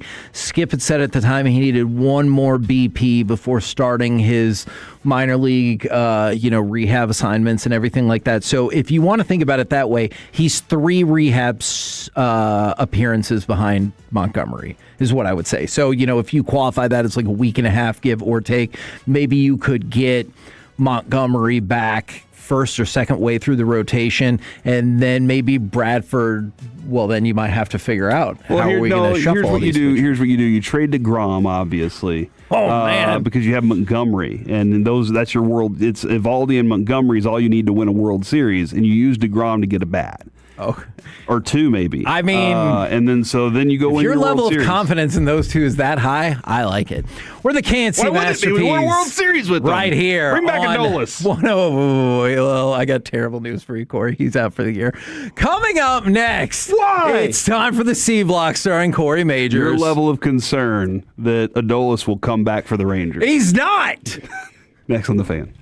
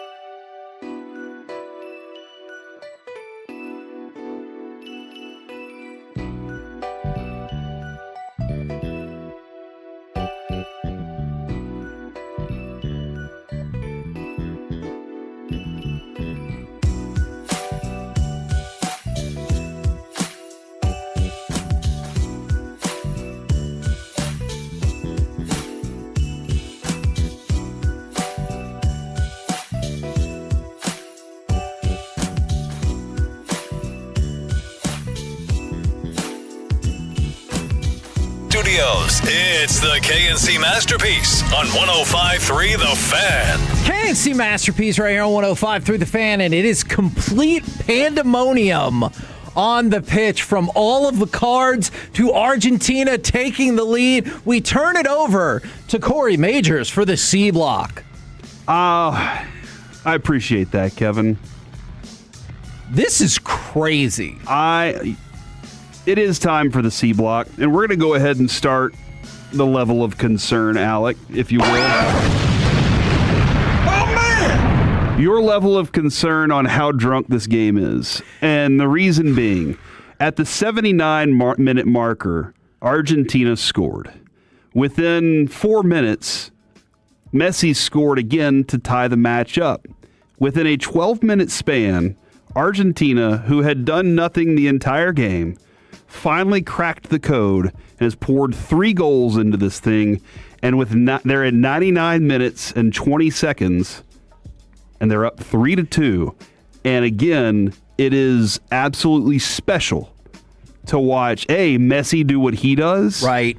But to also watch what they have done to mount this comeback. Now, I will say this. When you're watching on the air like this, it can be easy to lose some of the nuances. And I've seen some people text in that Egypt's gotten screwed over for this or that. It is tough to kind of monitor that exact thing while you're on the air. But I also believe one of their coaches, maybe their head coach, got a red card.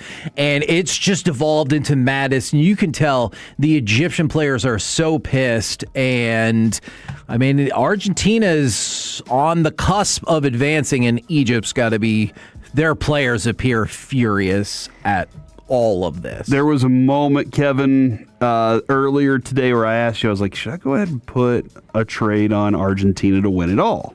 But how much do I want to play the game of when do I want to sell? Because with Kalshi, it is interesting. I can sell out my France bet right now for like $8. Yeah. And I'm good to go. With Argentina, I could sell that out at like $5 or whatever it could pay out, or they could win it and I win 54. You know, like there's all these fun plays to see how this thing goes.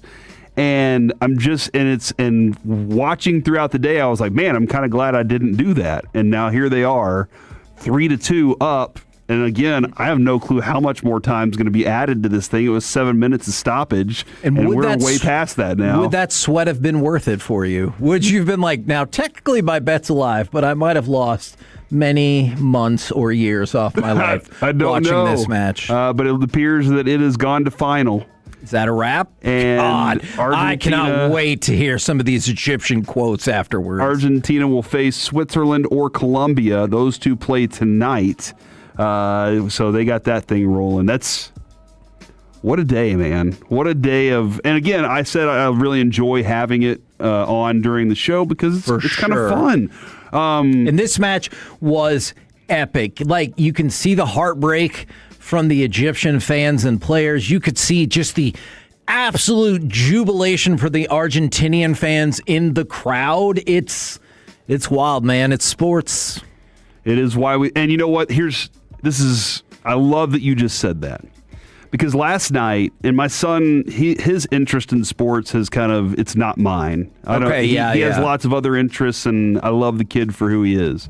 But last night, it was a very awkward room as Avery was rooting for Belgium because he picked them many years ago. I picked him with them whenever the U.S. wasn't in the World Cup. We needed a team to root for, so we rooted for Belgium. But he was stuck with Belgium.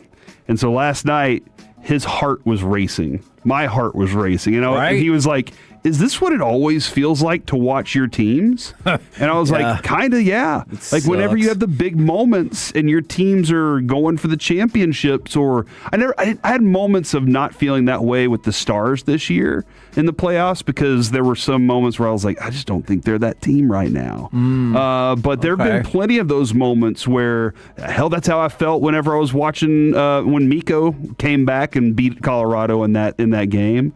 Felt that way watching the Cowboys Cowboys, Rangers World Series. Do you remember the Houston series, dude? Oh, my gosh. And how everything was on the line for us. And it looked like it was going to be the greatest series of all time, and then the worst series of all time, and then the best game of all time, watching those two Nimrods in their spacesuits. Oh, looks like Houston, you got a problem. You're going to lose. And then there we were in game 1 of the World Series, and we got a comeback, and Broadus and Wolchuk are in the vehicle. Man, I feel so bad. Your level of concern for them. Broadus will never forgive him for that. So fascinating. This is why we love sports, though. This is why. By the way, while all that was going on, Djokovic won a first set tiebreak, I think 12-10 at Wimbledon in the first set of the quarterfinals. So sports was going hard. He's 42-4 in majors when winning a first set tiebreak, 14-0 at Wimbledon. Oh, well, good luck, seed number 3. Doesn't look like it's going to work out for you. That being said, sports will continue to roll on. The Rangers get rolling. G-Bag Nation at the Globe today. Kevin, we will be heading out to Oxnard on the 27th of July. Will be our first day on air in Oxnard. And so we have so much that we're looking forward to as, again, sports continues to roll on. But don't forget that Cowboys coverage, the best in DFW, brought to you by On Time Experts Heating and Plumbing. Best Buy Windows and Siding and Mercedes-Benz of Plano. Gotta appreciate it, man. Giannis. He said, no matter where I am, Milwaukee will always be my city. Your level of concern. That's nice. That Giannis might be in for a rude awakening if he tries to go back to his favorite restaurant in Cream City. That's pretty low. Mm-hmm. I think they'll still feed him. Yeah, like who were you without him? Now, it's true, he engineered his way out multiple times and then was like, what? I love it here. Yeah, it's the best. I love it. What are you guys talking about? Yeah, so that is true, but also he won you a title. Mm-hmm. If he would never won you a title, I could see how people were all bent out of shape, but he won you a title, so relax. In the 4-6-9, I felt that way during the 24 NBA Finals run with Luka and Kyrie. When Luka hit that shot over Gobert, it was the greatest feeling ever. Yeah, I remember that too. That was amazing. Your heart's pounding. Can my team do this? My team always lets me down. And then they do something. And look, being a sports fan is like being an addict, right? Mm-hmm. How often do you chase that high? Season after season, month after month. Like you chase that high. Your level of concern that teams are going to be torn apart by players trying to be podcasters. Oh. Should the players just let us do our jobs? What does that mean? Well, Kevin, the Kelsey brothers have created like an unreal idea of what it is to be a brother podcast combo with new heights, right?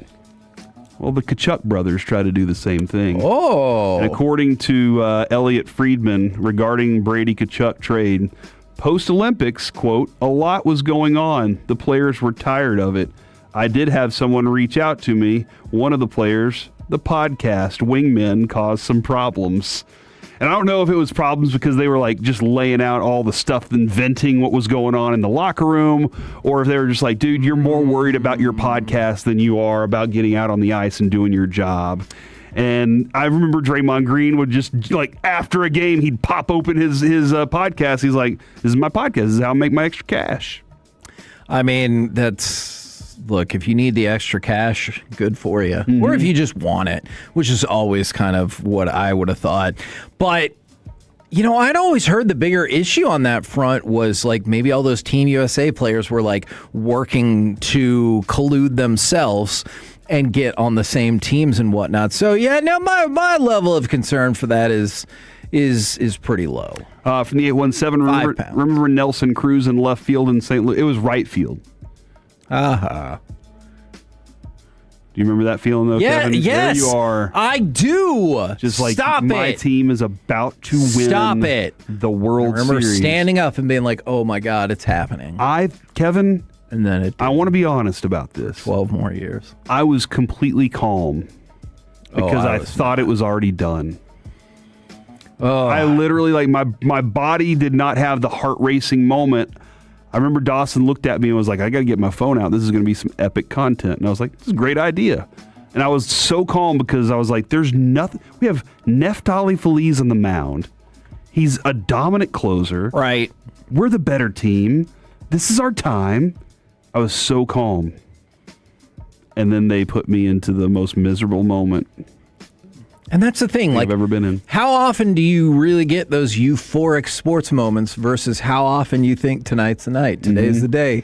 And, like, so often it's not. Your level of concern that dudes need not do this anymore, Kevin. Oh. Livy Dunn has called out the creepy autograph dudes who are buying her flight info and refundable plane tickets to track her down at the airport terminals so that they can get autographs from her. See, okay, it's high. 1,500 pounds. That's absurd. I feel bad because I'm sure there are regular people who are like, maybe they're middle-aged, maybe they do look a little creepy, but they just happen to be at the terminal, or I guess the gate right next to Livy Dunn. And they're going on their own flight to Denver or wherever, and they're like, oh my gosh, that's Livy Dunn. I kind of want to get like a picture or an autograph. And I bet people don't separate that anymore. Like, if you're staying at the hotel with somebody super famous, they probably think you're a creeper. And you're like, no, I was also at the Embassy Suites. I just saw you in the lobby, wanted to say hi. But yeah, don't do that. Kevin, yeah. But you know, if you're just like there, that's fine. But going to like stalk her is a little different. But athlete, don't always assume that person's a creeper. Have you seen the Fangraphs chart showing the average velo for Paul Skeens by start since he started? Yeah, I heard it in velo, the belt. Here's the chart, Kevin. Your level of concern. No. It just goes down. Is that, here it is. I think he's roughly at 96.3-ish. Okay, kind of in that range. And he started at like 99.5. Now he's gone down 3 miles per hour over time, over a 3-year time. Maybe he's just a better pitcher now. I don't know exactly where it is, but his velocity dropped 2.5 miles per hour. And the chart makes it look like everything just like he just fell off a cliff. Like, and if you think about it, 2.5 miles an hour that's a shocking drop. And of course, the concern is going to be: is it shoulder? Is it elbow? Yeah. Is it there's two types of pitchers: those who have had Tommy John and those who haven't yet. And I think that sucks, man. Like, I hope he figures it out. It has been a tough year by his standards, and he's looked mortal quite a few times. Yeah. Now, like, if you look at the overall, he's got an ERA of 3.62, which there are many teams, this team included, that would kill for a pitcher like that. But when you look at the fact that his first 2 seasons, he'd had sub-2 ERA, you can't help but be like, hey, what's happening, dude? God, I hope he's not, like, hurt. Yeah, me too. I hope that I hope the situation is he just has developed as a pitcher and doesn't have to just gas it all the time. Yeah. And he's like, I can sit at 96. That protects me. And if I ever need to get back up to 99, I can. Don't you think these results, he'll look at and be like, well, that was stupid. Time to go train harder. Or just throw it. Maybe he's concerned about all these dudes showing up at Livy Dunn's airports. That could be a possibility. I cannot rule that out. That's a delicate balance, right? Yeah, he's having to punch them all, and that's keeping him from being able to throw as hard. But if you're Paul Skeens, you're concerned. But if she calls him 2 hours before the game or an hour before the game, and he's like, hey, I got to focus up.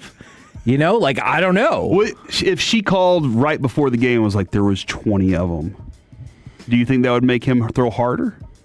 No, I think that would throw him off. I think it might make him throw harder. I think it would kill his control. Like, he would look like Rick Vaughn in the early stages of Major League. Wow, thing. Yeah. So I think that would be a problem. Like, how can you fully focus if your girlfriend is like, hey, there are people legitimately stalking me now everywhere I go. It's a good question. And by the way, that's unfortunate. Don't stalk anybody.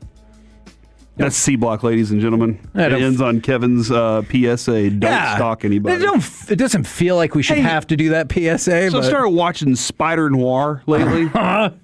And Avery asked me last night, is a private eye, can that be considered stalking? And I was like, I do not know the answer to this question. If you're a private eye, tell me how you get away with, if you're a detective like that, how do you get away with it? And did you know, I had heard that Alec was opening up his own detective firm looking for lost children.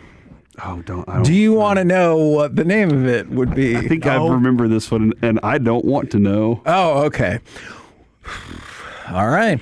We're the KNC Masterpiece right here on 105.3 The Fan. Coming up next, let's go back to U.S. soccer. And here's the question, whether you love soccer, whether you're indifferent to soccer, or you hate it, how much will this World Cup run actually change things for the future of soccer here in the United States? We'll do it next right here on The Fan.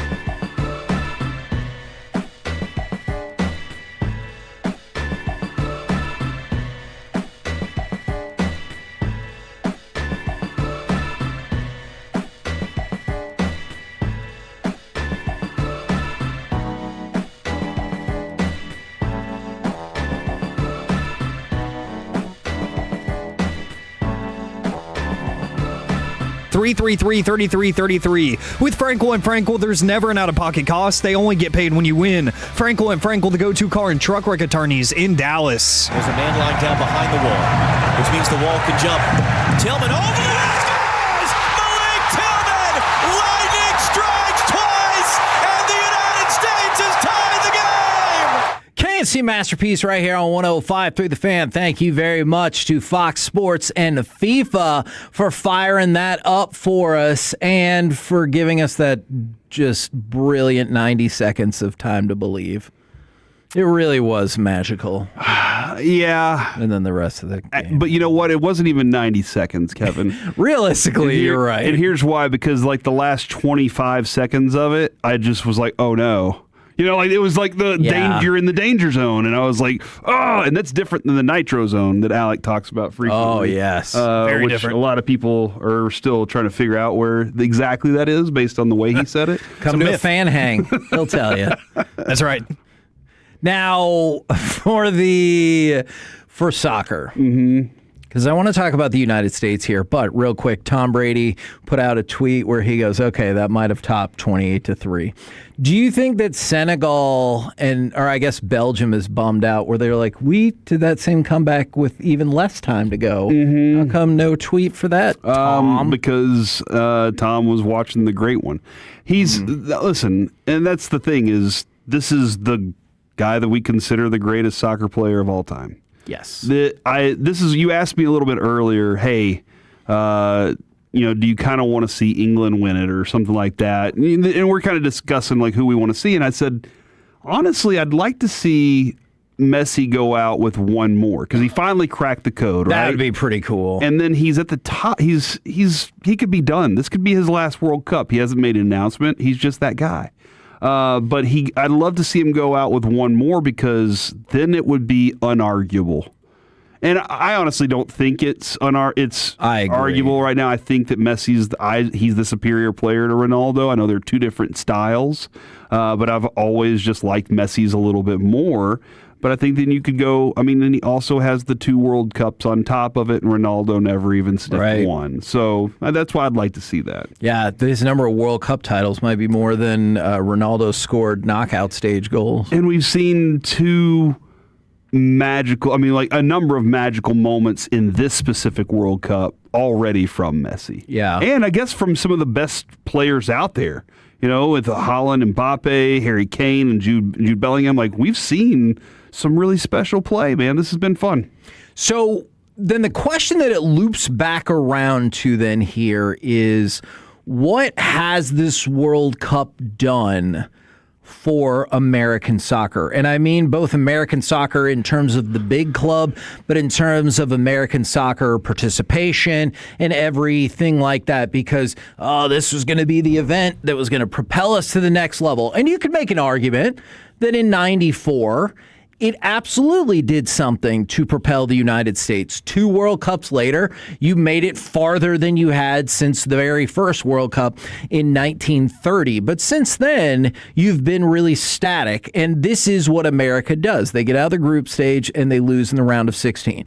Now, I realize by adding a bigger field in terms of the number of teams in there, it kind of manipulates the way you think about it, because America did all this incredible stuff, never been done before for them in the group stage. But is that just because they had a watered down group? Because everyone's going to have that now since you just added 16 teams, and you did beat Bosnia, and that was awesome. But then you still got bounced in the round of 16, because you get bounced in the round of 16 most of the time. If you look at the last 6 World Cup cycles, or I guess the last 5, this one, lost in the round of 16. Last one, lost in the round of 16. One before that, didn't even qualify for the World Cup. One before that, 2014, lost in the round of 16. 2010, lost in the round of 16. So, that's what the United States is known for, is getting out of the group stage and losing in the round of 16. So, how, special long-term impact do you think this is really going to have?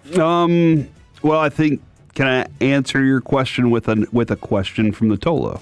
Sure. Because I think this is a very important question to it. Who is our Messi?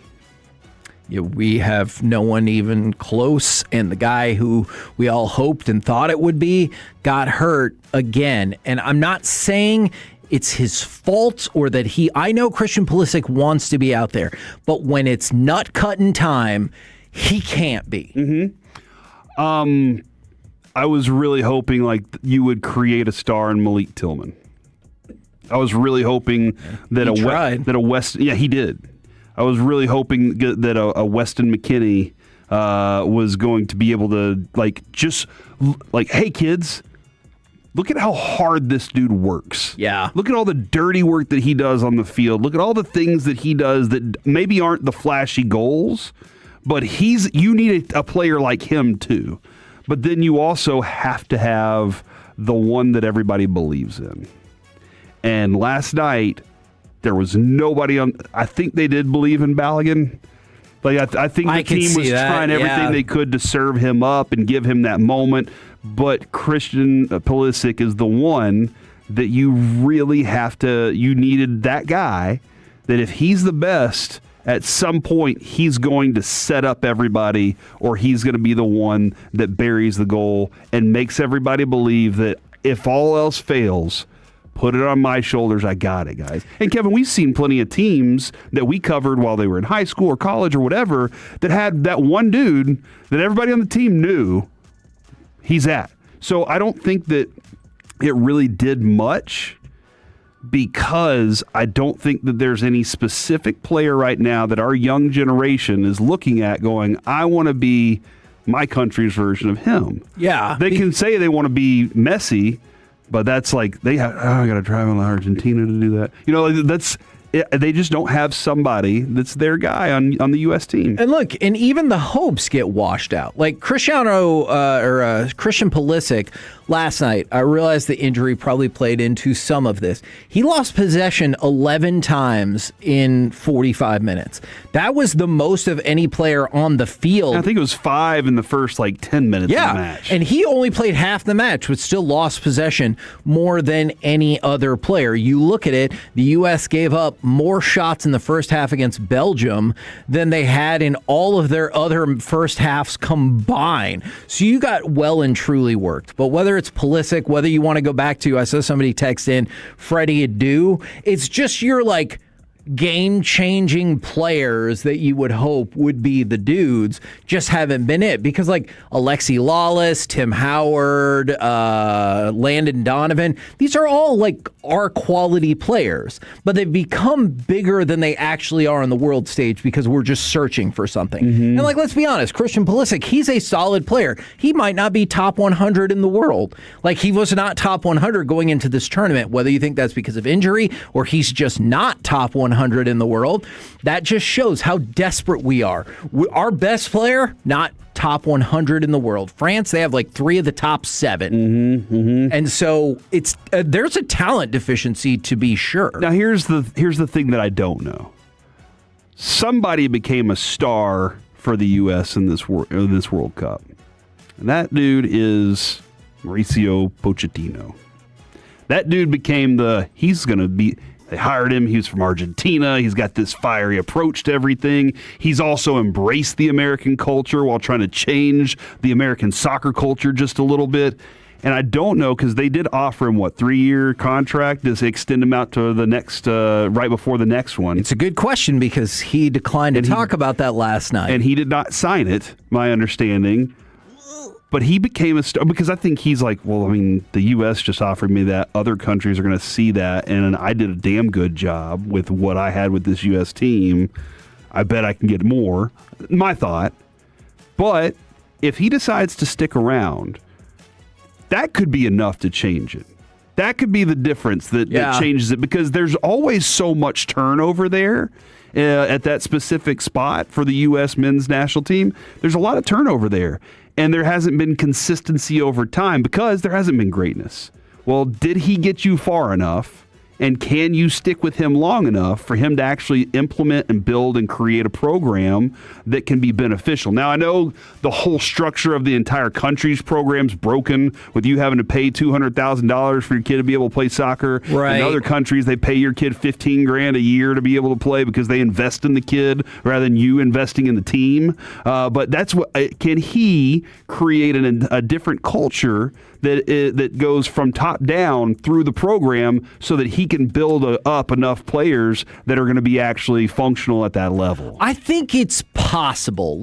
And by the way, to that specific quote, he said yesterday, now's not a moment to talk about that. I think now's a moment to assess the tournament. I'm sure in the next few weeks we can start the talk if U.S. Soccer wants to talk. And I'm sure U.S. Soccer does, in fact, want to talk. But my hope is that kids in the stadium who either already played soccer or hadn't fallen in love with soccer, kids who went to these matches, kids who went to the watch parties, kids who stayed at home and watched with their parents or their friends, they're like, I have to get there. And I realize you have to have the talent and everything like that, but and the money. For sure, which is, to your point, that's a shame of the whole thing. You're not being seen if you're not playing at the highest club levels. Sure. And you're not getting there if your parents aren't shelling out the cash for you to play at that level. And you have to be incredible to get them to foot the bill. I think you can be good enough, but you have to be really good. And teams that need the money are going to say, yeah, we'll let that weak player on here because his parents have the cash to be able to pay us to be able to keep our doors open. I mean, and just in case you think he's wrong about that, he is not. I know for a fact multiple youth soccer teams here in the Metroplex back in the day who had the bonus baby people on there or whatever, and they're like, yeah, well, that kid's not really ever going to play unless it's 5-0, but in other countries, we need the money. That kid never played. Yes. Yeah, look, Argentina is a great example. Lionel Messi is the greatest of all time. He had to fight to get on that team because they were like, I don't know, you might not be good enough. Too small. Yeah, and that's you're a runt. It's crazy to think about now. And so, you go back to the 94 World Cup again. And I think you did see that trickle-down effect because not in the next one, but the one after that, you made it to the quarterfinals. That's your best appearance since the very first World Cup. So we're talking about almost 100 years. That's it. And that was a couple of cycles away from when the World Cup was here. And so you would love to see it sooner, but whether it's 2030, whether it's 2034, I really, really, really hope that is what's going to happen. I just think with another win, you could have almost guaranteed that. I think if you would have gotten that other win and you're like, it's been 96 years, we've done this twice. I think you would have gotten that fever. And I think going into, is it Friday they would have played, Saturday they would have played, it would have been a freaking happening. You against Spain, the pre-tournament favorite. It would have been a freaking happening across this country. And instead, we're left to, like Tyler Adams said, feels about the same.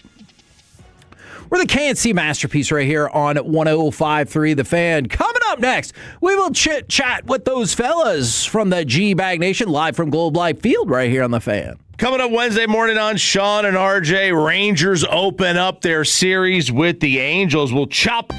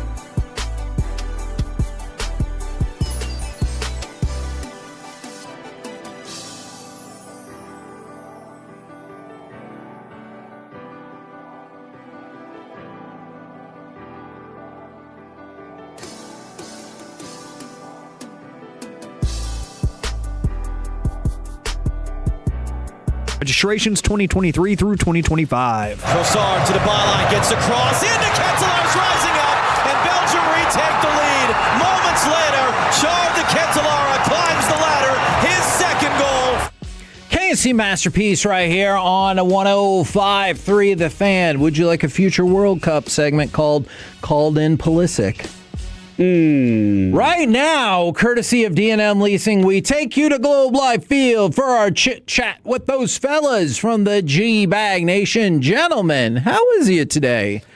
Hagee, we would have been better if you didn't play that clip and if Corey didn't have to just bring up Game 1 of the World Series again during his segment. But besides that, we're fantastic, and we're at the Comerica backyard here at Globe Life Field getting ready for the Rangers game tonight. Hey, can you tell us specifically, Zach, can you tell us what you think about Christian Pulisic? I think he's a bum. I think he's probably the most overrated, quote-unquote, superstar of my entire lifetime. Wow! Yeah, I don't get it. I mean, I wanted to. Like, I understand, hey, he plays over in the EPL, but he's always hurt guy. He has absolutely zero emotion, and sometimes, hell, we saw it with Corey Seager. That doesn't necessarily matter, but I mean, there's clips of Clint Dempsey in 2014 getting smacked in the freaking face and having his nose broken. Is that dude tapping out of the game? No. But my ankle hurts, and I need more time to rest. So Christian Pulisic wants to come out, and he sucked. He did nothing the entire tournament. So stop saying he's the best player in the history of Team USA. The guy absolutely bleeped the bed, especially in a tournament where you've seen everybody else's quote-unquote best player live up to the billing and have multi-goal games, and he did nothing. So it was a really, really sad showing for him, and I really hope he's not even on the team in 4 years. Woo! Do you think that's going to happen? I do. I don't think he's going to be healthy. 31 at that point. No, you got a good point there. I don't think he'll be physically able to play. Wow. Now, the question was going to be, has this negatively impacted your mood? I feel like I might be able to read between the lines and figure that part out, though. Yeah. Wolchuk is beside himself. I believe he had a post-Cosm call-in to Fan After Dark to really unleash his in real-time feelings, and it's a shame. It's a shame, and I can only imagine. Were the boo birds flying at Cosm last night? No, there were no boo birds. It was mainly just like disbelief, just sadness. I mean, it was just you never really felt once that game started that you had a chance. I mean, Belgium clearly outclassed them, and really kudos to Belgium. But that was a team that kind of walked through the tournament. They looked very beatable. They've got to use an absolutely dramatic comeback, much like Argentina just had. Yes. I mean, thank you guys for keeping me updated on the drive over. That sounded amazing. But I mean, they almost didn't even make it to the round of 16, and they just looked like a buzzsaw. And Dest is turning the ball over. Pulisic's turning the ball over. They couldn't get anything going. They're trying just to boot the ball down the pitch and find a way to get a run. And here we go. We got a one-on-one opportunity. They just never seemed comfortable. They were totally pressing from the word go. And it was unfortunate because I do think that this was, it just lined up for you to make a quarterfinal. And then after that, are you expecting them to beat Spain? No, not at all. But I did expect them to beat Belgium, especially when they don't even have to play Kevin De Bruyne. You were sad. favored. You were a slight favorite in that game. Yeah. That just shows you that everybody don't know that we do not know about soccer. Then, yeah, we don't know about soccer. We act like we know about soccer, but we really don't know about soccer. There. Belgium was clearly the better side. Belgium is clearly the team when you look at the top 10 teams in Europe, even though they're aged, and stuff, the way that their defense was shaped, the way, they never gave the Americans any opportunity. You talk about Pulisic, he had like 12 turnovers in his first 13 touches, which was just unheard of. The pressure that they put on the U.S., the shape that they were able to keep, the mistakes. You saw just when there's a good team, when you play a good team and you make a mistake, they punish you. And that's what Belgium did last night. They punished you for the mistakes that you made. They didn't allow you the passing, all the things that we had seen throughout, the group stage and stuff where the U.S. was passing and running and moving, and it was that all went away last night. The U.S. played a terrible game, but they also, this team got beat. Belgium beat them 5-3 in March. Yeah. That should, that kind of like, oh, well, it's a different team, it's a different setting and all that. No, it's really, Belgium is one of the top 8 teams in the world. And that's, I don't think we gave them enough credit. I felt as soccer fans, we were so hopeful. We got our best player back. We got our guy, And if you even talk about Pulisic, he's on all these ads and stuff, because of the World Cup. They show him with Messi and they show him with Ronaldo and they show him with all these great players, Mbappe, and he's not even close. It's not even, we're not even in the same area code as these teams in Europe when it comes to playing soccer. We're just not. We could find ways to win matches and against teams that are kind of that we can punch with and fight with, but in reality, though, we are still miles away from being a team that can compete for this thing. Does this kill off your World Cup interest, or are you like, hey, now we're getting best on best, and I'm really invested in the rest of the way? If the matches continue to be like Argentina and Egypt, my goodness, sign me up. Yeah, we've got. I think it's now 31 goals that have been scored in extra time. Wow! Just show me. Just continue to just pump that through my veins. And I think as Americans, we need to continue to watch. And there's a lot of Americans that watch the EPL and watch other leagues that are really invested in it. And you know what a good player looks like. You know what great players look like. But watch this match. Don't just turn off. Watch these matches and really see what you have to be really good at the sport. That's the kind of players that you need. The guys that are now going into the round of 8. And then we'll get to the round of 4 and then the final 2. But that'll give you an idea of really how far away you are and what you have to and what level you have to play at to be considered really a giant in this sport. I mentioned it earlier in the show. I am sad that there's going to be no soccer tomorrow.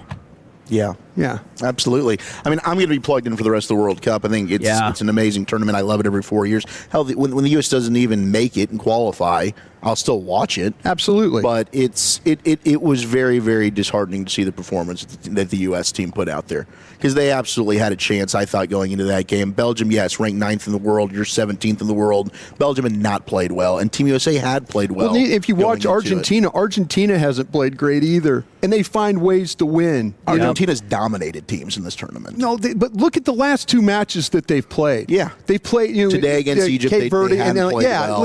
It's but the United States team did look. I mean, you hear everybody talking about it's the best team that we've ever had, and they laid a freaking that's the 64th best team in the country. Bosnia was not very good. I mean the world. Excuse me, I say the country. Yeah. But that's what I'm saying. You find a way. Maybe the teams that are in your same weight class you can punch with. There's clearly a gap. Yeah, there's hope. But your best players go out, and we looked at times comedic the way we were playing soccer last night.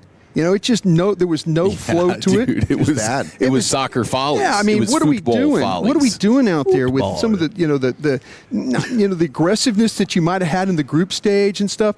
The ball ends up in the middle of the box and nobody's going for it. Nobody's trying. I mean, come on. The freeze play was oh my gosh. And Tim, look.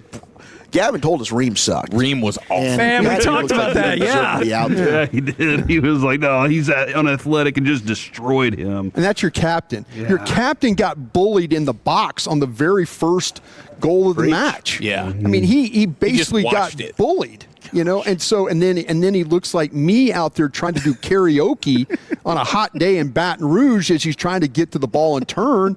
He looks and you're like, what?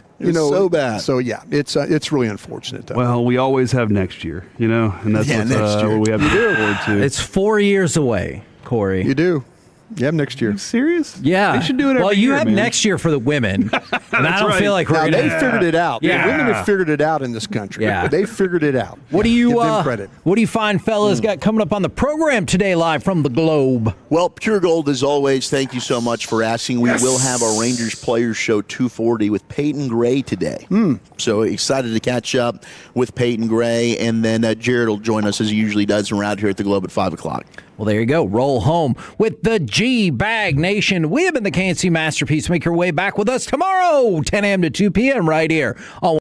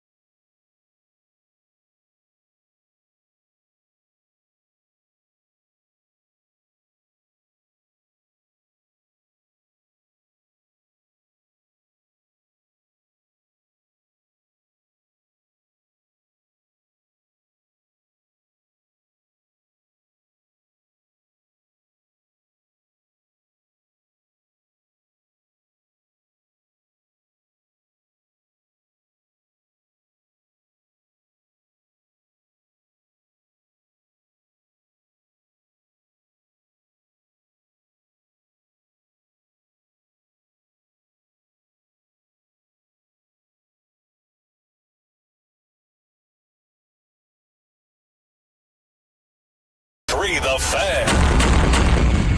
It is LSU night here at the ballpark as hour number one of the G-Bag Nation live from the Comerica backyard. Zach Wolchuk, the Super Bowl champ, in his LSU gear. Our Super Bowl winning scout, Brian Broaddus, repping the Texas LSU jersey. He's got the All Baton Rouge shirt on. Eric Chiafalo with his shades. And, of course, Lucius Alexander back at Master Control. We got Austin Nix coordinating your video. Thank you so much. But it is LSU night. It is themed. I do not believe it is a sellout yet. This includes a custom LSU Texas Rangers sleeveless hoodie for tonight's game between the Rangers and the Angels. My hope is that I can grab one of these. Now, we've determined there's two sizes. That's what we've been told. Yeah. There's a medium and an extra large. The extra large needs to be motivation then, right, guys? That's right. I think that's what we're using it as right now. We need to do the extra large. Yeah. But hey, nice to have LSU night here. This will be fun. I appreciate the boss. I know you guys probably don't care, but it's nice to come out here and maybe see some LSU fans. Hey, I like the colors. Yeah, come on out here and hang out with us today. And it's a good pitching matchup. Jacob deGrom taking on Soriano, a couple of righties, both with sub-3.5 ERAs. deGrom coming in 3.48. Can he get out of the first inning? Can he not allow some homers? Probably not. I'm sure there'll be one allowed. But then he settles in and he becomes the buzzsaw that is deGrom Nation. Soriano started off the season. I mean, he was one of the best pitchers in baseball through the first month to 2 months of the season, and things have kind of evened out a little. But certainly the ace of the last place, L.A. Angels of Anaheim. I don't know what they're calling. They were supposed to just be the Anaheim Angels if they want any money to go ahead and get that stadium redone, which is actually a nice stadium. I mean, it's not very busy. It was basically the Ohtani Stadium when we went there. Yes. Everything was Ohtani'd out. Yeah. Now he's gone. I'm curious who they're really pumping. Maybe it's Mike Trout, and they refuse to trade Mike Trout. The ownership said again. They're playing him the same way Ohtani did, despite the Philadelphia Phillies' interest. But Angels in town, and deGrom tonight is always a fun one. Crazy listening to KNC give the updates on what happened between Argentina and Egypt. Egypt's up 2-0 the majority of this game. And they're heading into the closing stages, and then bang. Here comes Messi with an assist to Christian Romero in the 79th minute. Then Messi gets a goal of his own 4 minutes later to tie the game. Record 6 straight World Cup knockout matches to help Argentina now reach the quarterfinal, where they will await the winner of Colombia and Switzerland. And then you've got Enzo Fernandez gets the second-minute stoppage time, completes a remarkable turnaround at Mercedes-Benz Stadium in Atlanta as the reigning defending world champion, Argentina, comes back to win. That's crazy, and that's a gut-wrenching way to lose. Like, I was driving in, I had a buddy of mine text and say, hey, would you rather have just gotten the doors broken down, like what happened with Team USA last night and Belgium, just from the word go, basically, hey, you don't have a chance tonight, or you're Egypt, you lead 2-0 the majority of the match, and then you just fall apart the final 11 minutes in stoppage time and lose. There's a couple of things here. I would always give me quick death. Don't give me slow death. I want a quick death if it happens. If you want to lose, you want to get embarrassed. I mean, to me, I want to just if it happens. I mean, last night that thing you hit the equalizer, and then like a couple minutes later it's back to 2-1, and you're like going, like seconds later. You're like going, oh geez, not this. But I would assume give me the part where I just don't. I know it's over with. Don't drag it on, and then all of a sudden you find a way. You're up 2 goals, and then you give up 3. Yeah. No. I mean, I think it can be a little case by case, though. Like with Team USA, I would have wanted it to be something where you showed that you can hang with a team like even just Belgium. We looked ridiculous last night. Yeah, we looked ridiculous. I mean, we looked like ridiculous U.S. soccer that we've seen in the past. From the standpoint of USA, like it would have been nice to see them, okay, yes, it's a heartbreaking finish, and that would be gut-wrenching, but you could at least like wake up today and be like, okay, listen, maybe we have taken some strides here. We had a mental error here or there. We screwed something up. A ball bounced the wrong way. But, okay, we have made maybe a little bit more progress than what we feel today, which is, dude, we're still miles away. Yeah, like all the good you did. We're way miles away. And that's the thing. That's the sad thing about it is that, you wanted to, the song is, I believe that we will win, and you never that's the whole thing. Which we also need to change. We need to change that. I mean, absolutely. I mean, that's the whole thing. It's like this country we bought into. Well, wow, maybe this side. I even talked about it the other day. They go down 10 men, and we hadn't seen the U.S. in the past play with that kind of passion and that kind of, just straightforwardness. Last night was just comical. It was just comical how, and that's the thing that's so sad. And I'll ask you this question. I know your buddy asked you about, but me, I'll take the quick death. I hate to say this, but if U.S. wins that match last night and then gets beat by Spain like they did last night, well, I'm kind of like, okay, well, we're just not good enough. Yeah, we're just not good enough. I know. I would feel better. You at least made the quarterfinal, which you hadn't done since 2002. Yeah. So I feel like, okay, you've made progress here. Right. But this team kind of fell back into what we've seen when they have qualified for the World Cup is you get out of the group stage and you lose in your first round match. Yeah. Now, they open it up, so you win your round of 32 knockout stage game. Right. But again, to your point, it was Bosnia. Right, how good of a club is that? Yeah. One that you are At one time when they were Yugoslavia, they were really good. Yeah. And now that's a war-torn country that, is putting together soccer, and they show pride and all that. But yeah, you got the win there. You got that, and then to come in this match, you're just like going, wow, okay, they got one of their best players back, and this and that and the other.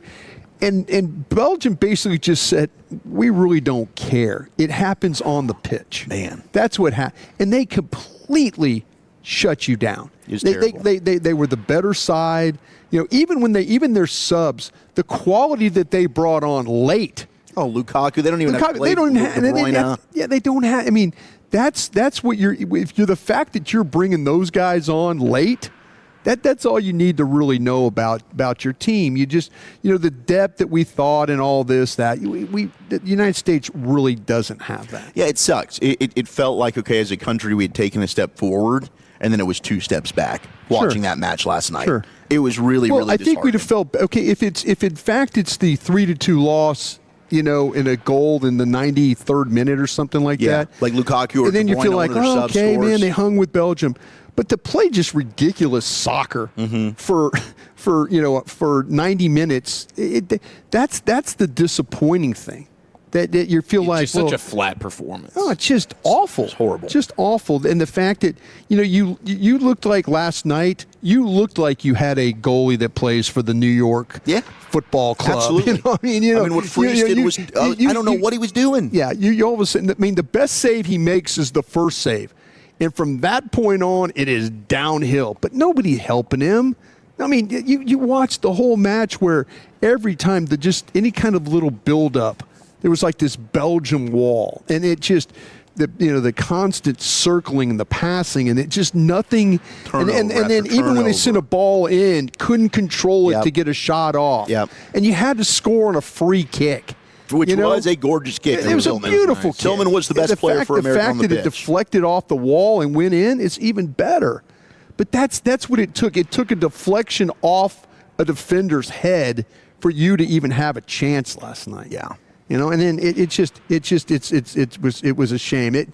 They never really when they didn't score first. All these matches they had scored first. And you had that Seattle crowd that was just ready.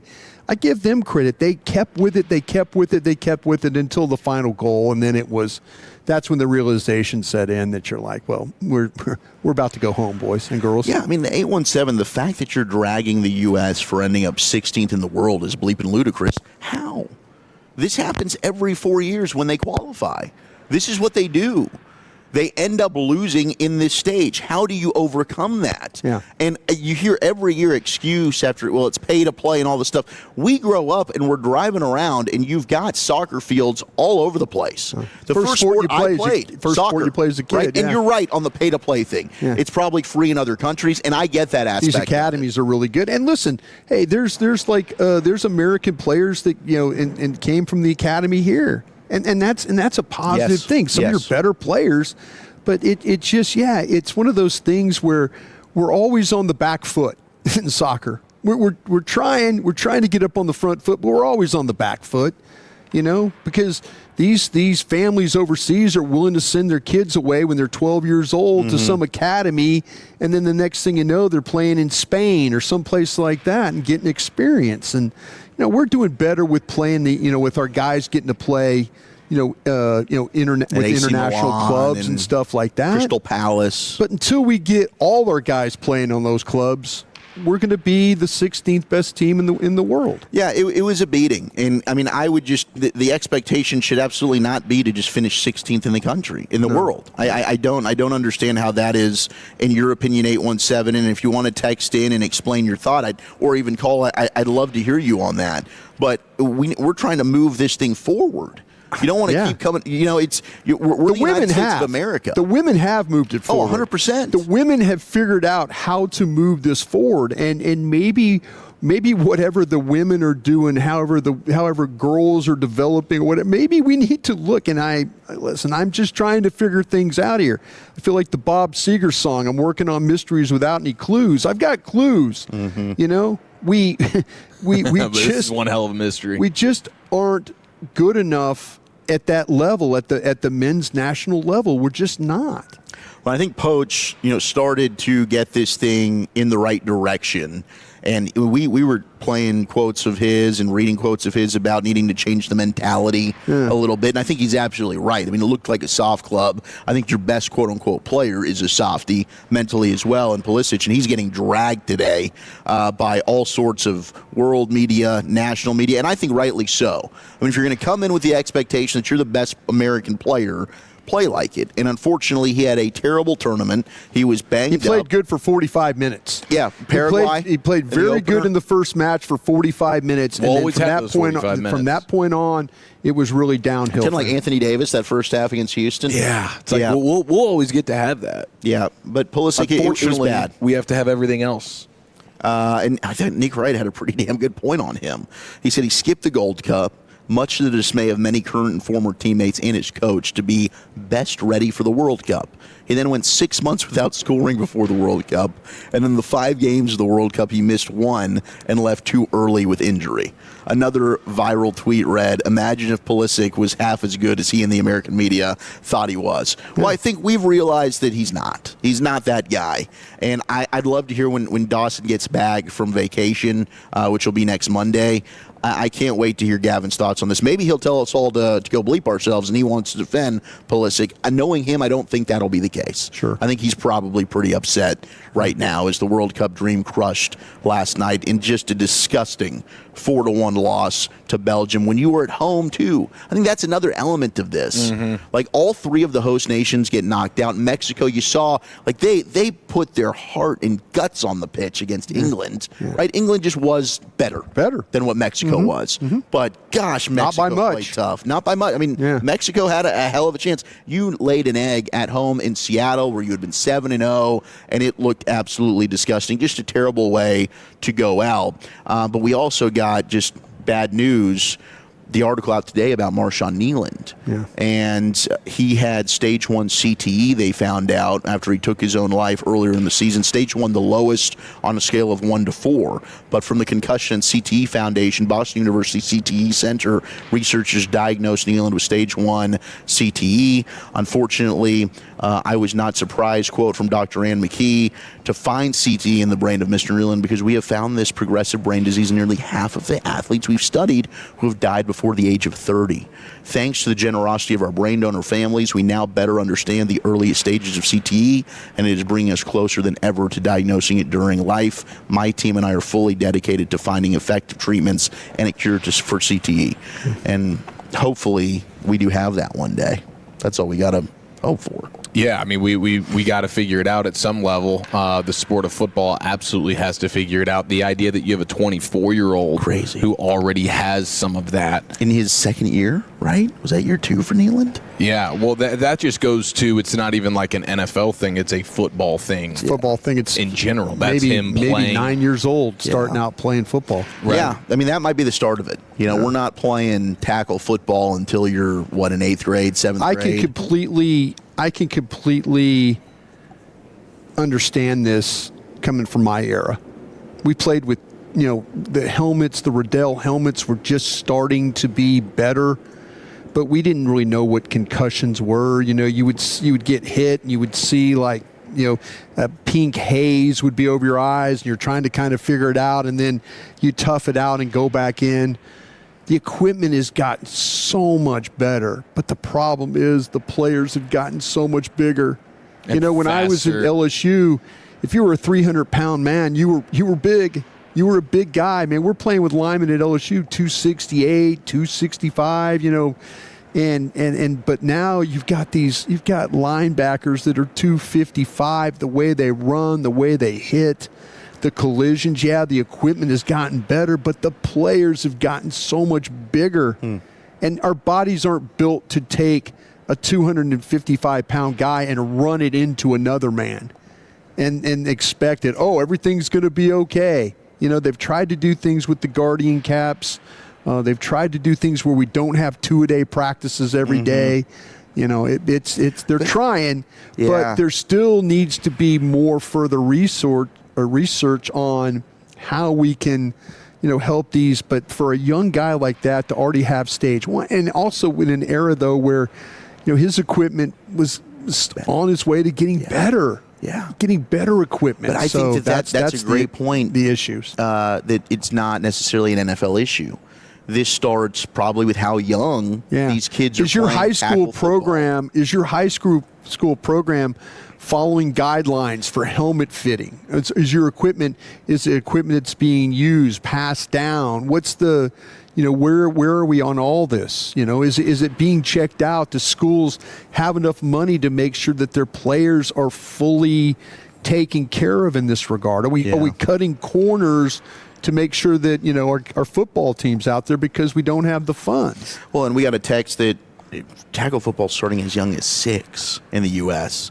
That might just be a start. I played at 9. That's my first time to play tackle football. Maybe we don't do it until 13, 14. I mean, maybe that'll help in some way. I think I was in 3rd grade. So I'm going to tell you this. In 3rd grade. I'm going to tell you this though.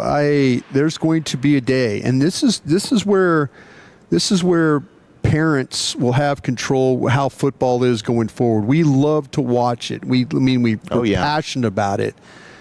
But there's going to be a day where, and you two have kids you have daughters. I had a son that, and I'm raising them to play in the NFL. That's I'm raising football girls. Man. Football girls. Well, there you go. So, but what I'm saying is though, Bennett's mom didn't want him to play, and I was kind of like, well, look what it did. It helped me. I got a career. I didn't want to be a hypocrite. I didn't want to all of a sudden be saying, wow, my son doesn't play football, and I'm beating my chest, and I'm a decision. I'm a better parent.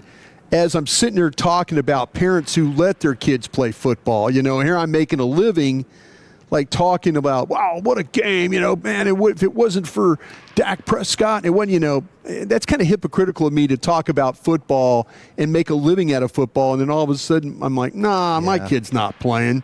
I hear you. And that's why I talked to my ex-wife about it. I said, listen, let him play. Let him experience it. Let him go and see how it all works out. But a lot of it, like I said, has to do nowadays with the equipment and things like that.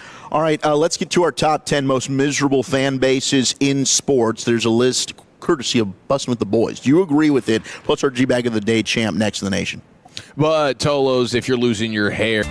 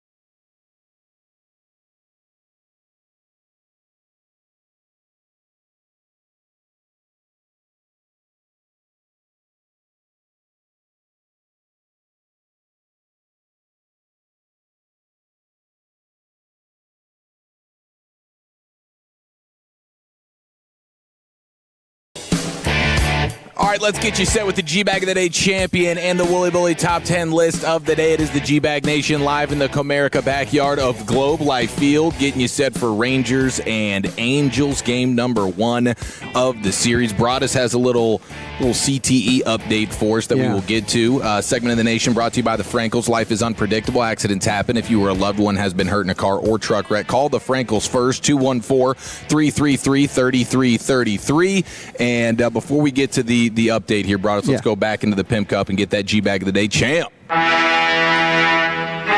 I'm real curious to hear that CTE update. That's crazy. Yeah, when I said it, I was like, damn, okay. But also, I was trying to do you a solid where we don't do the CTE update and then throw it into the Pimp Cup. Yeah, that's trying to reverse the order. I'm glad you did it that way. Just a little audible Omaha at the line of scrimmage. Hot route. All right, so our winner and champ going for 2 today at 5:30 is a dude named Kodak White on Instagram. He only has like 1,200 followers, so he's not like some big Instagram content creator, but he was fishing out there with his older buddy named Mr. J. And Kodak White caught him a 10-pound bass, and he was in ecstasy. No, I got a fish, but I don't know what kind of fish it is, though. I don't think it's a bass. No, he's still here. Oh, Mr. J. Grab the net, Mr. J. Mr. J. Oh, Mr. J. Oh, Mr. J. There he goes. Let's go to get 10 Mr. J. There he goes. There he goes, Mr. J. Get him out. There he goes. Oh, Mr. J. Oh, look at that mouth. Look at that mouth. Boy, look what my boy got. Look what my boy got. Oh, my. Where you scared? Oh, it's right here in the bag. Oh, my God. Look at the fucking eyes on that shit. Oh, my God, Mr. J. I don't see the scale, Mr. J. Oh. It's right here, Mr. J. Oh. It's right here. Oh, my God, Mr. J. Oh, my God. Where's your phone at, Mr. J? Take a picture of that. No. This boy got a 10. Oh, take a picture from Mr. J. Yeah, I'll turn it around. Oh, my God. Okay. Going for 2 at 5:30 today, bro. Oh, my God. That is some all-time not safe for work fishing audio. Unbelievable, at the height of pleasure. The biggest bass this guy's ever seen. Before we get to the top 10 Was it the biggest bass? Yeah. I don't really know. We're not sure. I don't think it was. We're not sure. Now, what do we have here, Broadus? Yeah, I have one of my, there's a good friend of mine who listens to the program in the medical field, actually works in the NFL. Okay. And so listen to our show. Appreciate him always doing that. Yeah, thank you. He was saying to me this. He said, listen, we can't determine if people are predisposed genetically to the illness that's what nobody wants to discuss. The only way to know that would be to cut a live person's head open, and we're not going to do that. And he said, that's why you don't know about the illness until they've already passed on. Then you do a brain study. I don't know how they're going to find out from live subjects if they have genetically predisposed, and maybe it's going to be there no matter what, whether you play football or not. So it might be a genetic thing. He says, we also don't know how long it's going to take the stage 1 CTE to progress to stage 2, and then stage 3 could be 5 years, 10 years, or it could be 40 years. That's a great point. So that's, there might be people that already have it, but we're not testing it or not. We don't know. We don't know until after the person has been deceased that maybe this was something that, listen, there's all these studies and things like that we're doing, and I appreciate them all, but it does make sense. He goes, there might be people that already have this even before they play football, born with it, or they're born with it. Yeah. No, that's true. That's what they're talking about. This again, a friend of mine who's in the medical field in the NFL. No, thank you so much for listening. Yeah. And educating us, because, all the information we can get, the better. All right, let's slide into the Wooly Bully Top 10, shall we? And I've got the top 10 most miserable fan bases in all of sports. Now, busting with soccer. The boys. And, I kind of felt like this might be a good day to do it, because I think a lot of U.S. soccer fans are sad and upset today. And I understand it. I'm with you. You guys did your part, by the way. That crowd, look, the whole world.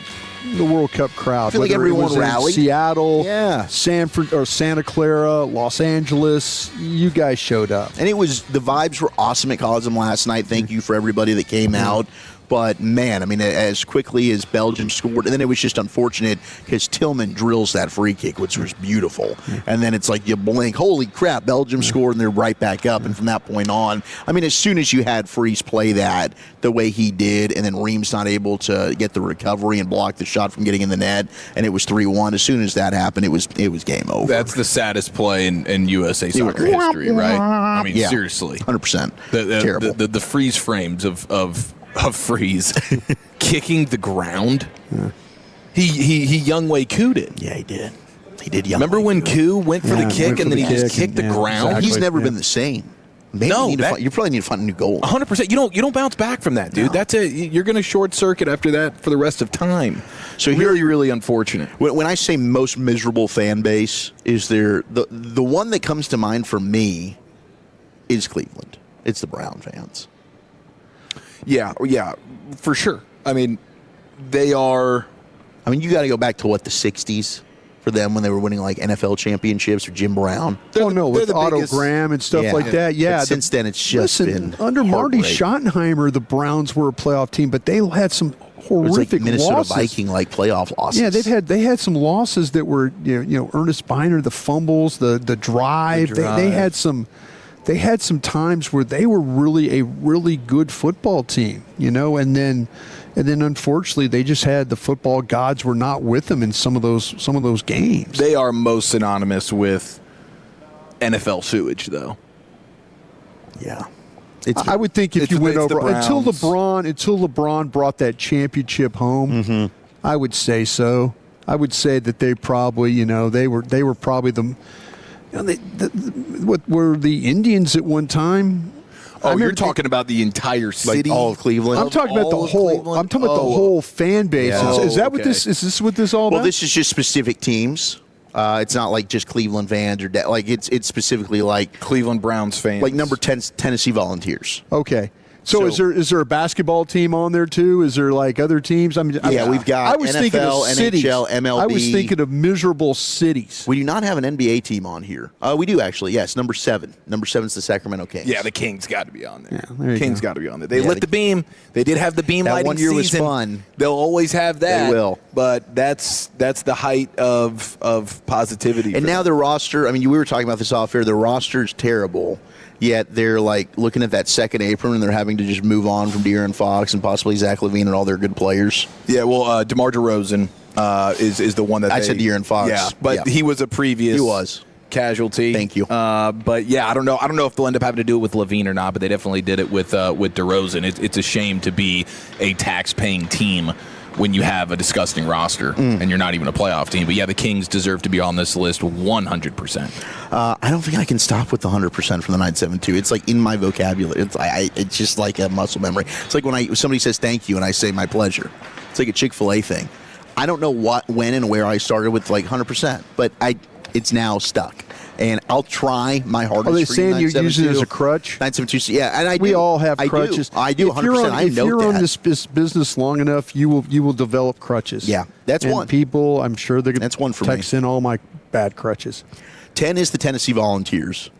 Which, I mean, when was their last natty? The 98? The year after Manning? Well, it was after Manning, yeah. It was T. Martin? T. Martin, yeah. So that's been a while now. 9 is the Miami Dolphins. Oh, wow. Yeah. Well, I think I think that could be higher. I think when you stop and think about it, it's like... Yeah, people forget just how bad the Dolphins have they been. won a playoff game? Am I it's getting been this almost wrong? as long as for them to win a playoff game since the Cowboys won a Super Bowl. Has this been Dan Marino last time they won a playoff game kind of thing? I want to say Jay Fiedler won. Oh, you're right about Jay Fiedler. You're right. In like a wild card round? In 2001 or something. It's the last time they won a playoff game. I was thinking of Chad Pennington too, wouldn't he? Yeah, they had some like random good years. Well, they lose in the first round. 100%. You get to the postseason, then you get smacked. The White Sox of Chicago coming in at number 8. That's a good one.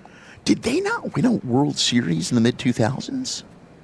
I know they played in one. I thought that AJ Przinsky presented a ball to the Pope here recently. You know? But yes, the White Sox certainly have been a miserable fan base as well. 2005. Okay. And they sweep the Stros. So we're looking at 21 years. The Kings at 7. The Dallas Cowboys at number 6. I think the Cowboys should be higher. I think it's about time that people started realizing we're a miserable fan base. Because a lot of people just assume, like, oh, my gosh, you grew up, the ones that are, more so, I'd say, 40 plus. You got to kind of grow up in the golden age with those 90s dynasties. And so they think, oh, Cowboys fans are spoiled. It's been 30 years since then. Yeah. Now you got a generation of fans that haven't even seen them play on Championship Sunday. It's been a pretty miserable run. Been a bad run that way, yeah. For 5? Championships it has. Yeah, for championships. 5 is the Nebraska Cornhuskers. That organization at one time was unbeatable. The players that they had, they were able to go anywhere in the country and get a player. They could go get Tommy Frazier out of Sarasota, Florida, to come play quarterback. They had that ability that they could reach all over the country. And now, I don't know about Matt Rule. I just don't. And I know you're kind of a closet Nebraska I pulled fan. for the Huskers because I went to that one game. They won me over. Yeah, I love them. But to me, that program shouldn't be in the ditch like it is right now. I agree with you. I thought, and I bet you we got a lot of Nebraska fans that listen. We do, because their fan base, like I say in Dallas, they've got a pretty strong group. But man, they had it rolling, man. Like Miami had it rolling in the 90s. They fired their last year in the Big 12. They make the Big 12 championship game. Yeah. And there was the 2 seconds left on the clock. They almost upset Texas with Ndamukong Suh. Rex Burkhead threw a touchdown pass in that game his freshman year. The moment they moved to the Big 10, things just kind of fell apart for them. Nebraska just doesn't seem like a Big 10 team to me. Maybe I'm being weird because Iowa's a Big 10 team. I kind of think of a Big 12 team would be Nebraska. They need to come back. Colorado, the Rockies at 4. The Toronto Maple Leafs at 3. Yeah. The Cleveland Browns at 2. But the number 1 most miserable fan base, courtesy of our friends at Bussin' with the Boys, the New York Jets. The Jets. Jets has become a pretty big factory of Jets. What, the last championship, 1969, Joe Namath? Yeah. That far back? They had the Super couple Bowl 3. They had the Rex Ryan years. When you think about the Mark Sanchez years, all you think about is the butt fumble. You don't even think about AFC championship games. But they went to back-to-back AFC championships, didn't they? Yeah. I mean, their defense was so good with Revis. I mean, Braylon Edwards was playing good football. Then Sean Green at running back. Bart Scott, Calvin Pace, and all those their guys. defense was freaking nasty. They really, really were. Texas A&M being Texan quite a bit. The Aggies fans. That's actually a really good one. Yeah, that's a really good thought. All right, there's your Wooly Bully Top 10 list of the day here in the G-Bag Nation live at Globe Life Field, getting you set for Rangers and Angels. And it's time for the Rangers Players Show. We welcome in Rangers pitcher Peyton Gray next right here on The Fan. Coming up Wednesday.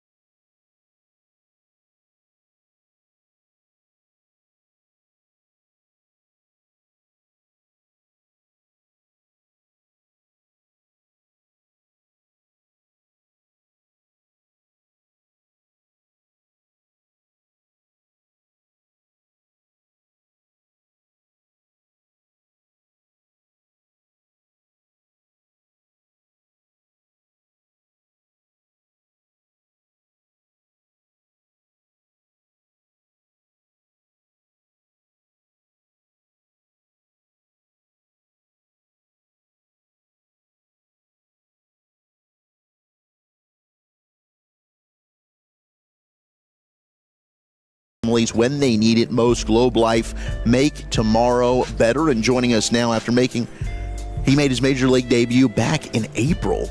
Peyton Gray, what a wild road it was to get into the big leagues. Coming up on the other side, we will get into more of a football conversation. We'll continue that. Of course, we'll talk with Jared Sandler coming up at 5 as we're live here at the Comerica Backyard, getting you set for Rangers and Angels with Jacob deGrom getting the ball tonight. Joining us now is indeed Peyton Gray, Rangers reliever. Peyton, how are you? Thank you for giving us some time. What's your game day routine like? Are we interrupting anything right now?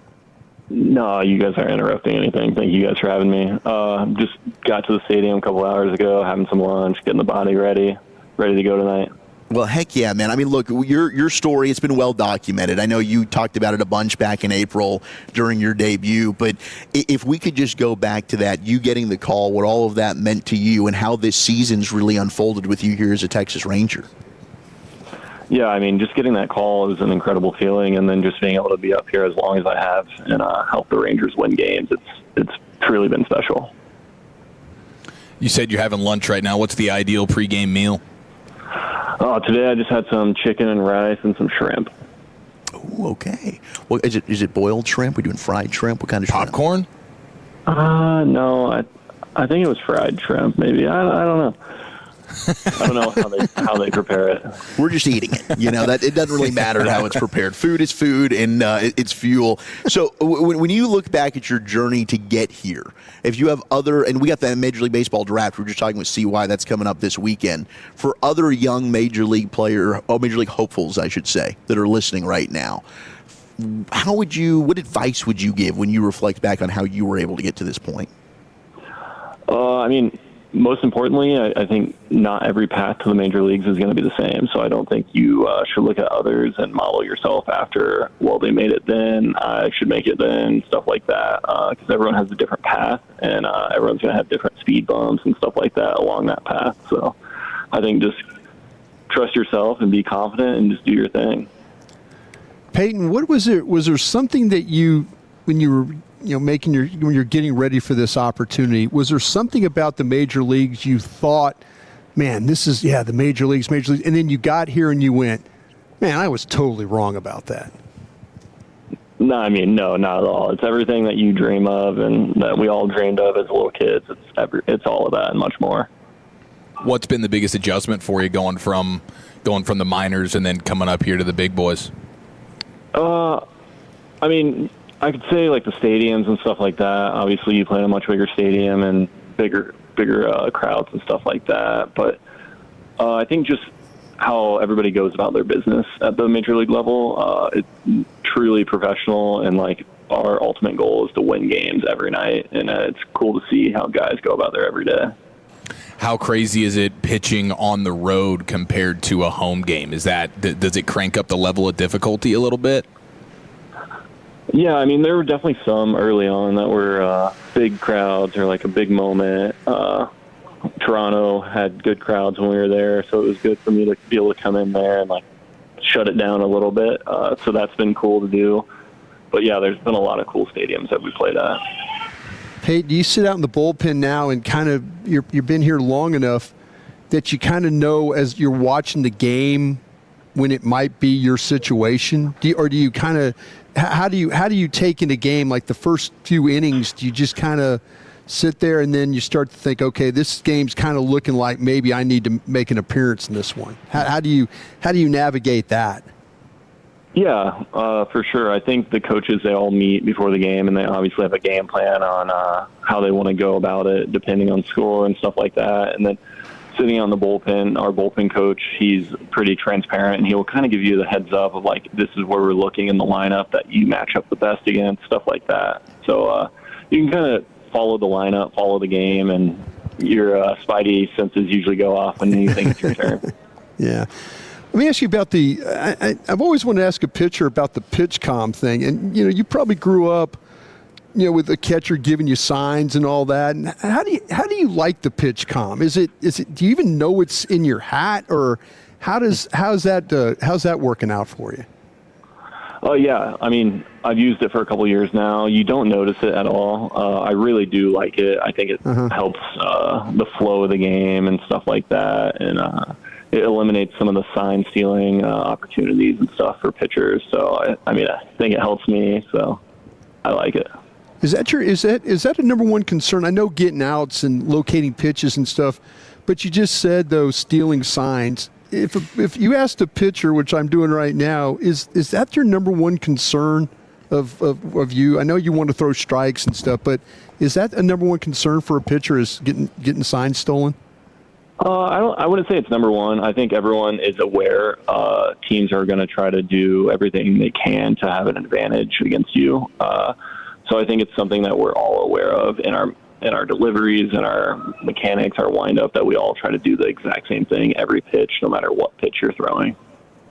Peyton Gray with us here in the G-Bag Nation Rangers reliever. So your pitch mix, how's that evolved? Well, have you found a pitch that maybe when you started your career you liked throwing more, and then you were able to tweak another pitch, and now you're relying more on, say, the changeup versus the fastball, the slider? How's that grown for you?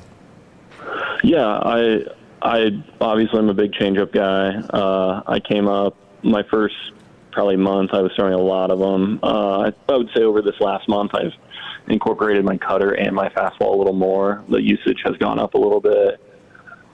Scouting reports and stuff on you get out there, so you kind of have to flip the script every once in a while. But yeah, I would say I'm still a changeup heavy dominant pitcher. Okay, so what's the information that you're getting on these hitters? I mean, you don't have to give away too much, right? We do have a game tonight, but is it like an overload of information? Have you been able to kind of, iron down, okay, this is kind of what I need to focus on so you don't overwhelm yourself? I think every pitcher is different, and everyone wants to be prepared in a different way. Things I look at would just be like swing percentages and stuff like that, and certain counts, and like where you can throw the fastball against them and stuff like that. But they give us unlimited amount of data, and they can prepare us as much as you want to be prepared. But yeah, sometimes it can be overwhelming. I think just going out there and ultimately throwing your best stuff and attacking the strike zone is going to help. Peyton, do you like pitching outdoors or indoor stadiums? I know you're going to probably say, it's okay both. I can kind of do both. But do you have a preference, indoor, outdoor, when you get to play or pitch? I wouldn't say I have a preference. I do like pitching here in Globe Life. It's a very controlled feeling. The weather, you know what you're going to get every time. Sure. We just got back from Cleveland, and it was so hot, and it's like, in a really hot, humid game like that, sometimes it's hard to keep your hands dry, so then the ball might be slipping, stuff like that. So you could say I might prefer indoor. I noticed, too, you wear long sleeves when you pitch. Is that all the time when you go out there? Is that something you've always done? I don't remember ever seeing you pitch in short sleeves. Yeah, you haven't, and you won't.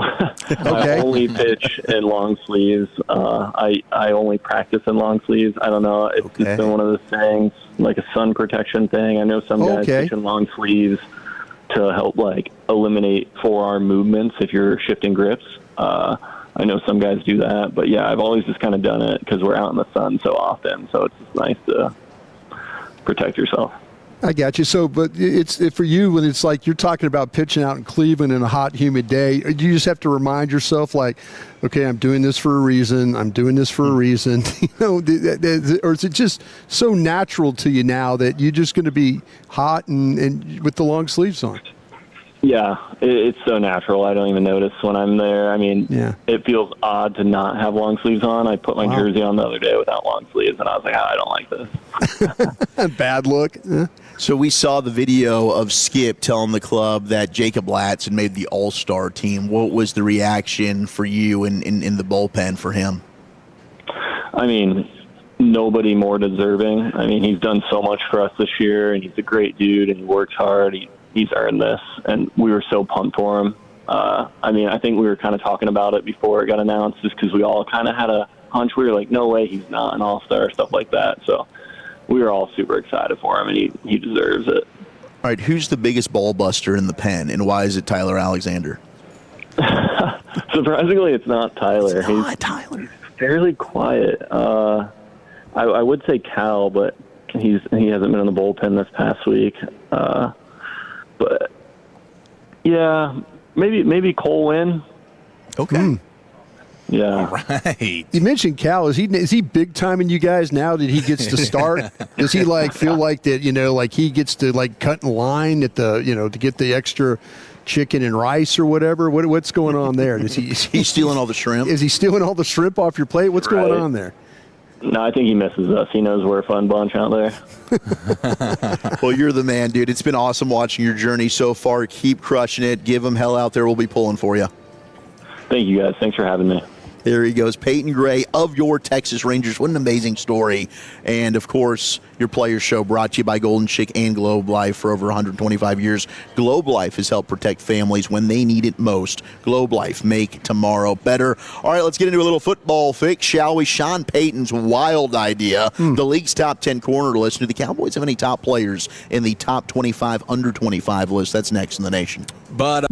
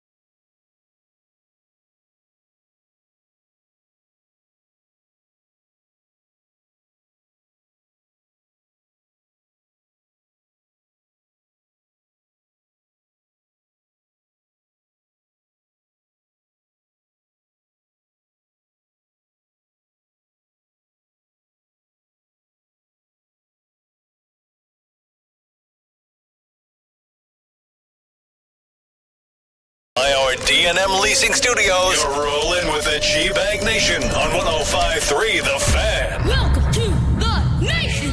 Big 12 Media Day is happening right now, and we've got some college football to talk about along with the updated lists that are always being cranked out, top 25s, under 25 in the NFL. You've got the cornerbacks being voted by the execs, coaches, scouts. It's hour number 2 of the G-Bag Nation.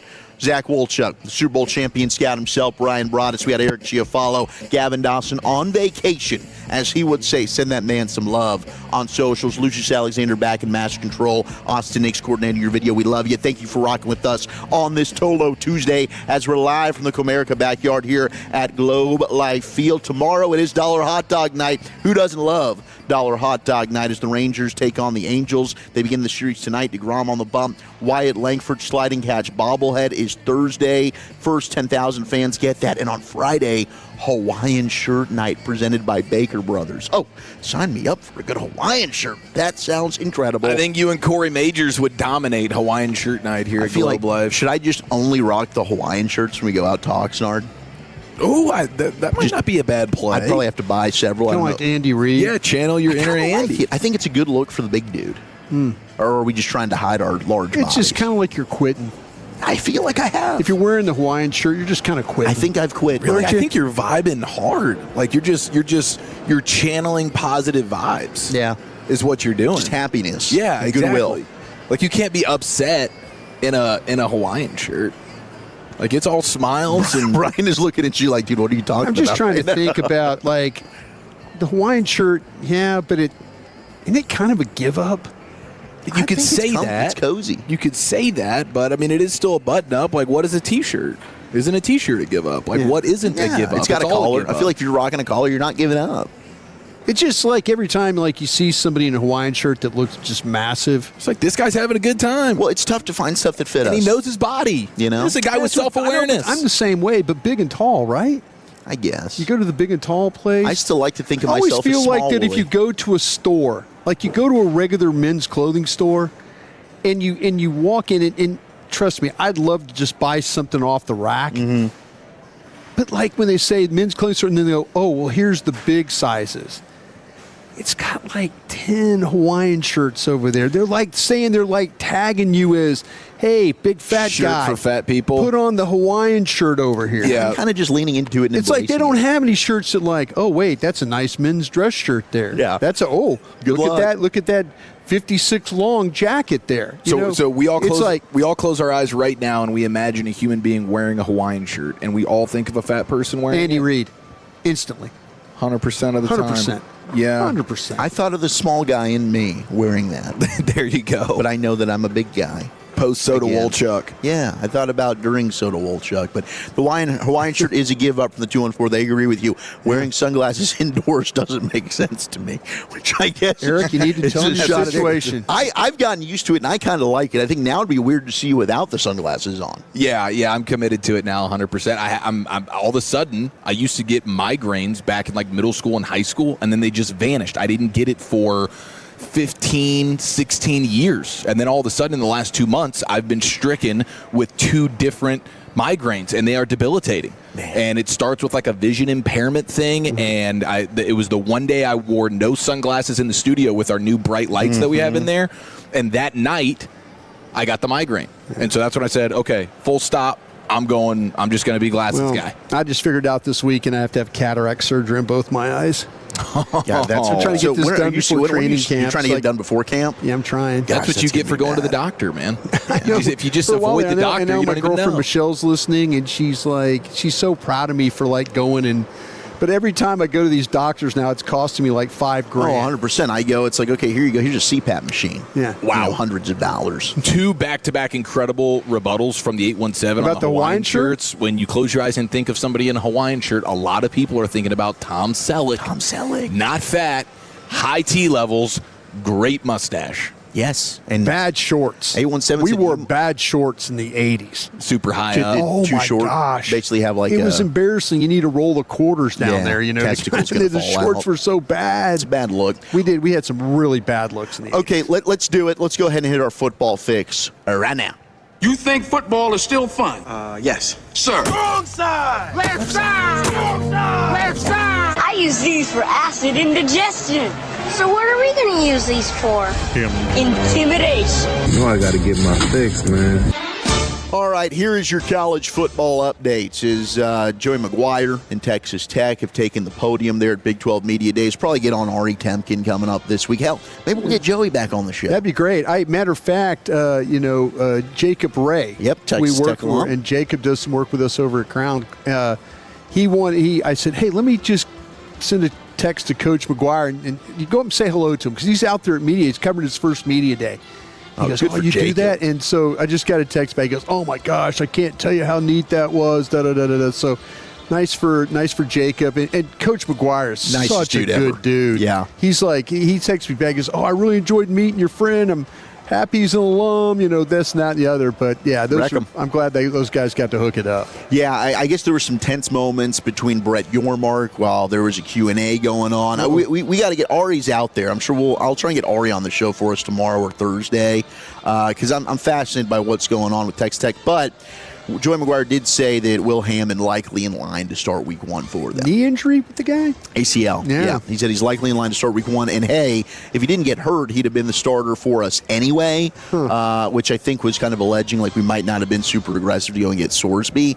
I don't know. That might be a little bit of PR there. But regardless, I do think Will Hammond's super talented, and I'd love to see what he's able to do. All right, here CBS Sports has put out the top 25 players under 25 list. Now, the Cowboys for a while dominated this. They now have just one player on it, and it is indeed George Pickens.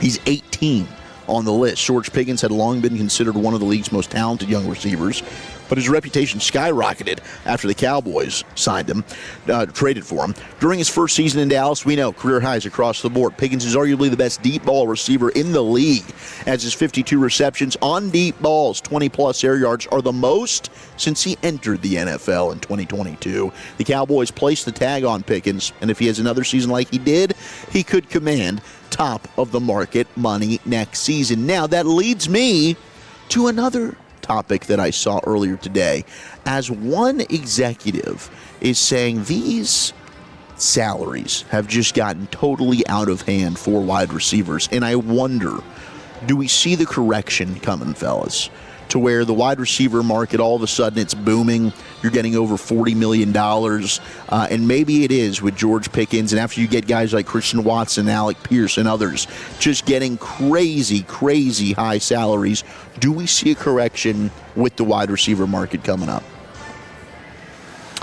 I don't know that I do. I think that there are so many top flight dudes. And who was the latest to get theirs? Was it Jackson Smith? It was Jackson Smith and Jigba. And what did he do?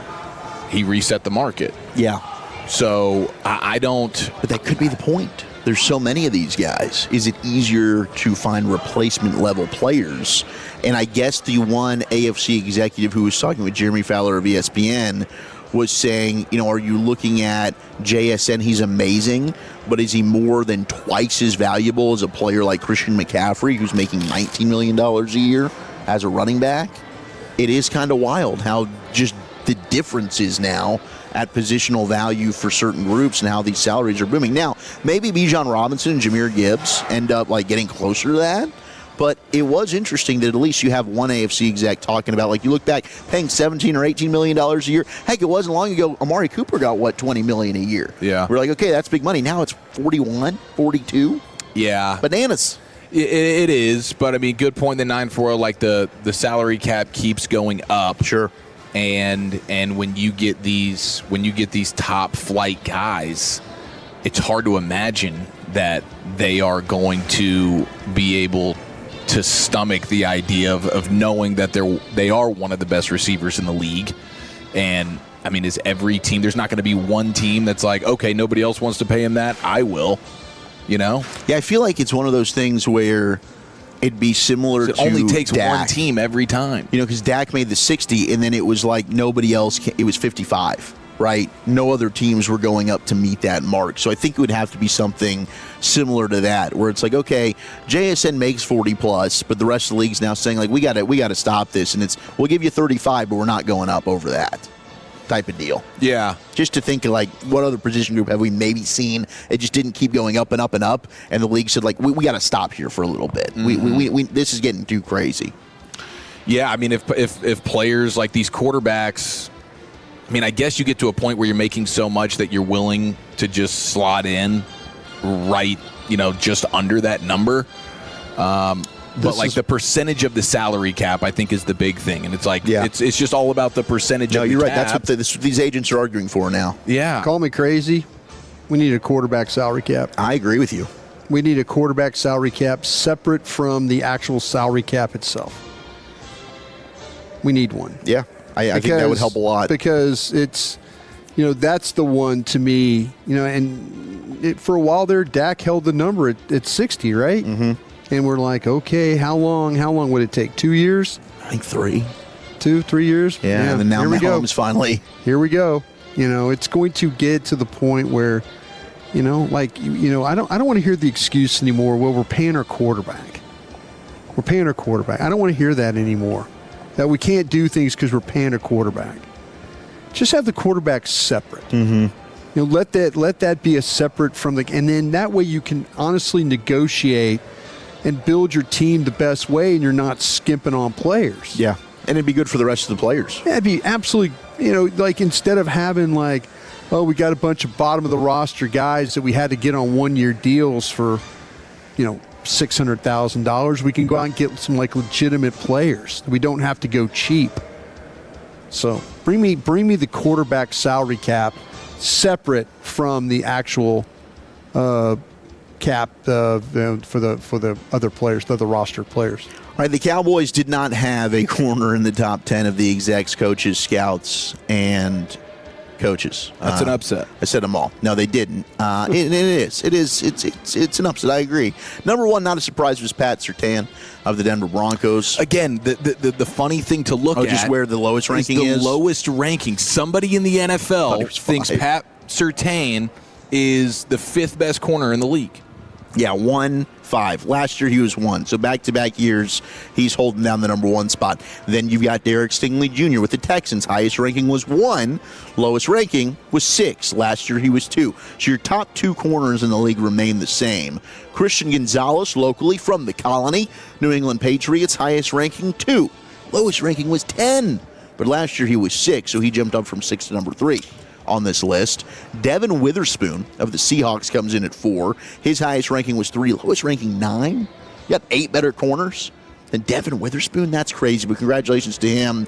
10-4 on this jump. And that's another one of those guys now where you're starting to see the change of the landscape here, because usually it was always just boundary corner, and Witherspoon is a guy that goes inside and out, and that's becoming much more very valuable. Yeah, super valuable. 100%. There it is again. Trent McDuffie, highest ranking 3, now with the Rams, formerly the Chiefs. Lowest ranking unranked for Trent McDuffie. Last year he was 4, so he drops a spot from 4 to 5. Quinyon Mitchell of the Eagles, highest ranking was 3. Lowest ranking unranked, Eric. Last year he was 9. He moved up to 3 this year. It's so funny that somebody would think Quinyon Mitchell is not a top 10 corner in the NFL. I know. It's amazing. 7 is Denzel Ward of the Browns. Highest ranking was 2. Lowest ranking was unranked. Last year he was 3, so he's got the biggest fall on this list from 3 to 7.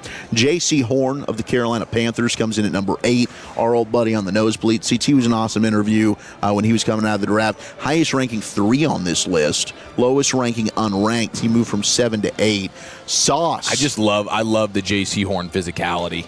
Yeah. Like that dude. He's a gambler, and he'll give up, but his size, the competitiveness, absolute toughness. Willing to stick his nose in it, dude. Like, yeah, go ahead. Send your fullback my way. And I'll collide with him. Just had a career-high 5 picks, tied for first among corners last year. Sauce Gardner slid from 5 to 9 in these rankings. His highest ranking was 5. Lowest was unranked. Then Cooper DeJean of the Eagles. Highest ranking 3. Lowest ranking unranked. He was unranked last year on this list. Honorable mentions, Kamari Lassiter of the Texans, Joey Porter Jr. of the Steelers, who I think should be in on this. I'd put him over to Gene as a pure corner. Jalen Johnson of the Bears and A.J. Terrell of the Falcons. Deron Bland did receive a vote, though. What? So you did get a Cowboys corner getting a vote. Yep, Deron Bland. I guess that exact feels like, hey, Bland's still a good player. He was just banged up and hurt last year. This was the craziest story I read all day per ESPN's Seth Wickersham. Did you see this about Sean Payton? Yeah, this is pretty cool. Oh, my goodness. Wickersham got to be with the Broncos during their playoff run last year and just document everything he saw. Did dope, but he had an idea that never came to fruition entering the 24 season, in which Bill Belichick would have stepped in as head coach long enough to just surpass Don Shula's NFL record for most wins. So the quote from the article is, when Belichick and the Patriots divorced in 2024, Payton considered presenting Broncos owner Greg Penner a proposal for the ages. Just hired Bill Belichick as head coach until he gets 15 wins, which is enough to break Shula's record of 347. Then Sean Payton would temporarily step down to assistant head coach and run the offense, then move back after Belichick became the all-time leader in the end. It was just too complicated and maybe too fanciful, writes Walder. But that is freaking crazy. I would have loved to have seen that. It just feels... It feels sort of patronizing for Belichick. Like, hey, we're gonna gift this to you and like just grant your wish. And do you think Belichick would take that? I don't know that he's too prideful. Yes. I think you're right. I think it would be like now. I think as a football fan, to get two of the one of the best defensive minds ever, right. And then off like Sean Payton just being essentially the OC for Bill Belichick, it would be awesome. That would be incredible. Like if you're building a coaching staff, that might kind of be one of the top dream coaching staffs right there. But gosh, competitively, I don't know that I've ever heard something quite like that. Like I'll step aside and I'll let this other guy come and do my job. I'll be on the staff still, but I want him to get his 15 wins. You know. Yeah. It's in such an alpha sport, and these coaches are also alphas, and they can fix all of these players. Are they super close, or are Peyton and Belichick super close? Yeah, absolutely. Yeah. I mean, they must be for Peyton to be willing to do something like this. But yes, it's hard to imagine that Belichick would have wanted to. Crazy. And it almost feels like there would have been an asterisk on there. Like Don Shula's family would have been like, nah. You didn't really do this. That ain't the real one. Yeah, you weren't even the real head coach. You had to have Sean Payton go ahead and help you out there. All right, there's our football fix. We'll get more into the football talk coming up on a little bit later in the program. But where are we going next, Eric? Well, let's do a little NFL here, bold NFL predictions, and let's grade this national Cowboys take next in the nation. All right, last...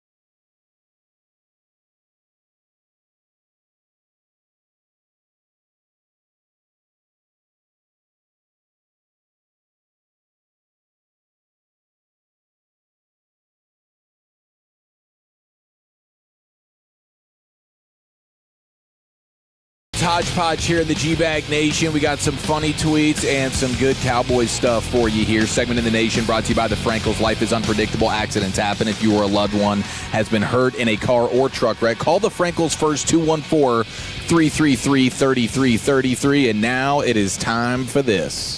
TJ Hushmanzada, could you just rate my guy here on a scale of 1 to 10? You don't think rude what you just did? Who's literally listening to this anyway? Is anyone Well, it listening is to the guys? home of the Cowboys. Well, no one exactly. No one's listening. I did a radio show when I first got here, and they told me I was fat. The brisket sando, that is hard to beat. LeVar, do you want to get in on this? I'm not in on that, you rude motherfucker. Oh, he almost cussed. Then they called me the Girthquake or something stupid. I do like the Girthquake. That's a nice nickname. Little shock jock stuff.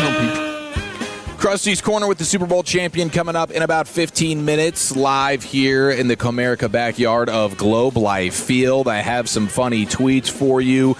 Let's grade them together. I would like to start with the voice of the Cowboys, Brad Sham, who says this 7 hours ago. The real problem with the U.S. men's national team program is the number of front-running fans who knew zero about the sport a month ago and are proving it today. That is worse than what the players did last night. The opinions and the takes that people are having around the country right now and around the world. Look, did they watch the game? Are the bigger problem than the performance that the players put on the field last night, where you have your goalkeeper kicking the ground instead of the ball, and Tim Ream looking like he's never played soccer before a day in his life. There were a couple of plays where Tim Ream looked like that he, as your captain, it was embarrassing. You know, the first goal I mentioned of the Belgium, he just completely got bodied in the box. Okay, you know? well, now Christian Pulisic is getting bodied by, do you guys remember former NFL insider for NFL Network, Jason Lockenfora? Yes. CBS, right? Well, I know he was at the NFL Network. I don't know what he's doing and then now. CBS, I think he got fired. He was doing like a radio show in D.C., and he used to be the biggest pick tipper in the NFL draft. Oh, really? He was like the first person that really made it mainstream. He is not happy with Christian Pulisic. Listen to this. He tweets out last night, "It's been a horse-ass tournament for number 10. All things considered, been maybe the 7th most important contributor over the haul of all their minutes played in total. Better wake his little ass up. Big part of a choking ass dog S team that couldn't even qualify." He get hacked. He get hacked. I kind of love this one because I am so anti-Pulisic right now. Is that not incredible? Are you going to That's feel amazing. differently if they do an X-ray and he's got a broken bone in his foot? No, not really. You're just going to feel like that. He's always hurt. He's not going to help you. Yeah. It's always something with him. If it had been like he had really been dominating the tournament, and like was like great up like until every yesterday, other star, then I'd feel we like to compare him to. Yeah, then I'd feel differently. But like he looked like maybe your 4th best player. This is true. Well, Lockenfora doubles down, so he had a night to sleep on it, right? Maybe cooler heads prevail. 6 hours ago, he tweets out, "Christian Pulisic, just focus on your club career and making the most horse-ass, lifeless commercials known to man. Retire from the U.S. men's national team and program. The team and program are better without you. You took last summer off rather than work with Poach to come back as an even bigger underachiever. Stay in Europe. We good." He is in his bag of hate today, dude. Lockenfora might earn a follow from me after all Do this. you feel like that Lockenfora might have lost money on this? Yeah, this is like did venomous. Prize Picks not Even help I him wouldn't out go here? as far as Somebody he's not help going. him out? He's DraftKings, somebody who whoever you want to go with. Did he feel like he lost out here because he had U.S. with Pulisic, more than something? Yeah, the harshness of those tweets lead you to believe that there's some level of bank account tie-in. I think there's something going on with to him. all of this hate. Yeah. Now, let's shift gears into the Cowboys here. We do have a clip from Mina Kimes and Derek Klassen, 2 national football voices. I want to get y'all's thoughts on what they have to say, but I did see a quote from Ryan Clark, who said that he saw CeeDee Lamb a few days ago. And CeeDee's quote to Ryan Clark was this: "I haven't felt this good or this healthy in 2 years." what do we say for baseball training camp? Best shape of your life season. Best shape of your life season. This is the healthiest he's been in 2 years, says CeeDee Lamb. Hopefully he can stay on the field for all 17 games. Yeah. That would go a long way for us. Now, here is Mina Kimes and Derek Klassen. Klassen's with The Athletic. He hopped on Mina Kimes' show, and they're talking about this Christian Parker Cowboys defense. Let me know if anything jumps out to you here. I think the Fangio defense is an underrated part of why they work. Is at their best, the linebackers are often incredible and really good in coverage. Everything I've read about this defense this summer suggests it's going to be closer to Philadelphia than anything else. I think your point about the linebackers is well taken. It is concerning. We're both talking about the same thing, which is can they compensate for the one weakness? It feels like they've fixed a lot of holes, right? Like they've plugged a lot of issues. But I think to your point, other than maybe Quinnen Williams or if Caleb Downs is this right out of the box, which I think is a lot to put on a rookie safety, I don't know who you say we're building the defense around this. Okay, when you think about Christian Parker coming from Big Fangio, and you think about the way it sounds like they're going to use Downs, which is kind of primarily a nickel, it's a very modern thing right now, right? Is if you have a nickel who's a dog against the run, who you also trust to defend tight ends and slot receivers, you can play the current meta, which is you can stop offenses from a split safety structure with light boxes, living in your sub packages, even if they put an extra tight end on the field, etc. Those offenses or defenses have very good linebackers. When I look at this and I ask, what would it take for this defense to get closer to those? If you dropped in a Jordan Brooks or a really great linebacker, it's just missing that one player. Okay, so overall, I think Broadus is he's putting the stamp of approval on that when it comes to the linebackers and needing something there. And I know we're still holding out hope that maybe a veteran will get picked up here. I think the Jordan Brooks stuff is kind of I know that sucks. Maybe at the trade deadline. I think there's a lot of things. Crosby, Brooks at the deadline. I get that. I get that. We can't wait for a linebacker at the trade deadline. The linebacker stuff is problematic right now. We do not need Brian Schottenheimer after the Tampa game talking about the defense and this, that. I think there's other things that could hold this defense back. But what we're learning about this defense, and we haven't seen it in our backyard, we've seen it in other backyards. But what we're learning about this defense is he's interested in playing run defense with 5 guys. That's what he's interested in. Light box, stop the run. Yeah, and you know what? That to me is, and I think Mina's onto something here. When you think about this defense, you think about great linebackers because the responsibility of the guys up front is to hold blocks, to make sure that those Lane Johnsons and those guys don't get up on linebackers. That's the whole premise of this defense. So if he's going to play, if this defense is bad, I think it's going to happen. It could happen in 2 areas. Number one is the players aren't smart enough to understand the scheme. I mean, I'm saying that in a way that he's playing, they always talk about playing chess and checkers and stuff, that all of a sudden these players are not taking things from the classroom to the practice field to the game field. If all of a sudden it's Brian Schottenheimer comes out week 5, we've got to scale back. We've got to scale back our defense. We got simplify. We got to simplify. The minute you hear that, mark my words, your defense is dead.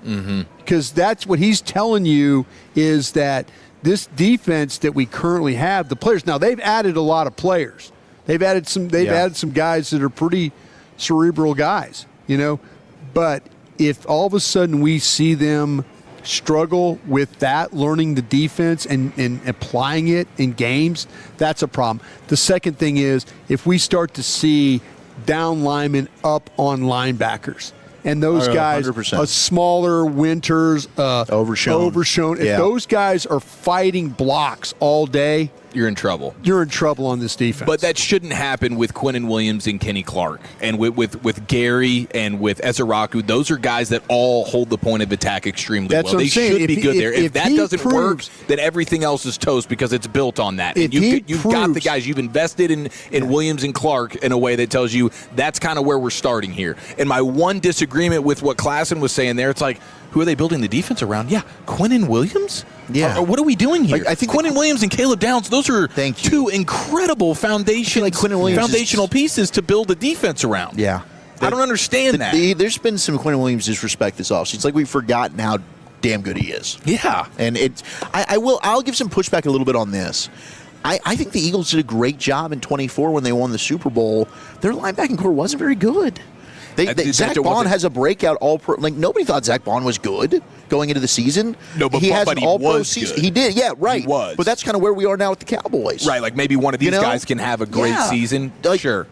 Dean couldn't stay healthy, and he was in and out that year. They had to play a lot of Owen Burks. Does anybody know who the hell Owen Burks is? Heard the name. So they found ways. But they had an all-pro linebacker playing next to him. Yes, they did, but he wasn't that coming in. Yeah. He turned into an all-pro player that year in the defense. Like, is it or is D. Winters or DeMorvian Overshown or a Barham or a Shamar James? Like, do they have anyone to step up? You know what we need to do, Wolchuk and Eric, if you want to? We need to sit down and look at the Eagles' defense and see how many times defensive linemen, Carter, Davis, whoever was playing inside were holding up blocks. I'd love to do that. We want to see how many times on it just, and we have the ability to say, give me all the runs. Yeah. Give me all the Philadelphia defense's runs. And I need to count how many times you saw linebackers getting to the ball, making tackles because Davis and those guys were holding up blocks. Carter, Davis, that's what we need to see. Yeah. Mm-hmm. Because all of a sudden, if we're watching this and like, oh damn, that Bond got off that block. Yeah. Oh, he got off that block again. Oh wow, he got off that block. If they're not holding up guys at all, then this thing might be in trouble. When you start to talk about with Winters and Overshown and stuff like that, in a way of these guys. Wait a minute, the scheme isn't holding up guys here. Mm-hmm. I need to sit down and look at Philadelphia's defense and just see, like, when they got gashed, what happened? What happened on the play that got them gashed on the defense? Mm-hmm. Did Davis get turned and all of a sudden there was a guy up on Bond in the line and Dean and those guys were fighting blocks? Or was the scheme played well? That's what we need to see. Really because we're going in this thinking that they're going to play the run, right? Like I say, with 5 guys. I mean, that's even if you get in a heavy personnel group against Dallas and they want to play the thing against 5 guys or with 5 guys, boy, that's pretty ballsy stuff to do. Yeah. All right, it's the G-Bag Nation live at Globe Life Field, getting ready for Rangers and Halos here on your home of the Rangers, 105.3 The Fan. Coming up next, it's time for Krusty's Corner. Where are you taking us? Yeah, let's take a look at this defense, and do we need to carry this position more than others? We'll do that next. But first, Cholos, let's talk about your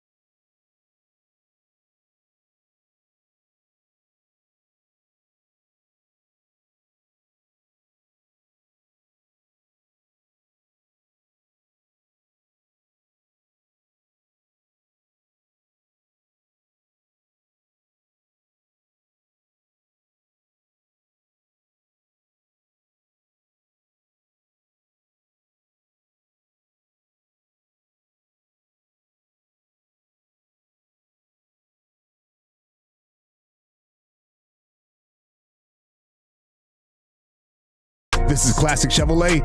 Together, let's drive, relax, and enjoy the difference. Based on new Chevrolet registrations 2023 through 2025. Thank you very much, Lucius. We are going to do a little mixed bag coming up on the other side. 0-0, we're scoreless. Switzerland and Colombia. That game in Vancouver, Canada. In the round of 16, winner goes on to face Argentina, who came back to win 3-2 over Egypt earlier today. But right now, without further ado, let's go ahead. Here he is, King of the Krusties, Brian. Hey, kids! Your old pal Krusty's gonna teach you 5 new words. You're not wrong about that. From Dallas, Texas, number 55, Brian Waters.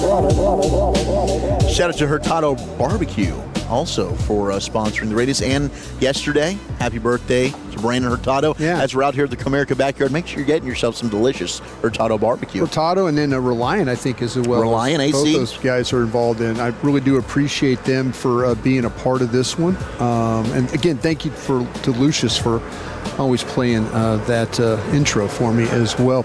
Hey, guys, I just, like, during the break, I was watching Jacob deGrom play like he's playing long toss. I guess they call it stretching out, where they stand. He's probably 40 yards away from the catcher. He's winding up and throwing the ball, and it's ending up like waist high. Like the catcher doesn't even have to move. Wow. I mean, he's just 40 star. He's just throwing the ball. He just takes his wind up and then the ball the catcher doesn't even move. So I was sitting there like going, God, it's pretty well. I guess that's why he's making $30 million a year, right? Something like that. Because he could throw a baseball waist high from about 40 yards away. You could throw a baseball over the mountains. On the mountains. Pretty good though.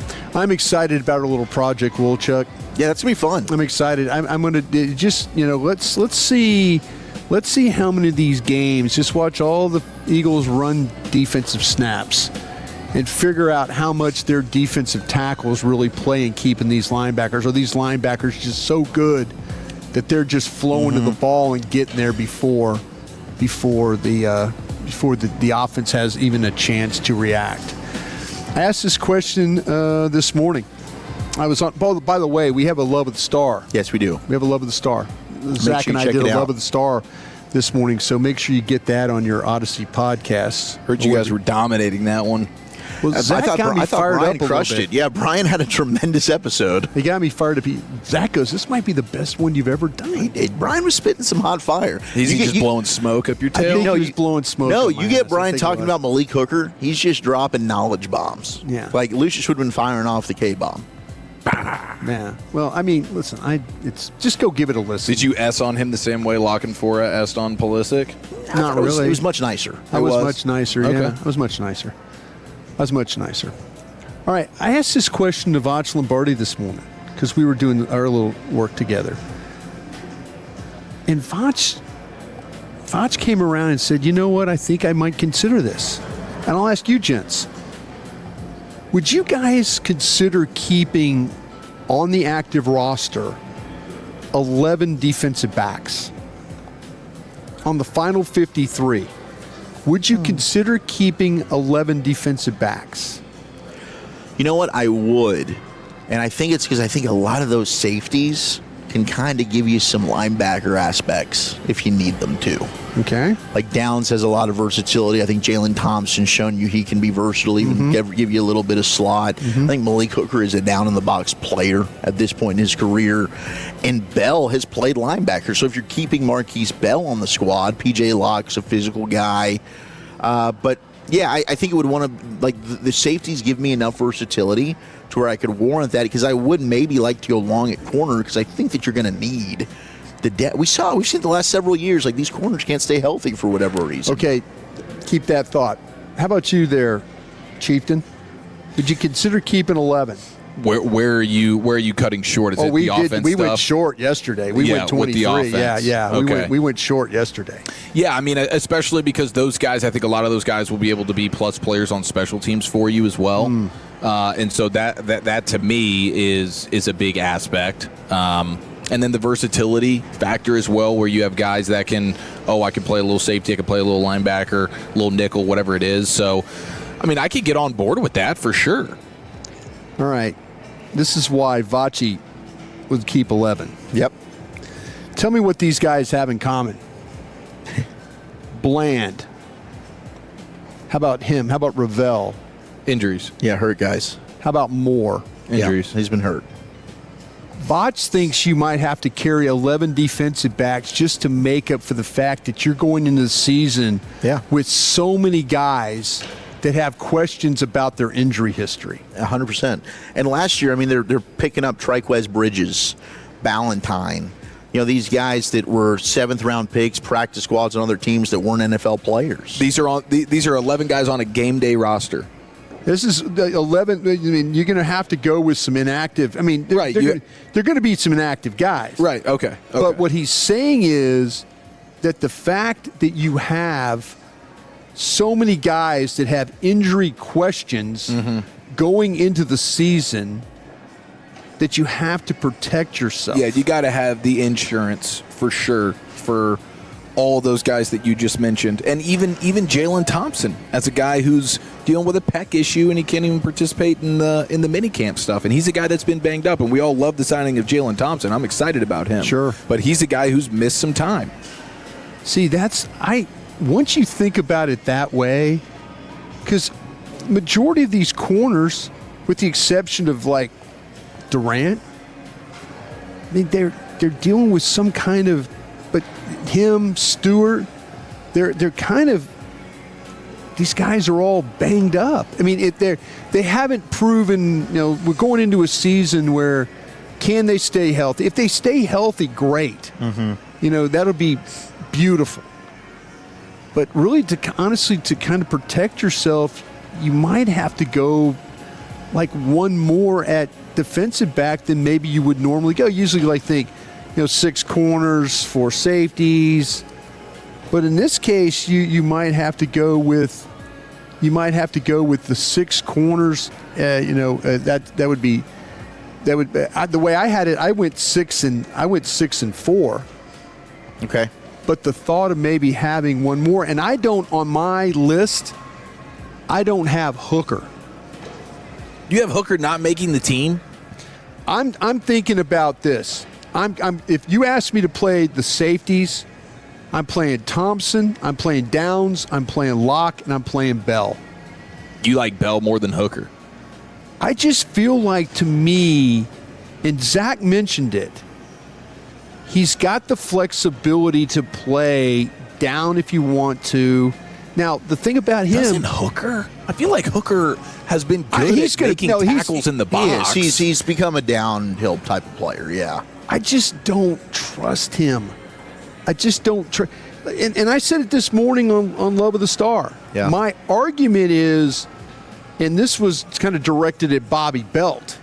Bobby's like, oh, you guys are underrating Hooker, you know. And I know Bobby's probably listening. But Bobby, the Cowboys showed you what they think of the safety room. They showed you that. They showed you with the guys they signed in free agency, the money they spent on Thompson, going out and getting Locke. They went and they took their first-round pick and picked a safety is what they did. They told you what they think. They got rid of Wilson, and they moved on from guys. Hooker just happened to stay, but they told you, not me or you, Eric or Zach or whoever. It's not us saying it. They told you what they think of their safety room. I agree with you. So to me, if it's and I could see him, and you just said that, well, why, he's not going to make the team? Oh, really? Do you think Christian Parker elevates what Malik Hooker is? Like, Hooker is one thing in an Eberflus defense. All of a sudden, Hooker with Parker. Now, we've seen Hooker in a couple of defenses, right? Yeah, Quinn, Zimmer, and Flus now. Yeah, and he's just okay. I don't want to sit here and act like he's I'm just saying, though, to me, I just look at the way that Dallas did this. The way they did this and the way they approached this.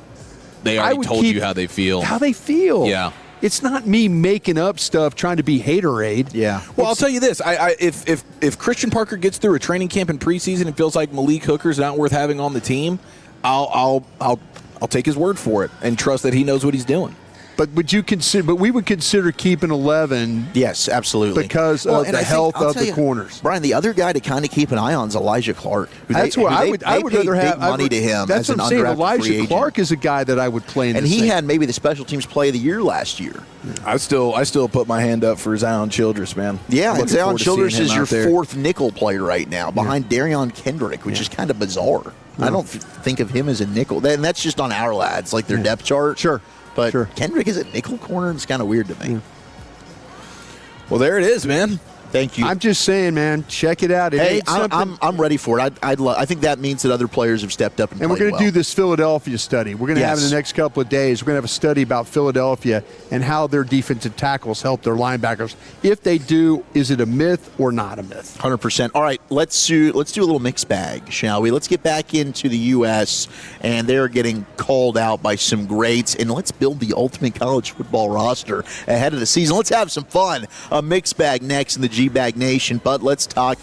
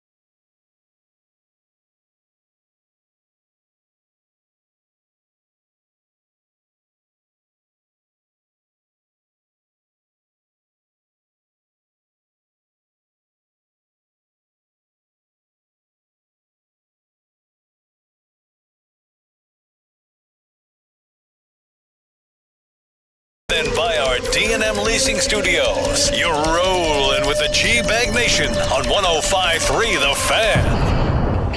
Rangers lineup has dropped. We'll tell you that and more as we get into a mixed bag live from the Comerica backyard here at Globe Life Field, getting you set for Rangers and Angels tonight. It is DeGrom night as he will be your starting pitcher for the Rangers, taking on Soriano, two of the American League's best this evening here at the Globe. Wolchuk, Broadus, Chiafalo. We got Lucius Alexander back in master control. And thank you to Austin Nix for coordinating our video as well. Rocking with you on this Tolo Tuesday, 877-881-1053.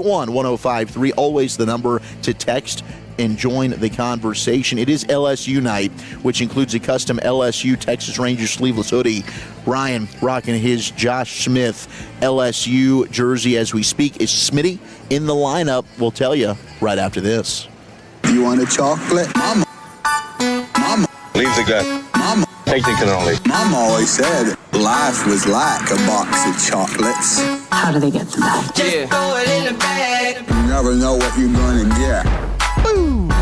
All righty. Smitty, is he in the lineup? It's a good question. Tell you who's not. Josh Young.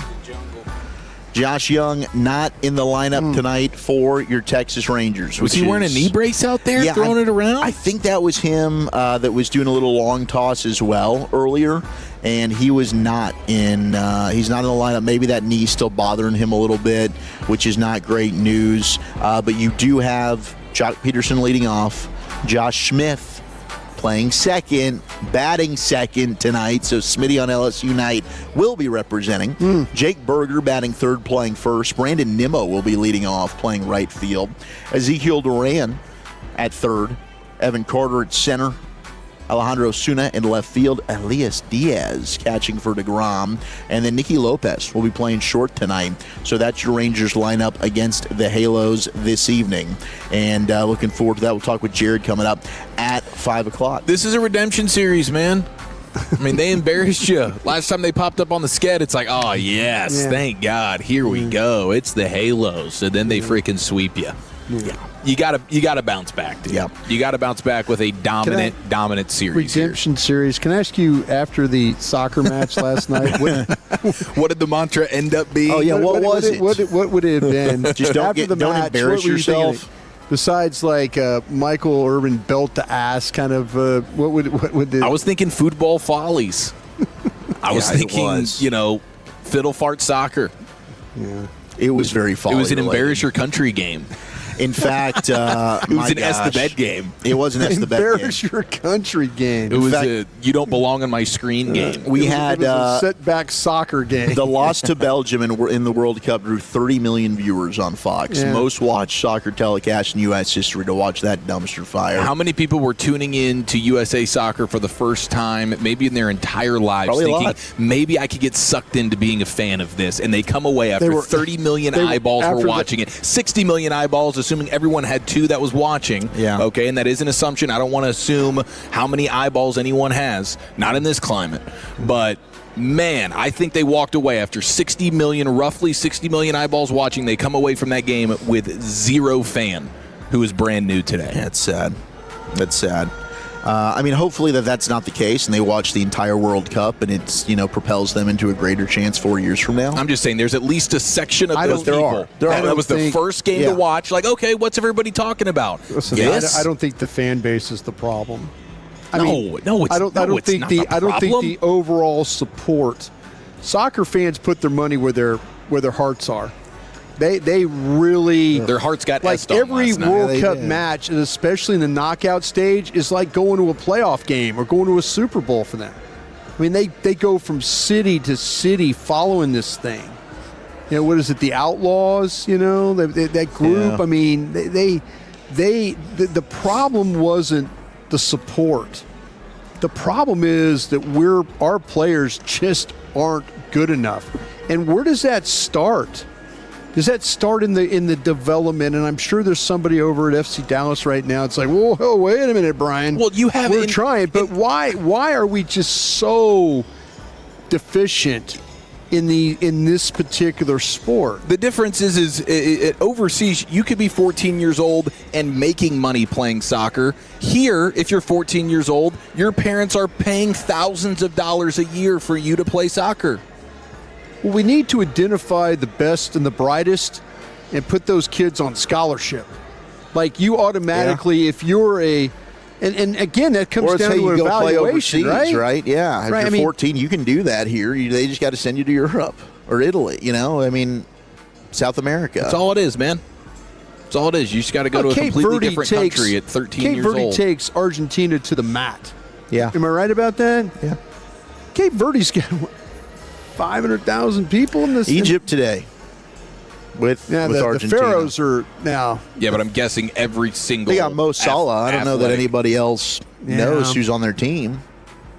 It just seems so disheartening that. Yeah, it was. It was a kick in the ass. Here was Carly Lloyd, who I loved what she had to say. I mean, the U.S. women's soccer team, they're 7 years ago. They won back-to-back FIFA World Cups. We got that coming up next year. That'll be on Netflix as the U.S. women try to go win another World Cup. But here was Carly Lloyd with some strong words for Team USA and Christian Pulisic. No, look, it's a bit of a downer for us being out here now after this loss, but I felt like they lost the game before they even stepped out onto the pitch, and I'm not sure why, and I don't know the reasons, but just from the beginning, just chasing, tentative, scared, just not confident on the ball. And I think big-time players, you wanted some of those big-time players to step up in big moments.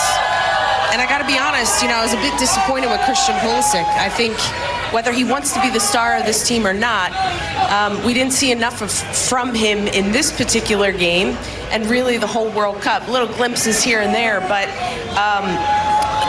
look, aside from this loss, I think on the brighter storyline, it's been a fantastic World Cup. This team has united the country.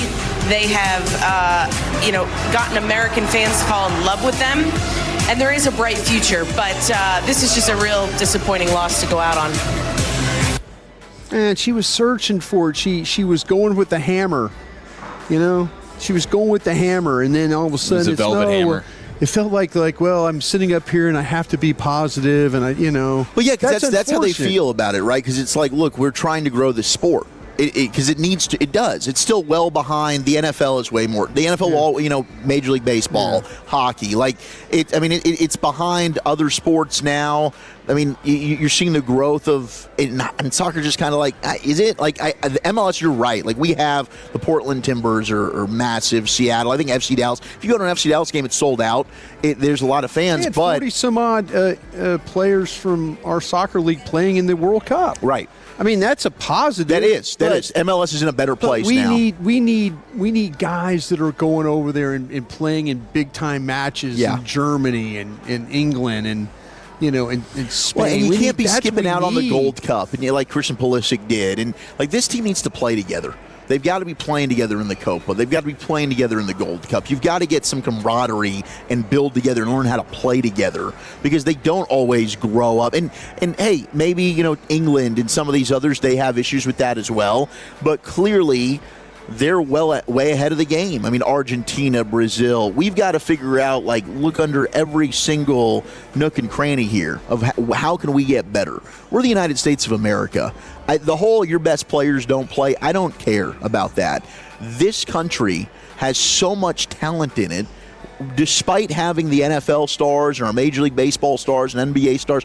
Don't tell me we can't find some soccer stars as well that are good enough to compete on the world stage. We do it in the most obscure sports in the Olympics. We find guys that are out here kicking ass. Gymnastics, we dominate, right? I mean, hell, hockey, we were not a hockey country. We hadn't won a gold medal since 1980. Finally won the gold medal again. It's possible. That's the beauty of America. We've just got to figure out a way to get there. And we can't keep recycling the same topic. We got to act on it because I feel like it's a broken record. Every 4 years we have this discussion. It's a new play. It's a new former player, and now we've got Carly Lloyd involved. We've got people, ladies involved, and hell, she knows something about winning. She knows something about passion and going out there and and finishing the job. But man, you go out there and to look like that is just. Ugh. But they find a way to. I said this earlier. They find a way to beat Belgium, and then you lose that way to Spain. Yeah, you're disappointed, but you're kind of like, yeah, damn, they beat a top 10 team. They beat to beat Spain would take so much.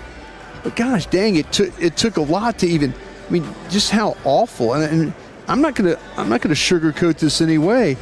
9 times out of 10, it looks like that Belgium would have beat you anyway. Yeah. They look. If U.S. is going to play like that, and absolutely the lack of, it's just that part of it's tough for me. It seems like that we've had this same conversation every 4 years. Yeah, they just why if they qualify, they can get out of their group and then lose in the round of 16. I guess they were able to get that round of 32 win. College sports, we found out the Big 12 and Monster Energy have entered a multi-year sponsorship deal. So the Big 12 will be branded Monster Energy Big 12 football, and there will be Monster logos on conference fields, courts, and jerseys.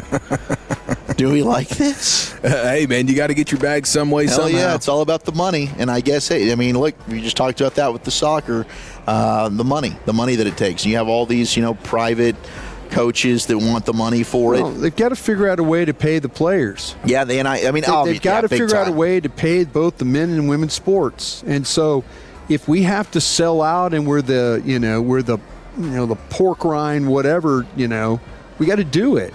Because these universities have got to come up with ways to make sure that their athletic programs have the money in order to get the best athletes. I'm not even going to say students anymore. It's not a student athlete thing, because it is about. And I always wondered how these guys and gals bounce around all these schools and stay eligible. How do you? That's another thing. It used to be you got to sit out and transfer and stuff like that, but. I guess not. Basket weaving, man. Joey McGuire said, if you're a Texan and you're a fan of football in this state, then why would you go outside of the state to play non-conference games? I agree. Because you have such good football in this state. I agree. He'd love to play Texas A&M, SMU, because I think it's great for the state of Texas. I agree. I'm 100%. with him. Hell yeah, Joey. But I think he needs to give, maybe he needs to give the Tarletons and some other teams, the opportunity. You know what I'm saying? Maybe if you want to, We've learned a lot about Texas State, I mean, Texas State, all of a sudden, what they got into I think we're into the Pac-12 now, something like that. I think they got put into the, so yeah, it's, I think I'm right about that. But yeah, some of these programs, they grow. They could use the love. They could use the love, but I'm all for it. If he's talking about playing, Texas A&M and Texas and everybody else. I'm all. My dad and I were watching a show the other day about the old Southwest Conference. Yeah. And Dad had a big smile on his face because it was the whole thing about cheating in the Southwest Conference. And my dad, it's like it all kind of came back to him as he's watching the program. Yeah. I was did this. Yeah. Yes. Okay. Yeah. I remember this. Yeah. Well, CBS Sports, as we close down the mixed bag here, built an ultimate college football roster with the best position groups in the land. Quarterback, they're going with Oregon because they got Dante Moore, but now they also have Dylan Raiola as their backup. Running backs, they go with Ole Miss. If Ahmad Hardy were fully healthy and cleared, Missouri would get that nod. But with Quan Lacey, he's gonna end up being the best bet there. And then they added Mekhi Frazier from Michigan State, who was the leading rusher there. Wide receiver, they go with Indiana. I mean, you got Charlie Becker and Nick Marsh right now, who are projected to be first-round picks in the upcoming NFL draft. Ohio State was also considered. Tight ends, they're going Georgia. Lawson Lucky is going to start for Georgia. What an amazing name. Lawson Lucky is the guy to watch. Offensive tackle, good news for the Horns. It is Texas. Trevor Gooseby, maybe the best left tackle in all of the land. And then they added Wake Forest transfer Melvin Siani, 6'6", 302 All-ACC pick to play their other tackle spot. Interior O-line, it's Ohio State with Luke Montgomery and Carson Hinsman. Edge, no surprise, the Miami Hurricanes. Guys like Marquise Lightfoot and Damon Wilson, who I liked a lot coming out of the draft, the transfer from Mizzou. Defensive tackle, it's Texas Tech. They got another couple of good transfers that moved over there. A.J. Holmes and Mateen Ibaroga. He's another guy that's going to step up for him. Linebackers, Tennessee. Corners is Notre Dame. Leonard Moore might be the best corner in all of football. Safety, it's Alabama with Bray Hubbard and Keon Sapp. as the guys there. So there's building your ultimate college football team as we're getting closer and closer. Oh, we can taste it. Football right around the corner. Eric, should we talk some hoops? Yeah, bad news for a Texas broadcaster. One rookie is standing out above the rest, plus a little father-son feud next in the nation.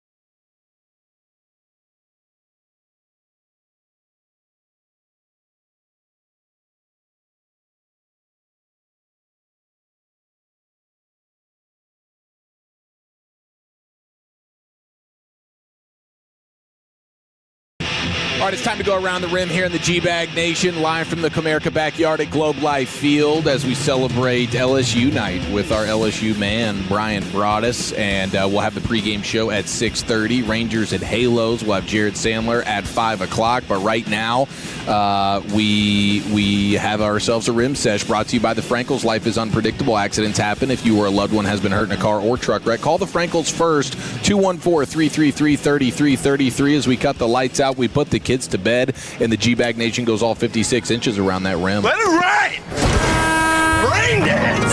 Rain dance! I got a joint here, man. I've been saving for a special occasion. Always a special occasion when the Mavericks welcome in a 6'7", 25-year-old wing out of the Euro League, who is an absolute sharpshooter, Walchuk. Tarek Biberovic. He was selected in the second round by the Grizzlies in 2023. He was a part of the Santi Aldama trade, and now it looks like the Mavericks have been able to agree to a deal with him. 2 years, $6 million with a team option for the second year. So it's kind of a no-brainer contract right there. We know how much Ujiri and Schmitz like the overseas players, but 43% from the three-point line in the Euro League.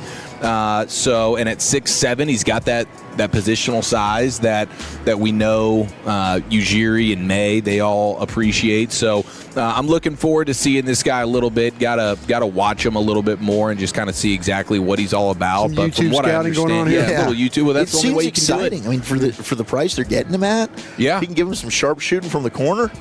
Sign me up. And he's a great free throw shooter, like 95% from the line. Woo-hoo! So if he can play a little defense, you can't help but appreciate a guy who can stroke it from downtown, 6'7", 25 years old. So that is the latest Dallas Maverick. And now there's other things going on in the league right now. We got word that Jalen Brunson having to undergo some surgery on his left wrist. Okay, so it's not the shooting hand, but it is the left wrist there, and he is fighting through that. Yeah, fighting through that throughout the postseason and onto the championship run. Just adds to the lore of his greatness and his dominance. And you know that New York is going to be doing all the voodoo things like they did during the finals to try and get that thing healed up as quickly as possible. I'll have that Danhausen guy out there. It is his shooting hand because he's a lefty, so it is on the shooting hand. That makes it that a lot much of more sense. impressive. Yeah, and he was struggling a little bit. We saw at times in the finals, so it does. I mean, he still win Finals MVP. What a freaking badass! Yeah, so going to need him to have a speedy recovery there. But, yeah, that is super impressive for what he did. When you see what Pulisic did last night, and then you look at Jalen Brunson. Like, that's the difference of the heart of a champion. Yeah. That clearly Jalen Brunson Pulisic has. doesn't know anything about that. Now, you freaking also loser. How about the rookie, man, Darren Peterson? Oh, is he already he's still body cramping? No. The body cramps are no longer a problem, it seems. And he is talking about how he channels his inner Kobe during the summer league of all things. He's got a little Mamba in him. This dude has gone in his last 2 games here in the summer league for Utah. And he does have the Kobe Bryant tattoo. So he's walking the walk. Is it a full Kobe and a Laker jersey tat, like Kobe face tat? It's the Kobe face. I don't know how much Kobe body you have on that thing. Okay, but we got the face. Afro Kobe there. But it's 28 points, 5 boards, 2 assists, 11 of 21 from the field. Then he last night 25 points, 2 boards, 12 assists. And 8 of 15 from the field. Wow. All right, that's savagery. 12 assists. I don't think he had more than 4 assists in a game when he was at KU. I think he was just sandbagging it at KU. I think he hated Bill Self. There was clearly a lot of weird stuff going on, and I don't know if it was an anti-Bill Self thing. You know who's probably fired up about this? Zero. Biggest Jazz fan we know. Yeah. Yeah, he's probably freaking locked and loaded. I mean, my gosh, he was heartbroken when the Mavs just shattered all their hopes and dreams. Gives you something to be excited about there if you are if you are a Jazz fan, and it'll be interesting when we look back on this draft. And this is going to be a good draft. I think most of the teams that we're picking pretty high are going to be decently happy. But if Darren Peterson, if this is signs of things to come for him, then Utah is going to be the biggest winner of the draft when you look back. No question. In the way that he's playing right now. He has an excellent chance to be the second best player in this draft class. Outside of Morris Johnson? Absolutely. Yeah. Or was it going to be Sergio De La Rea? It might be De La Rea. Yeah, I mean, this dude is... Everybody knew from a talent standpoint, he had the most talent in his body. He had a lot of talent in that body, yeah. They just weren't sure if he was going to access all of that talent. But through 2 games in the Summer League, Darren Peterson is meeting all the expectations that people had for him when he was coming out of high school. He's been absolutely in his bag. Now, congratulations to Donovan Mitchell of the Cleveland Cavaliers. He will now be making over $60 million per year on his latest contract extension. What a mistake. I mean... Dude, that is gracious. I guess maybe Braun's going to go there and play with him, but if you watched him in the finals just shrink when the moments got toughest and he's facing any adversity, Donovan Mitchell's one of the biggest front runners in the NBA. Well, Brian Windhorst is saying that even though we're not getting the news, he's like, LeBron already knows where he's going. Okay. And so I guess he just wants to string it out. Is he Aaron Rodgering this thing? I mean, the only reason... He loves having his ass kissed. The only reason why it would make sense to me if he's stretching it out is because he wants to come across like it was a grueling decision for him if he decides not to go back to Cleveland. Okay. But... he's coming to Dallas. If he's going to Cleveland, which all signs point to that's where he's going to finish things up, and nobody's going to have a problem with that. You want to go back home, close it down with Cleveland? All good, man. All good. But to stretch it out if he's going to end up stretching this thing out for weeks and then just to simply go back to Cleveland, it would make more sense to me if he did this waiting period and then he's like, okay, not going back to Cleveland. If I'm the 76ers, I get him on that golf course at Pine Valley, one of the most exclusive courses in the country. Gosh. And go for it. Hey, LeBron, think we could get you to play at Pine Valley. What do you guys think of the teams that are actual options for him? What do you think is if winning a championship was the most important thing for him right now? What would be the team that you would... I don't think he's going to the team that gives him the best chance to win a championship. Well, if he's going to Cleveland, he's probably not going to the team that gives him the best chance. They were just in the conference finals. Maybe they do have a chance. They certainly... So are the Mavs. They do have a chance. And then we traded our best player. They didn't do that. In terms of winning a title, would it be Cleveland? Would it be Philly? Would it be Golden State? Would it be Denver? Would it be Miami? Probably... I might lean Miami. I think him and Giannis would be fun together. Miami does have a foundation of kind of getting diamonds in the rough, building some players that you don't know anything about, and they end up being like solid role players. But I think Philadelphia on paper, I just don't ever believe in the Sixers. I think the Sixers are just destined to have a tremendous failure in some sort of fashion, and Embiid's not going to stay healthy. So, the Sixers make some sense.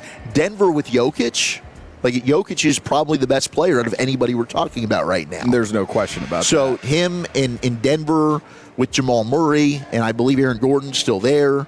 So, you would have a pretty solid, but it's like you're now going through OKC. You're going through San Antonio. You're going through Dallas. Yeah. Having to go through the West is definitely... That's traveling on the way to Oklahoma City. I mean, the East has gotten stronger this offseason with the moves that have been made. But, yes, the cream of the crop of the league with the Spurs and the Thunder having to get through those teams in the West to try and go and get you another title. Look, Cleveland is kind of the pull your heartstring story, though. Right. Go back, maybe get back to a finals, play the Spurs again like you did your first finals appearance, lose in 5, and move on.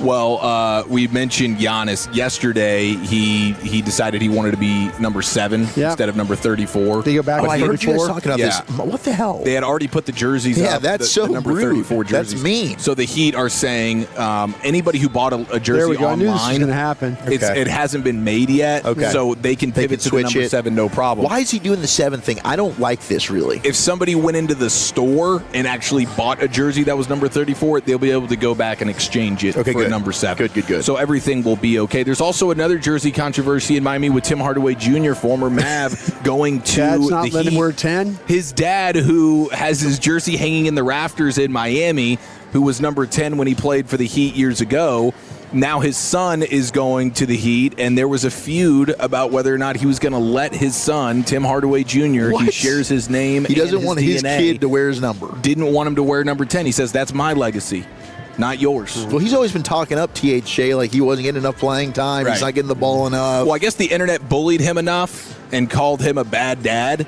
Yeah. And so now he's acquiesced and he's granting his son permission to wear that jersey number 10. So if you're THJ, do you even want it anymore? Right. Yeah. It's like, Dad, you got bullied into letting me have this. Screw you. I'm good. I'll take 34, Giannis. Now, the other controversy in the NBA right now, I don't know if you guys saw this, but the Spurs play-by-play broadcaster's name is Jacob Toby.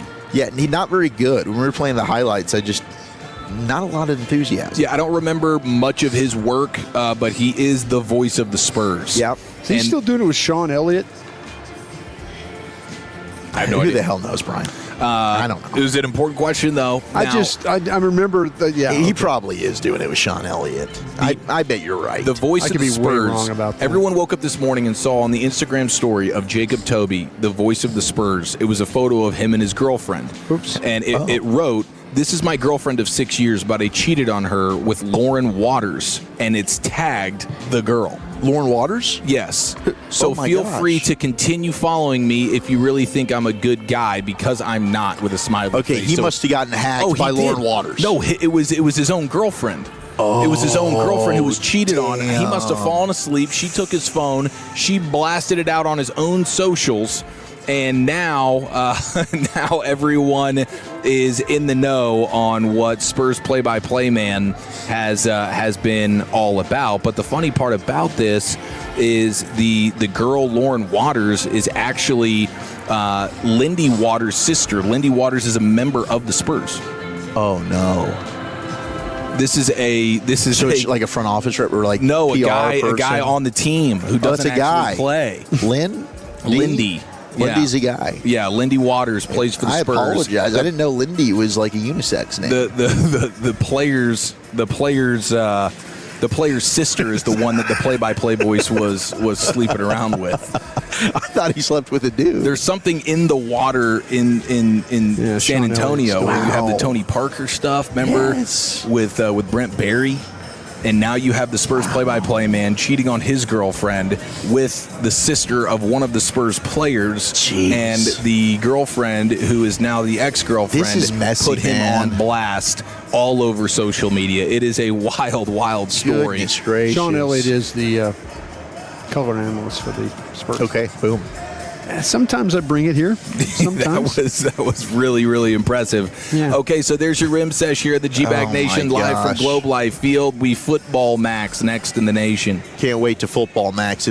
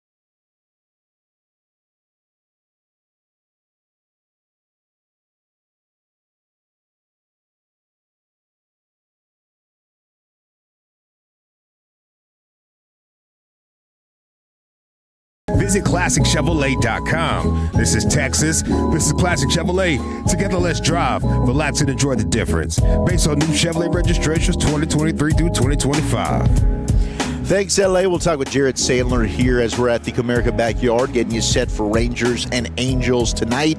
It is LSU night. That includes a custom LSU Texas Rangers sleeveless hoodie. Has brought us decked out in his LSU gear, and you get Hawaii shirt on Friday.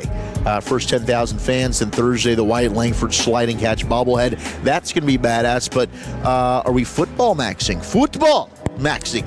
Yes, Captain America angered fans on the pitch last night and off of it right after this. Now there's a new trend called ball maxing. Everybody has a preference. Some guys like them round, and some guys like them thin. Some guys like them tacky. Some guys like them brand new. Some guys like old balls. I mean, they're all different. Do you still think the balls are juiced? Whose balls are juiced? The balls and everything else was lacking juice last night. I wish we had our balls juiced last night. Your Team USA stat of the day. They are 1-6 in the round of 16. All 6 of the losses, they scored 0 or 1 goal. Yeah. They simply cannot score versus the big dogs in the tournament. They don't have the star power. F&A, Cotton. They don't have the ability to just put the ball in the net when it actually really starts to matter and the competition gets a little bit stiffer. The guy who's supposed to be the man putting the ball in the net is Christian Pulisic. I don't know if they're going to be calling him Captain America any longer. Probably not. But listen to what he had to say after the game last night. I know you were in a lot of pain, had to be stepped off. What were you dealing with, fighting through? Yeah, I mean, I just twisted my ankle and just sprained my ankle. I mean, it's just frustrating to end like that, of course. But now I got time to rest, so hopefully it'll be okay. Now he gets time to rest. And settle down, everyone. Why don't you rest some more? Everything Christian is going to be okay. Pulisic. That is what rest he is this. saying. I never want to see you on the Team US squad again. Never more. Bye-bye. You want him gone forever. Curse you, sir. Be gone. Yeah, that is not the attitude of a winner. That great. Certainly not of a winner. Did he not rest enough during the damn tournament? He missed a game. Oh, he played in what? One full game of action, a game of a half, maybe? Didn't he rest? He didn't play in the Gold Cup? Didn't play in the Gold Cup because he wanted to be ready to play in the World Cup. And then what happened? He was hurt for the World Cup. Maybe the argument is that he was too rested. He wasn't calloused up enough to get out there and give everything that he had. But there's times you just see him just like moping and walking around on the field last night, not even caring or trying to get into the action. He was a turnover machine. Oh, yeah. So was Dest. And they 12 of them, yeah. I saw credit Poach. Yeah, they did. Was the first one that came off. ESPN FC says Pulisic lost possession 11 times in 45 minutes. Jeez. The most of any player on the field. That's it was bad. It was rough. That's what he gave you last Belgium night. some credit, though, too. No, absolutely. Belgium was fantastic. Yeah, I mean, and they had a little extra chip on the shoulder last night for sure, and it was just deer in the headlights. Maybe that was the worst thing, Pot. Like, we were so pumped. I was pumped to get Flo back in. Maybe it was just, it woke the sleeping giant that was Belgium. It just gave them the added fuel they needed to, like, come together and play their best match of the tournament at the right time, when the U.S. played their worst match of the tournament at the wrong time. It sucked. And there was a moment late in that game where Flo had a great opportunity with the left foot on like a breakaway and couldn't get it to go. Yeah.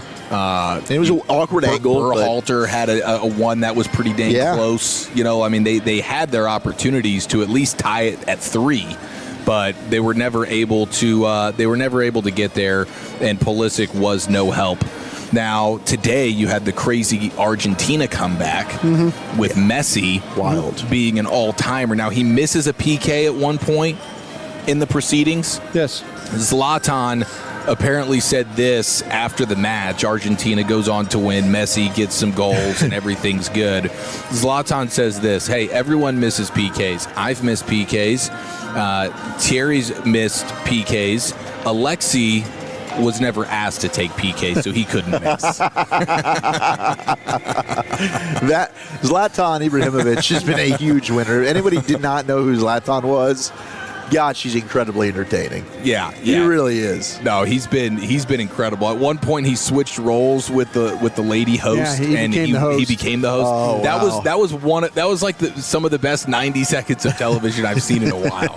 Like he has been Was he just amazing. asking himself questions and answering them? Yeah. Well, he was stopping down because she started asking questions. He's like, whoa. Yeah. I'm the host now. This is my I will show. ask the questions. This is my show. This is Zlatan Zlatan's show. Yeah. He's been totally amazing throughout this entire World Cup.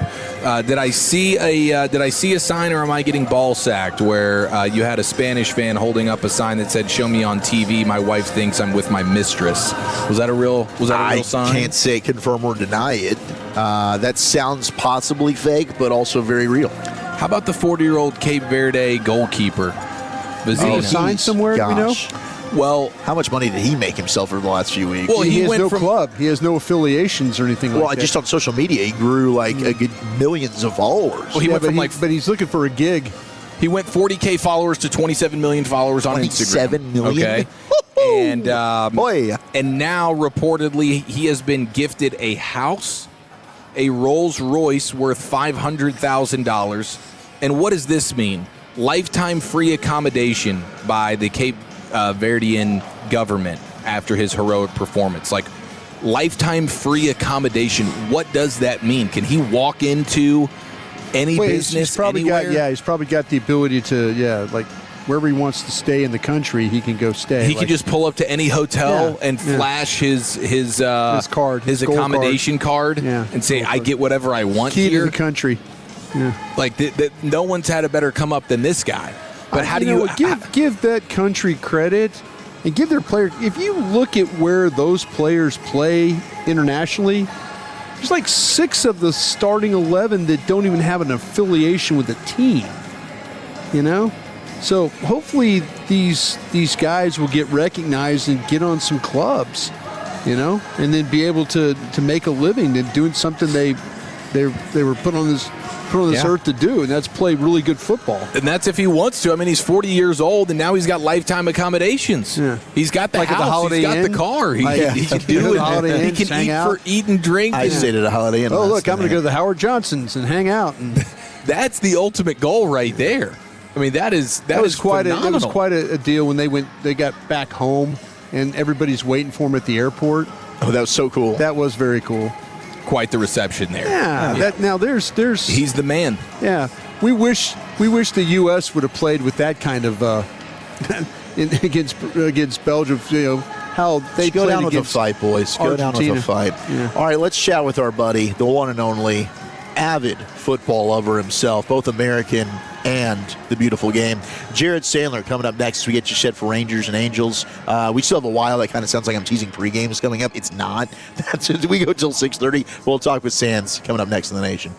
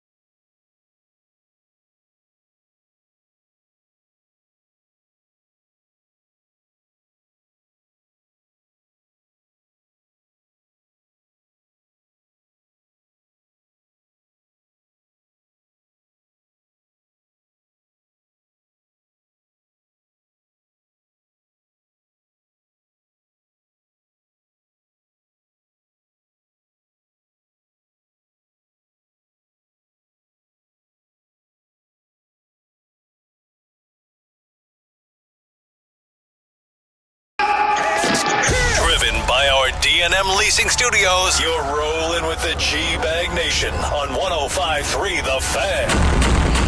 Oh, baby, an hour and a half until Texas Rangers pregame right here on 105.3 The Fan. Is indeed hour number 4 of the G-Bag Nation. Zach Wolchuk, Eric Chiafalo, Brian Broaddus. We've got Lucius Alexander back in master control. Austin Nix. The doors are open here as we're live at the Comerica backyard.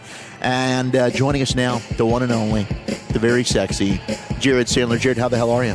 I'm good, guys. A little under the weather, but hopefully Eric gets a lot of the action tonight, so my raspy-ass voice doesn't have to be behind some of those highlights. So is Hicksy taking some time off? Hicksy's also under the weather. Okay. So this is kind of going around the booth. I guess so, yeah. Is Dave okay? As far as I know, Dave's okay. Mike's good? Mike is here. Mike is good. Mike's got a great immune system. He always bragged about that. I know he was probably ticked off about last night's result. Mike? Yeah. Yeah, you know, I'm disappointed in Mike. He had a little stretch there where he was showing some interest in soccer, and I understand if you don't want to keep up with the day-to-day grind or the week-to-week grind of, you know, I think he was a Man City fan briefly of the Premier League, but, I mean, the World Cup's it's a huge deal. Yeah, he, kind of poo-pooed the whole, whatever. He pulled the cared Bobby about Belt it as much as Pulisic did. That's ridiculous. Yeah, really, but, you know, on the plane, we've had some matches on. He'll, you know, who's winning or what happened. He'll have some interest, but I'm sure he watched last. I haven't spoken to him. I'm sure he watched last night. And, you know, if he watched, he definitely has some strong takes about it because that's, you know, he's going to have a take. Yeah. And we love it about it. Yeah. Switzerland, Colombia, by the way, in extra time, still scoreless, 0-0 winner taking on Argentina, who had an incredible comeback victory earlier. Before we do get into the Rangers, you are probably one of the big-time soccer lovers that we get to talk to. Obviously, avid Tottenham fan. Harry Kane's your guy. England's still going on. What a match against Mexico. Yeah, that was amazing. But what did you think about last night, and you reflect back at the World Cup for Team USA as a whole? Yeah, disappointing. So it was a fun run. You know, it always is. I mean, I don't think it's fair to act like it was a major failure of a tournament when the U.S. has barely ever won a knockout round match to begin with. Now, you could say, well, this is a little less impressive because of the expanded field. But again, the U.S. doesn't always even make it.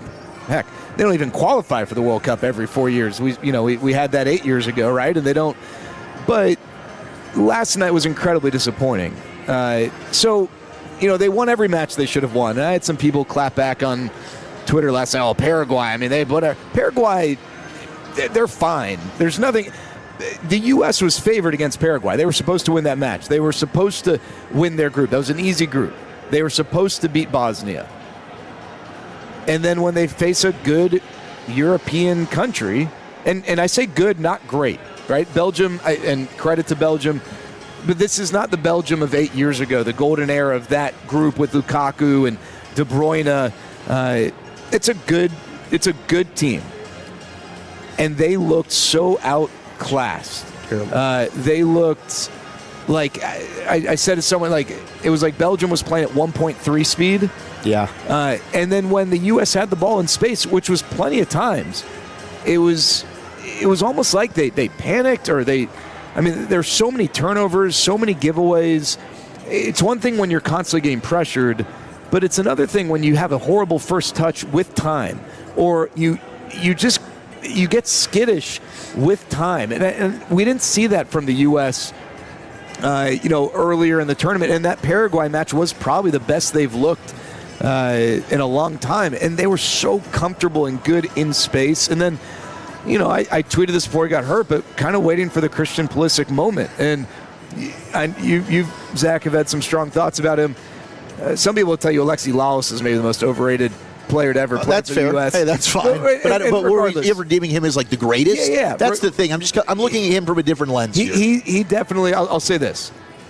It's tough to quantify how overrated someone is compared to another, but it was a very disappointing tournament. And I understand that there were injuries a part of it leading up with the calf and whatnot, but at the end of the day, he really wasn't much of a factor against Bosnia, and he was a total non-factor yesterday. And so, for a guy who, like, if you think about the top sides in this tournament, England, they've been carried by their best, Harry Kane. Yep. what happened today with Argentina? Who scores the game-tying goal? Messi, and how good has he been all tournament?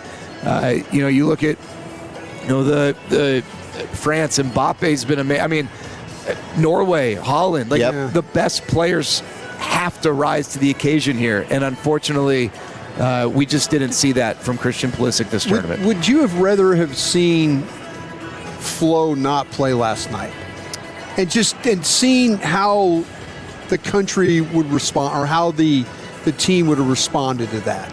So, I mean, could that been a okay, they lose 3-2, but like for Belgium seemed like they got a little bit of. It seems like to me, it's like it was just the way it all went down. So we just almost had, and it didn't end up happening, but we just almost had a quarterback who had no business playing college football play for Texas Tech this year, right? I mean, and Texas Tech was going to do it because at the end of the day, Joey McGuire's job is to win. Right. Flo, I mean, he was maybe their best player all tournament. Sure. You could say Malik Tillman, perhaps. Tillman, yeah. And I thought Tillman was awesome last night. Yeah, he was their best player. Yeah, Tillman was really good last night. I thought Robinson had some moments, but and I thought Flo was good. They did such a poor job of controlling possession that they didn't give him. I mean, he's in a position where it's tough for him. They didn't support him well enough. It's tough for him to make an impact with the way they turned the ball over last night, right? It's tough. My only frustration is it's just a weird look when the president, this has nothing to do with any political stance. Not political at all, yeah. The president gets involved and now wants to take all this credit. Hey, if Donald Trump wants to make a call, because listen, this is a country event, make a call. But it doesn't need to be Donald Trump wanted that out there, that he was a part of it, right? Yeah. It doesn't need to be out there like that. Just do it, overturn it. And I don't think it would have had, for the people who took it as, here's the U.S. just doing what they think they can just do whatever. Bully everybody. If FIFA came out and said, hey, we've overturned it based on Article 27, VAR protocols were not followed, this is why we're doing it, that's fine. Yeah. There's nothing wrong with that. And I thought it was unfair to Flo, too. I think it puts him in a really tough spot, unfortunately. But, no, I think you got to, I mean, if he's eligible, you got to play him. I want to win. I don't care. The U.S. is not going good enough. I'm a win-at-all-cost guy myself. Yeah. I don't know if it inspired Belgium anymore. Yeah. I just kind of think Belgium, I mean, they were better. I don't know. Broadus, I don't know that, I hate to say this, I don't know that they're good enough against that competition. No, and you might be right. The thing that gave me hope about U.S. soccer that we hadn't seen in the past was when they went down 10 men and had to just play. And there's been times where this country has just folded. Any type of adversity just folded. And did last night, right? I mean, listen, the goal, and again, credit Malik Tillman. I thought he played outstanding, aside from the goal. Right. The goal, I mean, he did a nice job of putting the ball in a position to have an impact, but it was deflected off of one of the players on the wall. The guy who scored the third goal, I can't remember his name, but came on early on. The U.S. really didn't generate a whole lot. No. And, I mean, gosh, the Matt Freese play was just... Oh, my goodness. I mean, that just can't happen. Oh. That looked... Like, listen, the U.S. would have lost playing competitively. Tough match, good chances, whatever. Belgium's better. U.S. maybe had a slight advantage being on U.S. soil, but obviously it didn't play out that way. But that's the type of play that's U.S. soccer. Right. People, I hate to say it, but that's what people think about. That's the lasting image of this tournament. Yeah, it's frustrating. It's unfortunate. What do you think about these Angels coming in? Great pitching matchup tonight with Soriano and DeGrom. It's weird because now I'm nervous. The Angels are the worst team right now in the American League West record-wise, and for whatever reason, the Rangers are struggling against teams below 500. Yeah, and the Angels, for whatever reason, have been good against the AL West. They have a winning record against the AL West. Jose Soriano, I think, is a very, very good pitcher. He has tapered off a little bit here recently. It was like, man, this guy might win a Cy Young. Now he's not an all-star, but he's still really good. And, he throws a power sinker. The Rangers did well against Framber Valdez the other day. He's a lefty. Soriano's a righty, but that power sinker's a lethal pitch. The Rangers have had some problems with him in the past. When they've had success, they've done a nice job waiting him out. So we'll see. No Mike Trout, but Zach Neto's basically like Mike Trout whenever he plays the Rangers. So got to contend with him. And hopefully Jacob deGrom, who the Angels did a great job against deGrom last year. He struggled in Anaheim. Yeah, it was kind of weird. But Jacob's been really, really good this year. And, once he gets past the first inning, he's been, untouchable. That first inning has been a weird bugaboo for him, and hopefully puts up a donut in the first, and, the Rangers can get some runs. Is there anything to explain that first inning stuff? Like, is it just weird and random? Because I feel like if they knew, they would fix it. Yeah, no, weird and random for now. Like with Kumar Rocker, maybe that's weird and random, but you could also, young guy having a tough time getting into a groove, and when it was specific to him on the road, although that Twins game at home, the first inning, no bueno. But on the road, you can talk about, he can't time out his first pitch because he goes after the Rangers hit. That could be 5 minutes, 7 minutes, 10 minutes. Maybe there's some level of over warming up or not, whatever. At home, it's tougher to explain. With deGrom, he just doesn't have the track record of this. I mean, other than the general idea of, hey, if you're going to get to a stud, you get to them early.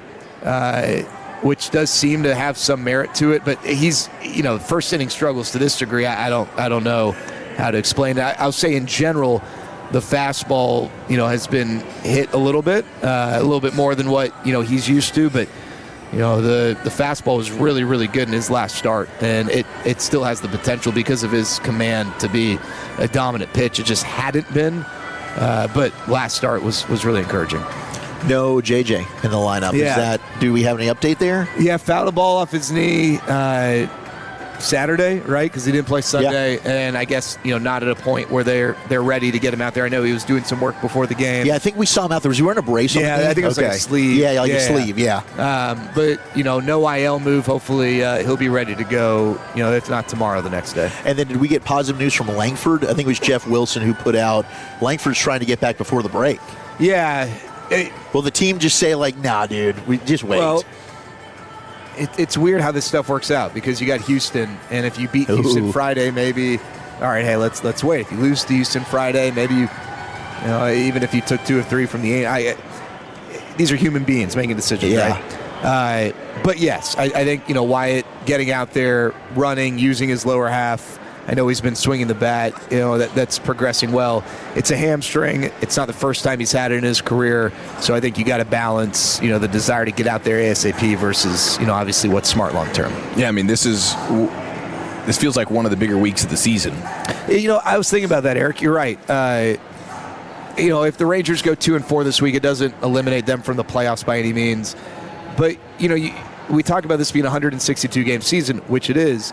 But it's also however many games up to the trade deadline, right? Like that is a season in of itself because at that point, the front office now has to make a decision. Do we buy? Do we sell? Do we kind of play the middle? Do we buy aggressively? Do we just kind of, throw a couple dollars into a grab bag? Are we selling tepidly, trying to give our team a chance, but also, make a smart decision long term? Do we sell aggressively, right? Like so much can be determined. I don't know because of how muddied the AL is that. I mean, unless the Rangers go on a white-hot stretch or a freezing cold stretch, they're probably going to be within striking distance. But what if they're 2 games under and 3 games back? Like, that maybe has a different complexion. So I do think this is a big week. You have not shown the consistent ability to beat a weaker Astros team. Need to do that, right? And the Angels, their record's not good. They are throwing 3 good pitchers this series, Soriano, Urena, and Detmers. But their record is what it is for a reason. Those guys have been pitching all year, so you got to find a way to take advantage. Yeah, I agree with you, Eric. I think this is a big week. How bizarre, and I guess his start, we could talk about that, but Reed Detmer's career to this point is just so high. The highs are so high and the lows are just, it throws a no-hitter. I'm thinking, oh my gosh, the Halos have themselves won. So in 2023, I'll never forget having this conversation with Brad Miller when he was playing. 2023, you look up the box score. Rangers go to Anaheim.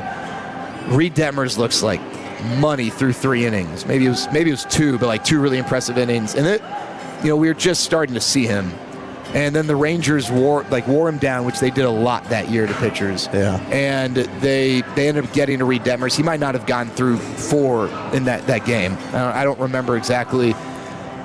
But I remember walking away from that guy is so good. And he just, once he figures it out, and I remember asking a bunch of people, why is he not better? Why this? And Brad Miller talked about how he's got to figure out a way to improve his fastball, because he threw a high velocity, but it was a very hittable pitch.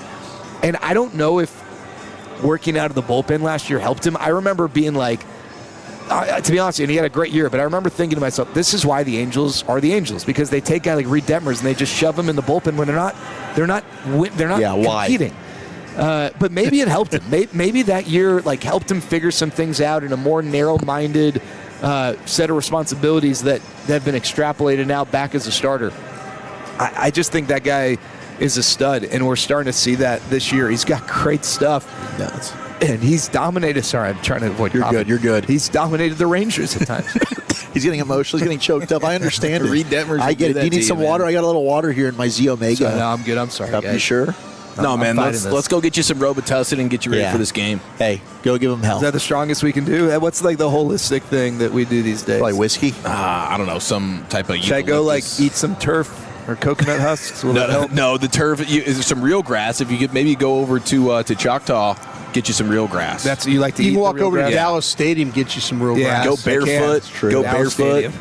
Barefoot. Yeah, that's How true. damn nice did it look in there too? Like when you went to the match, did that grass shit? It looks great. freaking incredible. Yeah, on it was TV. really, really cool. Oh, and it looked even better when Harry scored twice. Oh, it did. God, Harry is a badass. Dude, he's awesome. I loved his Mickey Mouse interview post game. Oh my God, I was watching that. That was amazing. My wife was watching the match with me, and she kind of what happened? Or she sees when I get excited. You would have thought that was the highlight of the whole tournament. She watched the whole U.S. match with me last night, and then 20 minutes after, she's like, "Is the game still going?" I was like, I looked at her. She's like, "Oh, did the U.S. win?" Oh, come on! Wow. What are you? You've been sitting here the whole time. Yeah, you've heard me bitch and complain. And well, you can tell they did, honey. They're moving on. Yeah, they won. They won. Next Friday, I'm going to be out watching the match. Yeah. Well, look, you can let her know that people are comparing Team USA to Texas A&M. Oh, well, that works. She went to A&M, but she barely knows anything about A&M sports either. But she was she was there in the Manziel, Mike Evans era. Really good time to be there. Good times. She liked it. Thanks, bro. We appreciate it. We'll chat with you tomorrow. There he goes, Jared Sandler. He's got the pregame for you at 6:30 and the call as well with the Hall of Famer that is Eric Nadel. Send Jared some wishes, man. He needs it here. Shout out to everybody who's coming by saying what's up here at the Comerica Backyard. Make sure you give DJ the DJ some love as well. DJ Pridemore making us sound good. Wolchuk, Chiafalo brought us. We got Lucius back in studio. And in fact, it's about to be Lucius's time to shout. We got G-Bag of the Day. We got LA Live coming up next on 105.3 The Fan. But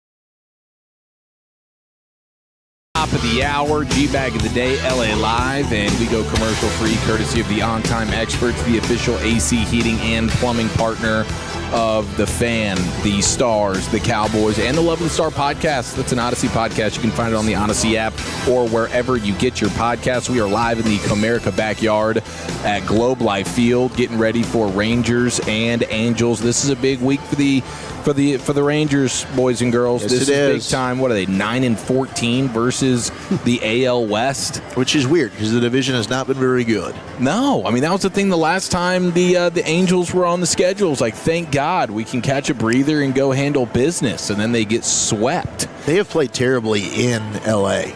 It's in DeGrom. The last 2 years now, his starts there have been bad.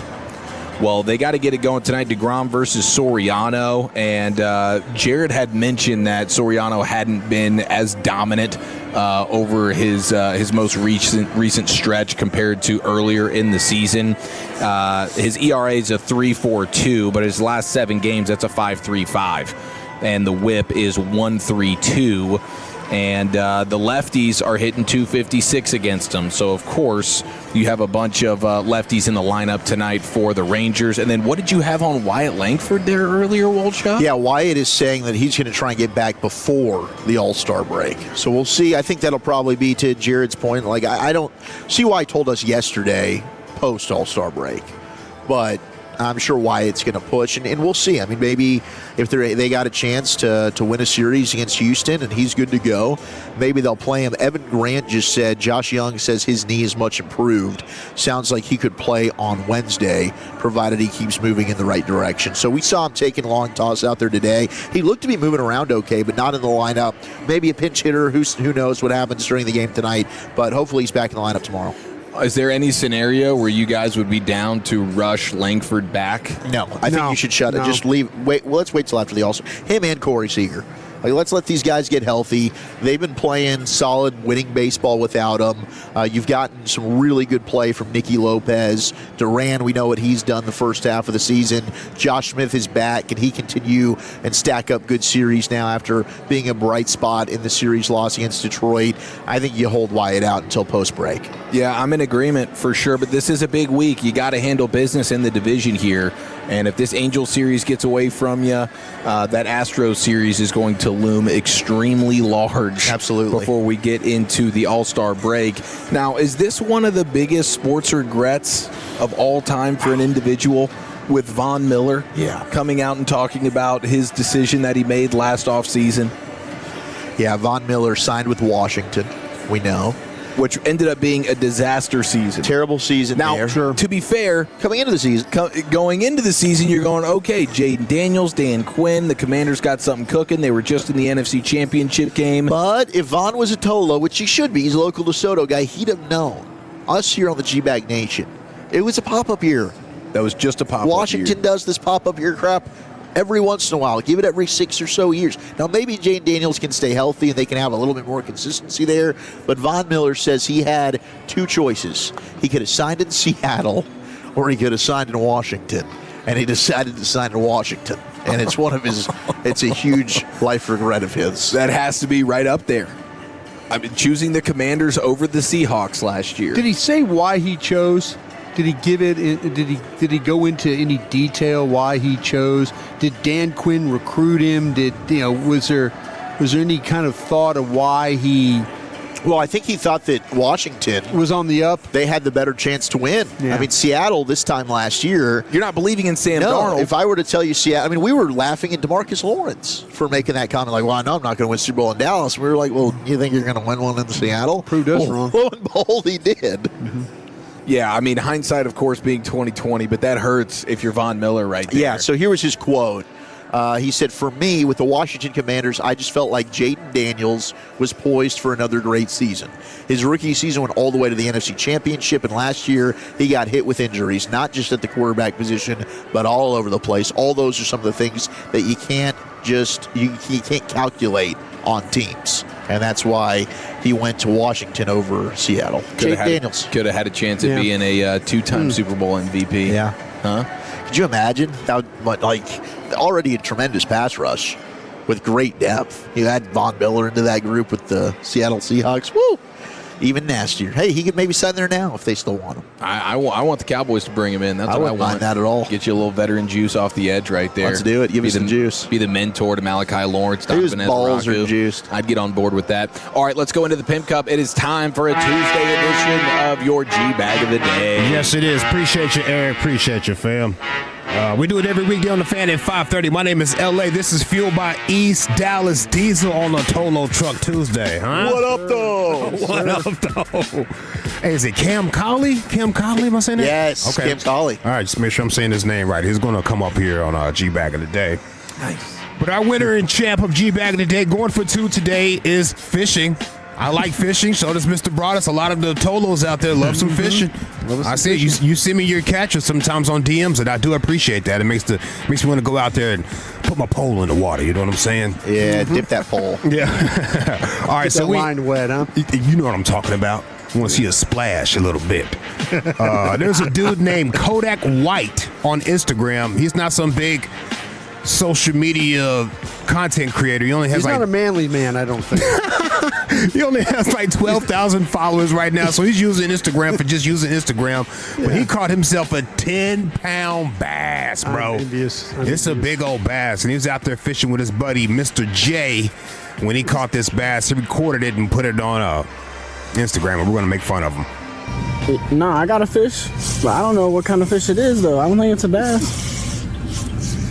No, he's still here. Oh, Mr. J. Grab the net, Mr. J. Mr. J. Oh, Mr. J. Oh, Mr. J. There he goes. Let's go to the 10 there, Mr. J. There he goes. There he goes, Mr. J. Get him out. Get him up. Oh, Mr. J.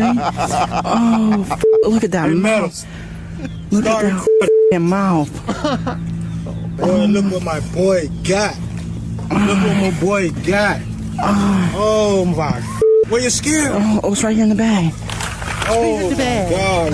Look at the fucking eyes on that shit. Oh my God, Mr. J. I don't see the scale, Mr. J. Oh. It's right here, Mr. J. Oh. Oh my God, Mr. J. Oh my God. Where's your phone at, Mr. J? Take a picture of that. Don't. Oh, this boy got a 10 on. This boy got a 10. Oh. Take a picture from Mr. J. You gotta turn it around. Oh, no. Oh my God. Yeah, please turn around, Mr. J. Take that photo for me, Mr. J. Oh, Take that picture. Take that with you. Take that picture, Mr. J. Oh yeah. Okay. Jackson 5 go fishing. Oh my gosh, that is wild right there. Come on, Mr. J. Oh, look at the mouth on him, Mr. J. Oh, yeah. Oh, He was directing like Diddy. crazy. Oh man, don't do that, dog. I finally got that image out of my head. Do not say that. Do not say that. Just glistening. Oh, he like a honey glazed ham, dog. It was just soaking wet. Like, I understand you like oil on the people that you kind of watching, but I know you had to put on oil too, bruh. It's crazy. He's a method actor. Get my back. Gosh. All right, so let's go to the Texas Rangers shortstop and all around. I think he plays every position according to Woolchuck and Eric. Yeah, he does. Cam Colley on his Rangers debut. And this is also his MLB debut, right? Yeah. He had a hell of a game. He did. And he basically found out once the game was televised, he locked in. Overall, from the start to the end of the game, what was your experience like in your first Major League debut? Yeah, I mean, I just really tried to take it all in. That's what Skip told me. I mean, Rags, Jenko, the players, they all would like just take it in and have fun. You only do it once. So I really was just taking it in. And then as the game went on, it was like, man, screw that. I want to win this game. Like, screw the debut. I'm trying to win. I didn't realize it was nationally televised either until, like, I saw ESPN signs. I don't remember who I asked. I was like, "Hey, are we on like ESPN?" They were like, "Yeah." I was like, "Oh snap! I gotta do something cool here." I got the triple, scored, and then once we took the lead, I was like, "Hell yeah!" Hell yeah! Hell yeah! Hell yeah! I got to do something cool here. I love this guy so much. I need him to be a mainstay. I need him to be legit. Oh snap! Oh snap! Oh snap! Yeah, I like that Peyton Gravy guy, that guy we had earlier. The vocal fry? The vocal fry. Oh, yeah, man, I just be focusing on, I don't even know what I ate. I don't know if it was fried or grilled, bro. It's just... That was shocking. Like, how do you know what kind of shrimp? Not know. Like, no, man. That was amazing. Was it grilled freaking shrimp or was it fried? Don't tell me it was fried. Tell me you don't know. You just go down the buffet line and just scoop it on your plate. Don't even care. I ate it with my eyes closed. Do you remember that stop sign bit? Yes. Stop sign. Man got pulled over by a cop and he, oh yeah. Hold on, let me see. Hold on. Just tell me why you stopping me? Yeah, I'm about to. Huh? I'm about to. What? I'm about to tell you. Stop sign? No, I said I'm. What stop sign, man? I said I'm about to tell you. Huh? You say stop sign? No one said stop sign but you. Stop sign. Stop sign. Stop sign. Well, they're still using that bit to troll people out here. There's an 18-wheeler, and he decided to troll a traffic cop. Cop was, directing traffic. He had the little batons in his hands and showed, you can go this way, you can go that way, or whatever. And he did a stop sign bit on him. Hey, officer. What's up? Can you tell me why you stopping me? Because you can't fit and you'd be blocking the intersection. Stop sign. You see there's a stop right there? You're such a huge truck, you'd be blocking the intersection. What stop sign, man? Oh, no. See the cars that are stopped over there. If you go through here, you can't go nowhere because it's blocking the intersection. Oh, I'm good now, though? Yes. Okay, thank you so much. All right. Stop it now. All right, thank you. She was not. She was so pissed. Oh, no. No, you idiot. Your truck's too damn big. I like how the voice got louder and louder each time the question came around. Let's go to Social Security. Not Social Security. What am I doing? Social Studies class. Oh, okay. Yeah, Social Studies class with Mr. Fred Davis. Uh-oh. Oh, hell yeah. Yeah, Mr. Fred Davis. Last night during Crosstalk, he was talking about World Cup soccer stuff. Well, I mean, I don't know if anybody knew this or not, but USA Soccer's playing tonight here in about 10, 11 minutes. In fact, I want to say we got the anthems going off. Belgiumese? What do you call what's a Belgium person considered? Is it Belgiumese, bro? Belgiumese? Belgiumese is crazy. Is it Belgiumese? Belgiumese. He said that, yeah. He did. Is it Belgiumese? We should have flamed him for that in real time. He didn't even try, bro. No. The anthem's going off. Belgiumese? What do you call what's a Belgium person considered? As an Americanese man, I am offended. Is it Belgiumese? And it could have been just one mistake from our man, right? Not understanding what they call themselves over there. But there was another one from the weekend. Listen to this situation. You guys heard of the Rock of Gibraltar? Sounds familiar to me. The Strait of Gibraltar? Straits of Gibraltar. Yeah. All right, listen to this. You get the Strait of Gibraltar. The what? You get the Strait of Gibraltar. Gibraltar. By the Rock of Gibraltar. Okay, Blake. The Rock of Gibraltar. Okay, Blake. And by the way, Casablanca is a big movie. I am Monaco. still waking up. Gibraltar. It happens. It happens. Good teammate right there, CA. You know, when CA is the one correcting your pronunciation, though, it's probably not good. Gibraltar. No epidermal? That's my favorite CA line ever. Doppelganger? Doppelganger. That's really a good one, too. Doppelganger. CA's the best. Hey, this isn't one, but Eric, you asked yesterday, did we see any kind of ruckus from these fans? Any type of violence between each other? Yeah. I think I seen some Mexican fans throwing some beers.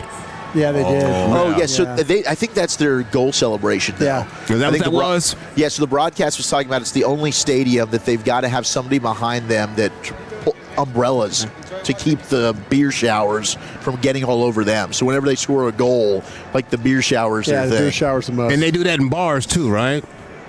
They must carry over the tradition, baby. I think I seen this in a bar. Anyway, there's some England fans right here. After beating Mexico, they had this little chant that they were singing in this New York City bar. Shove the tacos. It's disgusting. You're right. Yes. Okay. How dare you even say this when you're from England, bro? Your food ain't even that good. Yeah, no. Stick your f***ing tacos up your ass. You can stick your f***ing tacos up your ass. You can stick your f***ing tacos. Stick your f***ing tacos. Stick your f***ing tacos up your ass. Like, the balls on you, dog. Man, England, they're so vulgar with their chants. It's honestly incredible. They've been making fun of us. Like, I believe. And they're just like, your dad's a bleep, bleep, bleep. And we're just, I believe that we can win. It's just. That was next level, though. It's crazy. Yeah, that's crazy to disrespect a taco when you put beans on toast. True that. Yeah, just like that is not the right messenger for this. No. Yeah. Wow.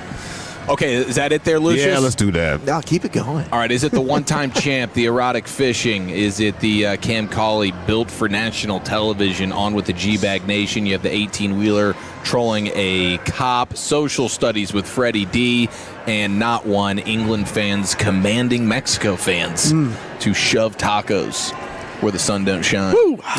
Okay, wow. I think I'm going to rock with... I gotta go with Fred on this one, boys. I'm going with Belgiumese. going with Fred Ward there in the Belgiumese. Yeah, Lucius, what say you? I'm still going fishing. Okay, tied at 1, Wolchuk. I'm going Belgiumese. Okay, 2-1. Brought us Fred. Okay, by a score of 3-1, and your new G-Bag of the Day champion. I think I'm turning Belgiumese. I really think so. He's with Freddie D. Fan After Dark, 7-11, when the Rangers do not play here on 105.3 The Fan. Let's stay in the Pimp Cup, LA Live. It's a Toxic Tuesday edition of LA Live, right after the great Rick James. Well, all right, you squares, it's time you smoke. Fire up this funk and let's have a toke. It'll make you dance to some of everything. Everybody get high. Yeah, where are you from in Texas? Dallas. Specifically Dallas or near Dallas? Tell me the town. Garland. Okay. Waco. Oh, that is significantly different. Yeah, you let her be the Texas spokesperson. You're like, my town sounds like something you put on a Christmas tree. You know? Yeah, your town sounds like there's a compound there. Yeah, exactly. We know. That's. Were y'all born and raised in Texas? Yeah. Have you had a family member killed by an animal? Let's cut to the chase. Oh gosh. You have? What animal? Is it deer? Oh, that's an automobile thing? No. Just got in a fight with a deer? What happened? They were hunting and lost.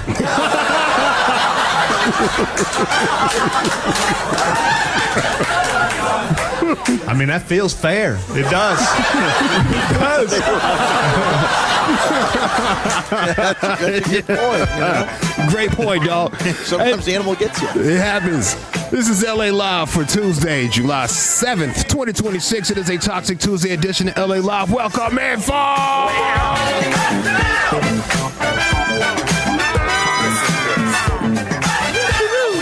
Shout out to the first time, last time, and long time listeners of this here station. LA Live is brought to you by Metro Flow Plumbing. Shout out to those blue collar ballers over there. We appreciate you. Fellas and Tolos, in lieu of the USA dropping the ball last night, fumbling the bag, tell me your very first sports heartbreak that you can remember. Your very first sports heartbreak that you can remember. I'm talking about the one that changed you. The first time when you realized sports comes with hurt feelings. Give me that. Oh man, it was. We all have them. We wouldn't be sports fans if we didn't have one heartbreak that we remember. It was probably. I mean, there's a few, but I think the worst one early on was that 2007 Cowboys-Giants game, and Creighton drops that ball. I was right. I had 25-yard line seats. I was spoiled that day. Right in front of us, the Cowboys lose. They're up. I mean, they lose 21-17. They'd beaten the crap out of the Giants both games that year by double digits, and thought that was the season we were going to the Super Bowl to play the Patriots. Wow. Yeah, I don't think I spoke for the rest of the day. No. Literally, I think I went mute. It was just. Did you cry? Tears. Yeah. I sports cried a little bit. What about when you saw Emmitt Smith in a Cardinals jersey? That was weird. But then Roy Williams knocked him out of the game early on. Roy Williams. Yeah. So we really didn't get to see that. I mean, like the Romo fumble the year before was tough, and then the Mavs losing in the finals was tough. But I think all of that leading into that 2007 season that was so magical, and them losing that game, that I really thought, okay, we're hosting the NFC Championship game if you win the next week against Green Bay, who you'd beaten early in the year. Yeah. Like, it just felt like it was finally our time, and Yeah, that one stuck with me. The Romo drop in Seattle is big time. The Mavericks 06 finals, and then to lose to Golden State as well. When you were the 1 seed, losing to the 8 seed. That was just a bad back-to-back for Cowboys and Mavs. 06, 07 was rough. Awful stretch right there. So y'all went a long time without being heartbroken in sports. Y'all went a good run. Man, I'll tell you what. Our teams kind of stunk. But I'm saying, like, you were how old when that happened? 6th grade. Oh, okay. Yeah, no, that's about right. Yeah. I was 8 years old. Yeah, you're about right. Super Bowl V, it was 1971. And it's really the first time that I remember, the following years from that, my dad got tickets to Texas Stadium and stuff. So I started going to games like 8, 9 years old. But Dallas lost the Super Bowl. Dallas turned the ball over 10 times in the Super Bowl. And the Colts turned it over 5. Dang, sloppy. It's crazy. Game. And it came down to a Jim O'Brien field goal. Was that the one where you had the Chuck Howley? Yeah, Chuck Howley was the MVP of the game on a losing team. But that was the first time I ever remember, damn, I didn't say damn, but I'm like, gosh, they just lost. 16-13, it was a field goal. And this is when the goalposts were on the goal line, not back 10 yards. That's how long ago. But yeah, Jim O'Brien. It's so dangerous, bro. Go deep. I don't know. There was some chaos. How deep back we in the talking, day. fam? But that was the first time and then a little bit later, 10 years after that, was Dwight Clark catching the ball. Yeah, that had to be a painful. San Francisco in '81. Yeah, those were a couple of sports cries. Yeah, for me. Yeah. If you were Tolo, you probably know mine. 1995 NBA Finals. Yep. One of the best starting fives of all time for the Orlando Magic with Shaq, Penny, Nick Anderson, Dennis Scott, Horace Grant. They got ran out the gym by them old-ass Houston Rockets. Yeah. Akeem Olajuwon and Clyde Drexler. Broke my heart, fam. I had Penny Hardaway shoes on, Penny Hardaway jersey. I'm magicked out, dog. I'm magicked all the way out. I got my cards with me, my Penny great cards. Uniforms too, by the way. Fantastic uniform, especially that pinstripe joint. The pinstripe so one, man, that was badass. Yeah. Yeah. And my uncle whole time celebrating every time Houston scored. Oh, look at him! Oh, Olajuwon, can't stick him. Oh, la, la. It's like, bro, this is hurting me. I got to step outside. But there's a viral video of a 6-year-old Celtic fan, Giovanni Rubin. This boy was boo-hooing. I'm talking about snotty cries over the trade that Jaylen Brown to the Philadelphia 76ers. Mm-hmm. Snotty nose cry. Listen to this kid. You going to be happy for him and celebrate him? Yeah? What do you want to say to Jaylen Brown? I love you so much, and you mean a lot to me, and you are my favorite player in the whole NBA. Oh, baby. And thank you for everything that you have done with nothing. Thank you. Baby. I'm sorry. Yeah, he'll never be the same after that one, bro. No, he'll never be the same. Yeah. It's his favorite player. Welcome to heartbreak. Welcome to heartbreak, man. He'll never be the same, dog. He just caught his girl holding hands with somebody else at the playground. Yeah, that's what he sounded like. 100%. Yeah. Right after that, he became a U.S. soccer fan. He was my favorite player, and his ankles got twisted. His ankles hurting. Poor kid.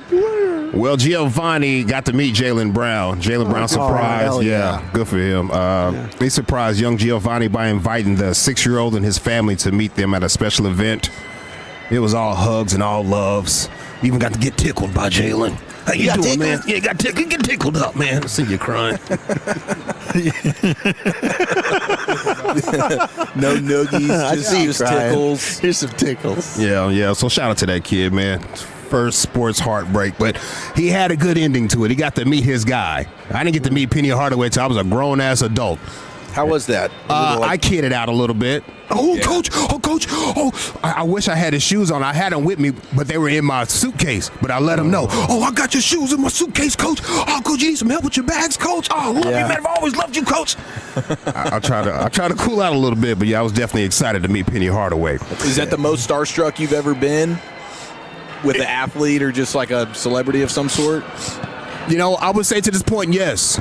Okay. Yeah, unless I met Jay-Z or something, yes, absolutely. Because I've admired Penny Hardaway my whole life, it felt like, you know? Right. Just to finally see that guy just randomly. It was random. That's pretty awesome. Didn't you meet some lady performer, like a rapper or something like that, Lucius? Did you meet? I thought you met somebody in Vegas that you. Oh man, Vegas was crazy. I met a whole lot of people for those fights.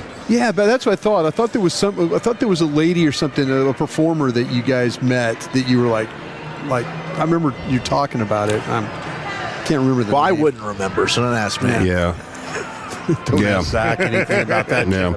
Hey, by the way, speaking of kids in basketball, this is not on here, but since we're bringing it up, the kids that are asking for donations for their AAU team outside of the grocery store, are they legit? The other day. What? Are they legit? This is a thing? You haven't seen them? They walk up to you, they got like a clipboard, and there's maybe like a printout. Yeah, that's what I'm saying. I don't believe that. I gave a kid $20 the other day. Me too. Yeah. I did too in the Kroger's parking lot. Just because you're not robbing our cars, you're not breaking in cars and everything. At least you're trying to hustle.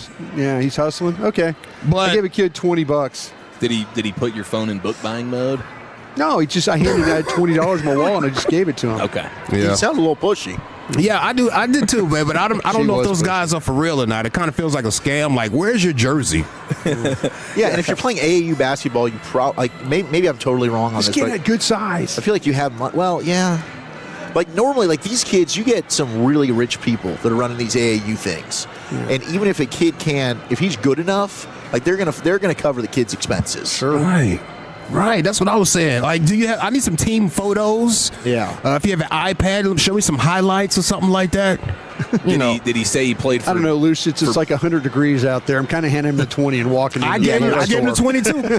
I said I'll be right back for you, kid. Yeah. And I gave him that money. Maybe you did a good deed, man. $20 does a lot of good. It gets you the shrimp fried rice a little bit quicker at the hibachi thing, The extra crab cake. The extra crab cake. A $20 bill will go a long way. Did he play for Bishop Sycamore? Yeah, exactly. All I know it